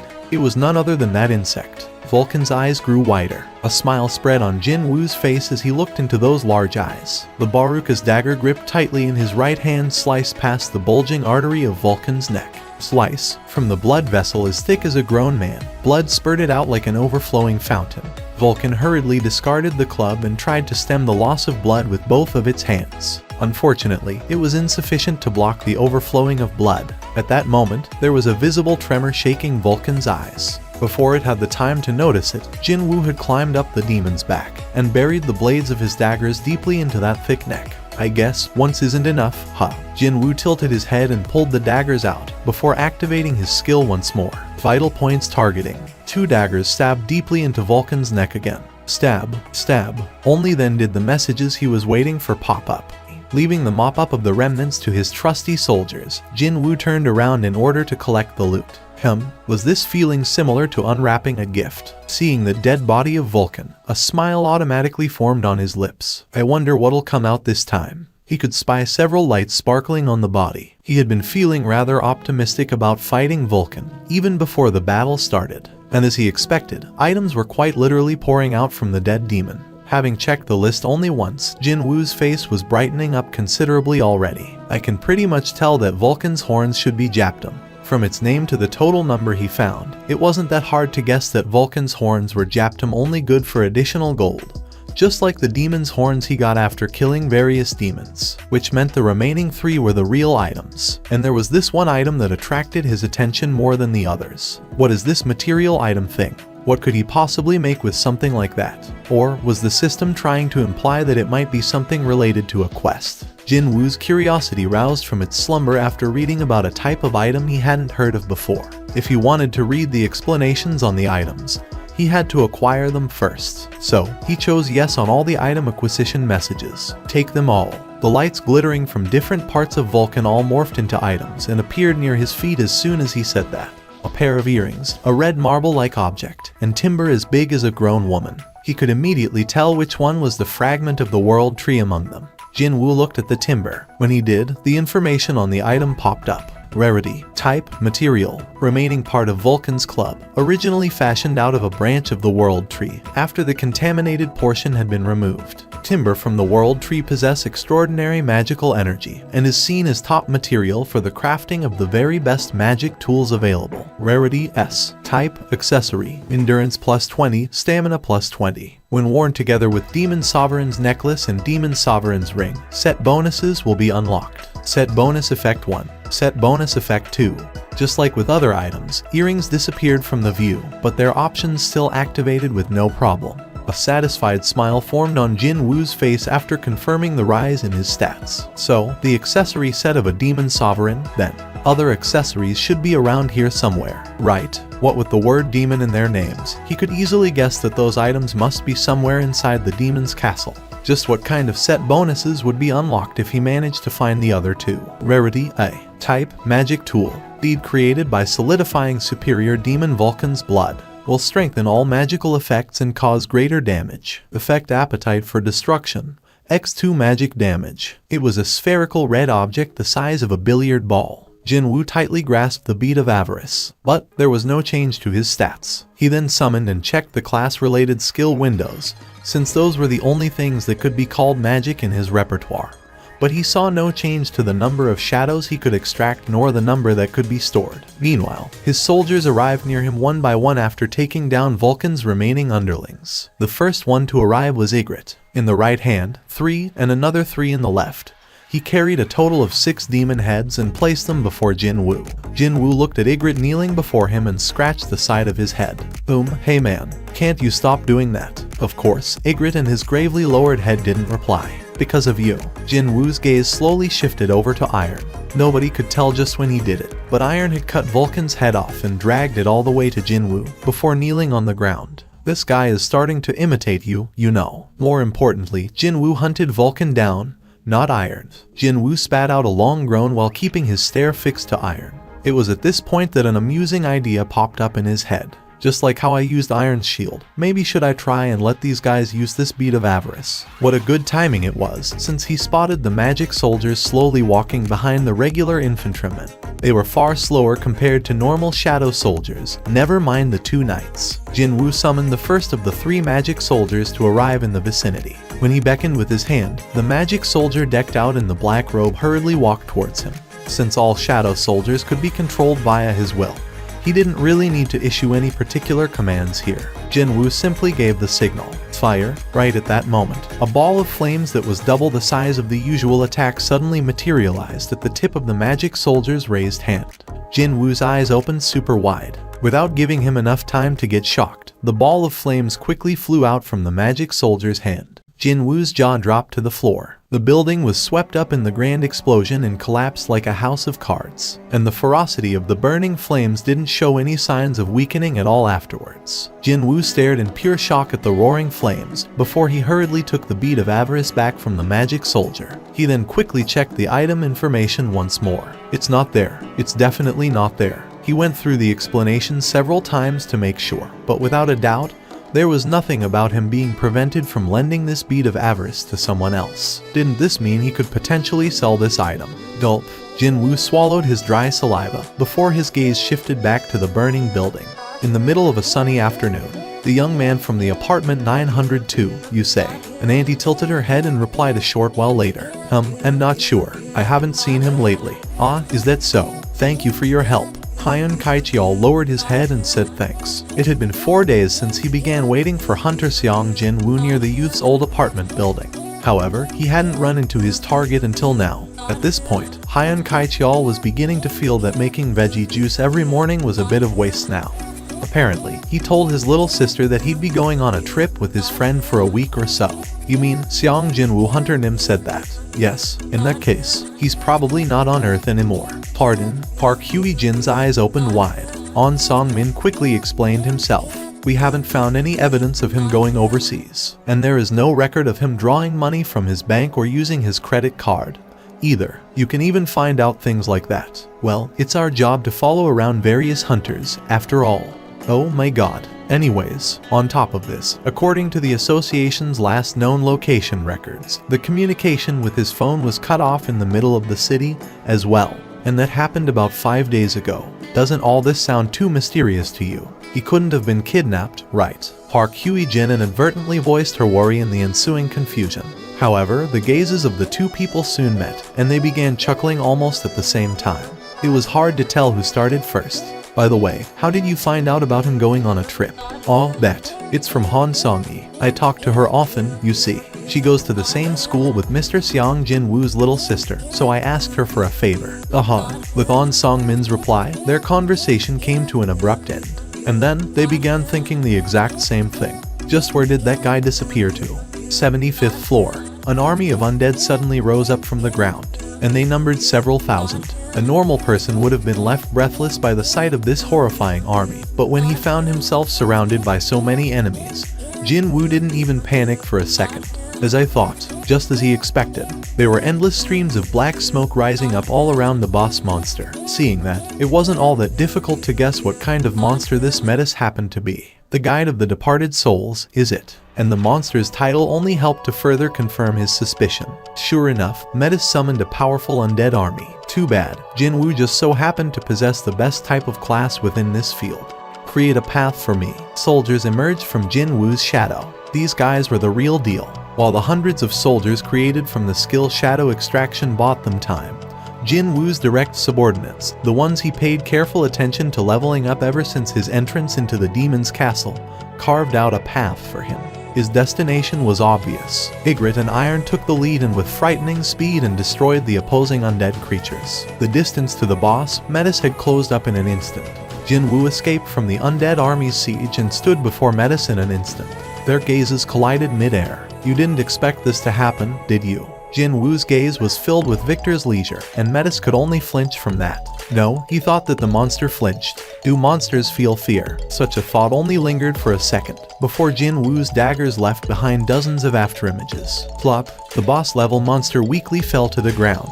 He already knew through experience that mage-type monsters relying on controlling others to fight were very weak when the battle became one-on-one. The moment he saw Metis in the distance, he had envisioned this end. Jin-woo returned the daggers to his inventory. Soon, the expected message popped up. Jin-woo clenched his fists tightly. 220 souls in one go. Now that was an unexpected windfall. A thick smile floated up on Jin-woo's lips. Not much remaining now. He only needed to collect less than 30 now. It was a small enough amount to quickly fill up by hunting down a handful more demons. Jin-woo really wanted to quickly finish this quest, and so he hurriedly retrieved all the loot and entered the floor transfer magic circle. The eastern United States. Hwang Dong-soo writhed this way, and that as if he was having a nightmare, before he shot up from the bed. The first thing he saw was the white ceiling. Hwang Dong-soo tilted his head at these unfamiliar surroundings. Is this a hospital? It wasn't. It wasn't a dream. Hwang Dong-soo wiped the strand of cold sweat traveling down to his chin. It was at this point that he discovered the patient gown he wore, and the IV needle stuck to his arm. Hwang Dong-soo's expression hardened in fury, and then he spoke in a cold voice. If you have something to say, hurry up and say it, and leave. The deputy director of the Hunter Bureau was there with him in the room, a middle-aged Caucasian man. with more white than black on his head, slowly approached Hwang Dong-soo's bed. "There is something I wanted to ask you personally, so I waited for you to come around." "What did he want to ask?" Hwang Dong-soo raised his head. The deputy director held his gaze without backing down and asked, "That man named Seong-il Hwan, was he really a monster? Do you think I'd attack someone who was a human? I'm not saying that I don't trust you. Only that, I wish to confirm what I saw with my own eyes." The deputy director pushed forward his phone towards Hwang Dong-soo. A certain video footage was playing on its screen, and this is footage captured by CCTV cameras nearby on that day. In the footage, one could see an Oriental man rescuing employees from the collapsing Hunter Bureau building. There was no need to ask who that man was. How could Hwang Dong-soo forget? That face was the last thing he saw before he blacked out. That man was Seong-il Hwan. The deputy director's complexion darkened. "I have never heard of a monster rescuing humans before. Is there no change to your opinion that this man is a monster?" "He's definitely a monster." "Understood." The deputy director pocketed the phone. "Once you're discharged from here, stop by the bureau. There are a couple of documents you need to sign." Hwang Dong-soo asked the deputy director as the latter was about to turn around and leave. "What happened to that man?" "He disappeared after fighting you. We're in the midst of tracking him down, but he's powerful enough to knock you down easily, so whether he could be caught or not is, well." Just before he stepped out of the hospital room, the deputy director opened his mouth again, sounding more troubled than before. "By any chance, do you have any idea where that man might head off to?" Seeing Hwang Dong-soo resolutely keep his mouth shut as if he had nothing more to say, the deputy director quietly left the room. But once he was gone, Hwang Dong-soo furiously yanked the IV needle out of his arm. FCK. What a humiliating defeat that was. Even before he could figure out what happened, he found his neck trampled on by Seong-il Hwan. Not only that, shamefully cowering on the floor, too. Just as he began gasping for air, Seong-il Hwan spoke to him. "Don't come to Korea. This isn't for my son, but for your sake. You won't be able to close your eyes, even in death." And that's where his memory ended. Once he regained his consciousness, he found himself here. "Can't close my eyes even in death." What did he mean by that? Was that a threat to kill Hwang Dong-soo in such a brutal way that he'd be unable to close his eyes? How dare he threaten me? I need better equipment if I want to kill him. Thankfully, it wouldn't be hard getting his hands on that equipment. I should call my guild. The guild Hwang Dong-soo was a part of, Scavenger, was one of the very best in the world. Hell, there was even a joke doing the rounds that, if one were to tally up the value of all the artifacts in possession of the Scavenger Guild, it'd easily exceed the annual budget of a small nation. If I get my hands on some artifacts, there shouldn't be a problem. Madness burned bright within Hwang Dong-soo's eyes. To South Korea, that was Hwang Dong-soo's next destination. I did it. Jin-woo couldn't hide his elation. His luck was good, and he acquired 4 souls from the very last demon he killed. With that, he was able to meet the quest's clear goal.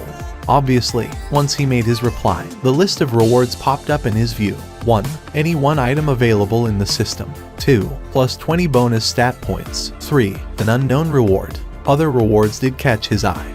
But right now, the first one on the list demanded the most of his attention. It wouldn't be much of an exaggeration to say that he completed this quest solely for the first reward, too. Except the first reward, an item he wanted, was it. Of course, there was one. From the moment he saw the details of this quest, Jin-woo was thinking of a certain item. What kind of a result would be facing him now if he chose differently back then? He was curious about this ever since that fateful day. However, he didn't know whether that thing was treated as an item or not. Still, it didn't hurt to try, at least. The system asked him again, as if to urge him on. After a short deliberation, Jin-woo made his reply. The cursed random box. Back when he found himself standing on a crossroad, Jin-woo chose the blessed random box instead of the cursed random box. And the result of that decision was the key to the demon's castle. Thanks to that, he gained entry to this instant dungeon and earned a lot. His level had risen up greatly. He acquired lots of items, and as for gold, well, it was overflowing to such an extent that he was beginning to think he should start spending some very soon. Even if I was given a chance to do over, I'd have chosen the same. However, just because he chose to take this path, that didn't mean he was not curious about the potential result of choosing a different path. The blessed random box, supposed to give him what he wanted, and the cursed random box that was supposed to give him what he needed. Just what could be inside the latter. I did get what I wanted from the blessed random box, that's for sure. And so, the perfect chance to satisfy that curiosity once and for all had landed in his lap. A small box slowly materialized in front of his feet. Yes, his heart beating much quicker now, Jin-woo hurriedly picked the box up. However, he was suddenly overcome with this feeling that the weight of this box was rather familiar to him. Could it be? He quickly ripped the lid open and confirmed what was inside, only for his eyes to grow very large. Isn't this the additional stat points he earned as the quest completion reward were still waiting for him? And of course, he put them all in intelligence. Strength 178, endurance 137, agility 147, intelligence 149, perception 119. Finally, intelligence had exceeded other stats. It was still some ways off strength, but when considering the fact that he didn't even pay attention to the intelligence stat until recently, this growth could only be called lightning fast. Along with that message, a scroll similar in size to the entry permit appeared in his hands. What's this? Jin-woo's eyes opened wider at this unexpected type of reward, and he unfurled the scroll right away. You can learn the crafting methods of divine water of life. Jin-woo's eyes widened even further. I can craft an item with this, and here he was, thinking that only those who had awakened as mage types could craft weapons containing magical energy. Now that he thought about it, though, he was also a mage type, wasn't he? Rarity S. Type, consumable. A mysterious liquid medicine that cures any and all illnesses through the powerful magic contained within. The effect will only manifest after one whole bottle has been consumed. Cures any and all illnesses. The moment he read that information, he thought about his mother, still confined to the hospital. He had already confirmed through Yu Jin-ho multiple times that effects of various potions still worked on other people. If he could truly make this divine water of life, then it meant that he'd be able to save his mother. His hands holding the scroll trembled from excitement. The ingredients were also on the simpler side, so to speak. Fragment of the world tree. He earned that after killing Vulcan on the 50th floor, spring water from the Forest of Echoes. He got that after killing Metis the Necromancer on the 75th floor. And finally, purified blood of the Demon King. This item hadn't shown up yet. However, thinking back to the two ingredients that had come out so far, he could easily guess where he might find some of this purified blood of the Demon King from. The upper floors. I'm sure it's with the final boss of the Demon's Castle, probably on the top floor. In other words, simply by clearing the Demon's Castle dungeon, the ingredients to craft the divine water of life would fall into his lap one by one. It happened then.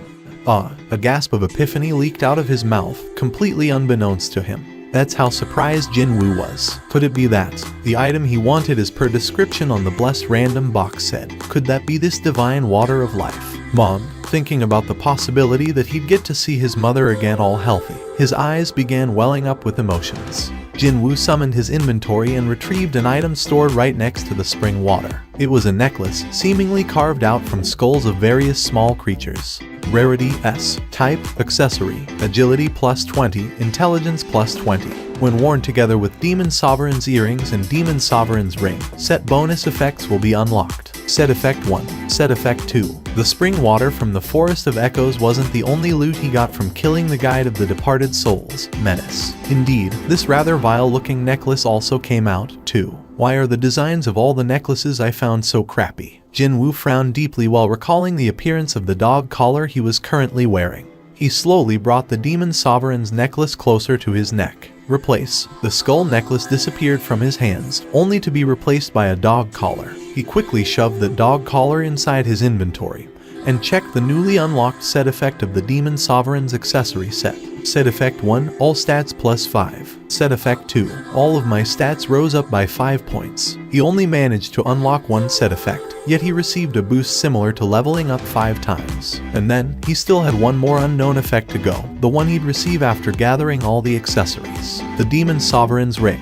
When considering the possibility that the last unlocked set effect from all 3 accessories being in one place should be even greater than the individual parts on their own, this really was already an amazing performance. However, acquiring accessories rated at S was only a part of the harvest he enjoyed after entering the Demon's Castle. The real profit was his level jumping up so high.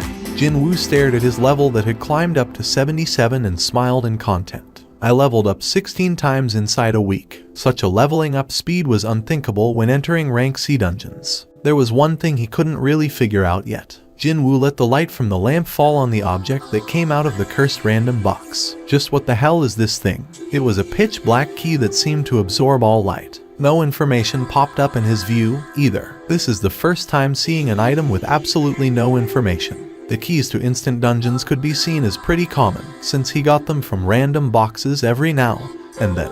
But this guy here, he had never seen anything quite like it. Where am I supposed to use this? Perhaps because it came out of a box named Cursed Random this and that. He couldn't help but think that there was this ominous aura circling around the key. He acquired this key through so much hard work, so he couldn't even throw it away. Well, I'm sure I'll get to use it sooner or later. The Cursed Random box was supposed to give him something that he needed, after all. Has it been 4 years already? Or maybe it was close to 5 now. Jin Woo's expression was full of reminiscence as he stood in front of the employee manning the reception kiosk. The employee's head tilted this way, and that after taking one look at Jin Woo's choice of identification.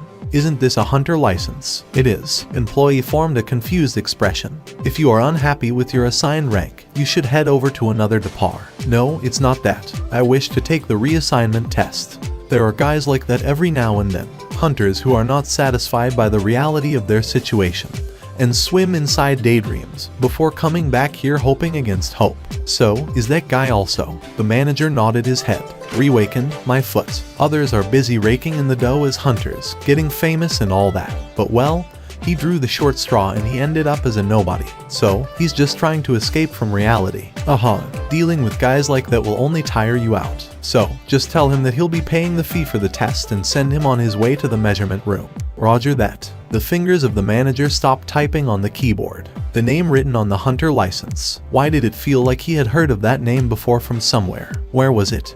That man asked for a favor, didn't he? That man asked the manager to give him a call if a hunter named Seong Jin Woo ever showed up here. Hello, it's Beek Yun-ho speaking. Hello there, Chairman Beek. I'm calling you because of the hunter you spoke about the last time.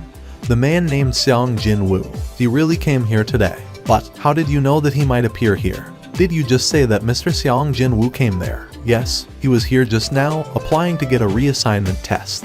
The conversation came to an abrupt halt and an awkward silence pervaded the line. However, only a short while later, an urgent voice came out from the phone's speaker. Even if it's only for a short while, can you somehow delay the measurement process? I'm on my way over there right now. The manager began tilting his head. Did he just mishear that? The master of the one and only White Tiger Guild was speaking with an anxious voice. Well, I'll be. Besides all that, though, the evaluation process was out of his hands already. The manager could only sheepishly reply while scratching the side of his head. That man must have entered the measurement building by now. Jin Woo parked his butt on the very last spot available of the waiting room's bench. Currently, there were 3 people waiting for their turn here. All of them looked quite tense, nervous. Jin Woo could sympathize with what these people were going through inwardly at this moment. Well, the directions of their lives would be decided with the results of today's evaluation, after all. The first time Jin Woo came here, he was thinking about the exact same things as these people. What if I was a rank A? No, even a rank B? Or could it be I'm a rank S, swimming in a happy daydream, only to be shocked to the core after receiving the evaluation of rank E? Thinking back to that day 4 years ago, Jin Woo couldn't help but smirk slightly.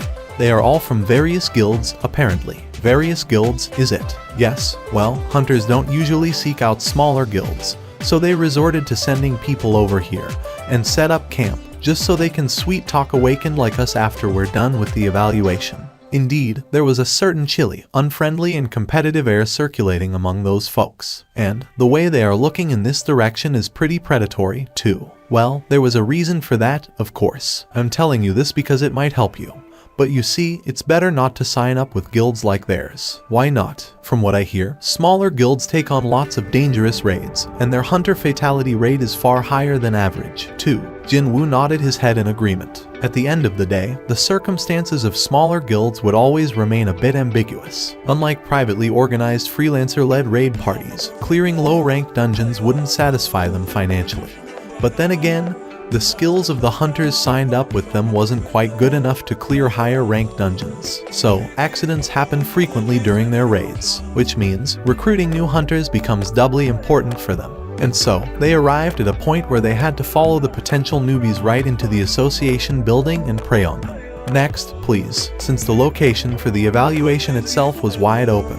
One could easily read the expressions on those who finished the test, as well as the employees performing the said test. And the expression of the guy who had taken his test just now didn't look so good. I guess it's either a D or an E. Those folks from the smaller guilds must have thought about the same thing as Jin Woo. because they showed no interest whatsoever even when an awakened walked right past them. Wasn't that too honest a reaction from them? Well, if high-ranked hunters appeared frequently, they wouldn't be paid big bucks anyway. For regular citizens, even being a rank C would be a huge jackpot. One could still earn a fair bit of money by entering freelancer raid parties, or if one's luck was good, then entering large guilds was a viable option, too. Indeed, there were 4 rank CS among the White Tiger Guild's new recruits, weren't there? If one successfully managed to enter a large guild, then it was pretty much guaranteed that you'd earn an annual salary similar to what doctors or lawyers made. I heard that you'd get a ton of money upfront when signing with a large guild. Actually, I owe some money, you see. Because of that, I had to separate from my little girl and must live alone for the time being. Maybe it's because of that, but I'm feeling really nervous. Meanwhile, another awakened walked out, and, next up, please come this way. Are you feeling okay? No, it's not that, but, do you mind going ahead first? I'm too tense right now, you see. Was there a reason to refuse when someone wished to give up his spot in the queue? Jinwoo quickly accepted the proposal. Anyone would be feeling nervous if these few minutes determined the rest of their lives. What is your name? It's Seong Jinwoo. Mr. Seong Jinwoo, right? Please place your hand on the black-colored panel over there and wait for a little while. Following the instruction, Jinwoo walked over to the measuring device and placed his hand on the black panel. This guy's already been evaluated as an awakened rank T. The employee took a look at the documentation and glanced at Jinwoo with a mystified expression. Just why were almost all the hunters coming here to retake tests all rank E? The employee's expression changed to that of apathy as he activated the measuring device. The magic energy measuring device buzzed noisily, and a short while later it stopped its operation. The results appeared on the display monitor. What's going on here? The employee tilted his head this way and that, before speaking to Jinwoo, as the latter was about to take his hand off the panel. Hold up, please. Yes, I'd like to run the test one more time. Okay, Jinwoo placed his hand back on the panel.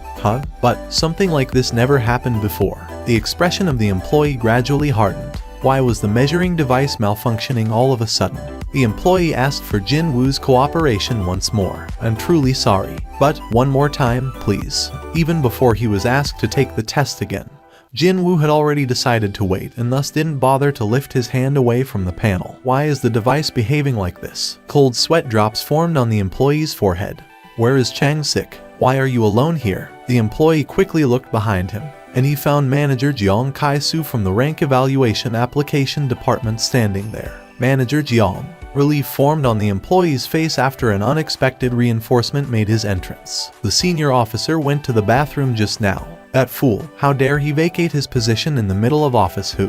Jeong Kai-soo couldn't bring himself to finish that sentence. The measuring device is acting a little weird. The device is what now? Please, take a look. This error message keeps popping up. Once the employee took a step back, Jeong Kai-soo stood in his stead in front of the monitor that displayed the result of Jinwoo's measurement. And right away, Jeong Kai-soo's expression froze up. How long have you been working here? It's been around 6 months, sir. Did I press the wrong button? Nope. Just call Chang-sik and tell him to get over here right now. Excuse me, I'm saying. His toilet break or whatever isn't important anymore, so tell him to get his ass over here right away. Jeong Kai-soo raised his voice. The employee flinched and asked, what's the matter, manager? This isn't an error message, but it's saying impossible to measure. Don't you understand what that means? But that wasn't an error message. Why was every single newbie employee such a dumbass? Jeong Kai-soo's gaze left the employee and landed on the person taking the evaluation test. This message means that this device can't measure that person's magic power. Did this newbie say it had been around 6 months since he started working here? Forget about 6 months, something like this had not happened in the past 2 years, so of course, it wasn't surprising at all to see a newbie employee being completely oblivious. Jeong Kai-soo's voice trembled as he replied, right, he's a rank S. Rank S special. This rank had been in wide use so people mistook it for an actual official rank. But in reality, this rank simply existed to group those awakened who couldn't be measured by any device. Excuse me, Mr. Seong Jinwoo, with the current device. Kim Chang-sik immediately remembered that Jinwoo was already a hunter, so he changed the way he addressed the youth. No, wait. Allow me to start over. It's impossible to measure your magical energy output with this device. Seong Jinwoo Hunter Nim. We need to ask for permission from the higher-ups if we want to use the precision measuring device. So would you mind if you come and visit us again in 3 days' time?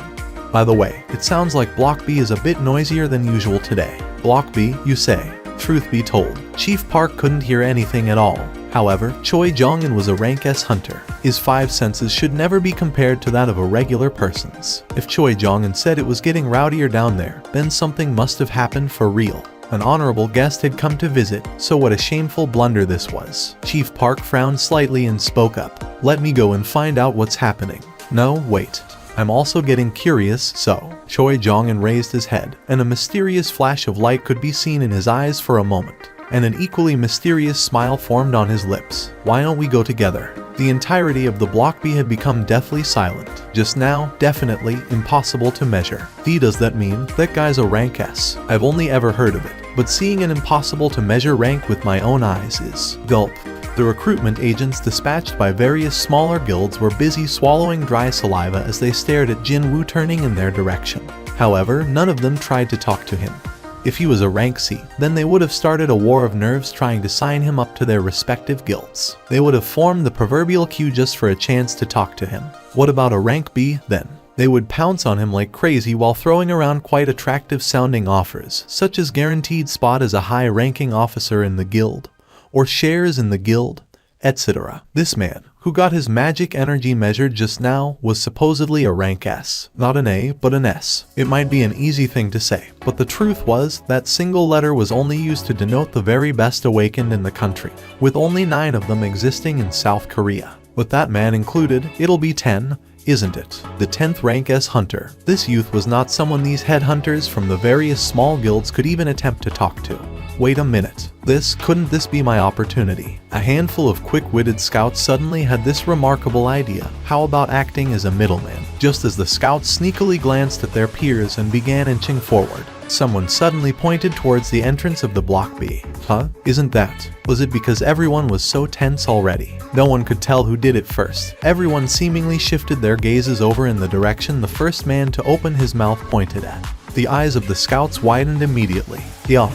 A man wearing a stylish business suit was entering Block B. There wasn't a single person present who didn't know that man's name. Choi Jong-in. Why is the leader of the hunters here? Sure enough, Choi Jong-in felt the gazes of the crowd and lightly tidied up his suit, before walking straight towards Jin Woo. But isn't this too fast for him to get here after receiving an alert? No, wait a minute. Did he already sign up with the hunters? Did the hunters know about him? Well, the top guild sure operates on another level. Scouts present all readily accepted the inevitable conclusion to come. Perhaps it was a relief that none of them stepped forward and tried to chat up the youth. How embarrassing would it have been when one of them started yapping on and ended up running into Choi Jong-in instead. Jin Woo was breathing a sigh of relief at the grand entrance of Choi Jong-in. What a relief. He was pondering what to do next after being stared at by so many pairs of eyes. But what a wonderful timing it was, that man walking in and dividing the attention. Jin Woo inwardly thanked Choi Jong-in for providing some unexpected help. Choi Jong-in's eyes gleamed brightly as he stared into Jin Woo's face. This man's the 10th. Choi Jong-in beat around the bush with Chief Park about checking out the situation together or some such. But the truth was, he already had sensed what was happening before coming here. I mean, they've been yapping on so loudly about impossible to measure this in device error that, so how can I not hear them? Thanks to that, though, he was given a huge opportunity here. Choi Jong-in cleared his throat and formed his trademark smile. I'm Choi Jong-in, the leader of the Hunters Guild. Of course, Jin Woo knew that already. Well, that man's face could be seen frequently enough whenever a TV was turned on. After all, I'm aware that you just had your awakened rank evaluation. Yes, by any chance, have you thought of a guild to join? I'd like to speak to you regarding that issue, so can you spare a minute to talk, please? Sorry, but don't have the time. Jin Woo quickly voiced his refusal and hurriedly left the Block B building. It happened so fast that Choi Jong-in didn't even have the chance to think about stopping the youth from leaving. Meanwhile, the association employees and the scouts from other guilds belatedly realized what had transpired and began freaking out. What the hell? Wait, did Choi Jong-in get kicked to the curb? No matter who sees it, he was ignored. Mutter, mutter. The waiting room became very noisy all of a sudden. Choi Jong-in did his best to maintain his calm and looked to his side. Chief Park. Yes, Chief Park replied with an awkward look on his face. Did I make a mistake during my introduction? Well, I wonder. I'm not sure. Obviously, Chief Park heard everything as he was standing to the side. Still, this wasn't the right time to say that out loud, no. When Chief Park shut his mouth, Choi Jong-un sheepishly scratched the side of his head. Was I too careless with my approach? Still, there was no reason to feel disappointed here. Without a doubt, he was one step ahead of other guilds. I'm the only one who knows about the appearance of the new rank S. The remeasurement was scheduled for 3 days later. There was still some time left until the official announcement. Before that, though, I gotta find another opportunity to talk to him, no matter what. While Choi Jong-un began pondering his options, he spotted someone else hurriedly running towards the building. Wait, isn't he? Now that was definitely a familiar face. When that man pushed open the glass door and entered, Choi Jong-un spoke up with a surprised expression on his face. Chairman Beek, what are you? Beek Yun-ho's eyes also widened after recognizing Choi Jong-un. Master Choi. Choi Jong-un quickly deciphered Beek Yun-ho's expression. It's like he knows he's been busted. It was not very likely that he came running after an informant rang him up just now. No, the time of his arrival didn't make sense if that was the case. I mean, the distance between the White Tiger Guild offices and the Hunter Association is great, so. That's right, Beek Yun-ho knew from the get-go. He had prior knowledge regarding what would happen here, meaning he knows about the existence of that man already. But that couldn't be. If so, he'd never let that man go through the reassignment test in this fashion. If it were me, I'd make him sign the contract first and then let him take the test. It was here that the scattered puzzle pieces in Choi Jong-un's head began falling into their respective places. No way could it be. The White Tiger Guild, the incident during their training, the Red Gate, the mystery helper, and then the newly appeared rank S awakened. The White Tiger must have received help from someone they don't want others to know about. Found him. So, it was that man, huh? Choi Jong-un didn't say anything else and relaxedly walked past Beek Yun-ho. Meanwhile, Beek Yun-ho took a look around. He couldn't spot Jin-woo anywhere. Am I too late? Beek Yun-ho could only look on at the distancing back of Choi Jong-un and softly sigh. Who knew that the Master of Hunters Guild would be at the Hunters Association? Beek Yun-ho scratched the back of his head and muttered to himself. Things just got complicated. The visiting hours of the Seoul's Ilshin Hospital ended at 8 in the evening. Are you the guardian of the patient Park Kyeong-hai? That's correct. You can go and see her. Are you aware of the visiting hours cutoff time? Yes, I'm aware. Finishing his chat by the nursing station, Jin-woo quickly walked to the patient ward his mother was in. Thanks to his hurried steps, he arrived there not too long afterwards. Jin-woo opened the door and entered the ward, and quietly sat down on the chair next to the bed his mother was lying in.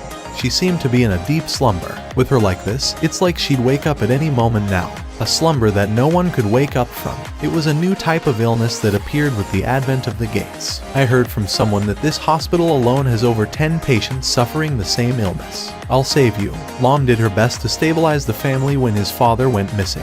Even though she never enjoyed robust health, ending his definitely not short visit, Jin-woo wordlessly walked out of the ward and carefully closed the door behind him. And when he turned around to leave, he got to spot a familiar face standing in the corridor. On that day, it was you who killed the monsters in the dual dungeon, wasn't it? A low and thick, manly voice, sharp, scary eyebrows. He was none other than Woo Jin-cheol from the monitoring division. Jin-woo didn't reply. There was no reason to, nor did he particularly feel like it, either. Instead, there was something else he wanted to ask. How did you find out that I was here? I tried to guess the places you might head off to. I called the hospital and they informed me of your presence here. The association was paying for Mom's hospital fees, after all. Well, that's going to change soon. Did you seek me out just to ask me about that day's events? No, I did not. Well, then, how can I help you? There is someone who'd like to speak to you. Would you mind accompanying me for a little while? Is that an order? No. He then deeply bowed his head, his voice sounding much more serious than before. I'd like to ask you for this favor. Jin-woo didn't expect Woo Jin-cheol, with his fearsome countenance and all, to assume that kind of attitude. Jin-woo pondered a little, before deciding to find out who wanted to meet him first. Who wants to talk to me? It's the president of the Hunters Association. Go Gun Huey. Woo Jin-cheol then pointed towards the corner behind him and spoke.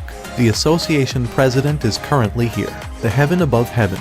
The S-rank hunter Go Gun Huey, also known as the sky above the sky. After discovering Jin-woo, Go Gun Huey stood up from the seat. You must be Seong Jin-woo Hunter Nim. He might be over 80 years old, but his physique was still quite amazing. Indeed, his size reminded one of either a retired pro wrestler or a traditional grappler. However, he didn't emit any of the overbearing aura one might expect from someone like that. That's surprising. Judged from his appearance or his station, Jinwoo expected him to be a bit of douche, a stuck-up of sorts, yet the entourage accompanying that man carried scarier expressions instead. Jinwoo inadvertently caught the glimpse of a golden badge pinned to Go-Gun Huey's jacket. This man currently served as a member of the National Assembly, and at the same time, as the president of the association as well. And a rank S awakened on top of that, too. I'd like to congratulate you on becoming the newest rank S hunter. Jinwoo tilted his head. But the result of the reassignment test hasn't come out yet. Go-Gun Huey shook his head immediately. Actually, the test itself does not have much of a meaning. Excuse me. While Jinwoo formed a confused expression, Go-Gun Huey was forming a gentle smile. The truth is, the so-called precision measuring device is used to draw a finer line on the level of one's powers. It's not designed to sense something that already has exceeded the scope of other devices' measuring capability. Then, how come? Do you wish to ask me why we created another process called reevaluation? Indeed, he did want to ask that. If the end results were going to be the same, then why go through yet another cumbersome process? Go-Gun Huey answered in rather a straightforward manner. It's because we were looking for a grace period. A grace period. Even before Jinwoo could ask what he meant by that, Go-Gun Huey spoke up first, looking somewhat embarrassed. It's to create an opportunity where we can meet and speak to someone like you, Seong Jinwoo Hunternim. Listening to the association president, Jinwoo finally figured it out. As you may well know, there aren't that many excellent hunters in the association. Like Division Chief Woo Jin Cheol here, compared to our size. That was because of large guilds, and that's because of the large guilds. But, of course, Jinwoo nodded his head. Signing up with a large guild guarantees you fat salaries and fame, so who would want to come and work for the association? The salaries for the association's hunters weren't small by any means. But then again, when compared to what one could potentially be earning by working for large guilds, the salary was pitifully pathetic. And so, we came up with a plan in case a truly exceptional awakened decides to visit the association. So, that would be the re-evaluation test, then.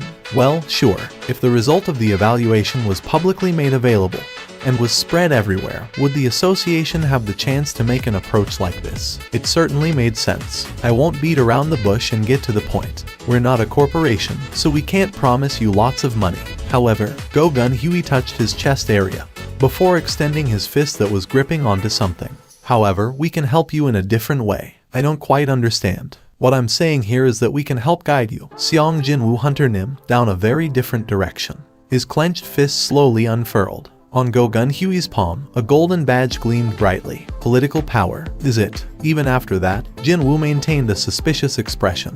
You know about the 5 guilds, yes. How could anyone not know of them? Jinwoo silently nodded his head. Currently, you'll find that in South Korea, the heads of 5 large dragons are locked in a delicate balance. Around the capital, the Hunters, the White Tiger, and the Reapers. And in the countryside, the Shining Star and the Night Order. If you decide to enter one of the 5 guilds, doesn't matter which one, the delicate balance will shatter and everything will change.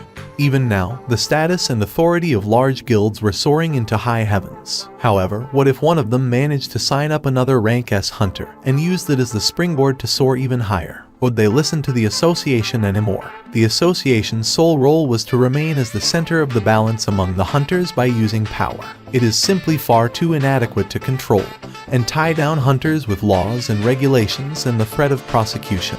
Jinwoo too thought like that before. Monsters found in dungeons weren't the only monsters out there. Hunters were also, in a way, monsters. If one were to look only at the strength aspect, then hunters were far more dangerous monsters than regular monsters found in dungeons. That is why the association exists. Go-Gun Huey's expression became far more grave. And the association needs your help, Seong Jinwoo Hunternim. For the first time in a long while, Go-Gun Huey was feeling nervous and expectant at the same time, as he asked the next question in a soft but firm voice. What will you choose, Hunternim? That wasn't a bad suggestion. If Go-Gun Huey were to lend his support, then even the most average guy would be on the fast track to success. The National Assembly, the government, the Hunters Association, and even the mass media. Too, it'd be very hard to find a sector that Go-Gun Huey's reach did not extend to. Not only that, if the person receiving that support just so happened to a rank S hunter, I can't even imagine how far a person like that would climb up. All of a sudden, Jinwoo pictured himself sitting right next to the member of National Assembly Go-Gun Huey while kitted out in a super dope designer business suit. His heart palpitated ever so slightly. Such an opportunity wouldn't come knocking every day, right? However, there was one important thing missing from that scenario. If I sign up with the association, I won't be able to increase my level. The higher-ranked hunters working for the association never participated in raids at all. Their main role was to deal with other hunters, not to hunt down and kill monsters. Jinwoo eventually opened his mouth. And sorry, Go-Gun Huey's expression hardened immediately. I thought I saw determination fill up his face just now. Was I mistaken?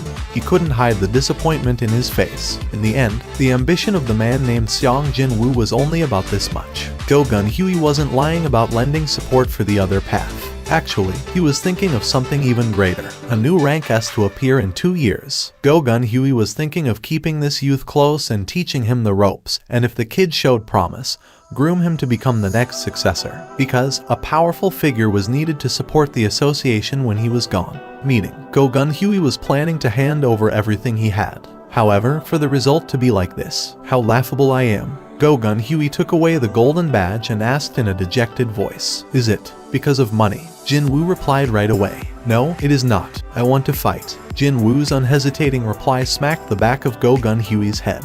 What did he say? It definitely felt like he got sucker punched just now.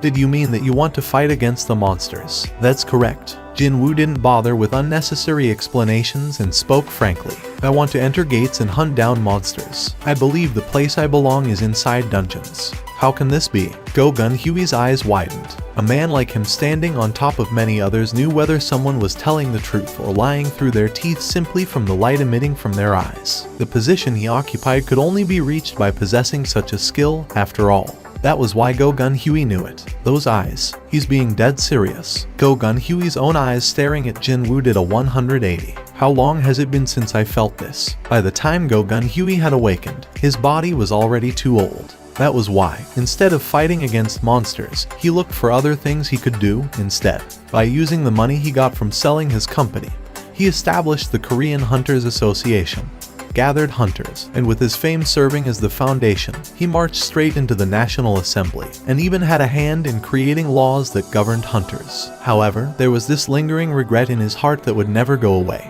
even though he worked tirelessly all this time. If only I was younger by 20, no, 10 years, I'd been. Go-Gun Huey pressed his hand on his chest. His heart that threatened to quit at any time was pounding quickly, rather noticeably, now. My heart can still make a noise like this. The rhythmic beating of the heart felt good. On the other hand, Jinwoo was tilting his head. Isn't this strange? He refused the suggestion of Go-Gun Huey, fully preparing himself to be at odds with the association in the process. Yet the president seemed to be happy about something, instead. My younger sister is watching the house alone, so I should get going now. Thank you for your time. Go-Gun Huey got up along with Jinwoo and pulled something out from his inner pocket. And, please take this. It was a business card. If you require my assistance, don't hesitate and give me a call. Go-Gun Huey was smiling brightly. Phoo. While letting out a sigh, Go-Gun Huey plopped down on the chair. Are you alright, sir? What an enjoyable meeting this had been, a first in such a long while. Go-Gun Huey sat there smiling for a long time, before turning to his paw and handed out an order. Clear the schedule for the rest of the day. But, sir, the meeting with the ministers. Cancel them all. Go-Gun Huey chuckled to himself. I do not wish to waste this good feeling on those small-minded idiots. He wished to retain this lingering feel-good attitude for today, at least. How about having a drink with me today? At this quite unexpected suggestion, Woo Jin-cheol could only form an awkward smile. I'm not very good with holding my liquor, sir. Will that be fine with you? I didn't take you for a person like that. Go-Gun Huey playfully clicked his tongue. Haven't you heard of the old saying about the cup size of a man's drink determining the extent of the world he can make his own? My apologies, sir. Woo Jin-cheol's face reddened in embarrassment and scratched the back of his head. Go-Gun Huey's gaze shifted towards the end of the corridor that Jinwoo had disappeared to. Hunter Seong Jinwoo. How well would he be able to hold his liquor? Thinking that he'd like to find out someday, a thin smile formed on Go-Gun Huey's lips. I came running because you said you'd buy me a meal, but it's just some measly pork belly. Are you looking down on the mighty pork belly now? This place is where my great memory of me and my Hyung Nim was created, you know. Yu Jin-ho and his deeply reddened face put the empty shot glass of alcohol down on the table and snorted out in drunkenness. Okay, so why did you bring me to this place of such a wonderful memory? Yu Soo-hyun formed a flabbergasted expression. She was getting ready to sleep, but then Yu Jin-ho called her out of the blue. Nuna, please console me. Please. Why Nuna all of a sudden? She found his tearful whimpering rather desperate and pitiful, so she hurriedly came out to meet him. But to think, the place he brought her to was a diner. It was only obvious for Yu Soo-hyun to be less than impressed by her current situation, when considering the fact that she grew up as a refined lady of a Keeball's family, and also from the fact that she was working as a top model nowadays. "What's going on? Will you just speak up?" Yu Soo-hyun asked while pouring more soju in Yu Jin-ho's empty shot glass. Look at this. This is the phone number of my dear Hyung-min. Right? Still sounding tearful, Yu Jin-ho pushed forward his smartphone. On the screen, one could see the lengthy list of calls, 1 successful call, and 4 failed attempts. Even then, the first one that got through was apparently cut short in the middle, too. "Wait, did you call me out here because you couldn't reach someone you know on the phone?" Nod. "Gimme that." She quickly tapped on the call icon. Ring. The ringtone got cut off a short while later. When that happened, Yu Soo-hyun began glaring at him. "Hey, you dumba s. Hey?" Yu Jin-ho raised his head from the table. The ringtone cuts out after 15 seconds. "That guy's not avoiding answering you. It's just that his phone's been switched off. By the way, just who is this Hyung-min guy? You'll find out soon enough." After signing up with the Yujin Guild, that is, Yu Jin-ho was about to say those words out loud, but then his eyes widened slightly after seeing the footage being shown on the TV mounted high up on the diner's wall. Isn't that guy? Yu Soo-hyun also turned her gaze towards the TV. "Well, my filming schedule hasn't been cleared yet. We'll only know after my evaluation result comes out." The ticker tape on the bottom of the screen said that Ri Min-seong was planning to stop by the Hunters Association soon and take his rank assignment test. Wowzers, as expected of the star of the Korean wave, Ri Min-seong. Look at the number of reporters there. Aren't those guys from the Chinese media? How can that guy lie so boldly in front of so many people? Everyone who's in the know all know it already. That's all just a show. He already has been ranked A, you know. He's just playing it up for the cameras because he wants to be the talk of the town. He's putting on an act. The difference in his personality between when the cameras were around and when they were not was, as the kids like to say nowadays, the fourth dimensional wall that no one could cross. That was the type of person Yu Soo-hyun detested the most. Not too long ago, he called her up totally out of the blue and started his SH tick while saying something about being a hunter like her. She had to go through a ringer trying to end that call. What an unpleasant bastard. Even before he had awakened, he was infamous for his incredible arrogance. But now that he was about to become a rank A hunter, how bad would it get now? There were 2 more days to the reassignment test. He decided to gather more information on the artifact trade during this time period, so he switched on his computer. As he browsed through the available information on the auction goods, Jin Woo's eyes grew wider and wider. The minimum starts in the hundreds of millions. Was that all? Items that looked okay to his eyes commanded an average of several dozen billion. Then again, to hunters, good equipment was like their lifeline. There was no need to even mention the obvious fact that using better, more expensive equipment made you safer. Most hunters made quite a bit of coin, and when given the chance to buy tools that would allow them to hunt faster and safer, was there a reason for them to hold back with their money? Jin Woo could understand it. Indeed, he could. But that didn't change the fact that he was taken greatly by surprise. Seeing the pricing of various artifacts, he was getting more nervous by the minute. I don't think it'll be enough with what I have in the bank.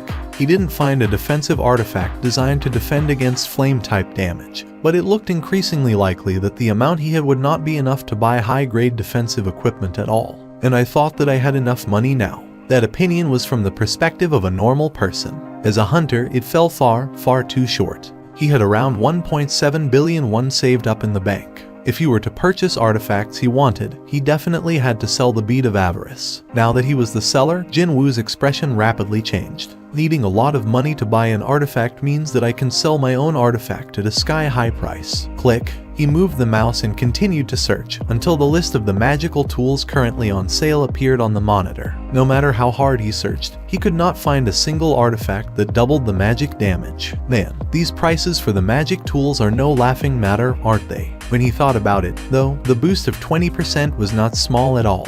Only the upper tier, no, the very best hunters out there, would be able to afford such an expensive artifact. The best available option was to let the artifact specialists handle the bead and sell it via auction. Sure, there was the issue of taxes and commission fee, but this was still the best and quickest method that wouldn't produce any unnecessary baggage in the long run. So, the only remaining issue would be with me providing the information on where I've found this thing. A ranky hunter showing up with a crazy artifact that shouldn't even exist in the first place. Would anyone quietly accept that? That is why I need my new license. The new hunter license with rank S nicely printed on it. He took the reassignment test solely for that license, and the result was a resounding success. If he went by what the association president Go Gun Huey had said, he'd be able to get his hands on that license in 2 days' time without an issue. Jin Woo leaned against the back of the chair. 2 days. It was a bit too short to do anything substantial, and maybe a bit too long to do nothing but lounge around at home. Should I just take a look anyway? Feeling half interested, Jin Woo moved the mouse cursor to the recruitment notice board in the hunter forums. You're a ranky. Yes, you've never done anything like this before. No, never. Well, your speciality is, I'm a close-quarter combat type. Well, at least that's a relief. The foreman wearing a hard hat swept his gaze up and down over Jin Woo. For a ranky, he's got a pretty impressive physique, doesn't he? His eyes look okay, too.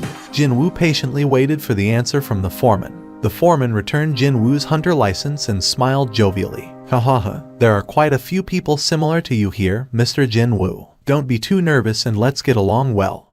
The sizes of high-ranked dungeons were so great that a single raid team couldn't do everything in one go. That was why the labor was divided. The raid team that cleared the dungeons, the mining team that mined minerals from the dungeon's interior, and finally, the retrieval team tasked with collecting the remains of the fallen monsters. Both the mining and the retrieval team entered the dungeon once all the monsters inside except the boss were eliminated. Jin Woo applied to the mining team. Wait, is this all the so-called equipment there is? With a somewhat unconvinced expression, Jin Woo picked up one of the pickaxes. Even though it was faint, he could sense the flow of magical energy in it. It's got magic energy inside. Modern technology that utilized electricity didn't work inside dungeons. Because of that, the old-fashioned tools like this pickaxe were used instead, with magic energy enhancing their performance. Once he held the pickaxe tightly, he felt certain. It was not for nothing that hunters in the mining team were roundly berated by others as dungeon miners. Jin Woo shifted his gaze over to the gate. A giant hole was silently floating in the air. A gate with a humongous size that no rank C gates could even hope to compare filled up Jin Woo's vision. So, that's the rank A gate. That guy was his sole reason for showing up here today. I want to see high-rank dungeons with my own eyes. Even though all the monsters inside, except the boss, of course, were dead, he still wanted to confirm the interior layout of the rank A dungeon with his own 2 eyes. Well, I'll be entering one sooner or later. Knowledge was indeed power. However, there would always be a limit to learning from books and internet articles. Didn't the newbies of the White Tiger Guild meet with a huge misfortune simply because they had overlooked that crucial fact? If I wasn't there, none of them would have survived. Knowing something and personally experiencing it were 2 different things. When the opportunity arose, Jin Woo readily applied to enter the mining team in order to get used to rank A dungeons. He did feel a slight pang of regret when holding that deeply uncool pickaxe, but when staring at that massive, fearsome gate, such misgivings flew out of his mind. Looks like I've made the right choice. He still had some time left to kill until the reassignment test, so what a good opportunity this was. Knock, knock. Here are the requested files, sir. As soon as opening the file Wu Jin Chial handed over, a familiar youth's face could be seen. It was none other than Xiang Jin Woo. The Jin Woo in the identity photo looked immature and the atmosphere exuded seemed quite different compared to now. But it wasn't enough to make it impossible to recognize him. Reading the youth's prior records, Go Gun Huey gradually became serious. 4 years of hunter activity as a ranky. Not only that, the lowest grade there is. This was no different than him trying to kill himself. Jin Woo had spent as much time in the hospital as he was active as a hunter. Even with all these frequent injuries, he still managed to tough it out. Apparently, he couldn't quit the association because of his mother's hospital fees. A rare type of youth in this age, indeed. An unreadable light flickered in Go Gun Huey's eyes. In place of his missing father, he has been looking after his sick mother and a younger sister who is still a student, all by himself. After learning that Xiang Jin Woo was a reawakened, Go Gun Huey decided to take a peek at the youth's files half out of interest. But he sure didn't expect this. Go Gun Huey found the youth even more likable after reading more about the kid. There is something you should know, sir. The truth is, I received word not too long ago that Hunter Xiang Jin Woo has entered a raid team earlier today. Already? Okay, so whose team are we talking about here? It's the raid team from the Hunters Guild. Hunters, is it? Xiang Jin Woo had chosen the Hunters. Not only that, in one day, too. Go Gun Huey's expression hardened. Could he have been just all talk, and he got tempted by the massive contract signing fee of the hunters? If so, what a disappointing turn of events this was. Well, he was feeling genuinely moved for the first time in a long while after meeting a hunter worthy of that job title. However, when thinking back to the attitude the youth carried from yesterday's meeting, as well as the information Go Gun Huey had read just now, Seong Jin Woo definitely did not look like someone who'd change his mind with a flip of his hand. There must be some other reason, such as, for sure, if he wished to combat truly powerful monsters, then the Hunters Guild should suit him the best. Go Gun Huey was ready to accept this explanation. Too bad, because Wu Jinqiao quickly tackled him off that thought process. It doesn't sound like that's the case, sir. Have you heard of something? It has been confirmed that Hunter Seong Jin Woo didn't join with the main raid team, but actually with the mining team instead. Sir, Go Gun Huey shot up from his chair. What did you say? A rank S hunter applied to become a miner. His voice accurately conveyed his disbelief. In all honesty, Wu Jinqiao reacted the same back then. That was why he confirmed it several times to make sure, but the result didn't change no matter what. That's why I hesitated about telling him about this matter. Just what was Seong Jin Woo thinking? Cold sweat trickled down Wu Jinqiao's face as he spoke. Yes, sir, he has indeed done so. Go Gun Huey plopped down on the chair and began chuckling in helplessness. What a hard-to-understand young man he is. Suddenly, the front of the gate became rather noisy. The raid team has come out. Looks like they are finally finished. The tired expressions of the hunters in the mining team, restless from all that waiting, brightened one by one.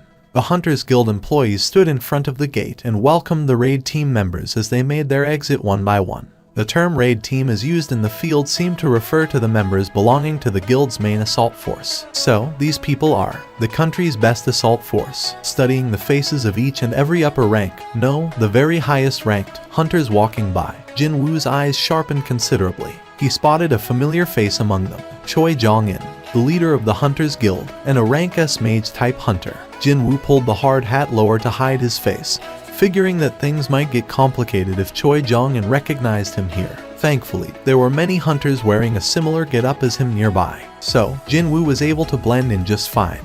And so, as he stood amidst the miners and silently studied the members of the country's very best assault force, Jin Woo began thinking that, are they really the true elites of the Hunters Guild? He was feeling quite incredulous inwardly. Quite contrary to his initial expectations, it was hard to find a single hunter with a really powerful aura, as befitting of the nickname Ultimate Weapon. Jin Woo could sense an enormous amount of magical energy from Choi Jong-in. But besides that guy, not one was worthy of mention.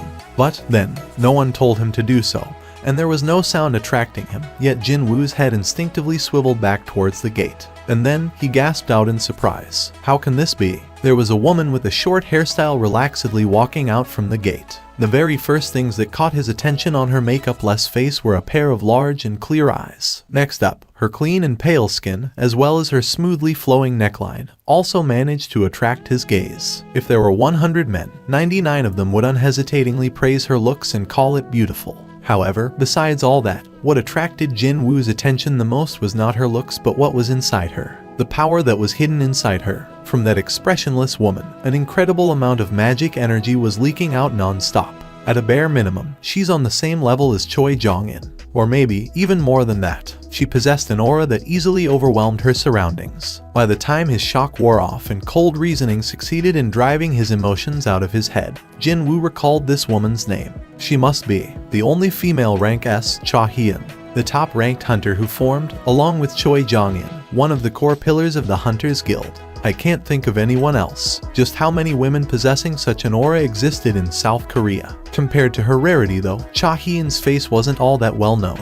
It was because she didn't enjoy being exposed to the cameras. And that was also why Jin Woo saw Cha Hyun's face for the first time today as well. Wait, her face doesn't even look weird like in some rumors, so how come she hates being in front of a camera? Indeed, pretty much all ladies in their early 20s love taking photos. Sure, all those happen to be selfies, but still. Perhaps his stare was too direct. Cha Hyun's own gaze began shifting in Jin Woo's direction. Stealth shouldn't be necessary here, right? Jin Woo easily hid his presence. Cha Hyun continued to scan the area Jin Woo used to stand before tilting her head slightly. What was that? I thought I felt a really strong presence just now. Was she mistaken? Initially, she thought that the association president Go Gun Huey had stopped by at the operations area. However, that powerful presence disappeared completely as if it was a lie. Well, someone as busy as the association president wouldn't come unannounced, now would he? Too bad for her. The cost of her misunderstanding was rather great. Because she was searching after the hint of that strong presence, she had to focus her senses, and that meant the heavy odor several times worse than normal assaulted her nose. Yuck. As usual, Cha-hee-in pulled out a handkerchief to cover her nose, and while tottering around somewhat uneasily, escaped from the cordon of hunters. Her perception is better than I thought. Jin-woo let out a sigh of relief while watching Cha-hee-in's distancing back. With her exit, all the raid team members had come out of the gate. Having been waiting with bated breath for this moment, the foreman of the mining team Bi Yun-seok turned around to face his boys. He clapped his hands loudly and spoke up with a bright voice. Well, it's our turn now, so let's all do our best. The unique nature of the job meant that the retrieval team would have to enter first, followed by the mining team. Jin-woo stood in front of the gate. There's a breeze inside this dungeon. Jin-woo raised his head. As soon as stepping inside, he sensed an ominous wind blowing in from the deepest part of the cave-like dungeon. Suddenly, he felt a chill run down his back, and at the same time, Jin-woo realized the identity of this mysterious wind. It's no normal wind, is it? No, this was a ripple caused by the magic energy. The powerful magic energy emitted by the boss of this rank A dungeon was physically touching Jin-woo's body. Considering that the rank S dungeons were incredibly hard to find, even in the entire world, the owner of this magic energy could very well be the highest leveled monster Jin-woo could realistically meet. It was then, tap, a guy coming inside the dungeon bumped into Jin-woo's shoulder. Aye, come on, man. Walk faster. A man named Lee Seong-gu frowned deeply, the words flying out of his mouth sounding sullen. The interior of the rank A dungeon was huge. There was plenty of space to go around the person in front. However, Lee Seong-gu found this newbie who stood there unmoving not to his liking at all. So, he figured he'd embarrass the kid or something by bumping into his back. But, what the FCK is up with this guy? He's like a DMN concrete pillar. When he ran into the newbie's back, it was him who got bounced away instead. Lee Seong-gu flinched and took a step back. It was as if a dangerous light was emanating from Jin-woo's eyes just then. While being pressurized by an aura that robbed away his breaths, Lee Seong-gu began panicking greatly. Lee Seong-gu stuttered before managing to squeeze his voice out. Well, mistakes happen. His voice sounding unexpectedly meek now, Lee Seong-gu lowered his reddened face and hurriedly walked past Jin-woo. Only after distancing himself far away from the newbie did Lee Seong-gu find some leeway to pat his pounding chest. What the hell was up with those eyes, man? And why was he smiling so creepily like that? The retrieval team that had entered one step earlier than the mining team was already in the middle of their operation.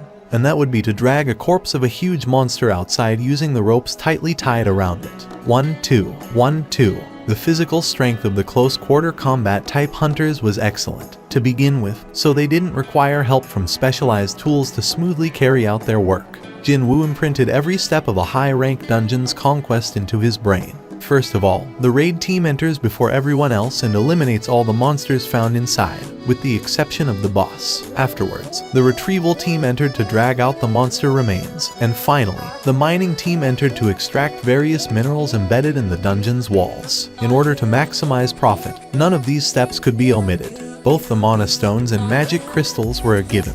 But the high-ranked monster's body could be utilized in various ways as well, and thus was worth a lot of money. Bones, hides, flesh, etc. Not one part of a high-ranked monster is useless, and that was one of the differences between monsters found in low-ranked dungeons and those from the high-ranked ones. After sweeping away every single thing worth money from a dungeon, they kill the boss and close the gate. Only after going through all 4 stages of this process could one declare that the high-ranked dungeon was perfectly conquered. I heard that all the regular monsters have been killed off, but the boss is still alive, isn't it? That's right. Well, if the boss dies, the gate will close down, after all. His answer implied that, until the retrieval and mining operations were completed, the boss could not be hunted down. What if the boss comes out of the boss room? Well, such a case is almost non-existent, but, in that case, everyone remaining inside would be dead meat. Now that would be an obvious result. The raid team exiting from the dungeon would take an extended break until the boss raid. And quite obviously, the hunters in the mining team or the extraction team didn't possess enough power to fight against the boss of a rank A dungeon. However, the commonly accepted belief was that, before the dungeon break occurs, the boss would almost always remain inside the boss room. Perhaps that was why there was no trace of fear on the foreman's expression. But such a horrifying monster is not too far from us. You aren't even remotely scared. Not at all. The foreman bee sounded confident. In the last 3 years I worked for the Hunters Guild. Not once was there an incident similar to that. So, you can rest easy, Mr. Xiang. Jinwoo stared at the grinning foreman bee, lightly tapping him on the shoulder, and couldn't help but find it rather envious. Ignorance is a blessing, isn't it? The ripples of magic energy coming from the boss were powerful enough to shake his body even when standing still. It looked like only Jinwoo could pick up on the boss's aura in this place. Oh, so it starts from here. The foreman bee discovered mana stones on the cave walls and smiled brightly. The experienced miners began occupying their natural spots in front of the stones even though no one directed them to do so. They put down their gear and hefted the pickaxes up. Jinwoo too stood towards the end of the cavern wall filled with mana stones. So, am I supposed to just strike down? He grew worried that, were he to use his real strength and strike down, both the mana stones and the pickaxe might shatter into tiny little pieces. He was able to take in the sight of Mok Jin-soo. The supposed veteran of the mining team is referred to by the foreman bee. Wow, now that was some skill worthy of the veteran label. Jinwoo observed and learned Mok Jin-soo's postures and breathing patterns, as well as the movements of muscles. And soon, Mok Jin-soo's economical but effective movements were being replayed countless times in Jinwoo's head. I think I get it now. Indeed, he thought he understood it, more or less. Jinwoo lifted his pickaxe up. It was as if he was the mirror image of Mok Jin-soo. Swish, crack, swish, crack. Even if their movements were similar, Jinwoo's strength was on a completely another level from Mok Jin-soo's. Whenever Jinwoo struck the cave walls, larger, more intact mana stones tumbled down in droves. Oi, what's up? Look over there. Hyuk, what the hell is up with him? The hunters stopped what they were doing and dazedly stared at Jinwoo. Even Mok Jin-soo's tireless hands came to a stop, too. The supposedly mining virgin Ranky hunter was currently making easy mincemeat out of the mana stone wall with practiced movements. Is he really a Ranky? I confirmed it with his license, obviously. You think I'll let a complete stranger into my team without confirming his hunter license first? Well, then, how do you explain that? Wordlessly observing Jinwoo, the foreman bee nervously swallowed his saliva as excitement dyed his expression. Without a doubt, Mr. Xiang is the heaven-sent miner. An alarm went off from foreman bee's wristwatch. He raised his wrist to confirm the time. It was lunch hour already. Everyone, let's take a break and have lunch. Yes, everyone dropped their tools and dusted their hands. While the miners were walking towards the exit in pairs and groups, Jinwoo showed no hint of moving from the spot. Foreman B got closer and asked him, Mr. Xiang, aren't you going, too? I'm not feeling all that hungry at the moment. Even then, you should eat something if you plan to continue working in the afternoon. No, I'm fine. I did eat my breakfast a bit later than usual, anyway. Really? Well, nothing I can do about that, then. B was planning to talk about the future together with this young man during the lunch break. But that didn't mean he should forcibly drag the kid away, no. Foreman B ruefully turned around towards the gate's exit. It was at this point that the corners of Jinwoo's lips arched up. Watching the distancing backs of the miners, he formed a deep smile. I can't miss such a wonderful opportunity, right? Finally, he was left all alone. Both the mining team and the retrieval team had left the dungeon. For about 1 hour, he was free to do whatever he wanted, meaning this was the best chance for him to seek out the boss hiding in the deepest part of the dungeon. Jinwoo put the pickaxe down and slowly shifted his gaze to the direction of the boss room. He could still sense the thick aura of the monster. I'll just go and take a quick look. He wasn't thinking of doing anything at all. No, he just wanted to see what the boss looked like. A long stroll later, he finally arrived at the entrance of a huge chamber. It was the boss room. The cavern itself was already pretty huge, but the boss room was even bigger. Was every high-ranking dungeon as huge as this one? Just as he began wondering like that, he discovered the boss and automatically accepted that this dungeon simply had to be this big. If a monster like that gets outside, his eyes spotted the lone humanoid monster standing still at the far end of the boss room. Jinwoo's eyes began gleaming brightly like a young kid who got his hands on a toy he wanted so much as a gift. A giant-type monster. He heard a few things about this type of monster before, but this would be his first time looking at one.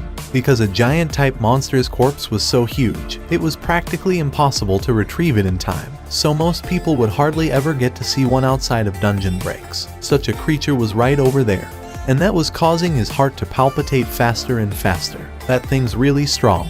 The hair on his body was standing up. But, for some reason, he didn't think for once that hunting that thing down was impossible for him. the current me can. He'd be more than enough. The moment he thought like this, he reflexively swallowed his saliva. Gulp.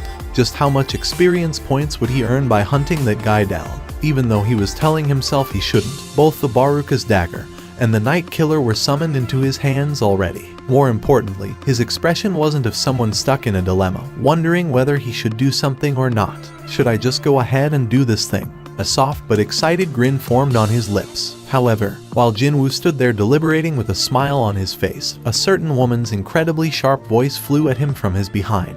What do you think you're doing? Right then, Jinwoo felt his heart crash down to the pit of his stomach. When did she? He was paying too much attention to the boss and failed to notice that someone had come closer. I'm busted. Jinwoo could only smack his lips in regret. However, with an eyewitness around, it was no longer possible to stare avariciously at the boss. The Hunters Guild had purchased the raid permit for his particular dungeon, so naturally, the boss of this place was also a part of their investment. And, if the boss was killed off, the gate would close down. The potential losses the Hunters Guild might incur would be a lot, then. I nearly messed up.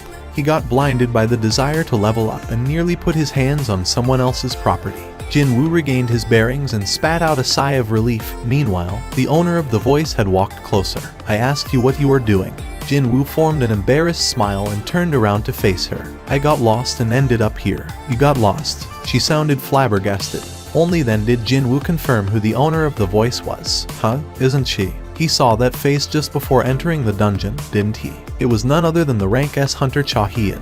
As Cha-Hien slowly closed the distance, she carefully scanned both of Jinwoo's hands. I definitely saw him holding weapons just now, though. Was she mistaken? Whatever the case might have been, they had disappeared without a trace. Cha-Hien's gaze scanned the entirety of Jinwoo, up and down. A hard hat and a worker's overall. Is he from our mining team? She honestly believed him about getting lost here. She didn't know how he got this far, but well, the boss room was a very dangerous place to hang around. Discovering the reason was secondary. For now, Cha-Hien figured that the priority should be on helping this man to leave this place. That chamber is where the boss is. Cha-Hien covered her nose with her handkerchief as usual and stood before Jinwoo. Please exit from the dungeon as soon as possible. If you manage to attract its aggro, people inside this dungeon could all die. I'm sorry. It seemed that his acting worked. Jinwoo formed a satisfied expression and walked past Cha-Hien. It was then.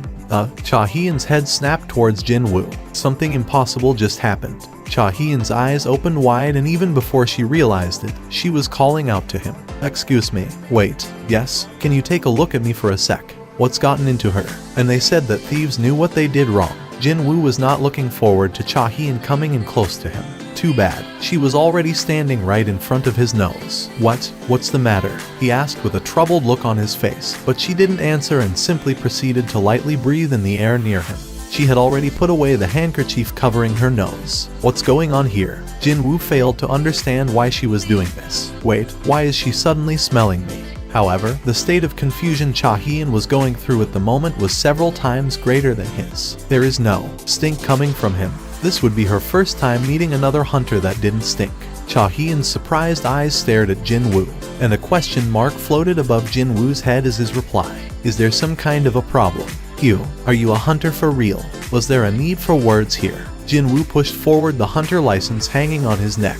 Cha-Hien took the license and her gaze quickly alternated between Jinwoo's face and the ID photo. Rank E, Seong Jinwoo. Was this because his rank was too low? She could not pick up any type of smell coming from this man named Jinwoo.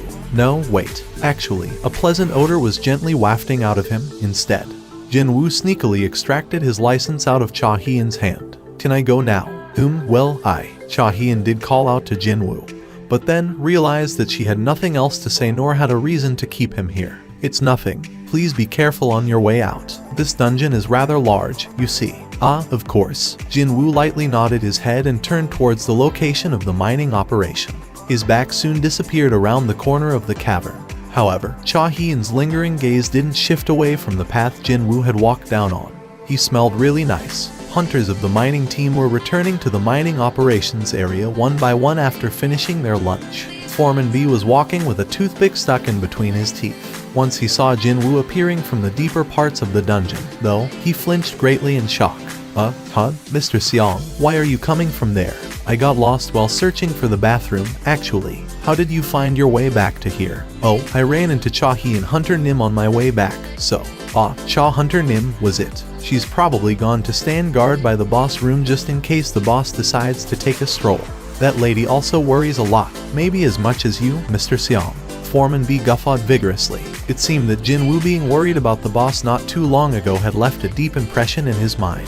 Jin-woo could only smile wryly. The foreman can laugh like this only because he has no idea how terrifying the boss actually is. This was the difference between the hunters doing these sorts of jobs and the hunters working in the assault team. Cha-hee understood very well how dangerous and scary an existence the monsters could be, so she was just being meticulous in those areas that no one else was paying much attention to. I didn't know there was such a side to her, what with that expressionless face of hers and all. If the boss decided to come out of the boss room, the assault team wouldn't be the ones in danger. No, it would be the workers doing their job, as the raid team would be taking a break outside the dungeon, and she was sacrificing the allure of sweet rest to stand guard in front of the boss room, just for the sake of total strangers. She's an amazing woman. That was Jin-woo's honest impression of Cha-hee-in. It was at this point that he suddenly recalled her odd habit. Why was she covering her nose with a handkerchief?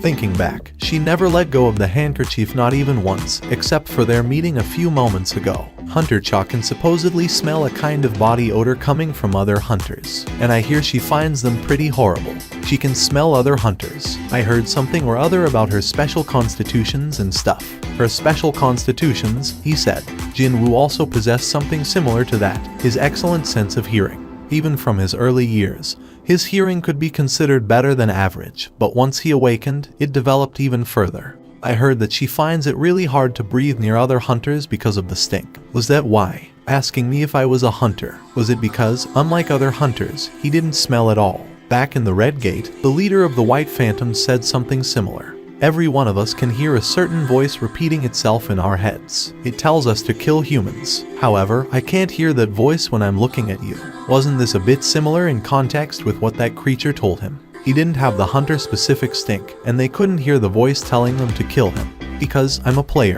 a unique existence who had received the advantages of the system. Just what was this player? The question of his own identity rose up in Jin-woo's head, but he shook his head eventually. This isn't a problem I can figure out now, anyway. Nice work, Mr. Seong. You are really good, you know. After seeing all those mana stones tumbling down, I thought we somehow got ourselves on an excavator or something.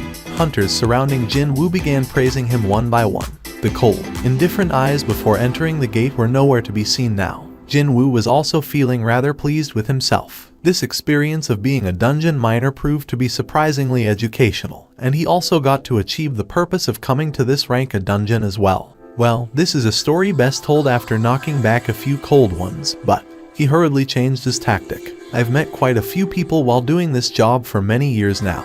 Okay, but it's my first time meeting someone like you. You have a natural-born talent to become a miner. I'd normally not say something like this, but don't you want to come and work for me full-time? I will definitely not treat you poorly, you see. This young man named Seong Jin-woo, even though today was his first day as a miner, he managed to outperform the veterans by 3-4 times the amount. If he couldn't hold on to such outstanding talent, wouldn't he be a failure of a foreman? He was even thinking of discussing the matter with the person in charge and have Jin-woo's wages paid separately from others. That was how badly he wanted to reel in this young man. Too bad, Jin-woo remained resolute. Thank you for your kind words, but actually, I'm getting ready for something else at the moment. What about tomorrow, then? Can you come to work tomorrow as well? Tomorrow? Actually, he didn't have anything else planned for tomorrow. The re-evaluation was scheduled for the day after, too. Still, was there a reason for him to take another mining job now? He already got to learn the process of the dungeon conquest, and he even got to witness the rank of boss, too. However, wait a minute. Just as he was opening his mouth to voice his refusal, a new question quickly entered Jin-woo's mind. Does that mean Hunter's Guild will go on another raid tomorrow? That's right, and that one's also a rank A. But is that even possible? They finished the raid today. Normally, a raid team would take about a week off after finishing up a raid, and this raid only started from yesterday afternoon, which meant the elites of the Hunters Guild were raiding this dungeon for 2 days in a row, yesterday and today. And by the time they kill the boss after the retrieval operations finally end, it'd be the early dawn. Naturally, Jinwoo couldn't understand how there would be another raid tomorrow. When Jinwoo displayed a hint of interest, Foreman B also got more enthusiastic. You see, Assault Team B will be stepping forward tomorrow, not Team A. Assault Team B. Could it be that they were thinking of clearing a rank dungeon with a backup team? And this is precisely the power of the Hunters Guild, you see. I mean, we are probably the only guild in entire South Korea who can conquer rank dungeons with 2 different teams. Foreman B sounded quite proud, then. From Jinwoo's declaration that he'd come tomorrow, Foreman B felt like he had gained a powerful, trustworthy ally, and he was filled up with lots of confidence. Mr. Seong, you made the right choice. Foreman B's mustache quivered as he formed a blindingly brilliant smile. And then, to make sure that Jinwoo's mind wouldn't change overnight, he even came up with an unprecedented offer, too. I'll have a good chat with the person in charge, and make sure that you get double the normal daily wages tomorrow. Will that be okay? Of course. You think I won't be able to do that much for you, Mr. Seong? Foreman B confidently pounded on his chest. Late at night, Cha Hyun was tossing and turning in her bed. Why is he different from others? Occupied by various thoughts regarding the man she met back in the boss room, she couldn't fall asleep at all. After awakening her abilities roughly 2 years ago, she ran into many hunters, but there had never been an exception. Whenever she approached hunters, or to be more specific, the awakened, a deeply unpleasant stink assaulted her nose. At first, she thought she was sick, so she went to see various doctors. However, she made no progress in that regard. One of the doctors she went to see cautiously told her of his hypothesis. Could it be possible that you, Cha Hunter Nim, can sense others' magic energy through your olfactory senses? That guess certainly held some merit. The stink would get worse the higher the rank of a hunter was. And sure enough, the lower the rank, the more tolerable the stink was, too. Of course, regular people didn't emit any stink whatsoever. However, this is the first time meeting someone with a pleasant smell. Recalling the events of earlier, her heart began beating a bit faster. She became quite curious who that man could be. She then ended up calling the phone number of Jo Myung Kai, the manager of the recruitment department. She didn't even mean to do that, though. What's going on? Cha Hunter Nim, did something happen at this late hour? It was already well past 1 a.m. by the time she called him. He wouldn't have answered the phone if it wasn't from South Korea's sole female rank S hunter, who also happened to be the vice chairman of the Hunters Guild. She couldn't help but think that she made a mistake after hearing the still sleepy voice of Jo Myung Kai. But that lasted only for a short while. Cha Hyun opened her mouth with some difficulty. Can you find some information on a hunter named Seong Jinwoo? I beg your pardon. Wait, are you talking about the ranky hunter currently working for the association? Cha Hyun was taken in by a huge surprise. Jo Myung Kai was none other than the man in charge of recruiting in South Korea's best guild. So, why did a man like that remember the name of a ranky hunter? Do you know who he is? The thing is, actually, Chairman Choi has requested me yesterday to do the same thing as you have, you see. He asked me to uncover more information on that person. Chairman did that. Yes, miss. Do you know what's going on? Well, even I don't. So, what did you find out? A voice that was thick with a helpless sigh came out of the phone's speaker. I did my best to uncover more, but the association has placed a lockdown on his information. It's my first time encountering a situation like this, them blocking the flow of all information on a regular hunter. He's not even a top-ranked hunter either. But why are you looking for him, Cha Hunter Nim? Is there something I should assist you with? No, it's fine. I'm sorry for calling you so late. Good night. Those were the contents of the phone call she made 3 hours ago. She worked up her courage to find out more about a guy, only for more questions to bubble up in her mind. A mystery hunter whose identity was being sought after by the leader of the Hunters Guild, while the association was doing their best to hide it. There's definitely something going on here. No, wait. There simply had to be something. She earnestly prayed for it. He could very well be the person to unravel the mysterious and special constitution that continued to torment her ever since she turned 21, 2 years ago, when she had awakened her powers. That man, can I meet him again? Could it be that she'd never get to see him again? She was beset with worry all of a sudden. Thankfully, Cha Hyun recalled Seong Jinwoo's hard hat. She remembered that the hard hat and the overall he was wearing both spotted the emblem of the Hunters Guild. I remember now. He was in the mining team, wasn't he? Unlike her, who was the part of the raid team A, the mining team would be working later today as well. If Seong Jinwoo hadn't left the mining team, then there was a chance that she could meet him again, even before the morning sun rose up. Jinwoo left for the meeting area first thing in the morning. It was different from yesterday, when he had some leeway, as he only joined the crew during the middle of the raid. Maybe I shouldn't have worried. He was worried about whether he was too early or not, but, "Hey, Mr. Seong." Foreman B. Yun Seok greeted him first. "Hey, it's Mr. Seong." "Hey, ma'am. This is a bit awkward." Jinwoo had been subjected to poor treatment ever since becoming a ranky hunter, so when he received such a warm welcome, he couldn't help be dazed somewhat. Still, he didn't feel bad about their honest reactions. "Excuse me, Foreman B." Foreman B flinched and shuddered grandly from the voice suddenly coming from his side. Moving around without revealing one's presence was clear evidence of one's excellent skills. And as expected, the one Foreman B's resentful gaze was directed to was the leader of today's raid team, Son Kai-hoon. "The thing is, our team's porter decided to not show up today. Looks like I'll have to borrow someone from the mining team." "Eh?" Foreman B's eyes went round in surprise. "But why from my team, when you got the retrieval team with lots of strong people who can carry luggage better than us?" As if he was waiting for that reply, the foreman of the retrieval team flew off his handle. "My boys had to work overtime for 3 more hours just to finish our operation. They even missed dinner, too. But now, you want to use them as a porter, too." The reason why the retrieval team had to put in overtime while missing supper, because the mining team had finished their operation far too early. Well, it's true that we finished our operation, which should have normally ended around 7 in the evening, by around 5 o'clock, all thanks to Mr. Seong.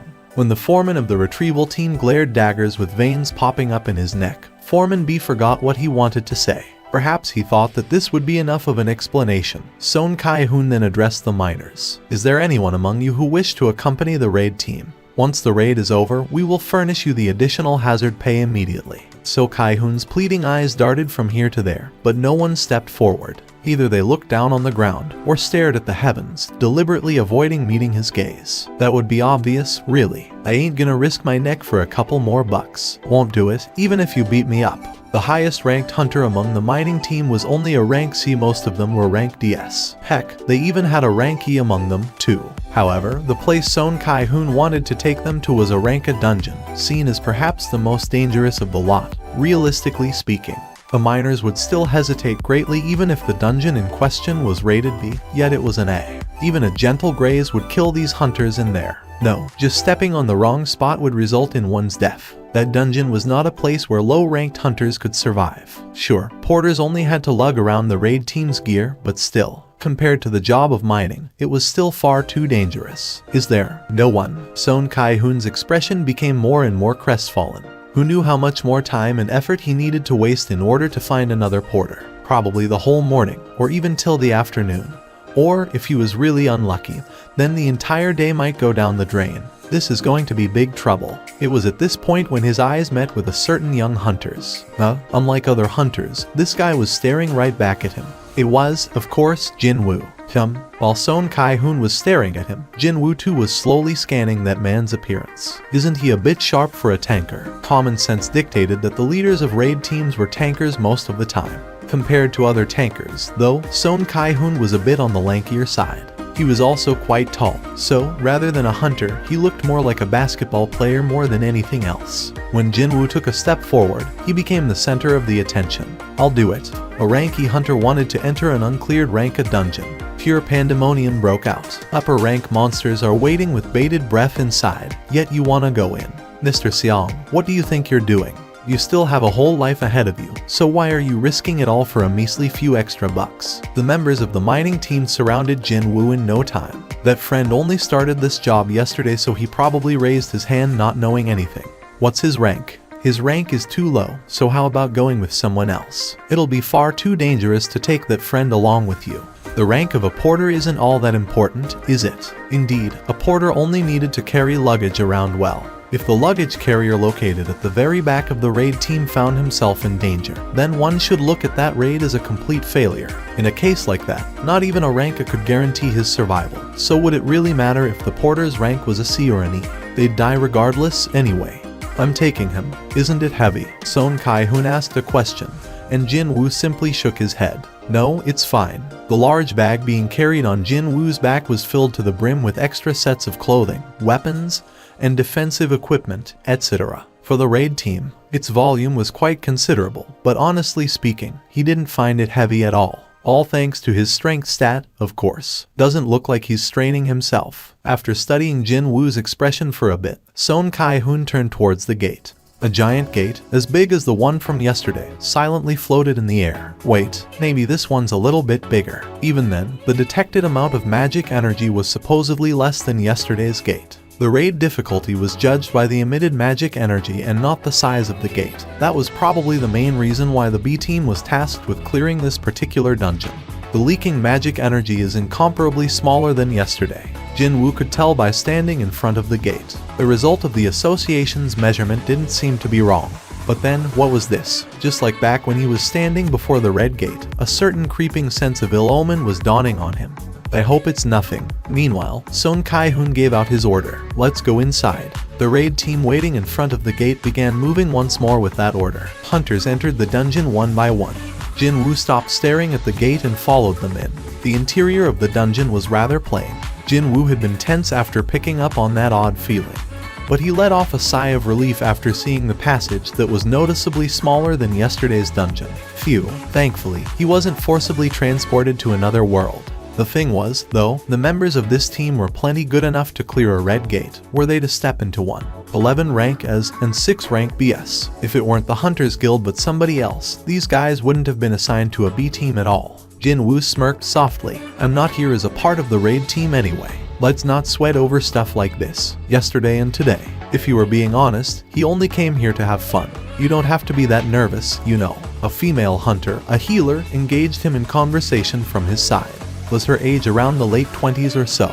Because his expression was stiff, it seemed that she just wanted to help alleviate some of his tension. You see, every single member present here, not just Kai-hoon Appa, the leader of the team, is a distinguished hunter. Except me, that is. The healer lady smiled refreshingly. From the word go, Jinwoo wasn't scared, but after seeing the female hunter's utterly relaxed face, he felt like a deflated balloon.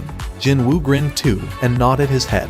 Okay. The healer formed a content expression, evidently satisfied by her efforts. At the same time, the leader confirmed that there were no monsters near the entrance and gave the signal to advance. Let's move. It was then Jinwoo's steps came to a halt. A beat later, the hunters of the raid team also sensed the change in the surroundings. They are coming. Even before Son Kai-hoon finished giving his order, the hunters of the raid team got into their battle formation. It happened literally in the blink of an eye. Jinwoo was inwardly impressed by that. So, this is how the high-ranked hunters raid. They were definitely a world apart compared to the ragtag raid teams he was used to until now. Beasts, canines. Son Kai-hoon's eyes narrowed to a slit.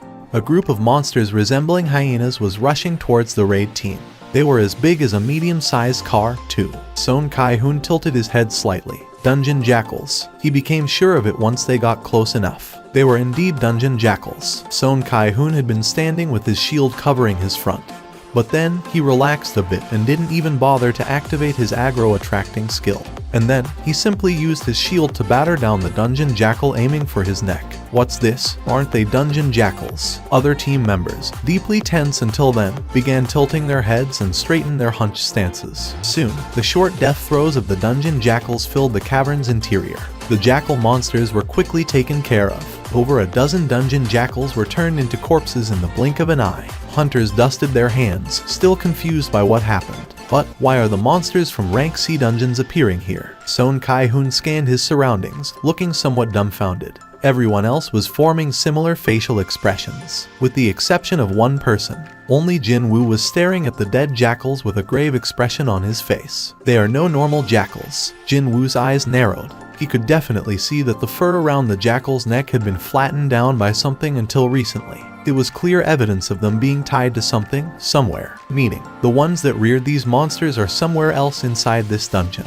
Monsters with intellect, in other words. Jinwoo recalled the white phantoms he met back inside the red gate. It was now a well-established fact that, regardless of what species it was, intelligent monsters were quite difficult to deal with. Somehow, my premonition might be right after all. It was not a good omen, by any stretch of the imagination. From the deeper parts of the cave, he could hear the matched footsteps getting closer. The real enemies are coming. Jinwoo stood back up. Other hunters also belatedly realized something was wrong. Oh my god. Get ready for battle. Son Kai-hoon forcibly squeezed his voice out. Finally, the real enemies revealed themselves from the darkness of the cave on the far side. The eyes of the hunters grew wide from shock.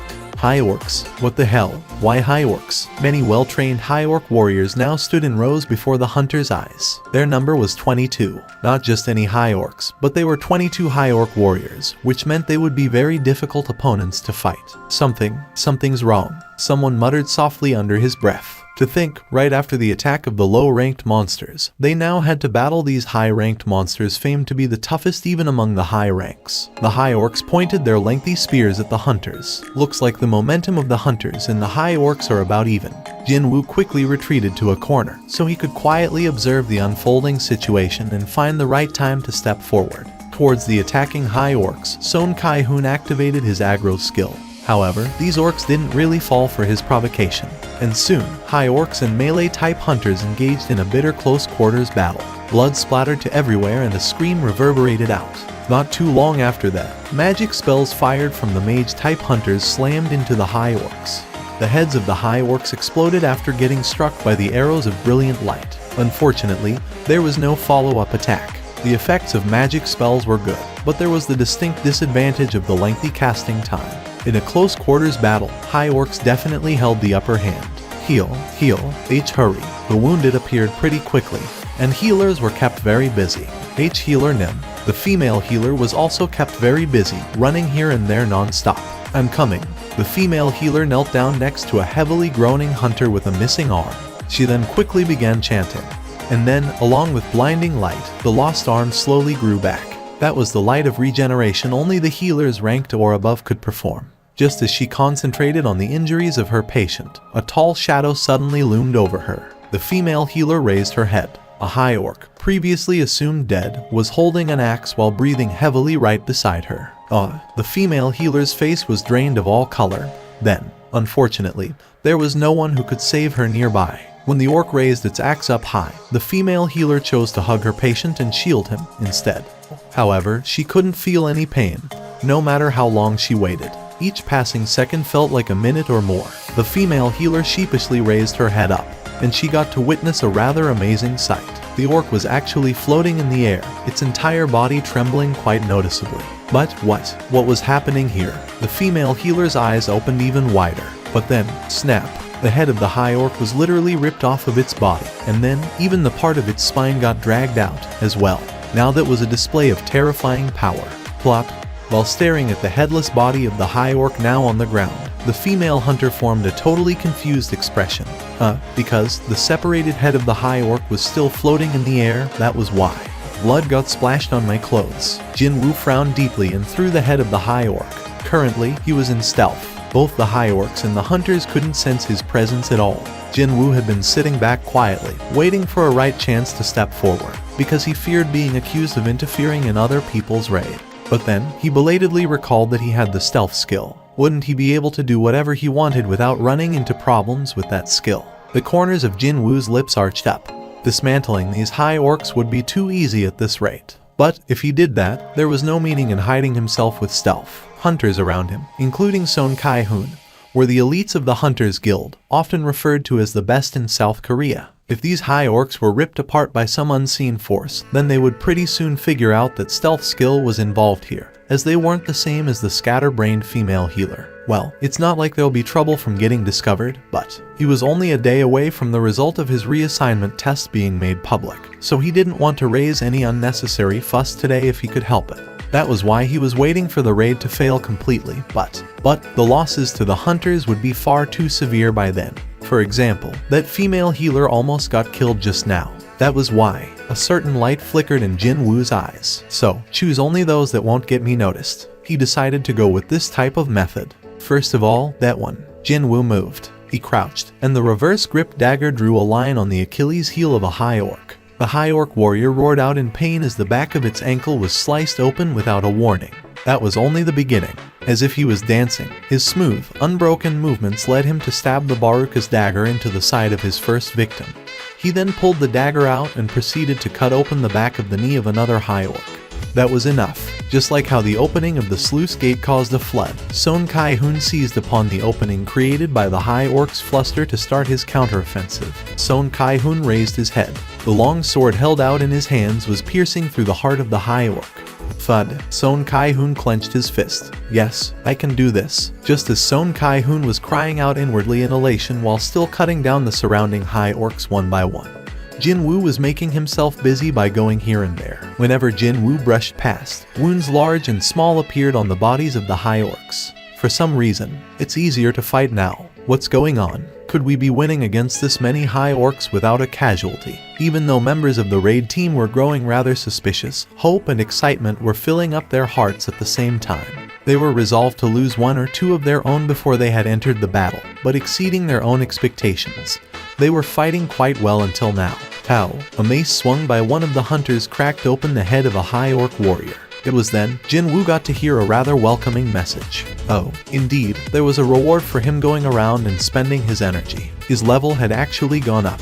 It seemed that him not actually killing the enemy outright or wounding them critically still netted him some experience points. And I did kill 2 of them with my own hands, too. He then aided in killing more than 13. Unless he was earning no experience points whatsoever, his level rising up did make sense. Even more excited than before, Jin-woo's movement became a lot faster than before. Thanks to Jin-woo's timely and sneaky maneuvers, this battle was rapidly coming to a close. Fu. Jin-woo took a step back and stored his 2 daggers in his inventory. Just before everyone could revel in the sensation of victory, their leader Son Kai-hoon confirmed the status of the injured first. Anyone hurt? Does anyone need healing? The truth was, there wouldn't be that many injured in a raid team with a high-ranking healer as one of the members. As long as that person was still breathing, any exterior wounds could be treated right away. So, Son Kai-hoon wasn't asking about the conditions of the potential injured. No, he was actually asking if anyone had died in a roundabout way. When his gaze met the female healers, she shook her head.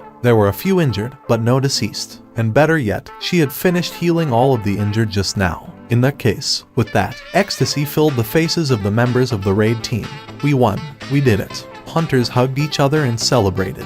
Jin-woo crossed his arms and with a gentle smile on his face, watched the jubilant hunters. Excuse me, Kai-hoon oppa. Yeah, when you were fighting against the high orcs, the female healer cautiously described what she saw in minute detail. And that would be, the high orc suddenly floated up in the air and proceeded to rip its own head off before killing another orc with its severed head. She carried a dead serious face, too.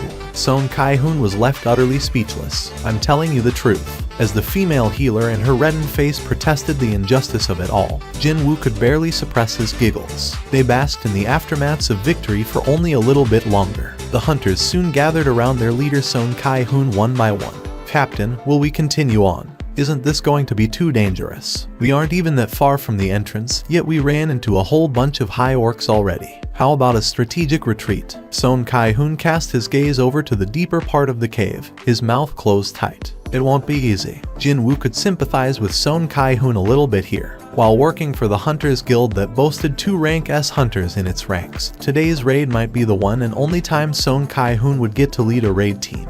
And to think, he'd have to retreat so quickly in his very first hunt as a leader. Anyone in his shoes would be tempted to push forward and clear this place. However, if you were a smart, wise leader, then, as if he had made his mind up, Son Kai-hoon's lips quivered slightly. Jin-woo's eyes narrowed to a slit. Fortunately, as it turned out, Son Kai-hoon wasn't a fool. For the time being, let's retreat. The leader's choice was absolute inside the dungeon. The unspoken rule said that as long as one was a part of the raid team, one had to absolutely follow the commands of the leader. One used to say that. Before in war, insubordinate soldiers were executed right away, didn't they? In a certain way, dungeons were a far more dangerous place than any war zone out there. And so, the question of the team's survival or annihilation depended on who the leader was. Thankfully, Son Kai-hoon didn't disappoint his team members. After hearing his order to retreat, everyone lightly patted their chests. I was really worried that Son Hyung would insist on going till the end, you know. Son Kai-hoon grinned and slapped the person who said that on the shoulder. I'm not a blind idiot like that. I know that. But, look here, Hyung. Look at my shaking hands. Jin-woo picked up the luggage and placed it on his back. Along with Son Kai-hoon's orders, the raid team began moving again, although their direction had reversed. Jin-woo smiled wryly, and here I am, hoping to go in a little bit deeper. Regardless of what happened, he was nothing more than a guest. And as a guest, he had no right to run his mouth on this and that about the decision of the house owner, now did he? It was indeed a bit regretful, but it'd have to end here today. Everyone, stop. There was confusion evident in his voice. The fatigued hunters walking cautiously forward came to a stop. and so did Jin Woo as well. He had been keeping an eye towards the rear in case the monsters decided to chase after them. What the hell is the meaning of this? What is going on? Why is the path blocked? Wasn't it fine when we entered earlier? Jin Woo walked past the noisy hunters and got to the front before reaching out with his hand. And his eyes widened as well. It's been blocked off. The path had been blocked off by an invisible barrier. He immediately recalled the instant dungeons, more specifically, the wall that demarcated the border between the instant dungeon and reality. But he soon shook his head. No, this is different from that. He could detect a certain sense of artificiality from this invisible wall, seeing that there was a trace of magic energy mixed in. This barrier must have been the result of a magic spell cast by a monster with high intelligence. But why? Why block the path going out and not going in? It was then, as if it was waiting for this moment, horrendously powerful magic energy waves crashed into the group like a tsunami from the far end of the cavern. How could this be? This was from the boss of this dungeon. What the hell? Why am I getting goosebumps all of a sudden? Watching the complexions of the hunters get paler by the second, Jin Woo came up with a theory. If, let's say that there is a boss that can hide its presence, then the wall that wasn't there when they entered, and the boss that bared its fangs only after the barrier had been erected. No way. Did it lay a trap and wait for hunters to enter the dungeon? From beyond the darkness of the dungeon's interior, the countless sounds of footsteps, far greater than before, reverberated loudly. The countless marching high orcs came to a halt just a little bit of distance away from the hunters. High orcs growled as if they'd pounce at any given moment. No words could adequately describe the bloodthirsty aura emitted from over 50 high orc warriors. The result of a battle was pretty obvious even without actually fighting them. This is crazy. How can this nonsensical crap be? Hunters spat out long groans. They continued to retreat ever so slightly after feeling the enormous pressure, but too bad. Their path was still blocked off. So, what would they do now? God damn it. If only either Chairman Choi Jong-un or Hunter Cha Hee-in were here. Son Kai-hoon's expression crumpled unsightly. Rank S hunters all possessed incredible powers that could overturn any unfavorable situation. If either one of those two were here, these high orcs would have been nothing at all. Just why, in a situation like this, why weren't they here? Son Kai-hoon had fought alongside them all the time, so he could acutely sense his powerlessness right about now. Fighting here will definitely result in our death. However, with their path of retreat blocked off, he no longer had any choice in the matter. The creature's voice sure sounded loud. The glare of the high orc was fixed to the leader of the raid team, Son Kai-hoon. What the hell is that thing trying to talk to us? What is it saying? It was then, the facial muscles of the high orc began trembling. When that strange tremor subsided, a completely different voice from before came out from the monster's mouth. Humans. It was as if something else had borrowed the monster's mouth to speak. Oh, humans. When looking at closer, that normal-looking orc's eyes were now unfocused and blurry like those of a dead fish that died a long time ago. Hunters began freaking out as if the back of their heads were smacked out of nowhere. An orc just spoke a language of humans. How can an orc speak Korean? Is this magic? Could it be? Hunters couldn't keep their mouths shut at this utterly unexpected situation. The leader high orc continued to speak. I am Karu Galgan. I want to meet humans. Follow this one. A monster wished to speak to humans. There never had been any reports of such a case before. Facing this unprecedented event, not only Son Kai-hoon but everyone in the raid team fell into a state of pure confusion. Kai-hoon Hyun, I hope you ain't listening to the words of a monster. Please, you gotta ignore it. Kai-hoon, it's a trap. Regardless what happens, we gotta try to finish it here. Son Kai-hoon maintained his silence for a while, before answering the monster's words. Did you block the cavern? That's right, I am the proud high shaman of the orcs. My spells can't be broken by the strength of humans. Is there anyone stronger than you inside this cave? Who dares to oppose me? An incredibly loud roar exploded out from the high orc and slammed into the eardrums of the hunters. When Son Kai-hoon's answer didn't come right away, the leader high orc raised its large axe above its head. Now choose. Die here, at the hands of my soldiers, or follow. My soldiers will follow. Son Kai-hoon's immediate answer prompted the eyes of the hunters to grow wider. Kai-hoon Hyun. Mr. Kai-hoon. Son Kai-hoon interrupted his comrades trying to dissuade him and waited for the reaction of the high orc. Then come, human. With the end of those words, the blurred eyes of the leader high orc regained its original clarity, and that would be wild beast-like glare of bloodlust. Son Kai-hoon was the first to start walking, and the hesitant hunters began to follow after him one after the other. What is he thinking? Jin-woo stared with a puzzled expression on his face. Is he trying to negotiate with the boss in order to get out of here alive?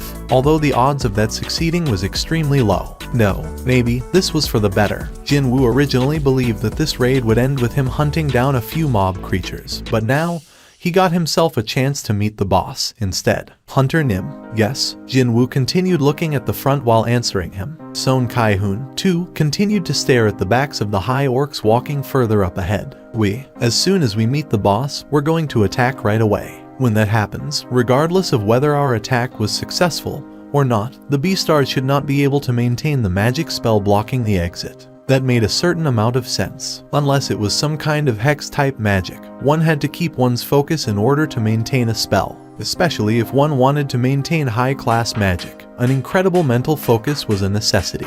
However, what about it? Didn't matter whether they succeed in killing the boss or manage to cancel the magic blocking the exit. They would still meet a dog's death right away inside the boss room after getting surrounded by the countless high orcs anyway. While their attention is on us, Hunter Nim, please escape from the boss room. Once you get out of the dungeon, you must alert the main assault force. By the time the assault team consisting of rank S hunters arrive here, everything would be over for them. Son Kai-hoon was getting ready to die. Are you thinking of dying alongside the boss? Jin-woo sneaked a glance at Son Kai-hoon's expression. His face remained hardened, but there was no wavering in his eyes. Our job isn't to get out of this dungeon alive, but to close the gates. Many people outside are paying us a great deal of money for that purpose. Son Kai-hoon's voice gained more conviction as he spoke. We will do our job according to what we've been training for. However, you're different. There's no reason for you to die here. I hope you can get out of this place alive. One could now hear the unwavering belief in his voice. His words contained his determination. Jin-woo realized that nothing he could say right now would be of any help to Son Kai-hoon. So, he simply nodded his head as his reply. Cha-hyeon finally arrived at the location of the second rank gate. She had her baseball cap pushed down low, and as a result, only a few passersby recognized her. The first thing she did was to seek out the mining team. A few hunters walked past her and sneaked a couple of glances, but they were all working for the guild anyway, and none of them paid her any great attention after that. Eventually, she could see Foreman B in the distance, as well as the mining team around him. Thump, thump. Her heart began beating faster. Standing a little bit of distance away from them, she scanned the faces of each miner present. Where is he? She couldn't see Jin-woo among them. How should she say this? It felt like all of her energy was abandoning her at once. Did he give up on being a miner? Why don't I wait for another minute? He could have left the spot for only a moment and is coming back soon. 3 minutes more. No, maybe 5. And so, she waited for another 15 minutes, but Jin-woo didn't show up in the end. Recognizing Cha-hyeon, Foreman B quickly ran over to her. Hunter Nim, I thought you were taking a break today. Hello there. Cha-hyeon shared a simple greeting with Foreman B, and after making sure that no one was eavesdropping on her, she cautiously asked him a question. By any chance, is there a hunter named Seong Jin-woo working for you? Mr. Seong. Hearing an unexpected name being mentioned out of the blue, Foreman B formed a surprised expression. If you're looking for Mr. Seong, he subbed for a porter's job. A porter? Cha-hyeon gasped out in shock. Are you saying he actually went inside the gate? Foreman B nodded his head vigorously as if to show that he, too, couldn't believe it. Yes, miss. That's what happened. A ranky hunter volunteered as a porter and entered a rank dungeon. And he didn't even have dozens of lives or anything, too. What was he thinking? But, when Cha-hyeon thought about it, didn't she find that man loitering around the boss room yesterday with weapons in his hands? Indeed, she did not see wrong back then. One more thing to be suspicious of, then. Even though she ended up letting go of yesterday's event as a coincidence, when she really thought about it in detail, it was a rather strange thing for a hunter with 4 years of experience getting lost inside a dungeon like that. I need to find out. Cha-hyeon lightly bit into her thumb while pondering her choices, before swiftly making her decision. I'll have to enter the gate myself. Foreman B's eyes went extra round. Was there some kind of an accident? Should we ask the guild for additional personnel? No need. It's a personal matter. I just wanted to talk to him about something private, so you don't have to worry. Oh, I see. Cha-hyeon spun towards the gate. However, her side felt rather empty then. My weapon. She felt around her waist, only to belatedly remember that she had left her sword back home. Since she never imagined that she'd be entering a dungeon on her off day like this, well, Cha-hyeon's forehead beautifully creased up. As a leader, Mr. Kai-hoon is someone totally trustworthy, and the rest of the team are made up of capable hunters. But it was still unimaginable to enter a dungeon without a weapon in hand. Mr. Foreman, can I borrow a weapon from you? Pardon me, Foreman B hesitated somewhat before calling out to a hunter passing by. Hey, over here, Mr. Seok. Please bring me one of our equipments. Yes, boss. The equipment Mr. Seok rapidly brought over was a pickaxe, as used by the mining team. Cha Hyun's expression stiffened. Excuse me, don't you have anything else? Such as, for instance, swords or spears. But if you ask us for such things, well, Cha Hyun sighed out under her breath. I understand. She then carefully rejected the pickaxe Foreman B tried to hand over and quickly walked towards the gate. He anxiously asked her as he watched her distancing back. Cha Hunter Nim, will it be fine for you to be empty-handed in there? Cha Hyun came to an abrupt halt and stood there for a moment, before hurriedly walking back to take the pickaxe from Foreman B. He guffawed out in a genial manner. I think that's for the best, miss. I mean, it'll be dangerous to be weaponless inside a dungeon, regardless of what. Well, then, as she turned around to hurriedly leave, Foreman B unluckily didn't get to see her ears dyed in deep shades of crimson. Soon, their eyes caught the sight of the boss room. The anxiety felt by the hunters came over the air, and could be felt on his skin. They were greeted by a huge open space. Jin Woo scanned the boss room. It was smaller than yesterday's boss room with the giant in it. However, quite unlike yesterday, he didn't get the impression that the boss room was huge at all. And that would be all thanks to countless high orcs completely filling up the chamber. As a matter of fact, there were over twice as many orcs here as those that escorted the raid team. At least 100. No, maybe it's a bit more than that. While there were no monsters inside the rest of the dungeon, they had been gathered inside the boss room instead. Seeing the masses of high orcs waiting inside, Son Kai-hoon's complexion paled in an instant. If this many high orcs managed to escape from the gate, then this was a large enough horde to utterly destroy a small city, even before the top hunters had the chance to do something about them. Cold sweat trickled down his backside. At the very least, we gotta eliminate the boss. Just like how he resolutely swallowed the dry saliva, he did his best to keep his determination burning in his heart. Shark, the leader high orc beckoned again. The raid team and the escorting high orcs walked over to an altar located in the corner of the boss room.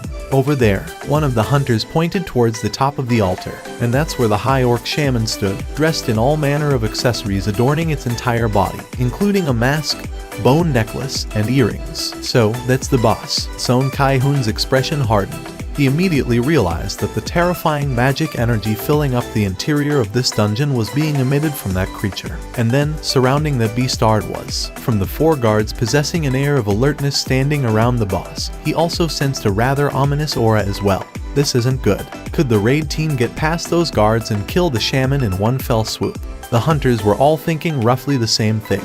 The hunters stopped in front of the shaman. A certain intangible tension flowed in between the high orcs surrounding the human hunters as they kept a certain distance away. However, the shaman didn't seem to care about the mood of the place. It simply opened its rather malformed jaw, visible below the mask, and cackled out. "Oh humans, welcome." The hunters of the raid team exchanged glances. As soon as Son Hyung gives us the signal, we attack together. However, suddenly, the air around them began freezing up. Hunters of this raid team were some of the very best out there. They all shifted their gazes at the same time at this sudden outpouring of chilling aura. The source was the shaman. The creature finally took the mask off. When it did, the magic energy it had been hiding until then exploded forth, unchecked and unhindered. Rumble. The freakish magic power spread out in circular waves with the boss as the center. As if they were normal, powerless civilians that ran into a lion or a tiger, the hunters froze up on the spot like a bunch of statues. Oh my god, how can a magic power of such magnitude be?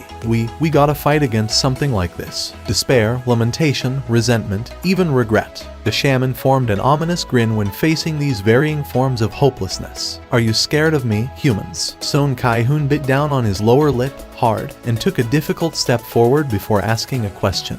Why did you summon us here? Your warriors would have been enough to kill us back there. The shaman grinned again. Simply looking at the grin chilled the backs of the hunters. It's for entertainment. What? Son Kai-hoon was left utterly speechless. Were they brought here just for that purpose? The shaman continued on. While we wait out the remaining time, I will kill you one by one and entertain the soldiers. High orc warriors all roared out in frenzy and excitement. Hunters were ruthlessly forced down by the enormous pressure emitted from the orcs and couldn't even breathe properly. One of them even began crying, no less. However, the shaman briefly stopped talking, then the boss's gaze shifted and stopped at the rear of the humans group, where Jinwoo was. I see that a strange being is mixed among you, humans. It was then Son Kai-hoon's eyes gleamed dangerously. With the shaman looking elsewhere, this is my chance. Veins bulged in his neck. Now, Son Kai-hoon roared out at the top of his lungs, unsheathed his sword, and rushed out. However, it was eerily quiet behind him. How come? He glanced behind him while running, and discovered his comrades rooted to their spots, not daring to move an inch. They had lost their fighting spirit a long time ago from the display of the boss's overwhelming might. Son Kai-hoon's heart fell to the pit of his stomach.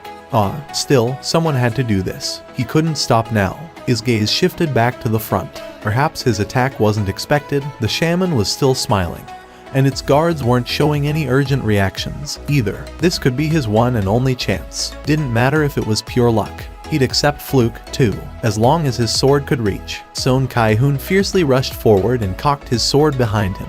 But even before he could swing the sword with all his might, he collided with something invisible and was flung away. Boom. At first, it was shield magic. Flung away from the rebound, Son Kai-hoon landed on the ground and rolled backwards. But that lasted only for a short while. Looks like we have our first volunteer. Along with the shaman's mocking words, Son Kai-hoon's body was lifted up into the air. And now, it was the anti-gravity magic. The lips of the shaman were moving up and down non-stop. When Son Kai-hoon was lifted up as high as a 2-story building, the shaman began chanting a different spell. Next to come was gravity acceleration. Kaboom! Son Kai-hoon was slammed into the ground. He didn't even have the time to writhe in pain as he was lifted up in the air again. Not only the shaman, but the rest of the high orcs were cackling in derision as well, their fangs fully bared now. Boom! Hyok! The shaman continued to toy with Son Kai-hoon by lifting him up and slamming him down. When he landed on the ground for the 4th time, Son Kai-hoon vomited out a mouthful of blood. Seeing that scene, the complexions of the hunters got paler and paler. However, none of them dared to step forward to stop this. They simply stood there trembling while witnessing Son Kai-hoon being broken into pieces. Just as Son Kai-hoon was thrown down to the ground once more, he vanished from the view. The shaman's eyes opened wider. Where did the human disappear to, when all of his bones should be broken by now? The shaman searched for the whereabouts of Son Kai-hoon. There, in a corner not too far, it discovered Son Kai-hoon, unmoving on the ground, and at the same time, found a certain man crouching nearby. Of course, it was Jinwoo. Jinwoo carefully laid Son Kai-hoon down and glared at the shaman. Hey, Mr. Leader, I want to ask you something. Will it be okay if I kill all of the monsters in here? The shaman frowned and gestured with its chin, and one of the guards swung about its scimitar and ran to where Jinwoo was. As Jinwoo glared at the monster rushing towards him, a light of fury lit up in his eyes. He reached out with his hands, ruler's reach. When he did, it was as if a giant, invisible hand grabbed the orc guard, and the monster was cleanly picked up from the ground. The monster kicked and struggled in the air. What? The eyes of the shaman opened wider. Jinwoo pointed down towards the ground. Slam! The guard crashed down to the ground. The impact force was so great that deep cracks spread out on the ground. However, Jinwoo didn't stop there. Just like how the shaman manipulated Son Kai-hoon's body, he lifted the guard up in the air again. Slam! Like a basketball bouncing between the ground and one's hand, the orc guard continuously slammed into the ceiling and the ground non-stop, a helpless cry coming out from its mouth. Eventually, its head pierced into the ceiling. With that, debris from the ceiling fell down. Son Kai-hoon trembled and questioned Jinwoo. Just what is your? I'll ask you again. This here was a hunting ground the Hunters Guild paid for, and there was only one person present that could speak for the guild at the moment. Jinwoo asked for the last time. Monsters in this place. Can I have them all? What was this? Son Kai-hoon realized now that the identity of the porter or whatever didn't matter anymore. No, he was just set off. He was angry at himself for being toyed around with by the monsters like that. Tears rolled down Son Kai-hoon's face. Please, I beg of you, do something. With that, it was done. When Jinwoo stood back up, high orcs approached him. The boss began smirking in derision. For a measly human, you know some interesting skills, don't you? The boss gestured, and the high orcs quickly surrounded Jinwoo. However, just how far do you think your tricks will get you? Jinwoo's glare became so much colder. He never really cared for any of the monsters he killed so far, but this would be his first time wanting to slice one up this badly. I'll take care of you last. If the boss knew the meaning of enjoyment, surely it'd know what fear tasted like. Jinwoo slowly murmured out, "My shadows." 2 daggers appeared in Jinwoo's hands. Come out and play.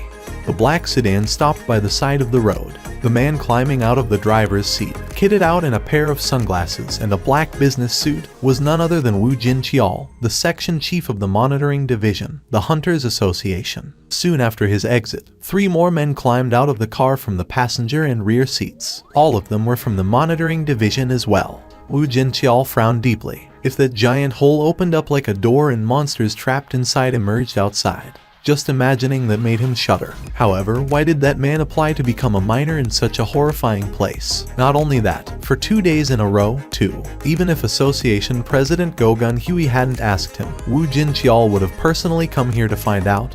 Anyway, what brings the hunters from the monitoring division to this place? The members of the mining team had been relaxing until then overheard those words, and tension briefly flashed by in their eyes. The oppressive pressure hunters felt from the words monitoring division was rather huge. The people whose job was to arrest the awakened that the normal laws couldn't do anything about. They then either reformed the troublemakers or simply eliminated them. The monitoring division was where those kinds of people worked for. Do you know by any chance where Xiang Jinwu Hunter Nim is? I bloody knew it. Suddenly, a man jumped out from among the miners. It was Li Xianggu, who had run into Jin Wu's shoulder yesterday. Li Xianggu passionately spat out his complaints, flying spittle accompanying his rapidly firing words. When that beastard looked at me and began grinning, I was terrified that he might eat me alive or something. You know, it's still so DMN scary even when I think about it now. Wu Jinqiao's gaze shifted back to Foreman B. Where can I find Xiang Jinwu Hunter Nim? Mr. Xiang is. He's inside the gate right now. Xiang Jinwu was inside the Ranka dungeon, where a raid was ongoing. Wu Jinqiao's eyes opened wider. Why did he enter the dungeon? Well, the raid team's porter hasn't shown up today, you see. Nobody wanted to go in there, so Mr. Xiang volunteered as the porter. Cha Hunter Nim. No, I mean, Cha He and Hunter Nim was also looking for Mr. Xiang, so she entered the gate just now, you know. Isn't it just too weird? Meanwhile, the mind of Wu Jinqiao became a bit of mess after hearing that. The vice chairman of the Hunters Guild Cha Hian was looking for Xiang Jinwu. Not only that, she even went after him into the dungeon, too. Just what was happening here? He only stopped by to say hello to Xiang Jinwu, but now, it felt like something big was afoot here. Excuse me, Mr. Hunter. Li Xianggu had this expectant face for some reason as he hurriedly asked Wu Jinqiao. That beastard, Xiang Jinwu, did he do something bad? Maybe, he's killed someone. I mean, he looked like someone fully capable of that. Wu Jinqiao frowned slightly again. He sort of could understand why Xiang Jinwu glared scarily at this moron. A fool who'd get blown away into the weeds if Xiang Jinwu snorts in front of him. Still, there were too many eyes watching. As a hunter working for the association, he couldn't carelessly display his irritation at a stranger. This was why working for a public organization sometimes could get rather annoying. Wu Jinqiao spat out a long sigh and did his best to sound as diplomatic as possible. You'll find out when you take a look at tomorrow evening's news broadcasts. Perhaps that answered most of his own suspicions. Li Xianggu raised his voice high as if he had correctly predicted this. I told you, didn't I? I told you that man is too suspicious. But he didn't look that way, right? And he worked so diligently, too. Not minding the lukewarm responses of his colleagues, Li Xianggu went on about how great his discerning eyes were. Tisk. Wu Jinqiao stared at that man making a fool of himself, before taking his subordinates towards the gate. However, Wu Jinqiao instinctively stopped a few steps away from the gate. Chief, the subordinates began staring in confusion at Wu Jinqiao's stiff face. This can't be. The measurement results are wrong. Not all Ranka hunters were equal. For instance, Hunter Wu Jinqiao was right near the top within the Ranka and his instincts were telling him this. The measurement value was all wrong. Wu Jinqiao quickly issued an order to his subordinate next to him. Go get the magic energy measuring device. The subordinate immediately realized that Wu Jinqiao's expression was grave, and hurriedly ran to where their car was parked. The miniature measuring device used by the monitoring division was a world apart in quality from the devices used by the regular association employees, as befitting a device created from a top-grade magic crystal that cost over $1 billion. This piece of equipment very rarely threw up errors or mistakes in its results. The measurement result quickly came out. I knew it. The displayed result showed a clear discrepancy to the previously measured value. If the guild formed their raid team according to the measured value presented by the association, then it had definitely become a serious situation. Around the same time, Cha Hian was following after the traces left behind the raid team. She finally located corpses in the distance. How can this be? Her eyes opened up super wide. All the corpses belonged to the high orcs. It was easy to identify them, because they featured red skin and their fangs were noticeably longer, too. How did Mr. Song Kai-hoon's team manage to defeat this many high orcs? And was that all? There was seemingly not one casualty, too. Cha-hien discovered something odd and crouched down to take a closer look at one of the corpses, and her eyes grew even wider than before. This one, and this one, too.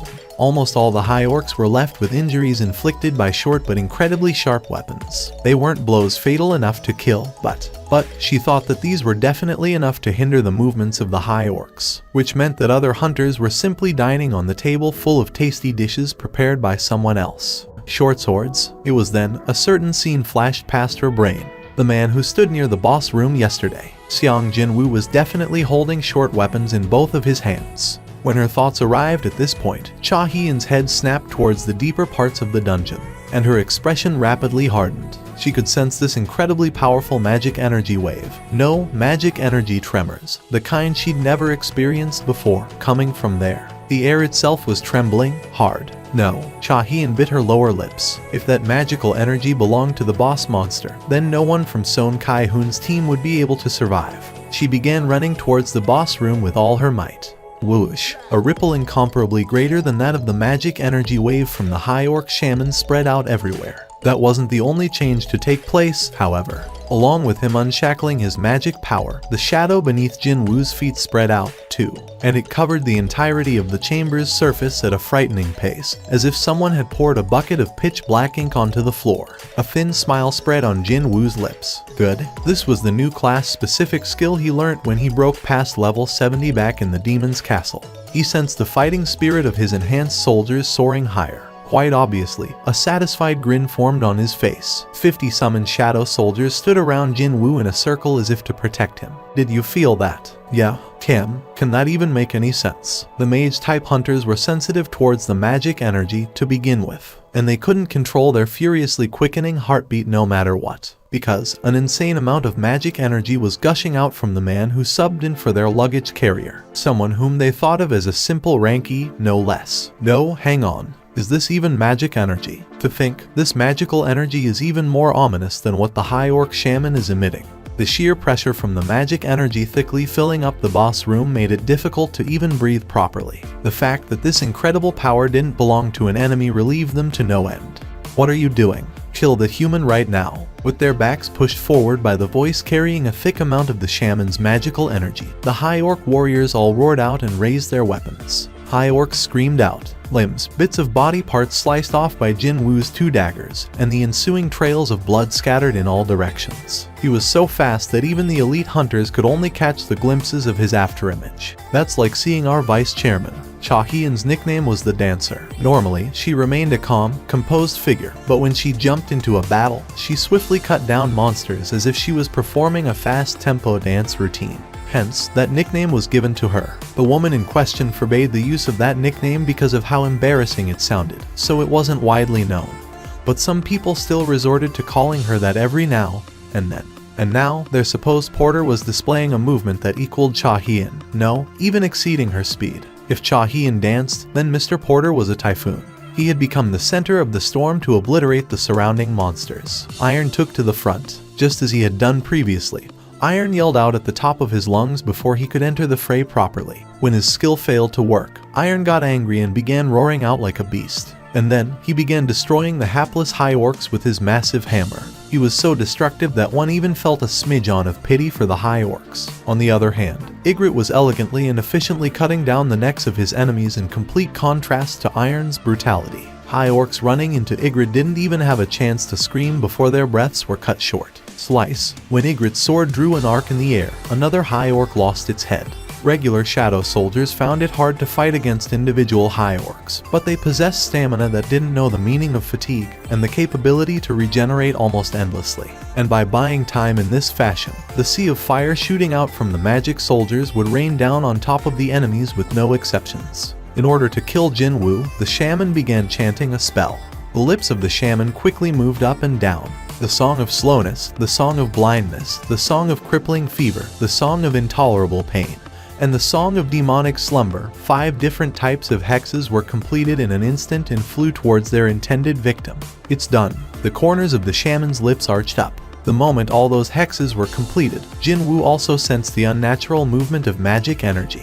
Jinwoo's eyes met those of the shamans. The orc shaman smirked derisively. It's already too late, human. Hexes were different from normal magic spells and couldn't be evaded. The moment it was cast, that would be the end. But that human beast started turning into a walking corpse wrecked by all sorts of afflictions. His fate was sealed, to be ripped to shreds by the high orc warriors and their weapons. That was the end, truly befitting a measly human who didn't know his place and dared to show off. Unfortunately for the monster, however, a familiar mechanical beep rang in Jinwoo's ears. Mechanical beeps fired out one after the other. All 5 hexes were dispelled even before they had the chance to activate. Jinwoo smirked at the results. There was this buff he received when he changed into the player. Continuous effect, good health and long life. You'll be immune to all types of diseases, poisonous substances, as well as all forms of status debuffs. During sleep, your recovery rate will increase exponentially. Thanks to that, he didn't have to worry about status-altering magic, such as hexes. Fitting for a boss of the Ranka dungeon, the High Orc Shaman had immediately realized that its curses were rendered ineffective by an even greater power than it.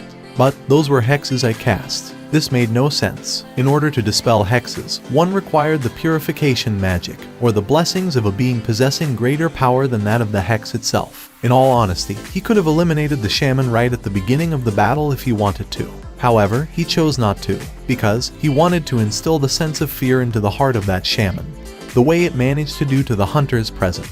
However, it seemed not quite enough to make that arrogant monster taste the true meaning of fear. The Beastard's eyes were still alive. In that case, let me show you an interesting spectacle, then. From now on, he'd show the true sphere of influence of a necromancer, accompanying the system's message alerting him to the activation of his skill. Horrifying screams that resembled death throes resounded out from somewhere unknown. The shaman's eyes widened in shock. The shaman didn't get to finish its sentence. Even before it could, black hands began rising up from the shadows beneath the corpses of the high orcs. That was why Jinwoo began smiling deeply while gazing contently at the newbies joining his shadow army. My warriors have become undead. The shaman began shuddering uncontrollably. About 50 warriors had lost their lives so far, and about the same number had changed into those black-armored soldiers, which means those soldiers that Beastard had summoned are. High Orc warriors would bravely jump into a fight against enemies stronger than themselves without fear, but they rapidly lost all their fighting spirit the moment they saw their former comrades being revived as shadow soldiers. High Orcs, renowned for never backing down from a chance to shed some blood, were now openly retreating out of terror. The fact that they wouldn't be able to ascend to the warriors' heaven after their death, and instead become the puppets of the enemy, was the worst possible nightmare for these High Orcs. Jinwoo's expression brightened. Finally, there were signs of fear in that Beastard's eyes. While shaking like a leaf, the shaman recalled the existence that could revive the dead into shadows. There could not possibly be 2 people possessing the exact same power. So, that human had to be him. If that person is him, then why are we here? However, the moment the shaman thought about itself and the inside of its brain blanked out and the relevant memories contained within were wiped out in an instant. Jinwoo tilted his head. Who was that? She seemed a bit too distant to be totally familiar to him, however. That was why he needed a bit of a moment to recall what her name was. And she was none other than the rank S hunter currently affiliated to the Hunters Guild, Cha Hien. But what is that woman doing here? Jinwoo might have been somewhat surprised by her presence here, but then Cha Hien's own shock was far greater than his. Her wide open eyes stared at Jinwoo and his shadow soldiers. Summons. The first thing Cha Hien thought of was summoning when she saw the shadow soldiers. However, there were simply too many of them to say that this was the result of summoning magic. The thing was, the mage-type hunters specializing in summoning magic could only control 1 or 2 at a push. If one could control 2, then the treatment one received improved greatly, and she hadn't yet heard of anyone capable of controlling 3 or more summoned creatures. However, just how many of them were here? This makes no sense. One man summoned over 100 in one go. And he didn't even need a lot of time to summon them, too. No, he only needed a moment to summon dozens and dozens in one go. I wouldn't have believed it if I didn't see it with my own 2 eyes. She might be one of the top 10 ranked hunters in South Korea, but another hunter's ability had managed to leave her totally speechless now. Wu Jinqiao was running breathlessly. He ran so hard that he now tasted sweetness in his mouth. Cha Hien. Wu Jinqiao found it strange that she didn't try to participate in the battle and simply stood by, so he quickly walked up next to her. And it was at that point he got to see clearly the situation inside the boss room. What is this? Soldiers wearing jet black armor were one-sidedly massacring the supposedly powerful monsters, also known as high orc warriors. The pitiful screams of the high orcs even managed to deafen Wu Jinqiao's hearing. Also, he might have been less shocked if there were only human-shaped soldiers present. But then again, just what were those nonsensically huge black bears with smoke coming out of them, as well as high orcs kitted out in various black-colored armors? No matter how I see it, doesn't he look like a top-ranked melee-type hunter? However, he could even use summoning magic, too. And, sure enough, when Jin Wu's lips moved a little, dozens more summons rose up from the ground. Oh my god. Wu Jinqiao's jaw fell to the floor. Just how many summons could that man control? This is the true ability of Hunter Xiang Jin Wu. By the way, why are you here, Chief Wu? We were in the neighborhood, just passing by. But it was a coincidence that we discovered the gates of normal condition, and we came here to help facilitate the evacuation of the raid team. But well, Wu Jinqiao stopped talking there and stared at Jin Wu again. However, looks like that won't be necessary. This would be his first time witnessing Hunter Xiang Jin Wu's true skill. And that just so happened to be the spectacle of him clearing a ranked dungeon with his own power. It didn't look like others' help was necessary. The shaman was furious. You insect-like beastard, I'll step on you. If hexes didn't work against the enemy, then all it had to do was to bless itself and fight. The Song of Rage, the Song of Strengthening, the Song of the Giants, the Song of the Fire Dragon. With the completion of the various spells, the shaman's body suddenly ballooned up to nearly 10 meters tall. Its strength, agility, stamina, and even its confidence increased greatly as well, power filling up every square inch of its frame. Right away, the shaman used its gigantic arm to swat away the shadow soldiers, and then took a deep breath. And then, when the shaman spat out its breath, reddish-black flames erupted out of its mouth. The soldiers immediately dissipated and scattered away when they were struck dead on by the flames. Even those grazed by it were no exception. Parts of their bodies were blown away and they were rendered unable to carry on fighting. The flames didn't end with one attack. The second wave of flames spat out of the shaman's mouth in a row. The shaman was able to greatly reduce the number of the shadow soldiers with its continuous attacks. Having received a boost to its confidence, it roared out at the top of its lungs. Do you still find this great Karugalgan funny now? The reply came from above its head. Yup. The shaman flinched and raised its head, all the while hurriedly trying to chant a defensive spell. But Jin Wu was one step quicker. Cow. The shaman's head smashed down into the ground. The floor shattered and spiderweb-like cracks rapidly spread out. Jin Wu had already experienced blowing away Vulcan with his bare fist, and that demon was much, much larger than this arrogant shaman, too. When he lightly landed on the ground, feel-good messages began popping up in his view one after the other. There you go. Jin Wu pumped his fist. Back when he was fighting using stealth, he leveled up once. When he was killing these orcs, another level up. And, after killing the boss just now, another level up. The once buffed-up shaman's body had reverted back to its original size already. He saw an egg-sized magic crystal embedded in the dead boss's necklace, but he decided not to get too greedy. Earning experience points is good enough. This was the Hunter's Guild's dungeon. At the end of the day, Jin Wu licked his lips in anticipation. He couldn't help but remember the corpse of Baruka, the one that slipped through his fingers back in the Red Gate. But my situation is a lot different compared to then. Compared to now, his stats weren't that high back then. Also, killing that beastard took a lot out of him.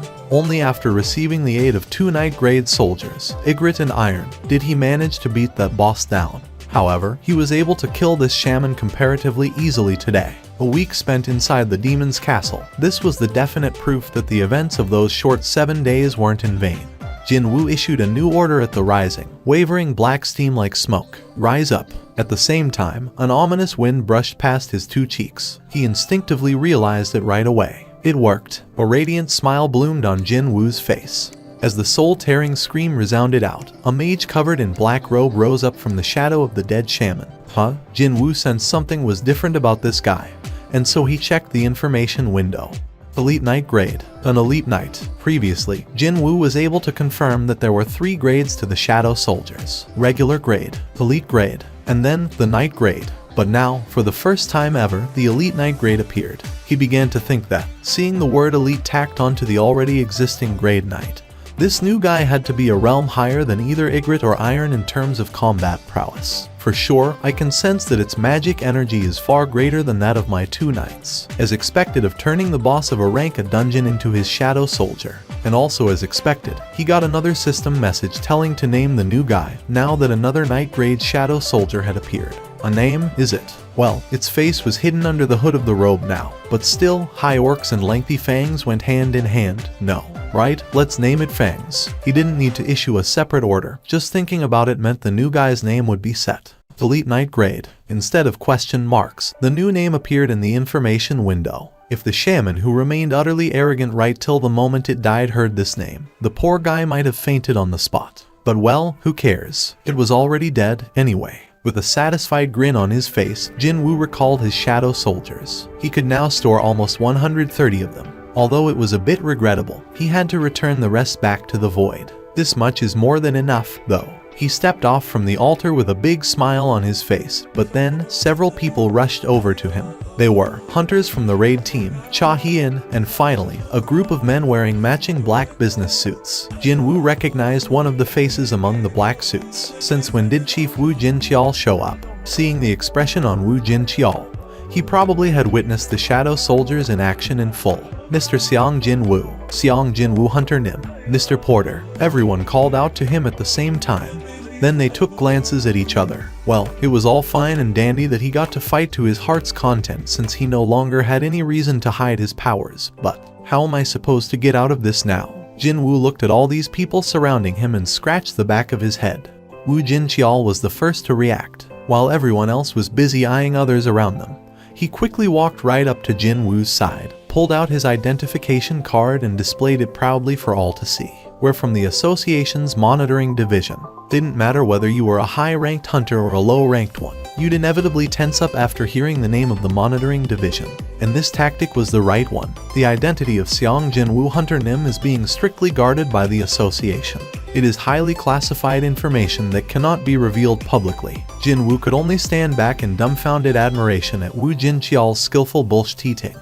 If you have any questions, please send them to the association. We shall escort Xiang Jinwoo Hunter now. Not so subtle implication of we won't hear any of your objections was apparent in his voice. All thanks to Wu Jinqiao's hardened attitude. Hard enough to shatter a rock even. The members of the Hunters Guild had no choice but to rein in their questions and stay silent. Shall we go? While being escorted by the agents of the monitoring division, Jinwoo walked past the hunters. As they were about to exit from the boss room for good.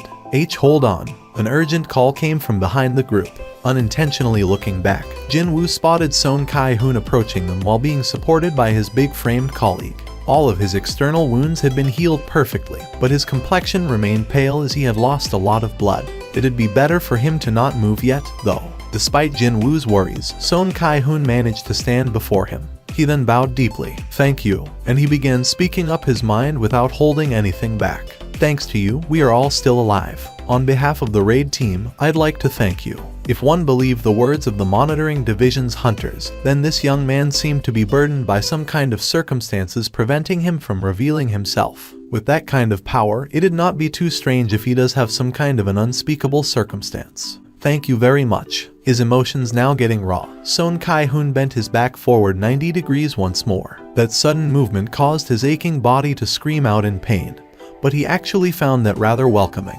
His heart had welled up with emotions when he saw Jinwoo kill the monster in the exact same fashion as how he had been toyed around with before. Thinking back to that moment was enough for him to thank this young man a countless number of times. Jinwoo walked over to the female hunter jumping up and down by the corner. Because she's so small, I nearly failed to spot her. When he pushed forward the memo she gave to him earlier, the female healer blushed and received it with both of her hands. Thank you. Inwardly, though, she was admonishing herself. Why did I even say those embarrassing things to him back then? She now had one more reason to kick her sheets before going to bed if and when she ended up remembering today's event in the future. From the perspective of Mr. Porter, who could easily punch the dungeon boss to death, she must have looked really funny when she handed over a memo while saying it contained her final will. Putting the dazed female healer behind him, he coolly turned around to leave. Let's go. As soon as Jinwoo began walking, the agents of the monitoring division moved together in one unit as if they had been rehearsing it. There was one exception, though.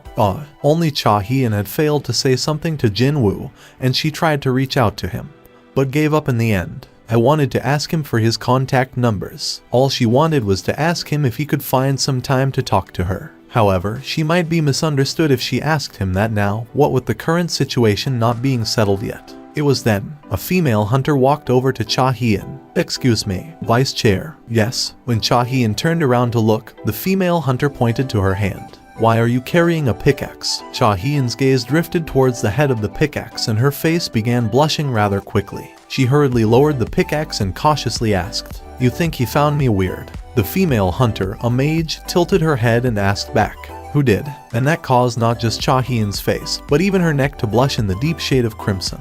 "My fated hour is approaching."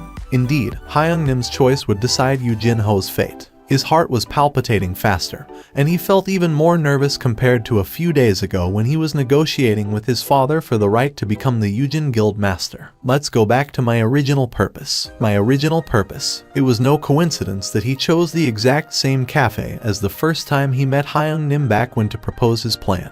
Without Hyung Nim's help, I wouldn't even be here right now. He began looking around the interior of the cafe while thinking as such, and he was able to see this place in a new light. Quite coincidentally, the table he chose was the exact same one as the last time, too. Along with the doorbell, Jin Woo entered the cafe. Hyung Nim. Yoo Jin-ho discovered Jin Woo and shot up from his seat with a welcoming smile on his face. He bowed down as his greeting. "Oh, this?" Jin Woo came running here right after killing the high orcs, so his clothing was understandably dirty. His shirt even sported bloodstains from the dying high orcs, too. He spoke as if there was nothing to worry about. "I was coming straight from a dungeon, that's why." Yoo Jin-ho was taken by surprise once more. He was nothing compared to someone like Hyung Nim. After getting his guild master license, all Yoo Jin-ho did was to waste time by drinking and partying. But what did Hyung Nim do in the meantime? He possessed incredible power, yet he still found time to enter dungeons to further hone his crafts. Suddenly, Yoo Jin-ho felt ashamed of himself. Hyung Nim, actually, Yoo Jin-ho didn't leave anything out and reported everything that happened during the negotiation with his father to Jin Woo. Even the event of Go Myung Hwan's testimony revealing the truth of who saved the hunters of the White Tiger Guild from the Red Gate incident, too. That uncle, doing something unnecessary. Still, that man did that for Jin Woo's benefit, so he couldn't get angry at that. Perhaps that was the reason for Yoo Jin-ho's expression to be a bit more glowing than usual when he was talking about the Red Gate incident. In any case, Jin Woo knew what Yoo Jin-ho was trying to say here. "So, in order for you to become the Yujin Guild's new master, you need my help, is that about right?" Jin Woo finally raised his gaze. "Hey, Jin-ho, I am." Gulp. Yoo Jin-ho swallowed his drying saliva.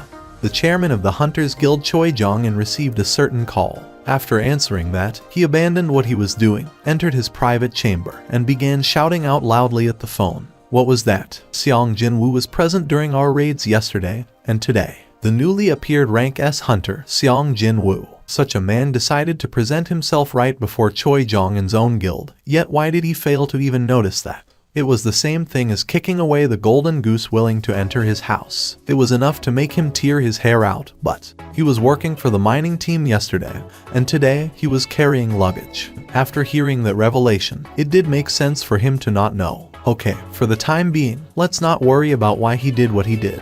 He got this feeling that sweating over that mystery would only give him a case of a migraine and no tangible answer to chew on. Besides, that wasn't important at all. After White Tiger, us hunters also owe that man now. Indeed, they were indebted to Seong Jin Woo. Choi Jong-in wished to talk to that man as equals as much as he could before attempting to scout him. But now, his position was no different than that of the White Tiger. The hunter who took on the role of the raid team's captain, Song Kai-hoon, wasn't a fellow who'd lie about something that didn't happen, or embellish something minor as if it was a big deal. Even then, Choi Jong-in asked reflexively, "Are you telling me the truth?" "Yes, sir. That's all I saw." "That's all he saw." Does that mean there could be more? If Seong Jin Woo was that powerful, then if you compare him to me, then how about it? Although he may have sounded a bit childish just then, there was no better way to ascertain someone's strength than this question. Song Kai-hoon took a little time before continuing on. "Chairman, can you solo an upper grade rank a dungeon by yourself?" "No, it's impossible." However, that man did precisely that. Choi Jong-in was often referred to as the ultimate weapon. From a certain perspective, one could argue that he was being roundly disregarded in this situation. but rather than feeling sour, his heart was pounding harder instead. Me, Cha Hien, and then Seong Jinwoo. This was the golden chance that his guild could become renowned in South Korea, no, Asia, no, the whole world, on the back of Seong Jinwoo's abilities alone.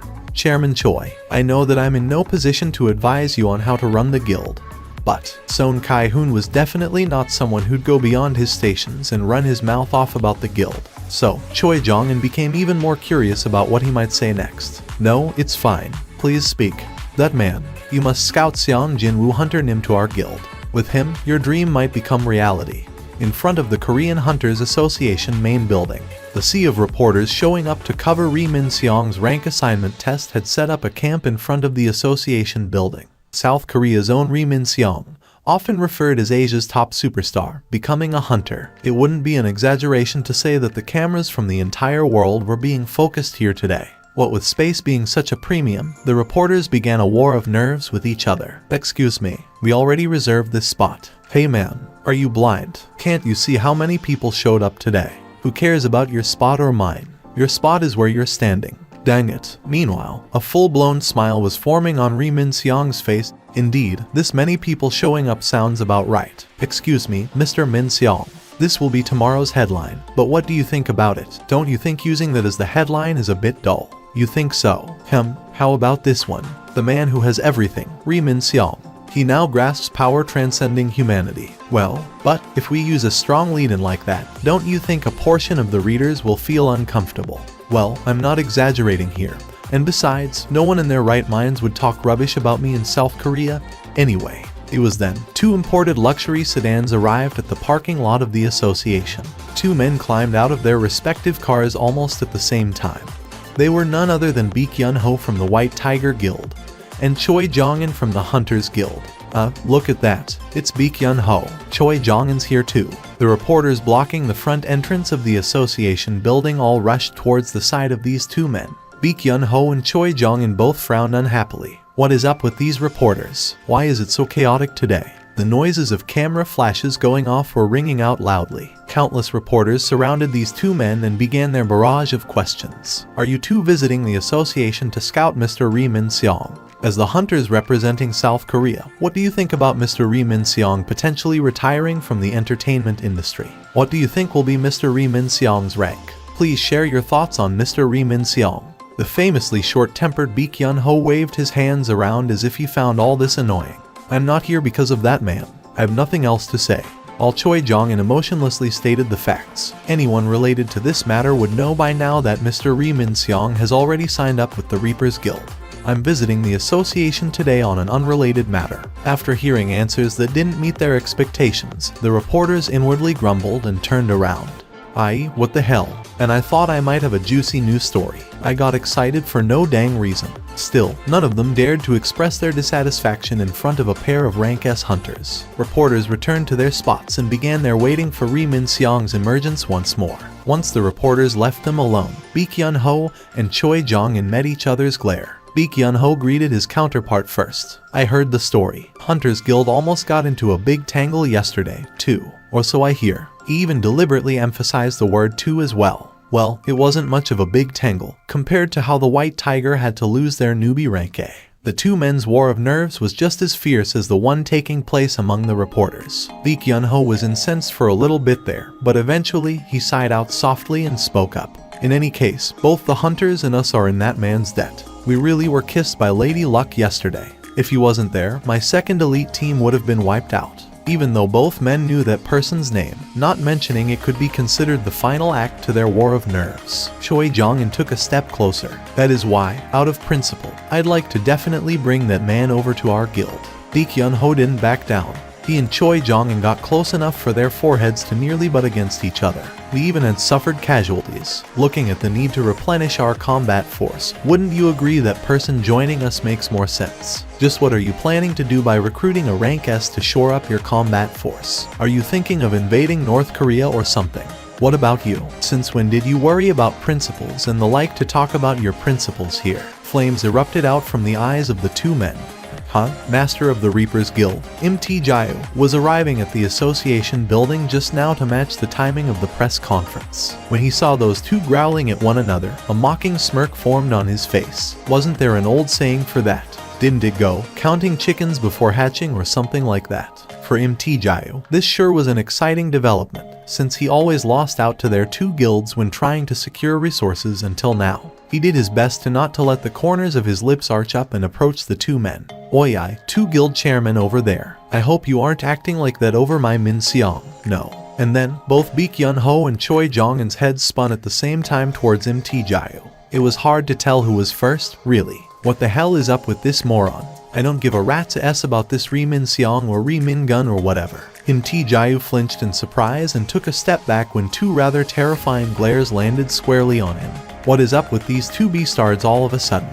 What's this? Choi Jong-un and Baek Yun Ho, too. Ri Min Seong grinned deeply. He already familiar with Chairman Mt Jayu when they met during the signing of the contract.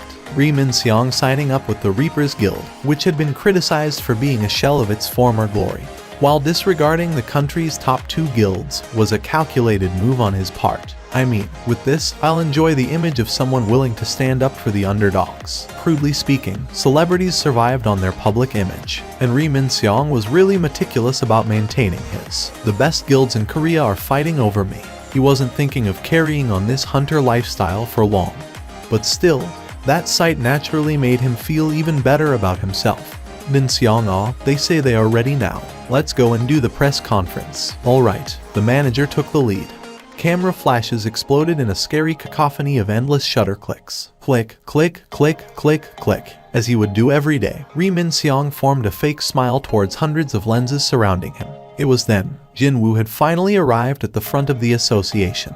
Just like he'd been told, he was stopping by the association 3 days later. Why is it so noisy here? However, it didn't look like he'd be able to enter the association at all under the current circumstances. Of course, there were plenty of ways to go around these people, such as using stealth, or jumping over the reporters, or even by finding a back entrance. But then again, his re-evaluation test had been reserved in advance 3 days ago, so he didn't feel like going through the back entrance just to avoid this wall of reporters. It's not like I committed a crime or something anyways. He had no reason not to use the front door at all. Jin-woo then proceeded to push away the tightly packed throngs of reporters and made a path for himself. I'm coming through. Oi, what are you doing? What the hell? What's wrong with you? This was the physical strength of a rank S hunter. Reporters were all helplessly pushed away, deep frowns etched on their faces. The path forward was opened up in the blink of an eye, and Jin-woo could walk up the steps leading to the front entrance of the association.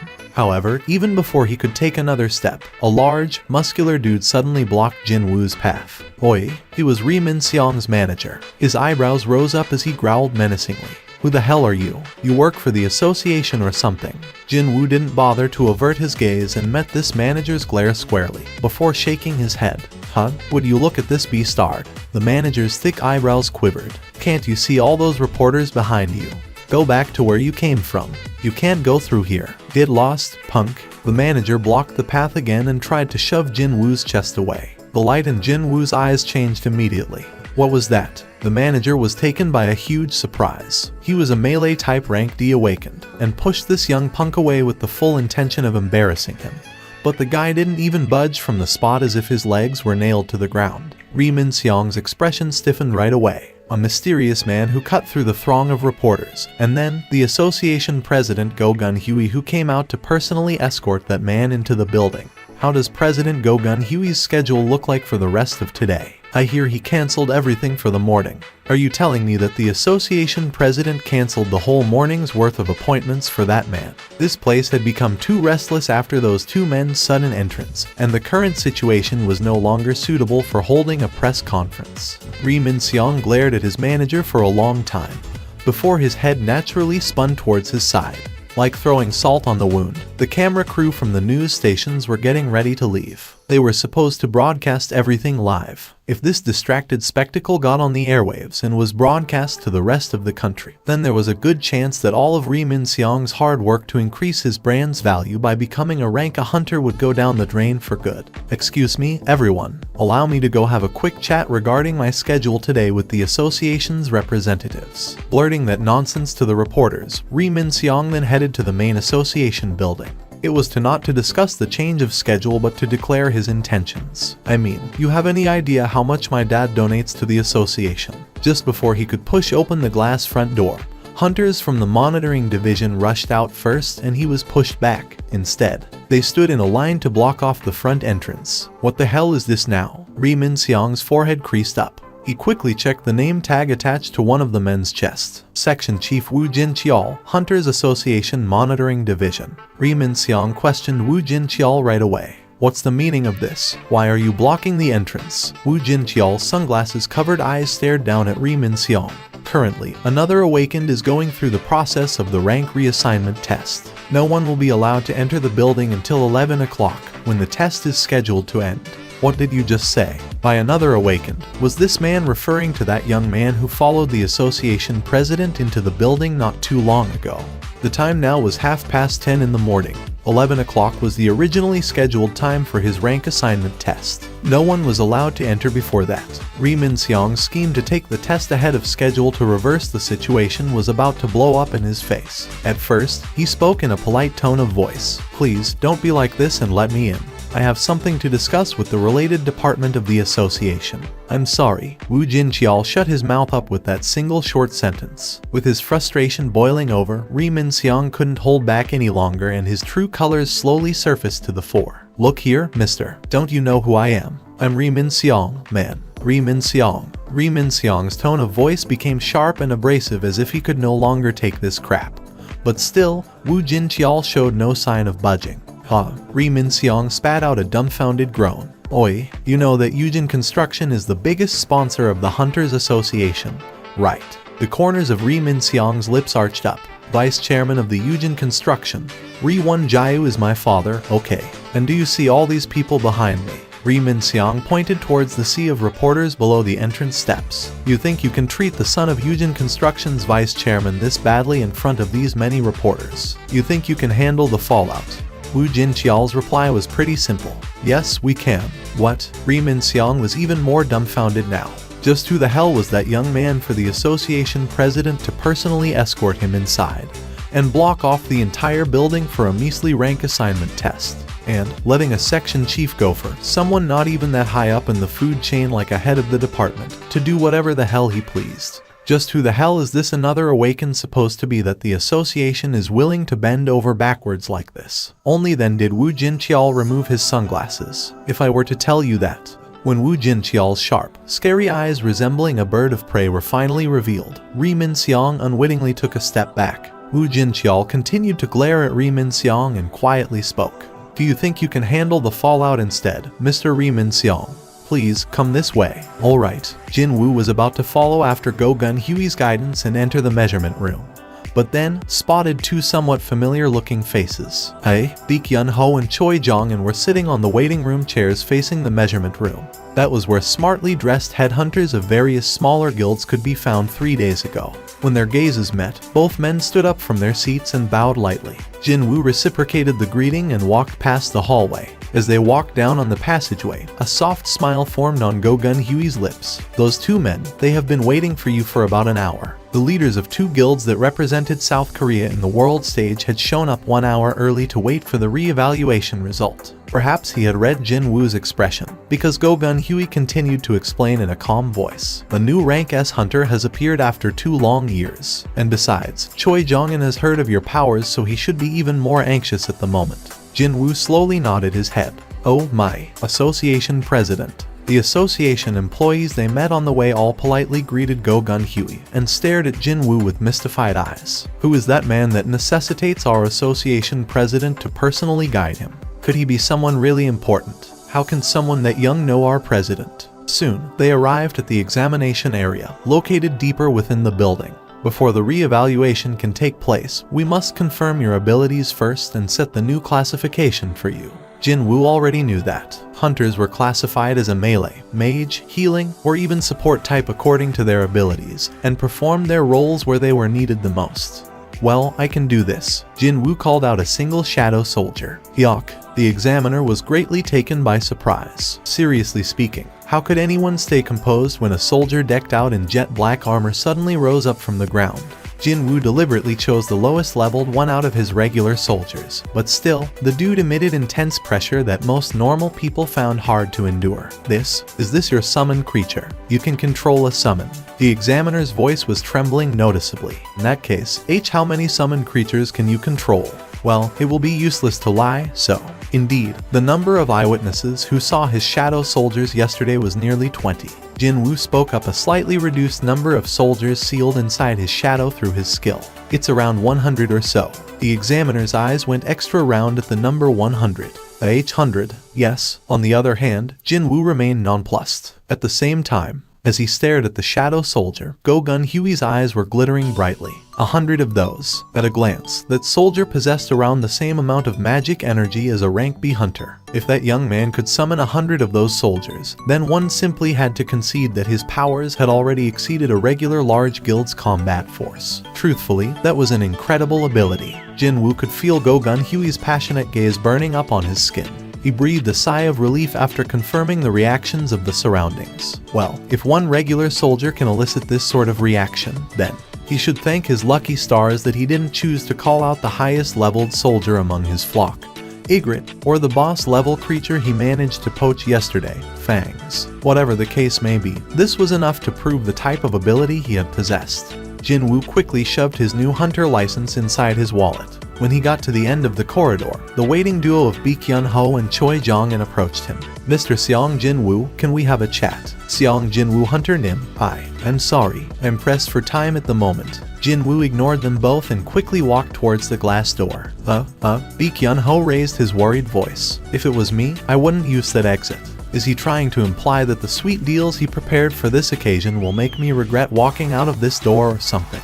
Jinwoo wasn't interested regardless of what was being offered, so he continued to ignore Baekhyun-ho's dissuasion and pushed the glass door wide open. When that happened, the reporters that had managed to climb up the steps to push and shove against the monitoring division's agents began clicking their cameras non-stop, with flashes exploding brightly all around him. What the heck is this? Jinwoo became utterly speechless at this blinding explosion of lights. One of her friends grabbed her wrist, a shocked expression clearly visible on that girl's face. Jin-ah. Why what? With her friend shocked like this, even Jin-ah got shocked alongside her for no reason. It's your oppa. He's on TV right now. What? Why is my oppa? Did he get injured again? If not, could it be even worse? The friend dragged Jin-ah by her wrist inside the classroom as if she didn't want to waste time explaining anymore. Oh, oppa. The moment Jin-ah saw the TV screen, the banana milk in her hand fell to the floor. Thank you for watching. Subscribe and enable notifications so you don't miss the next chapter.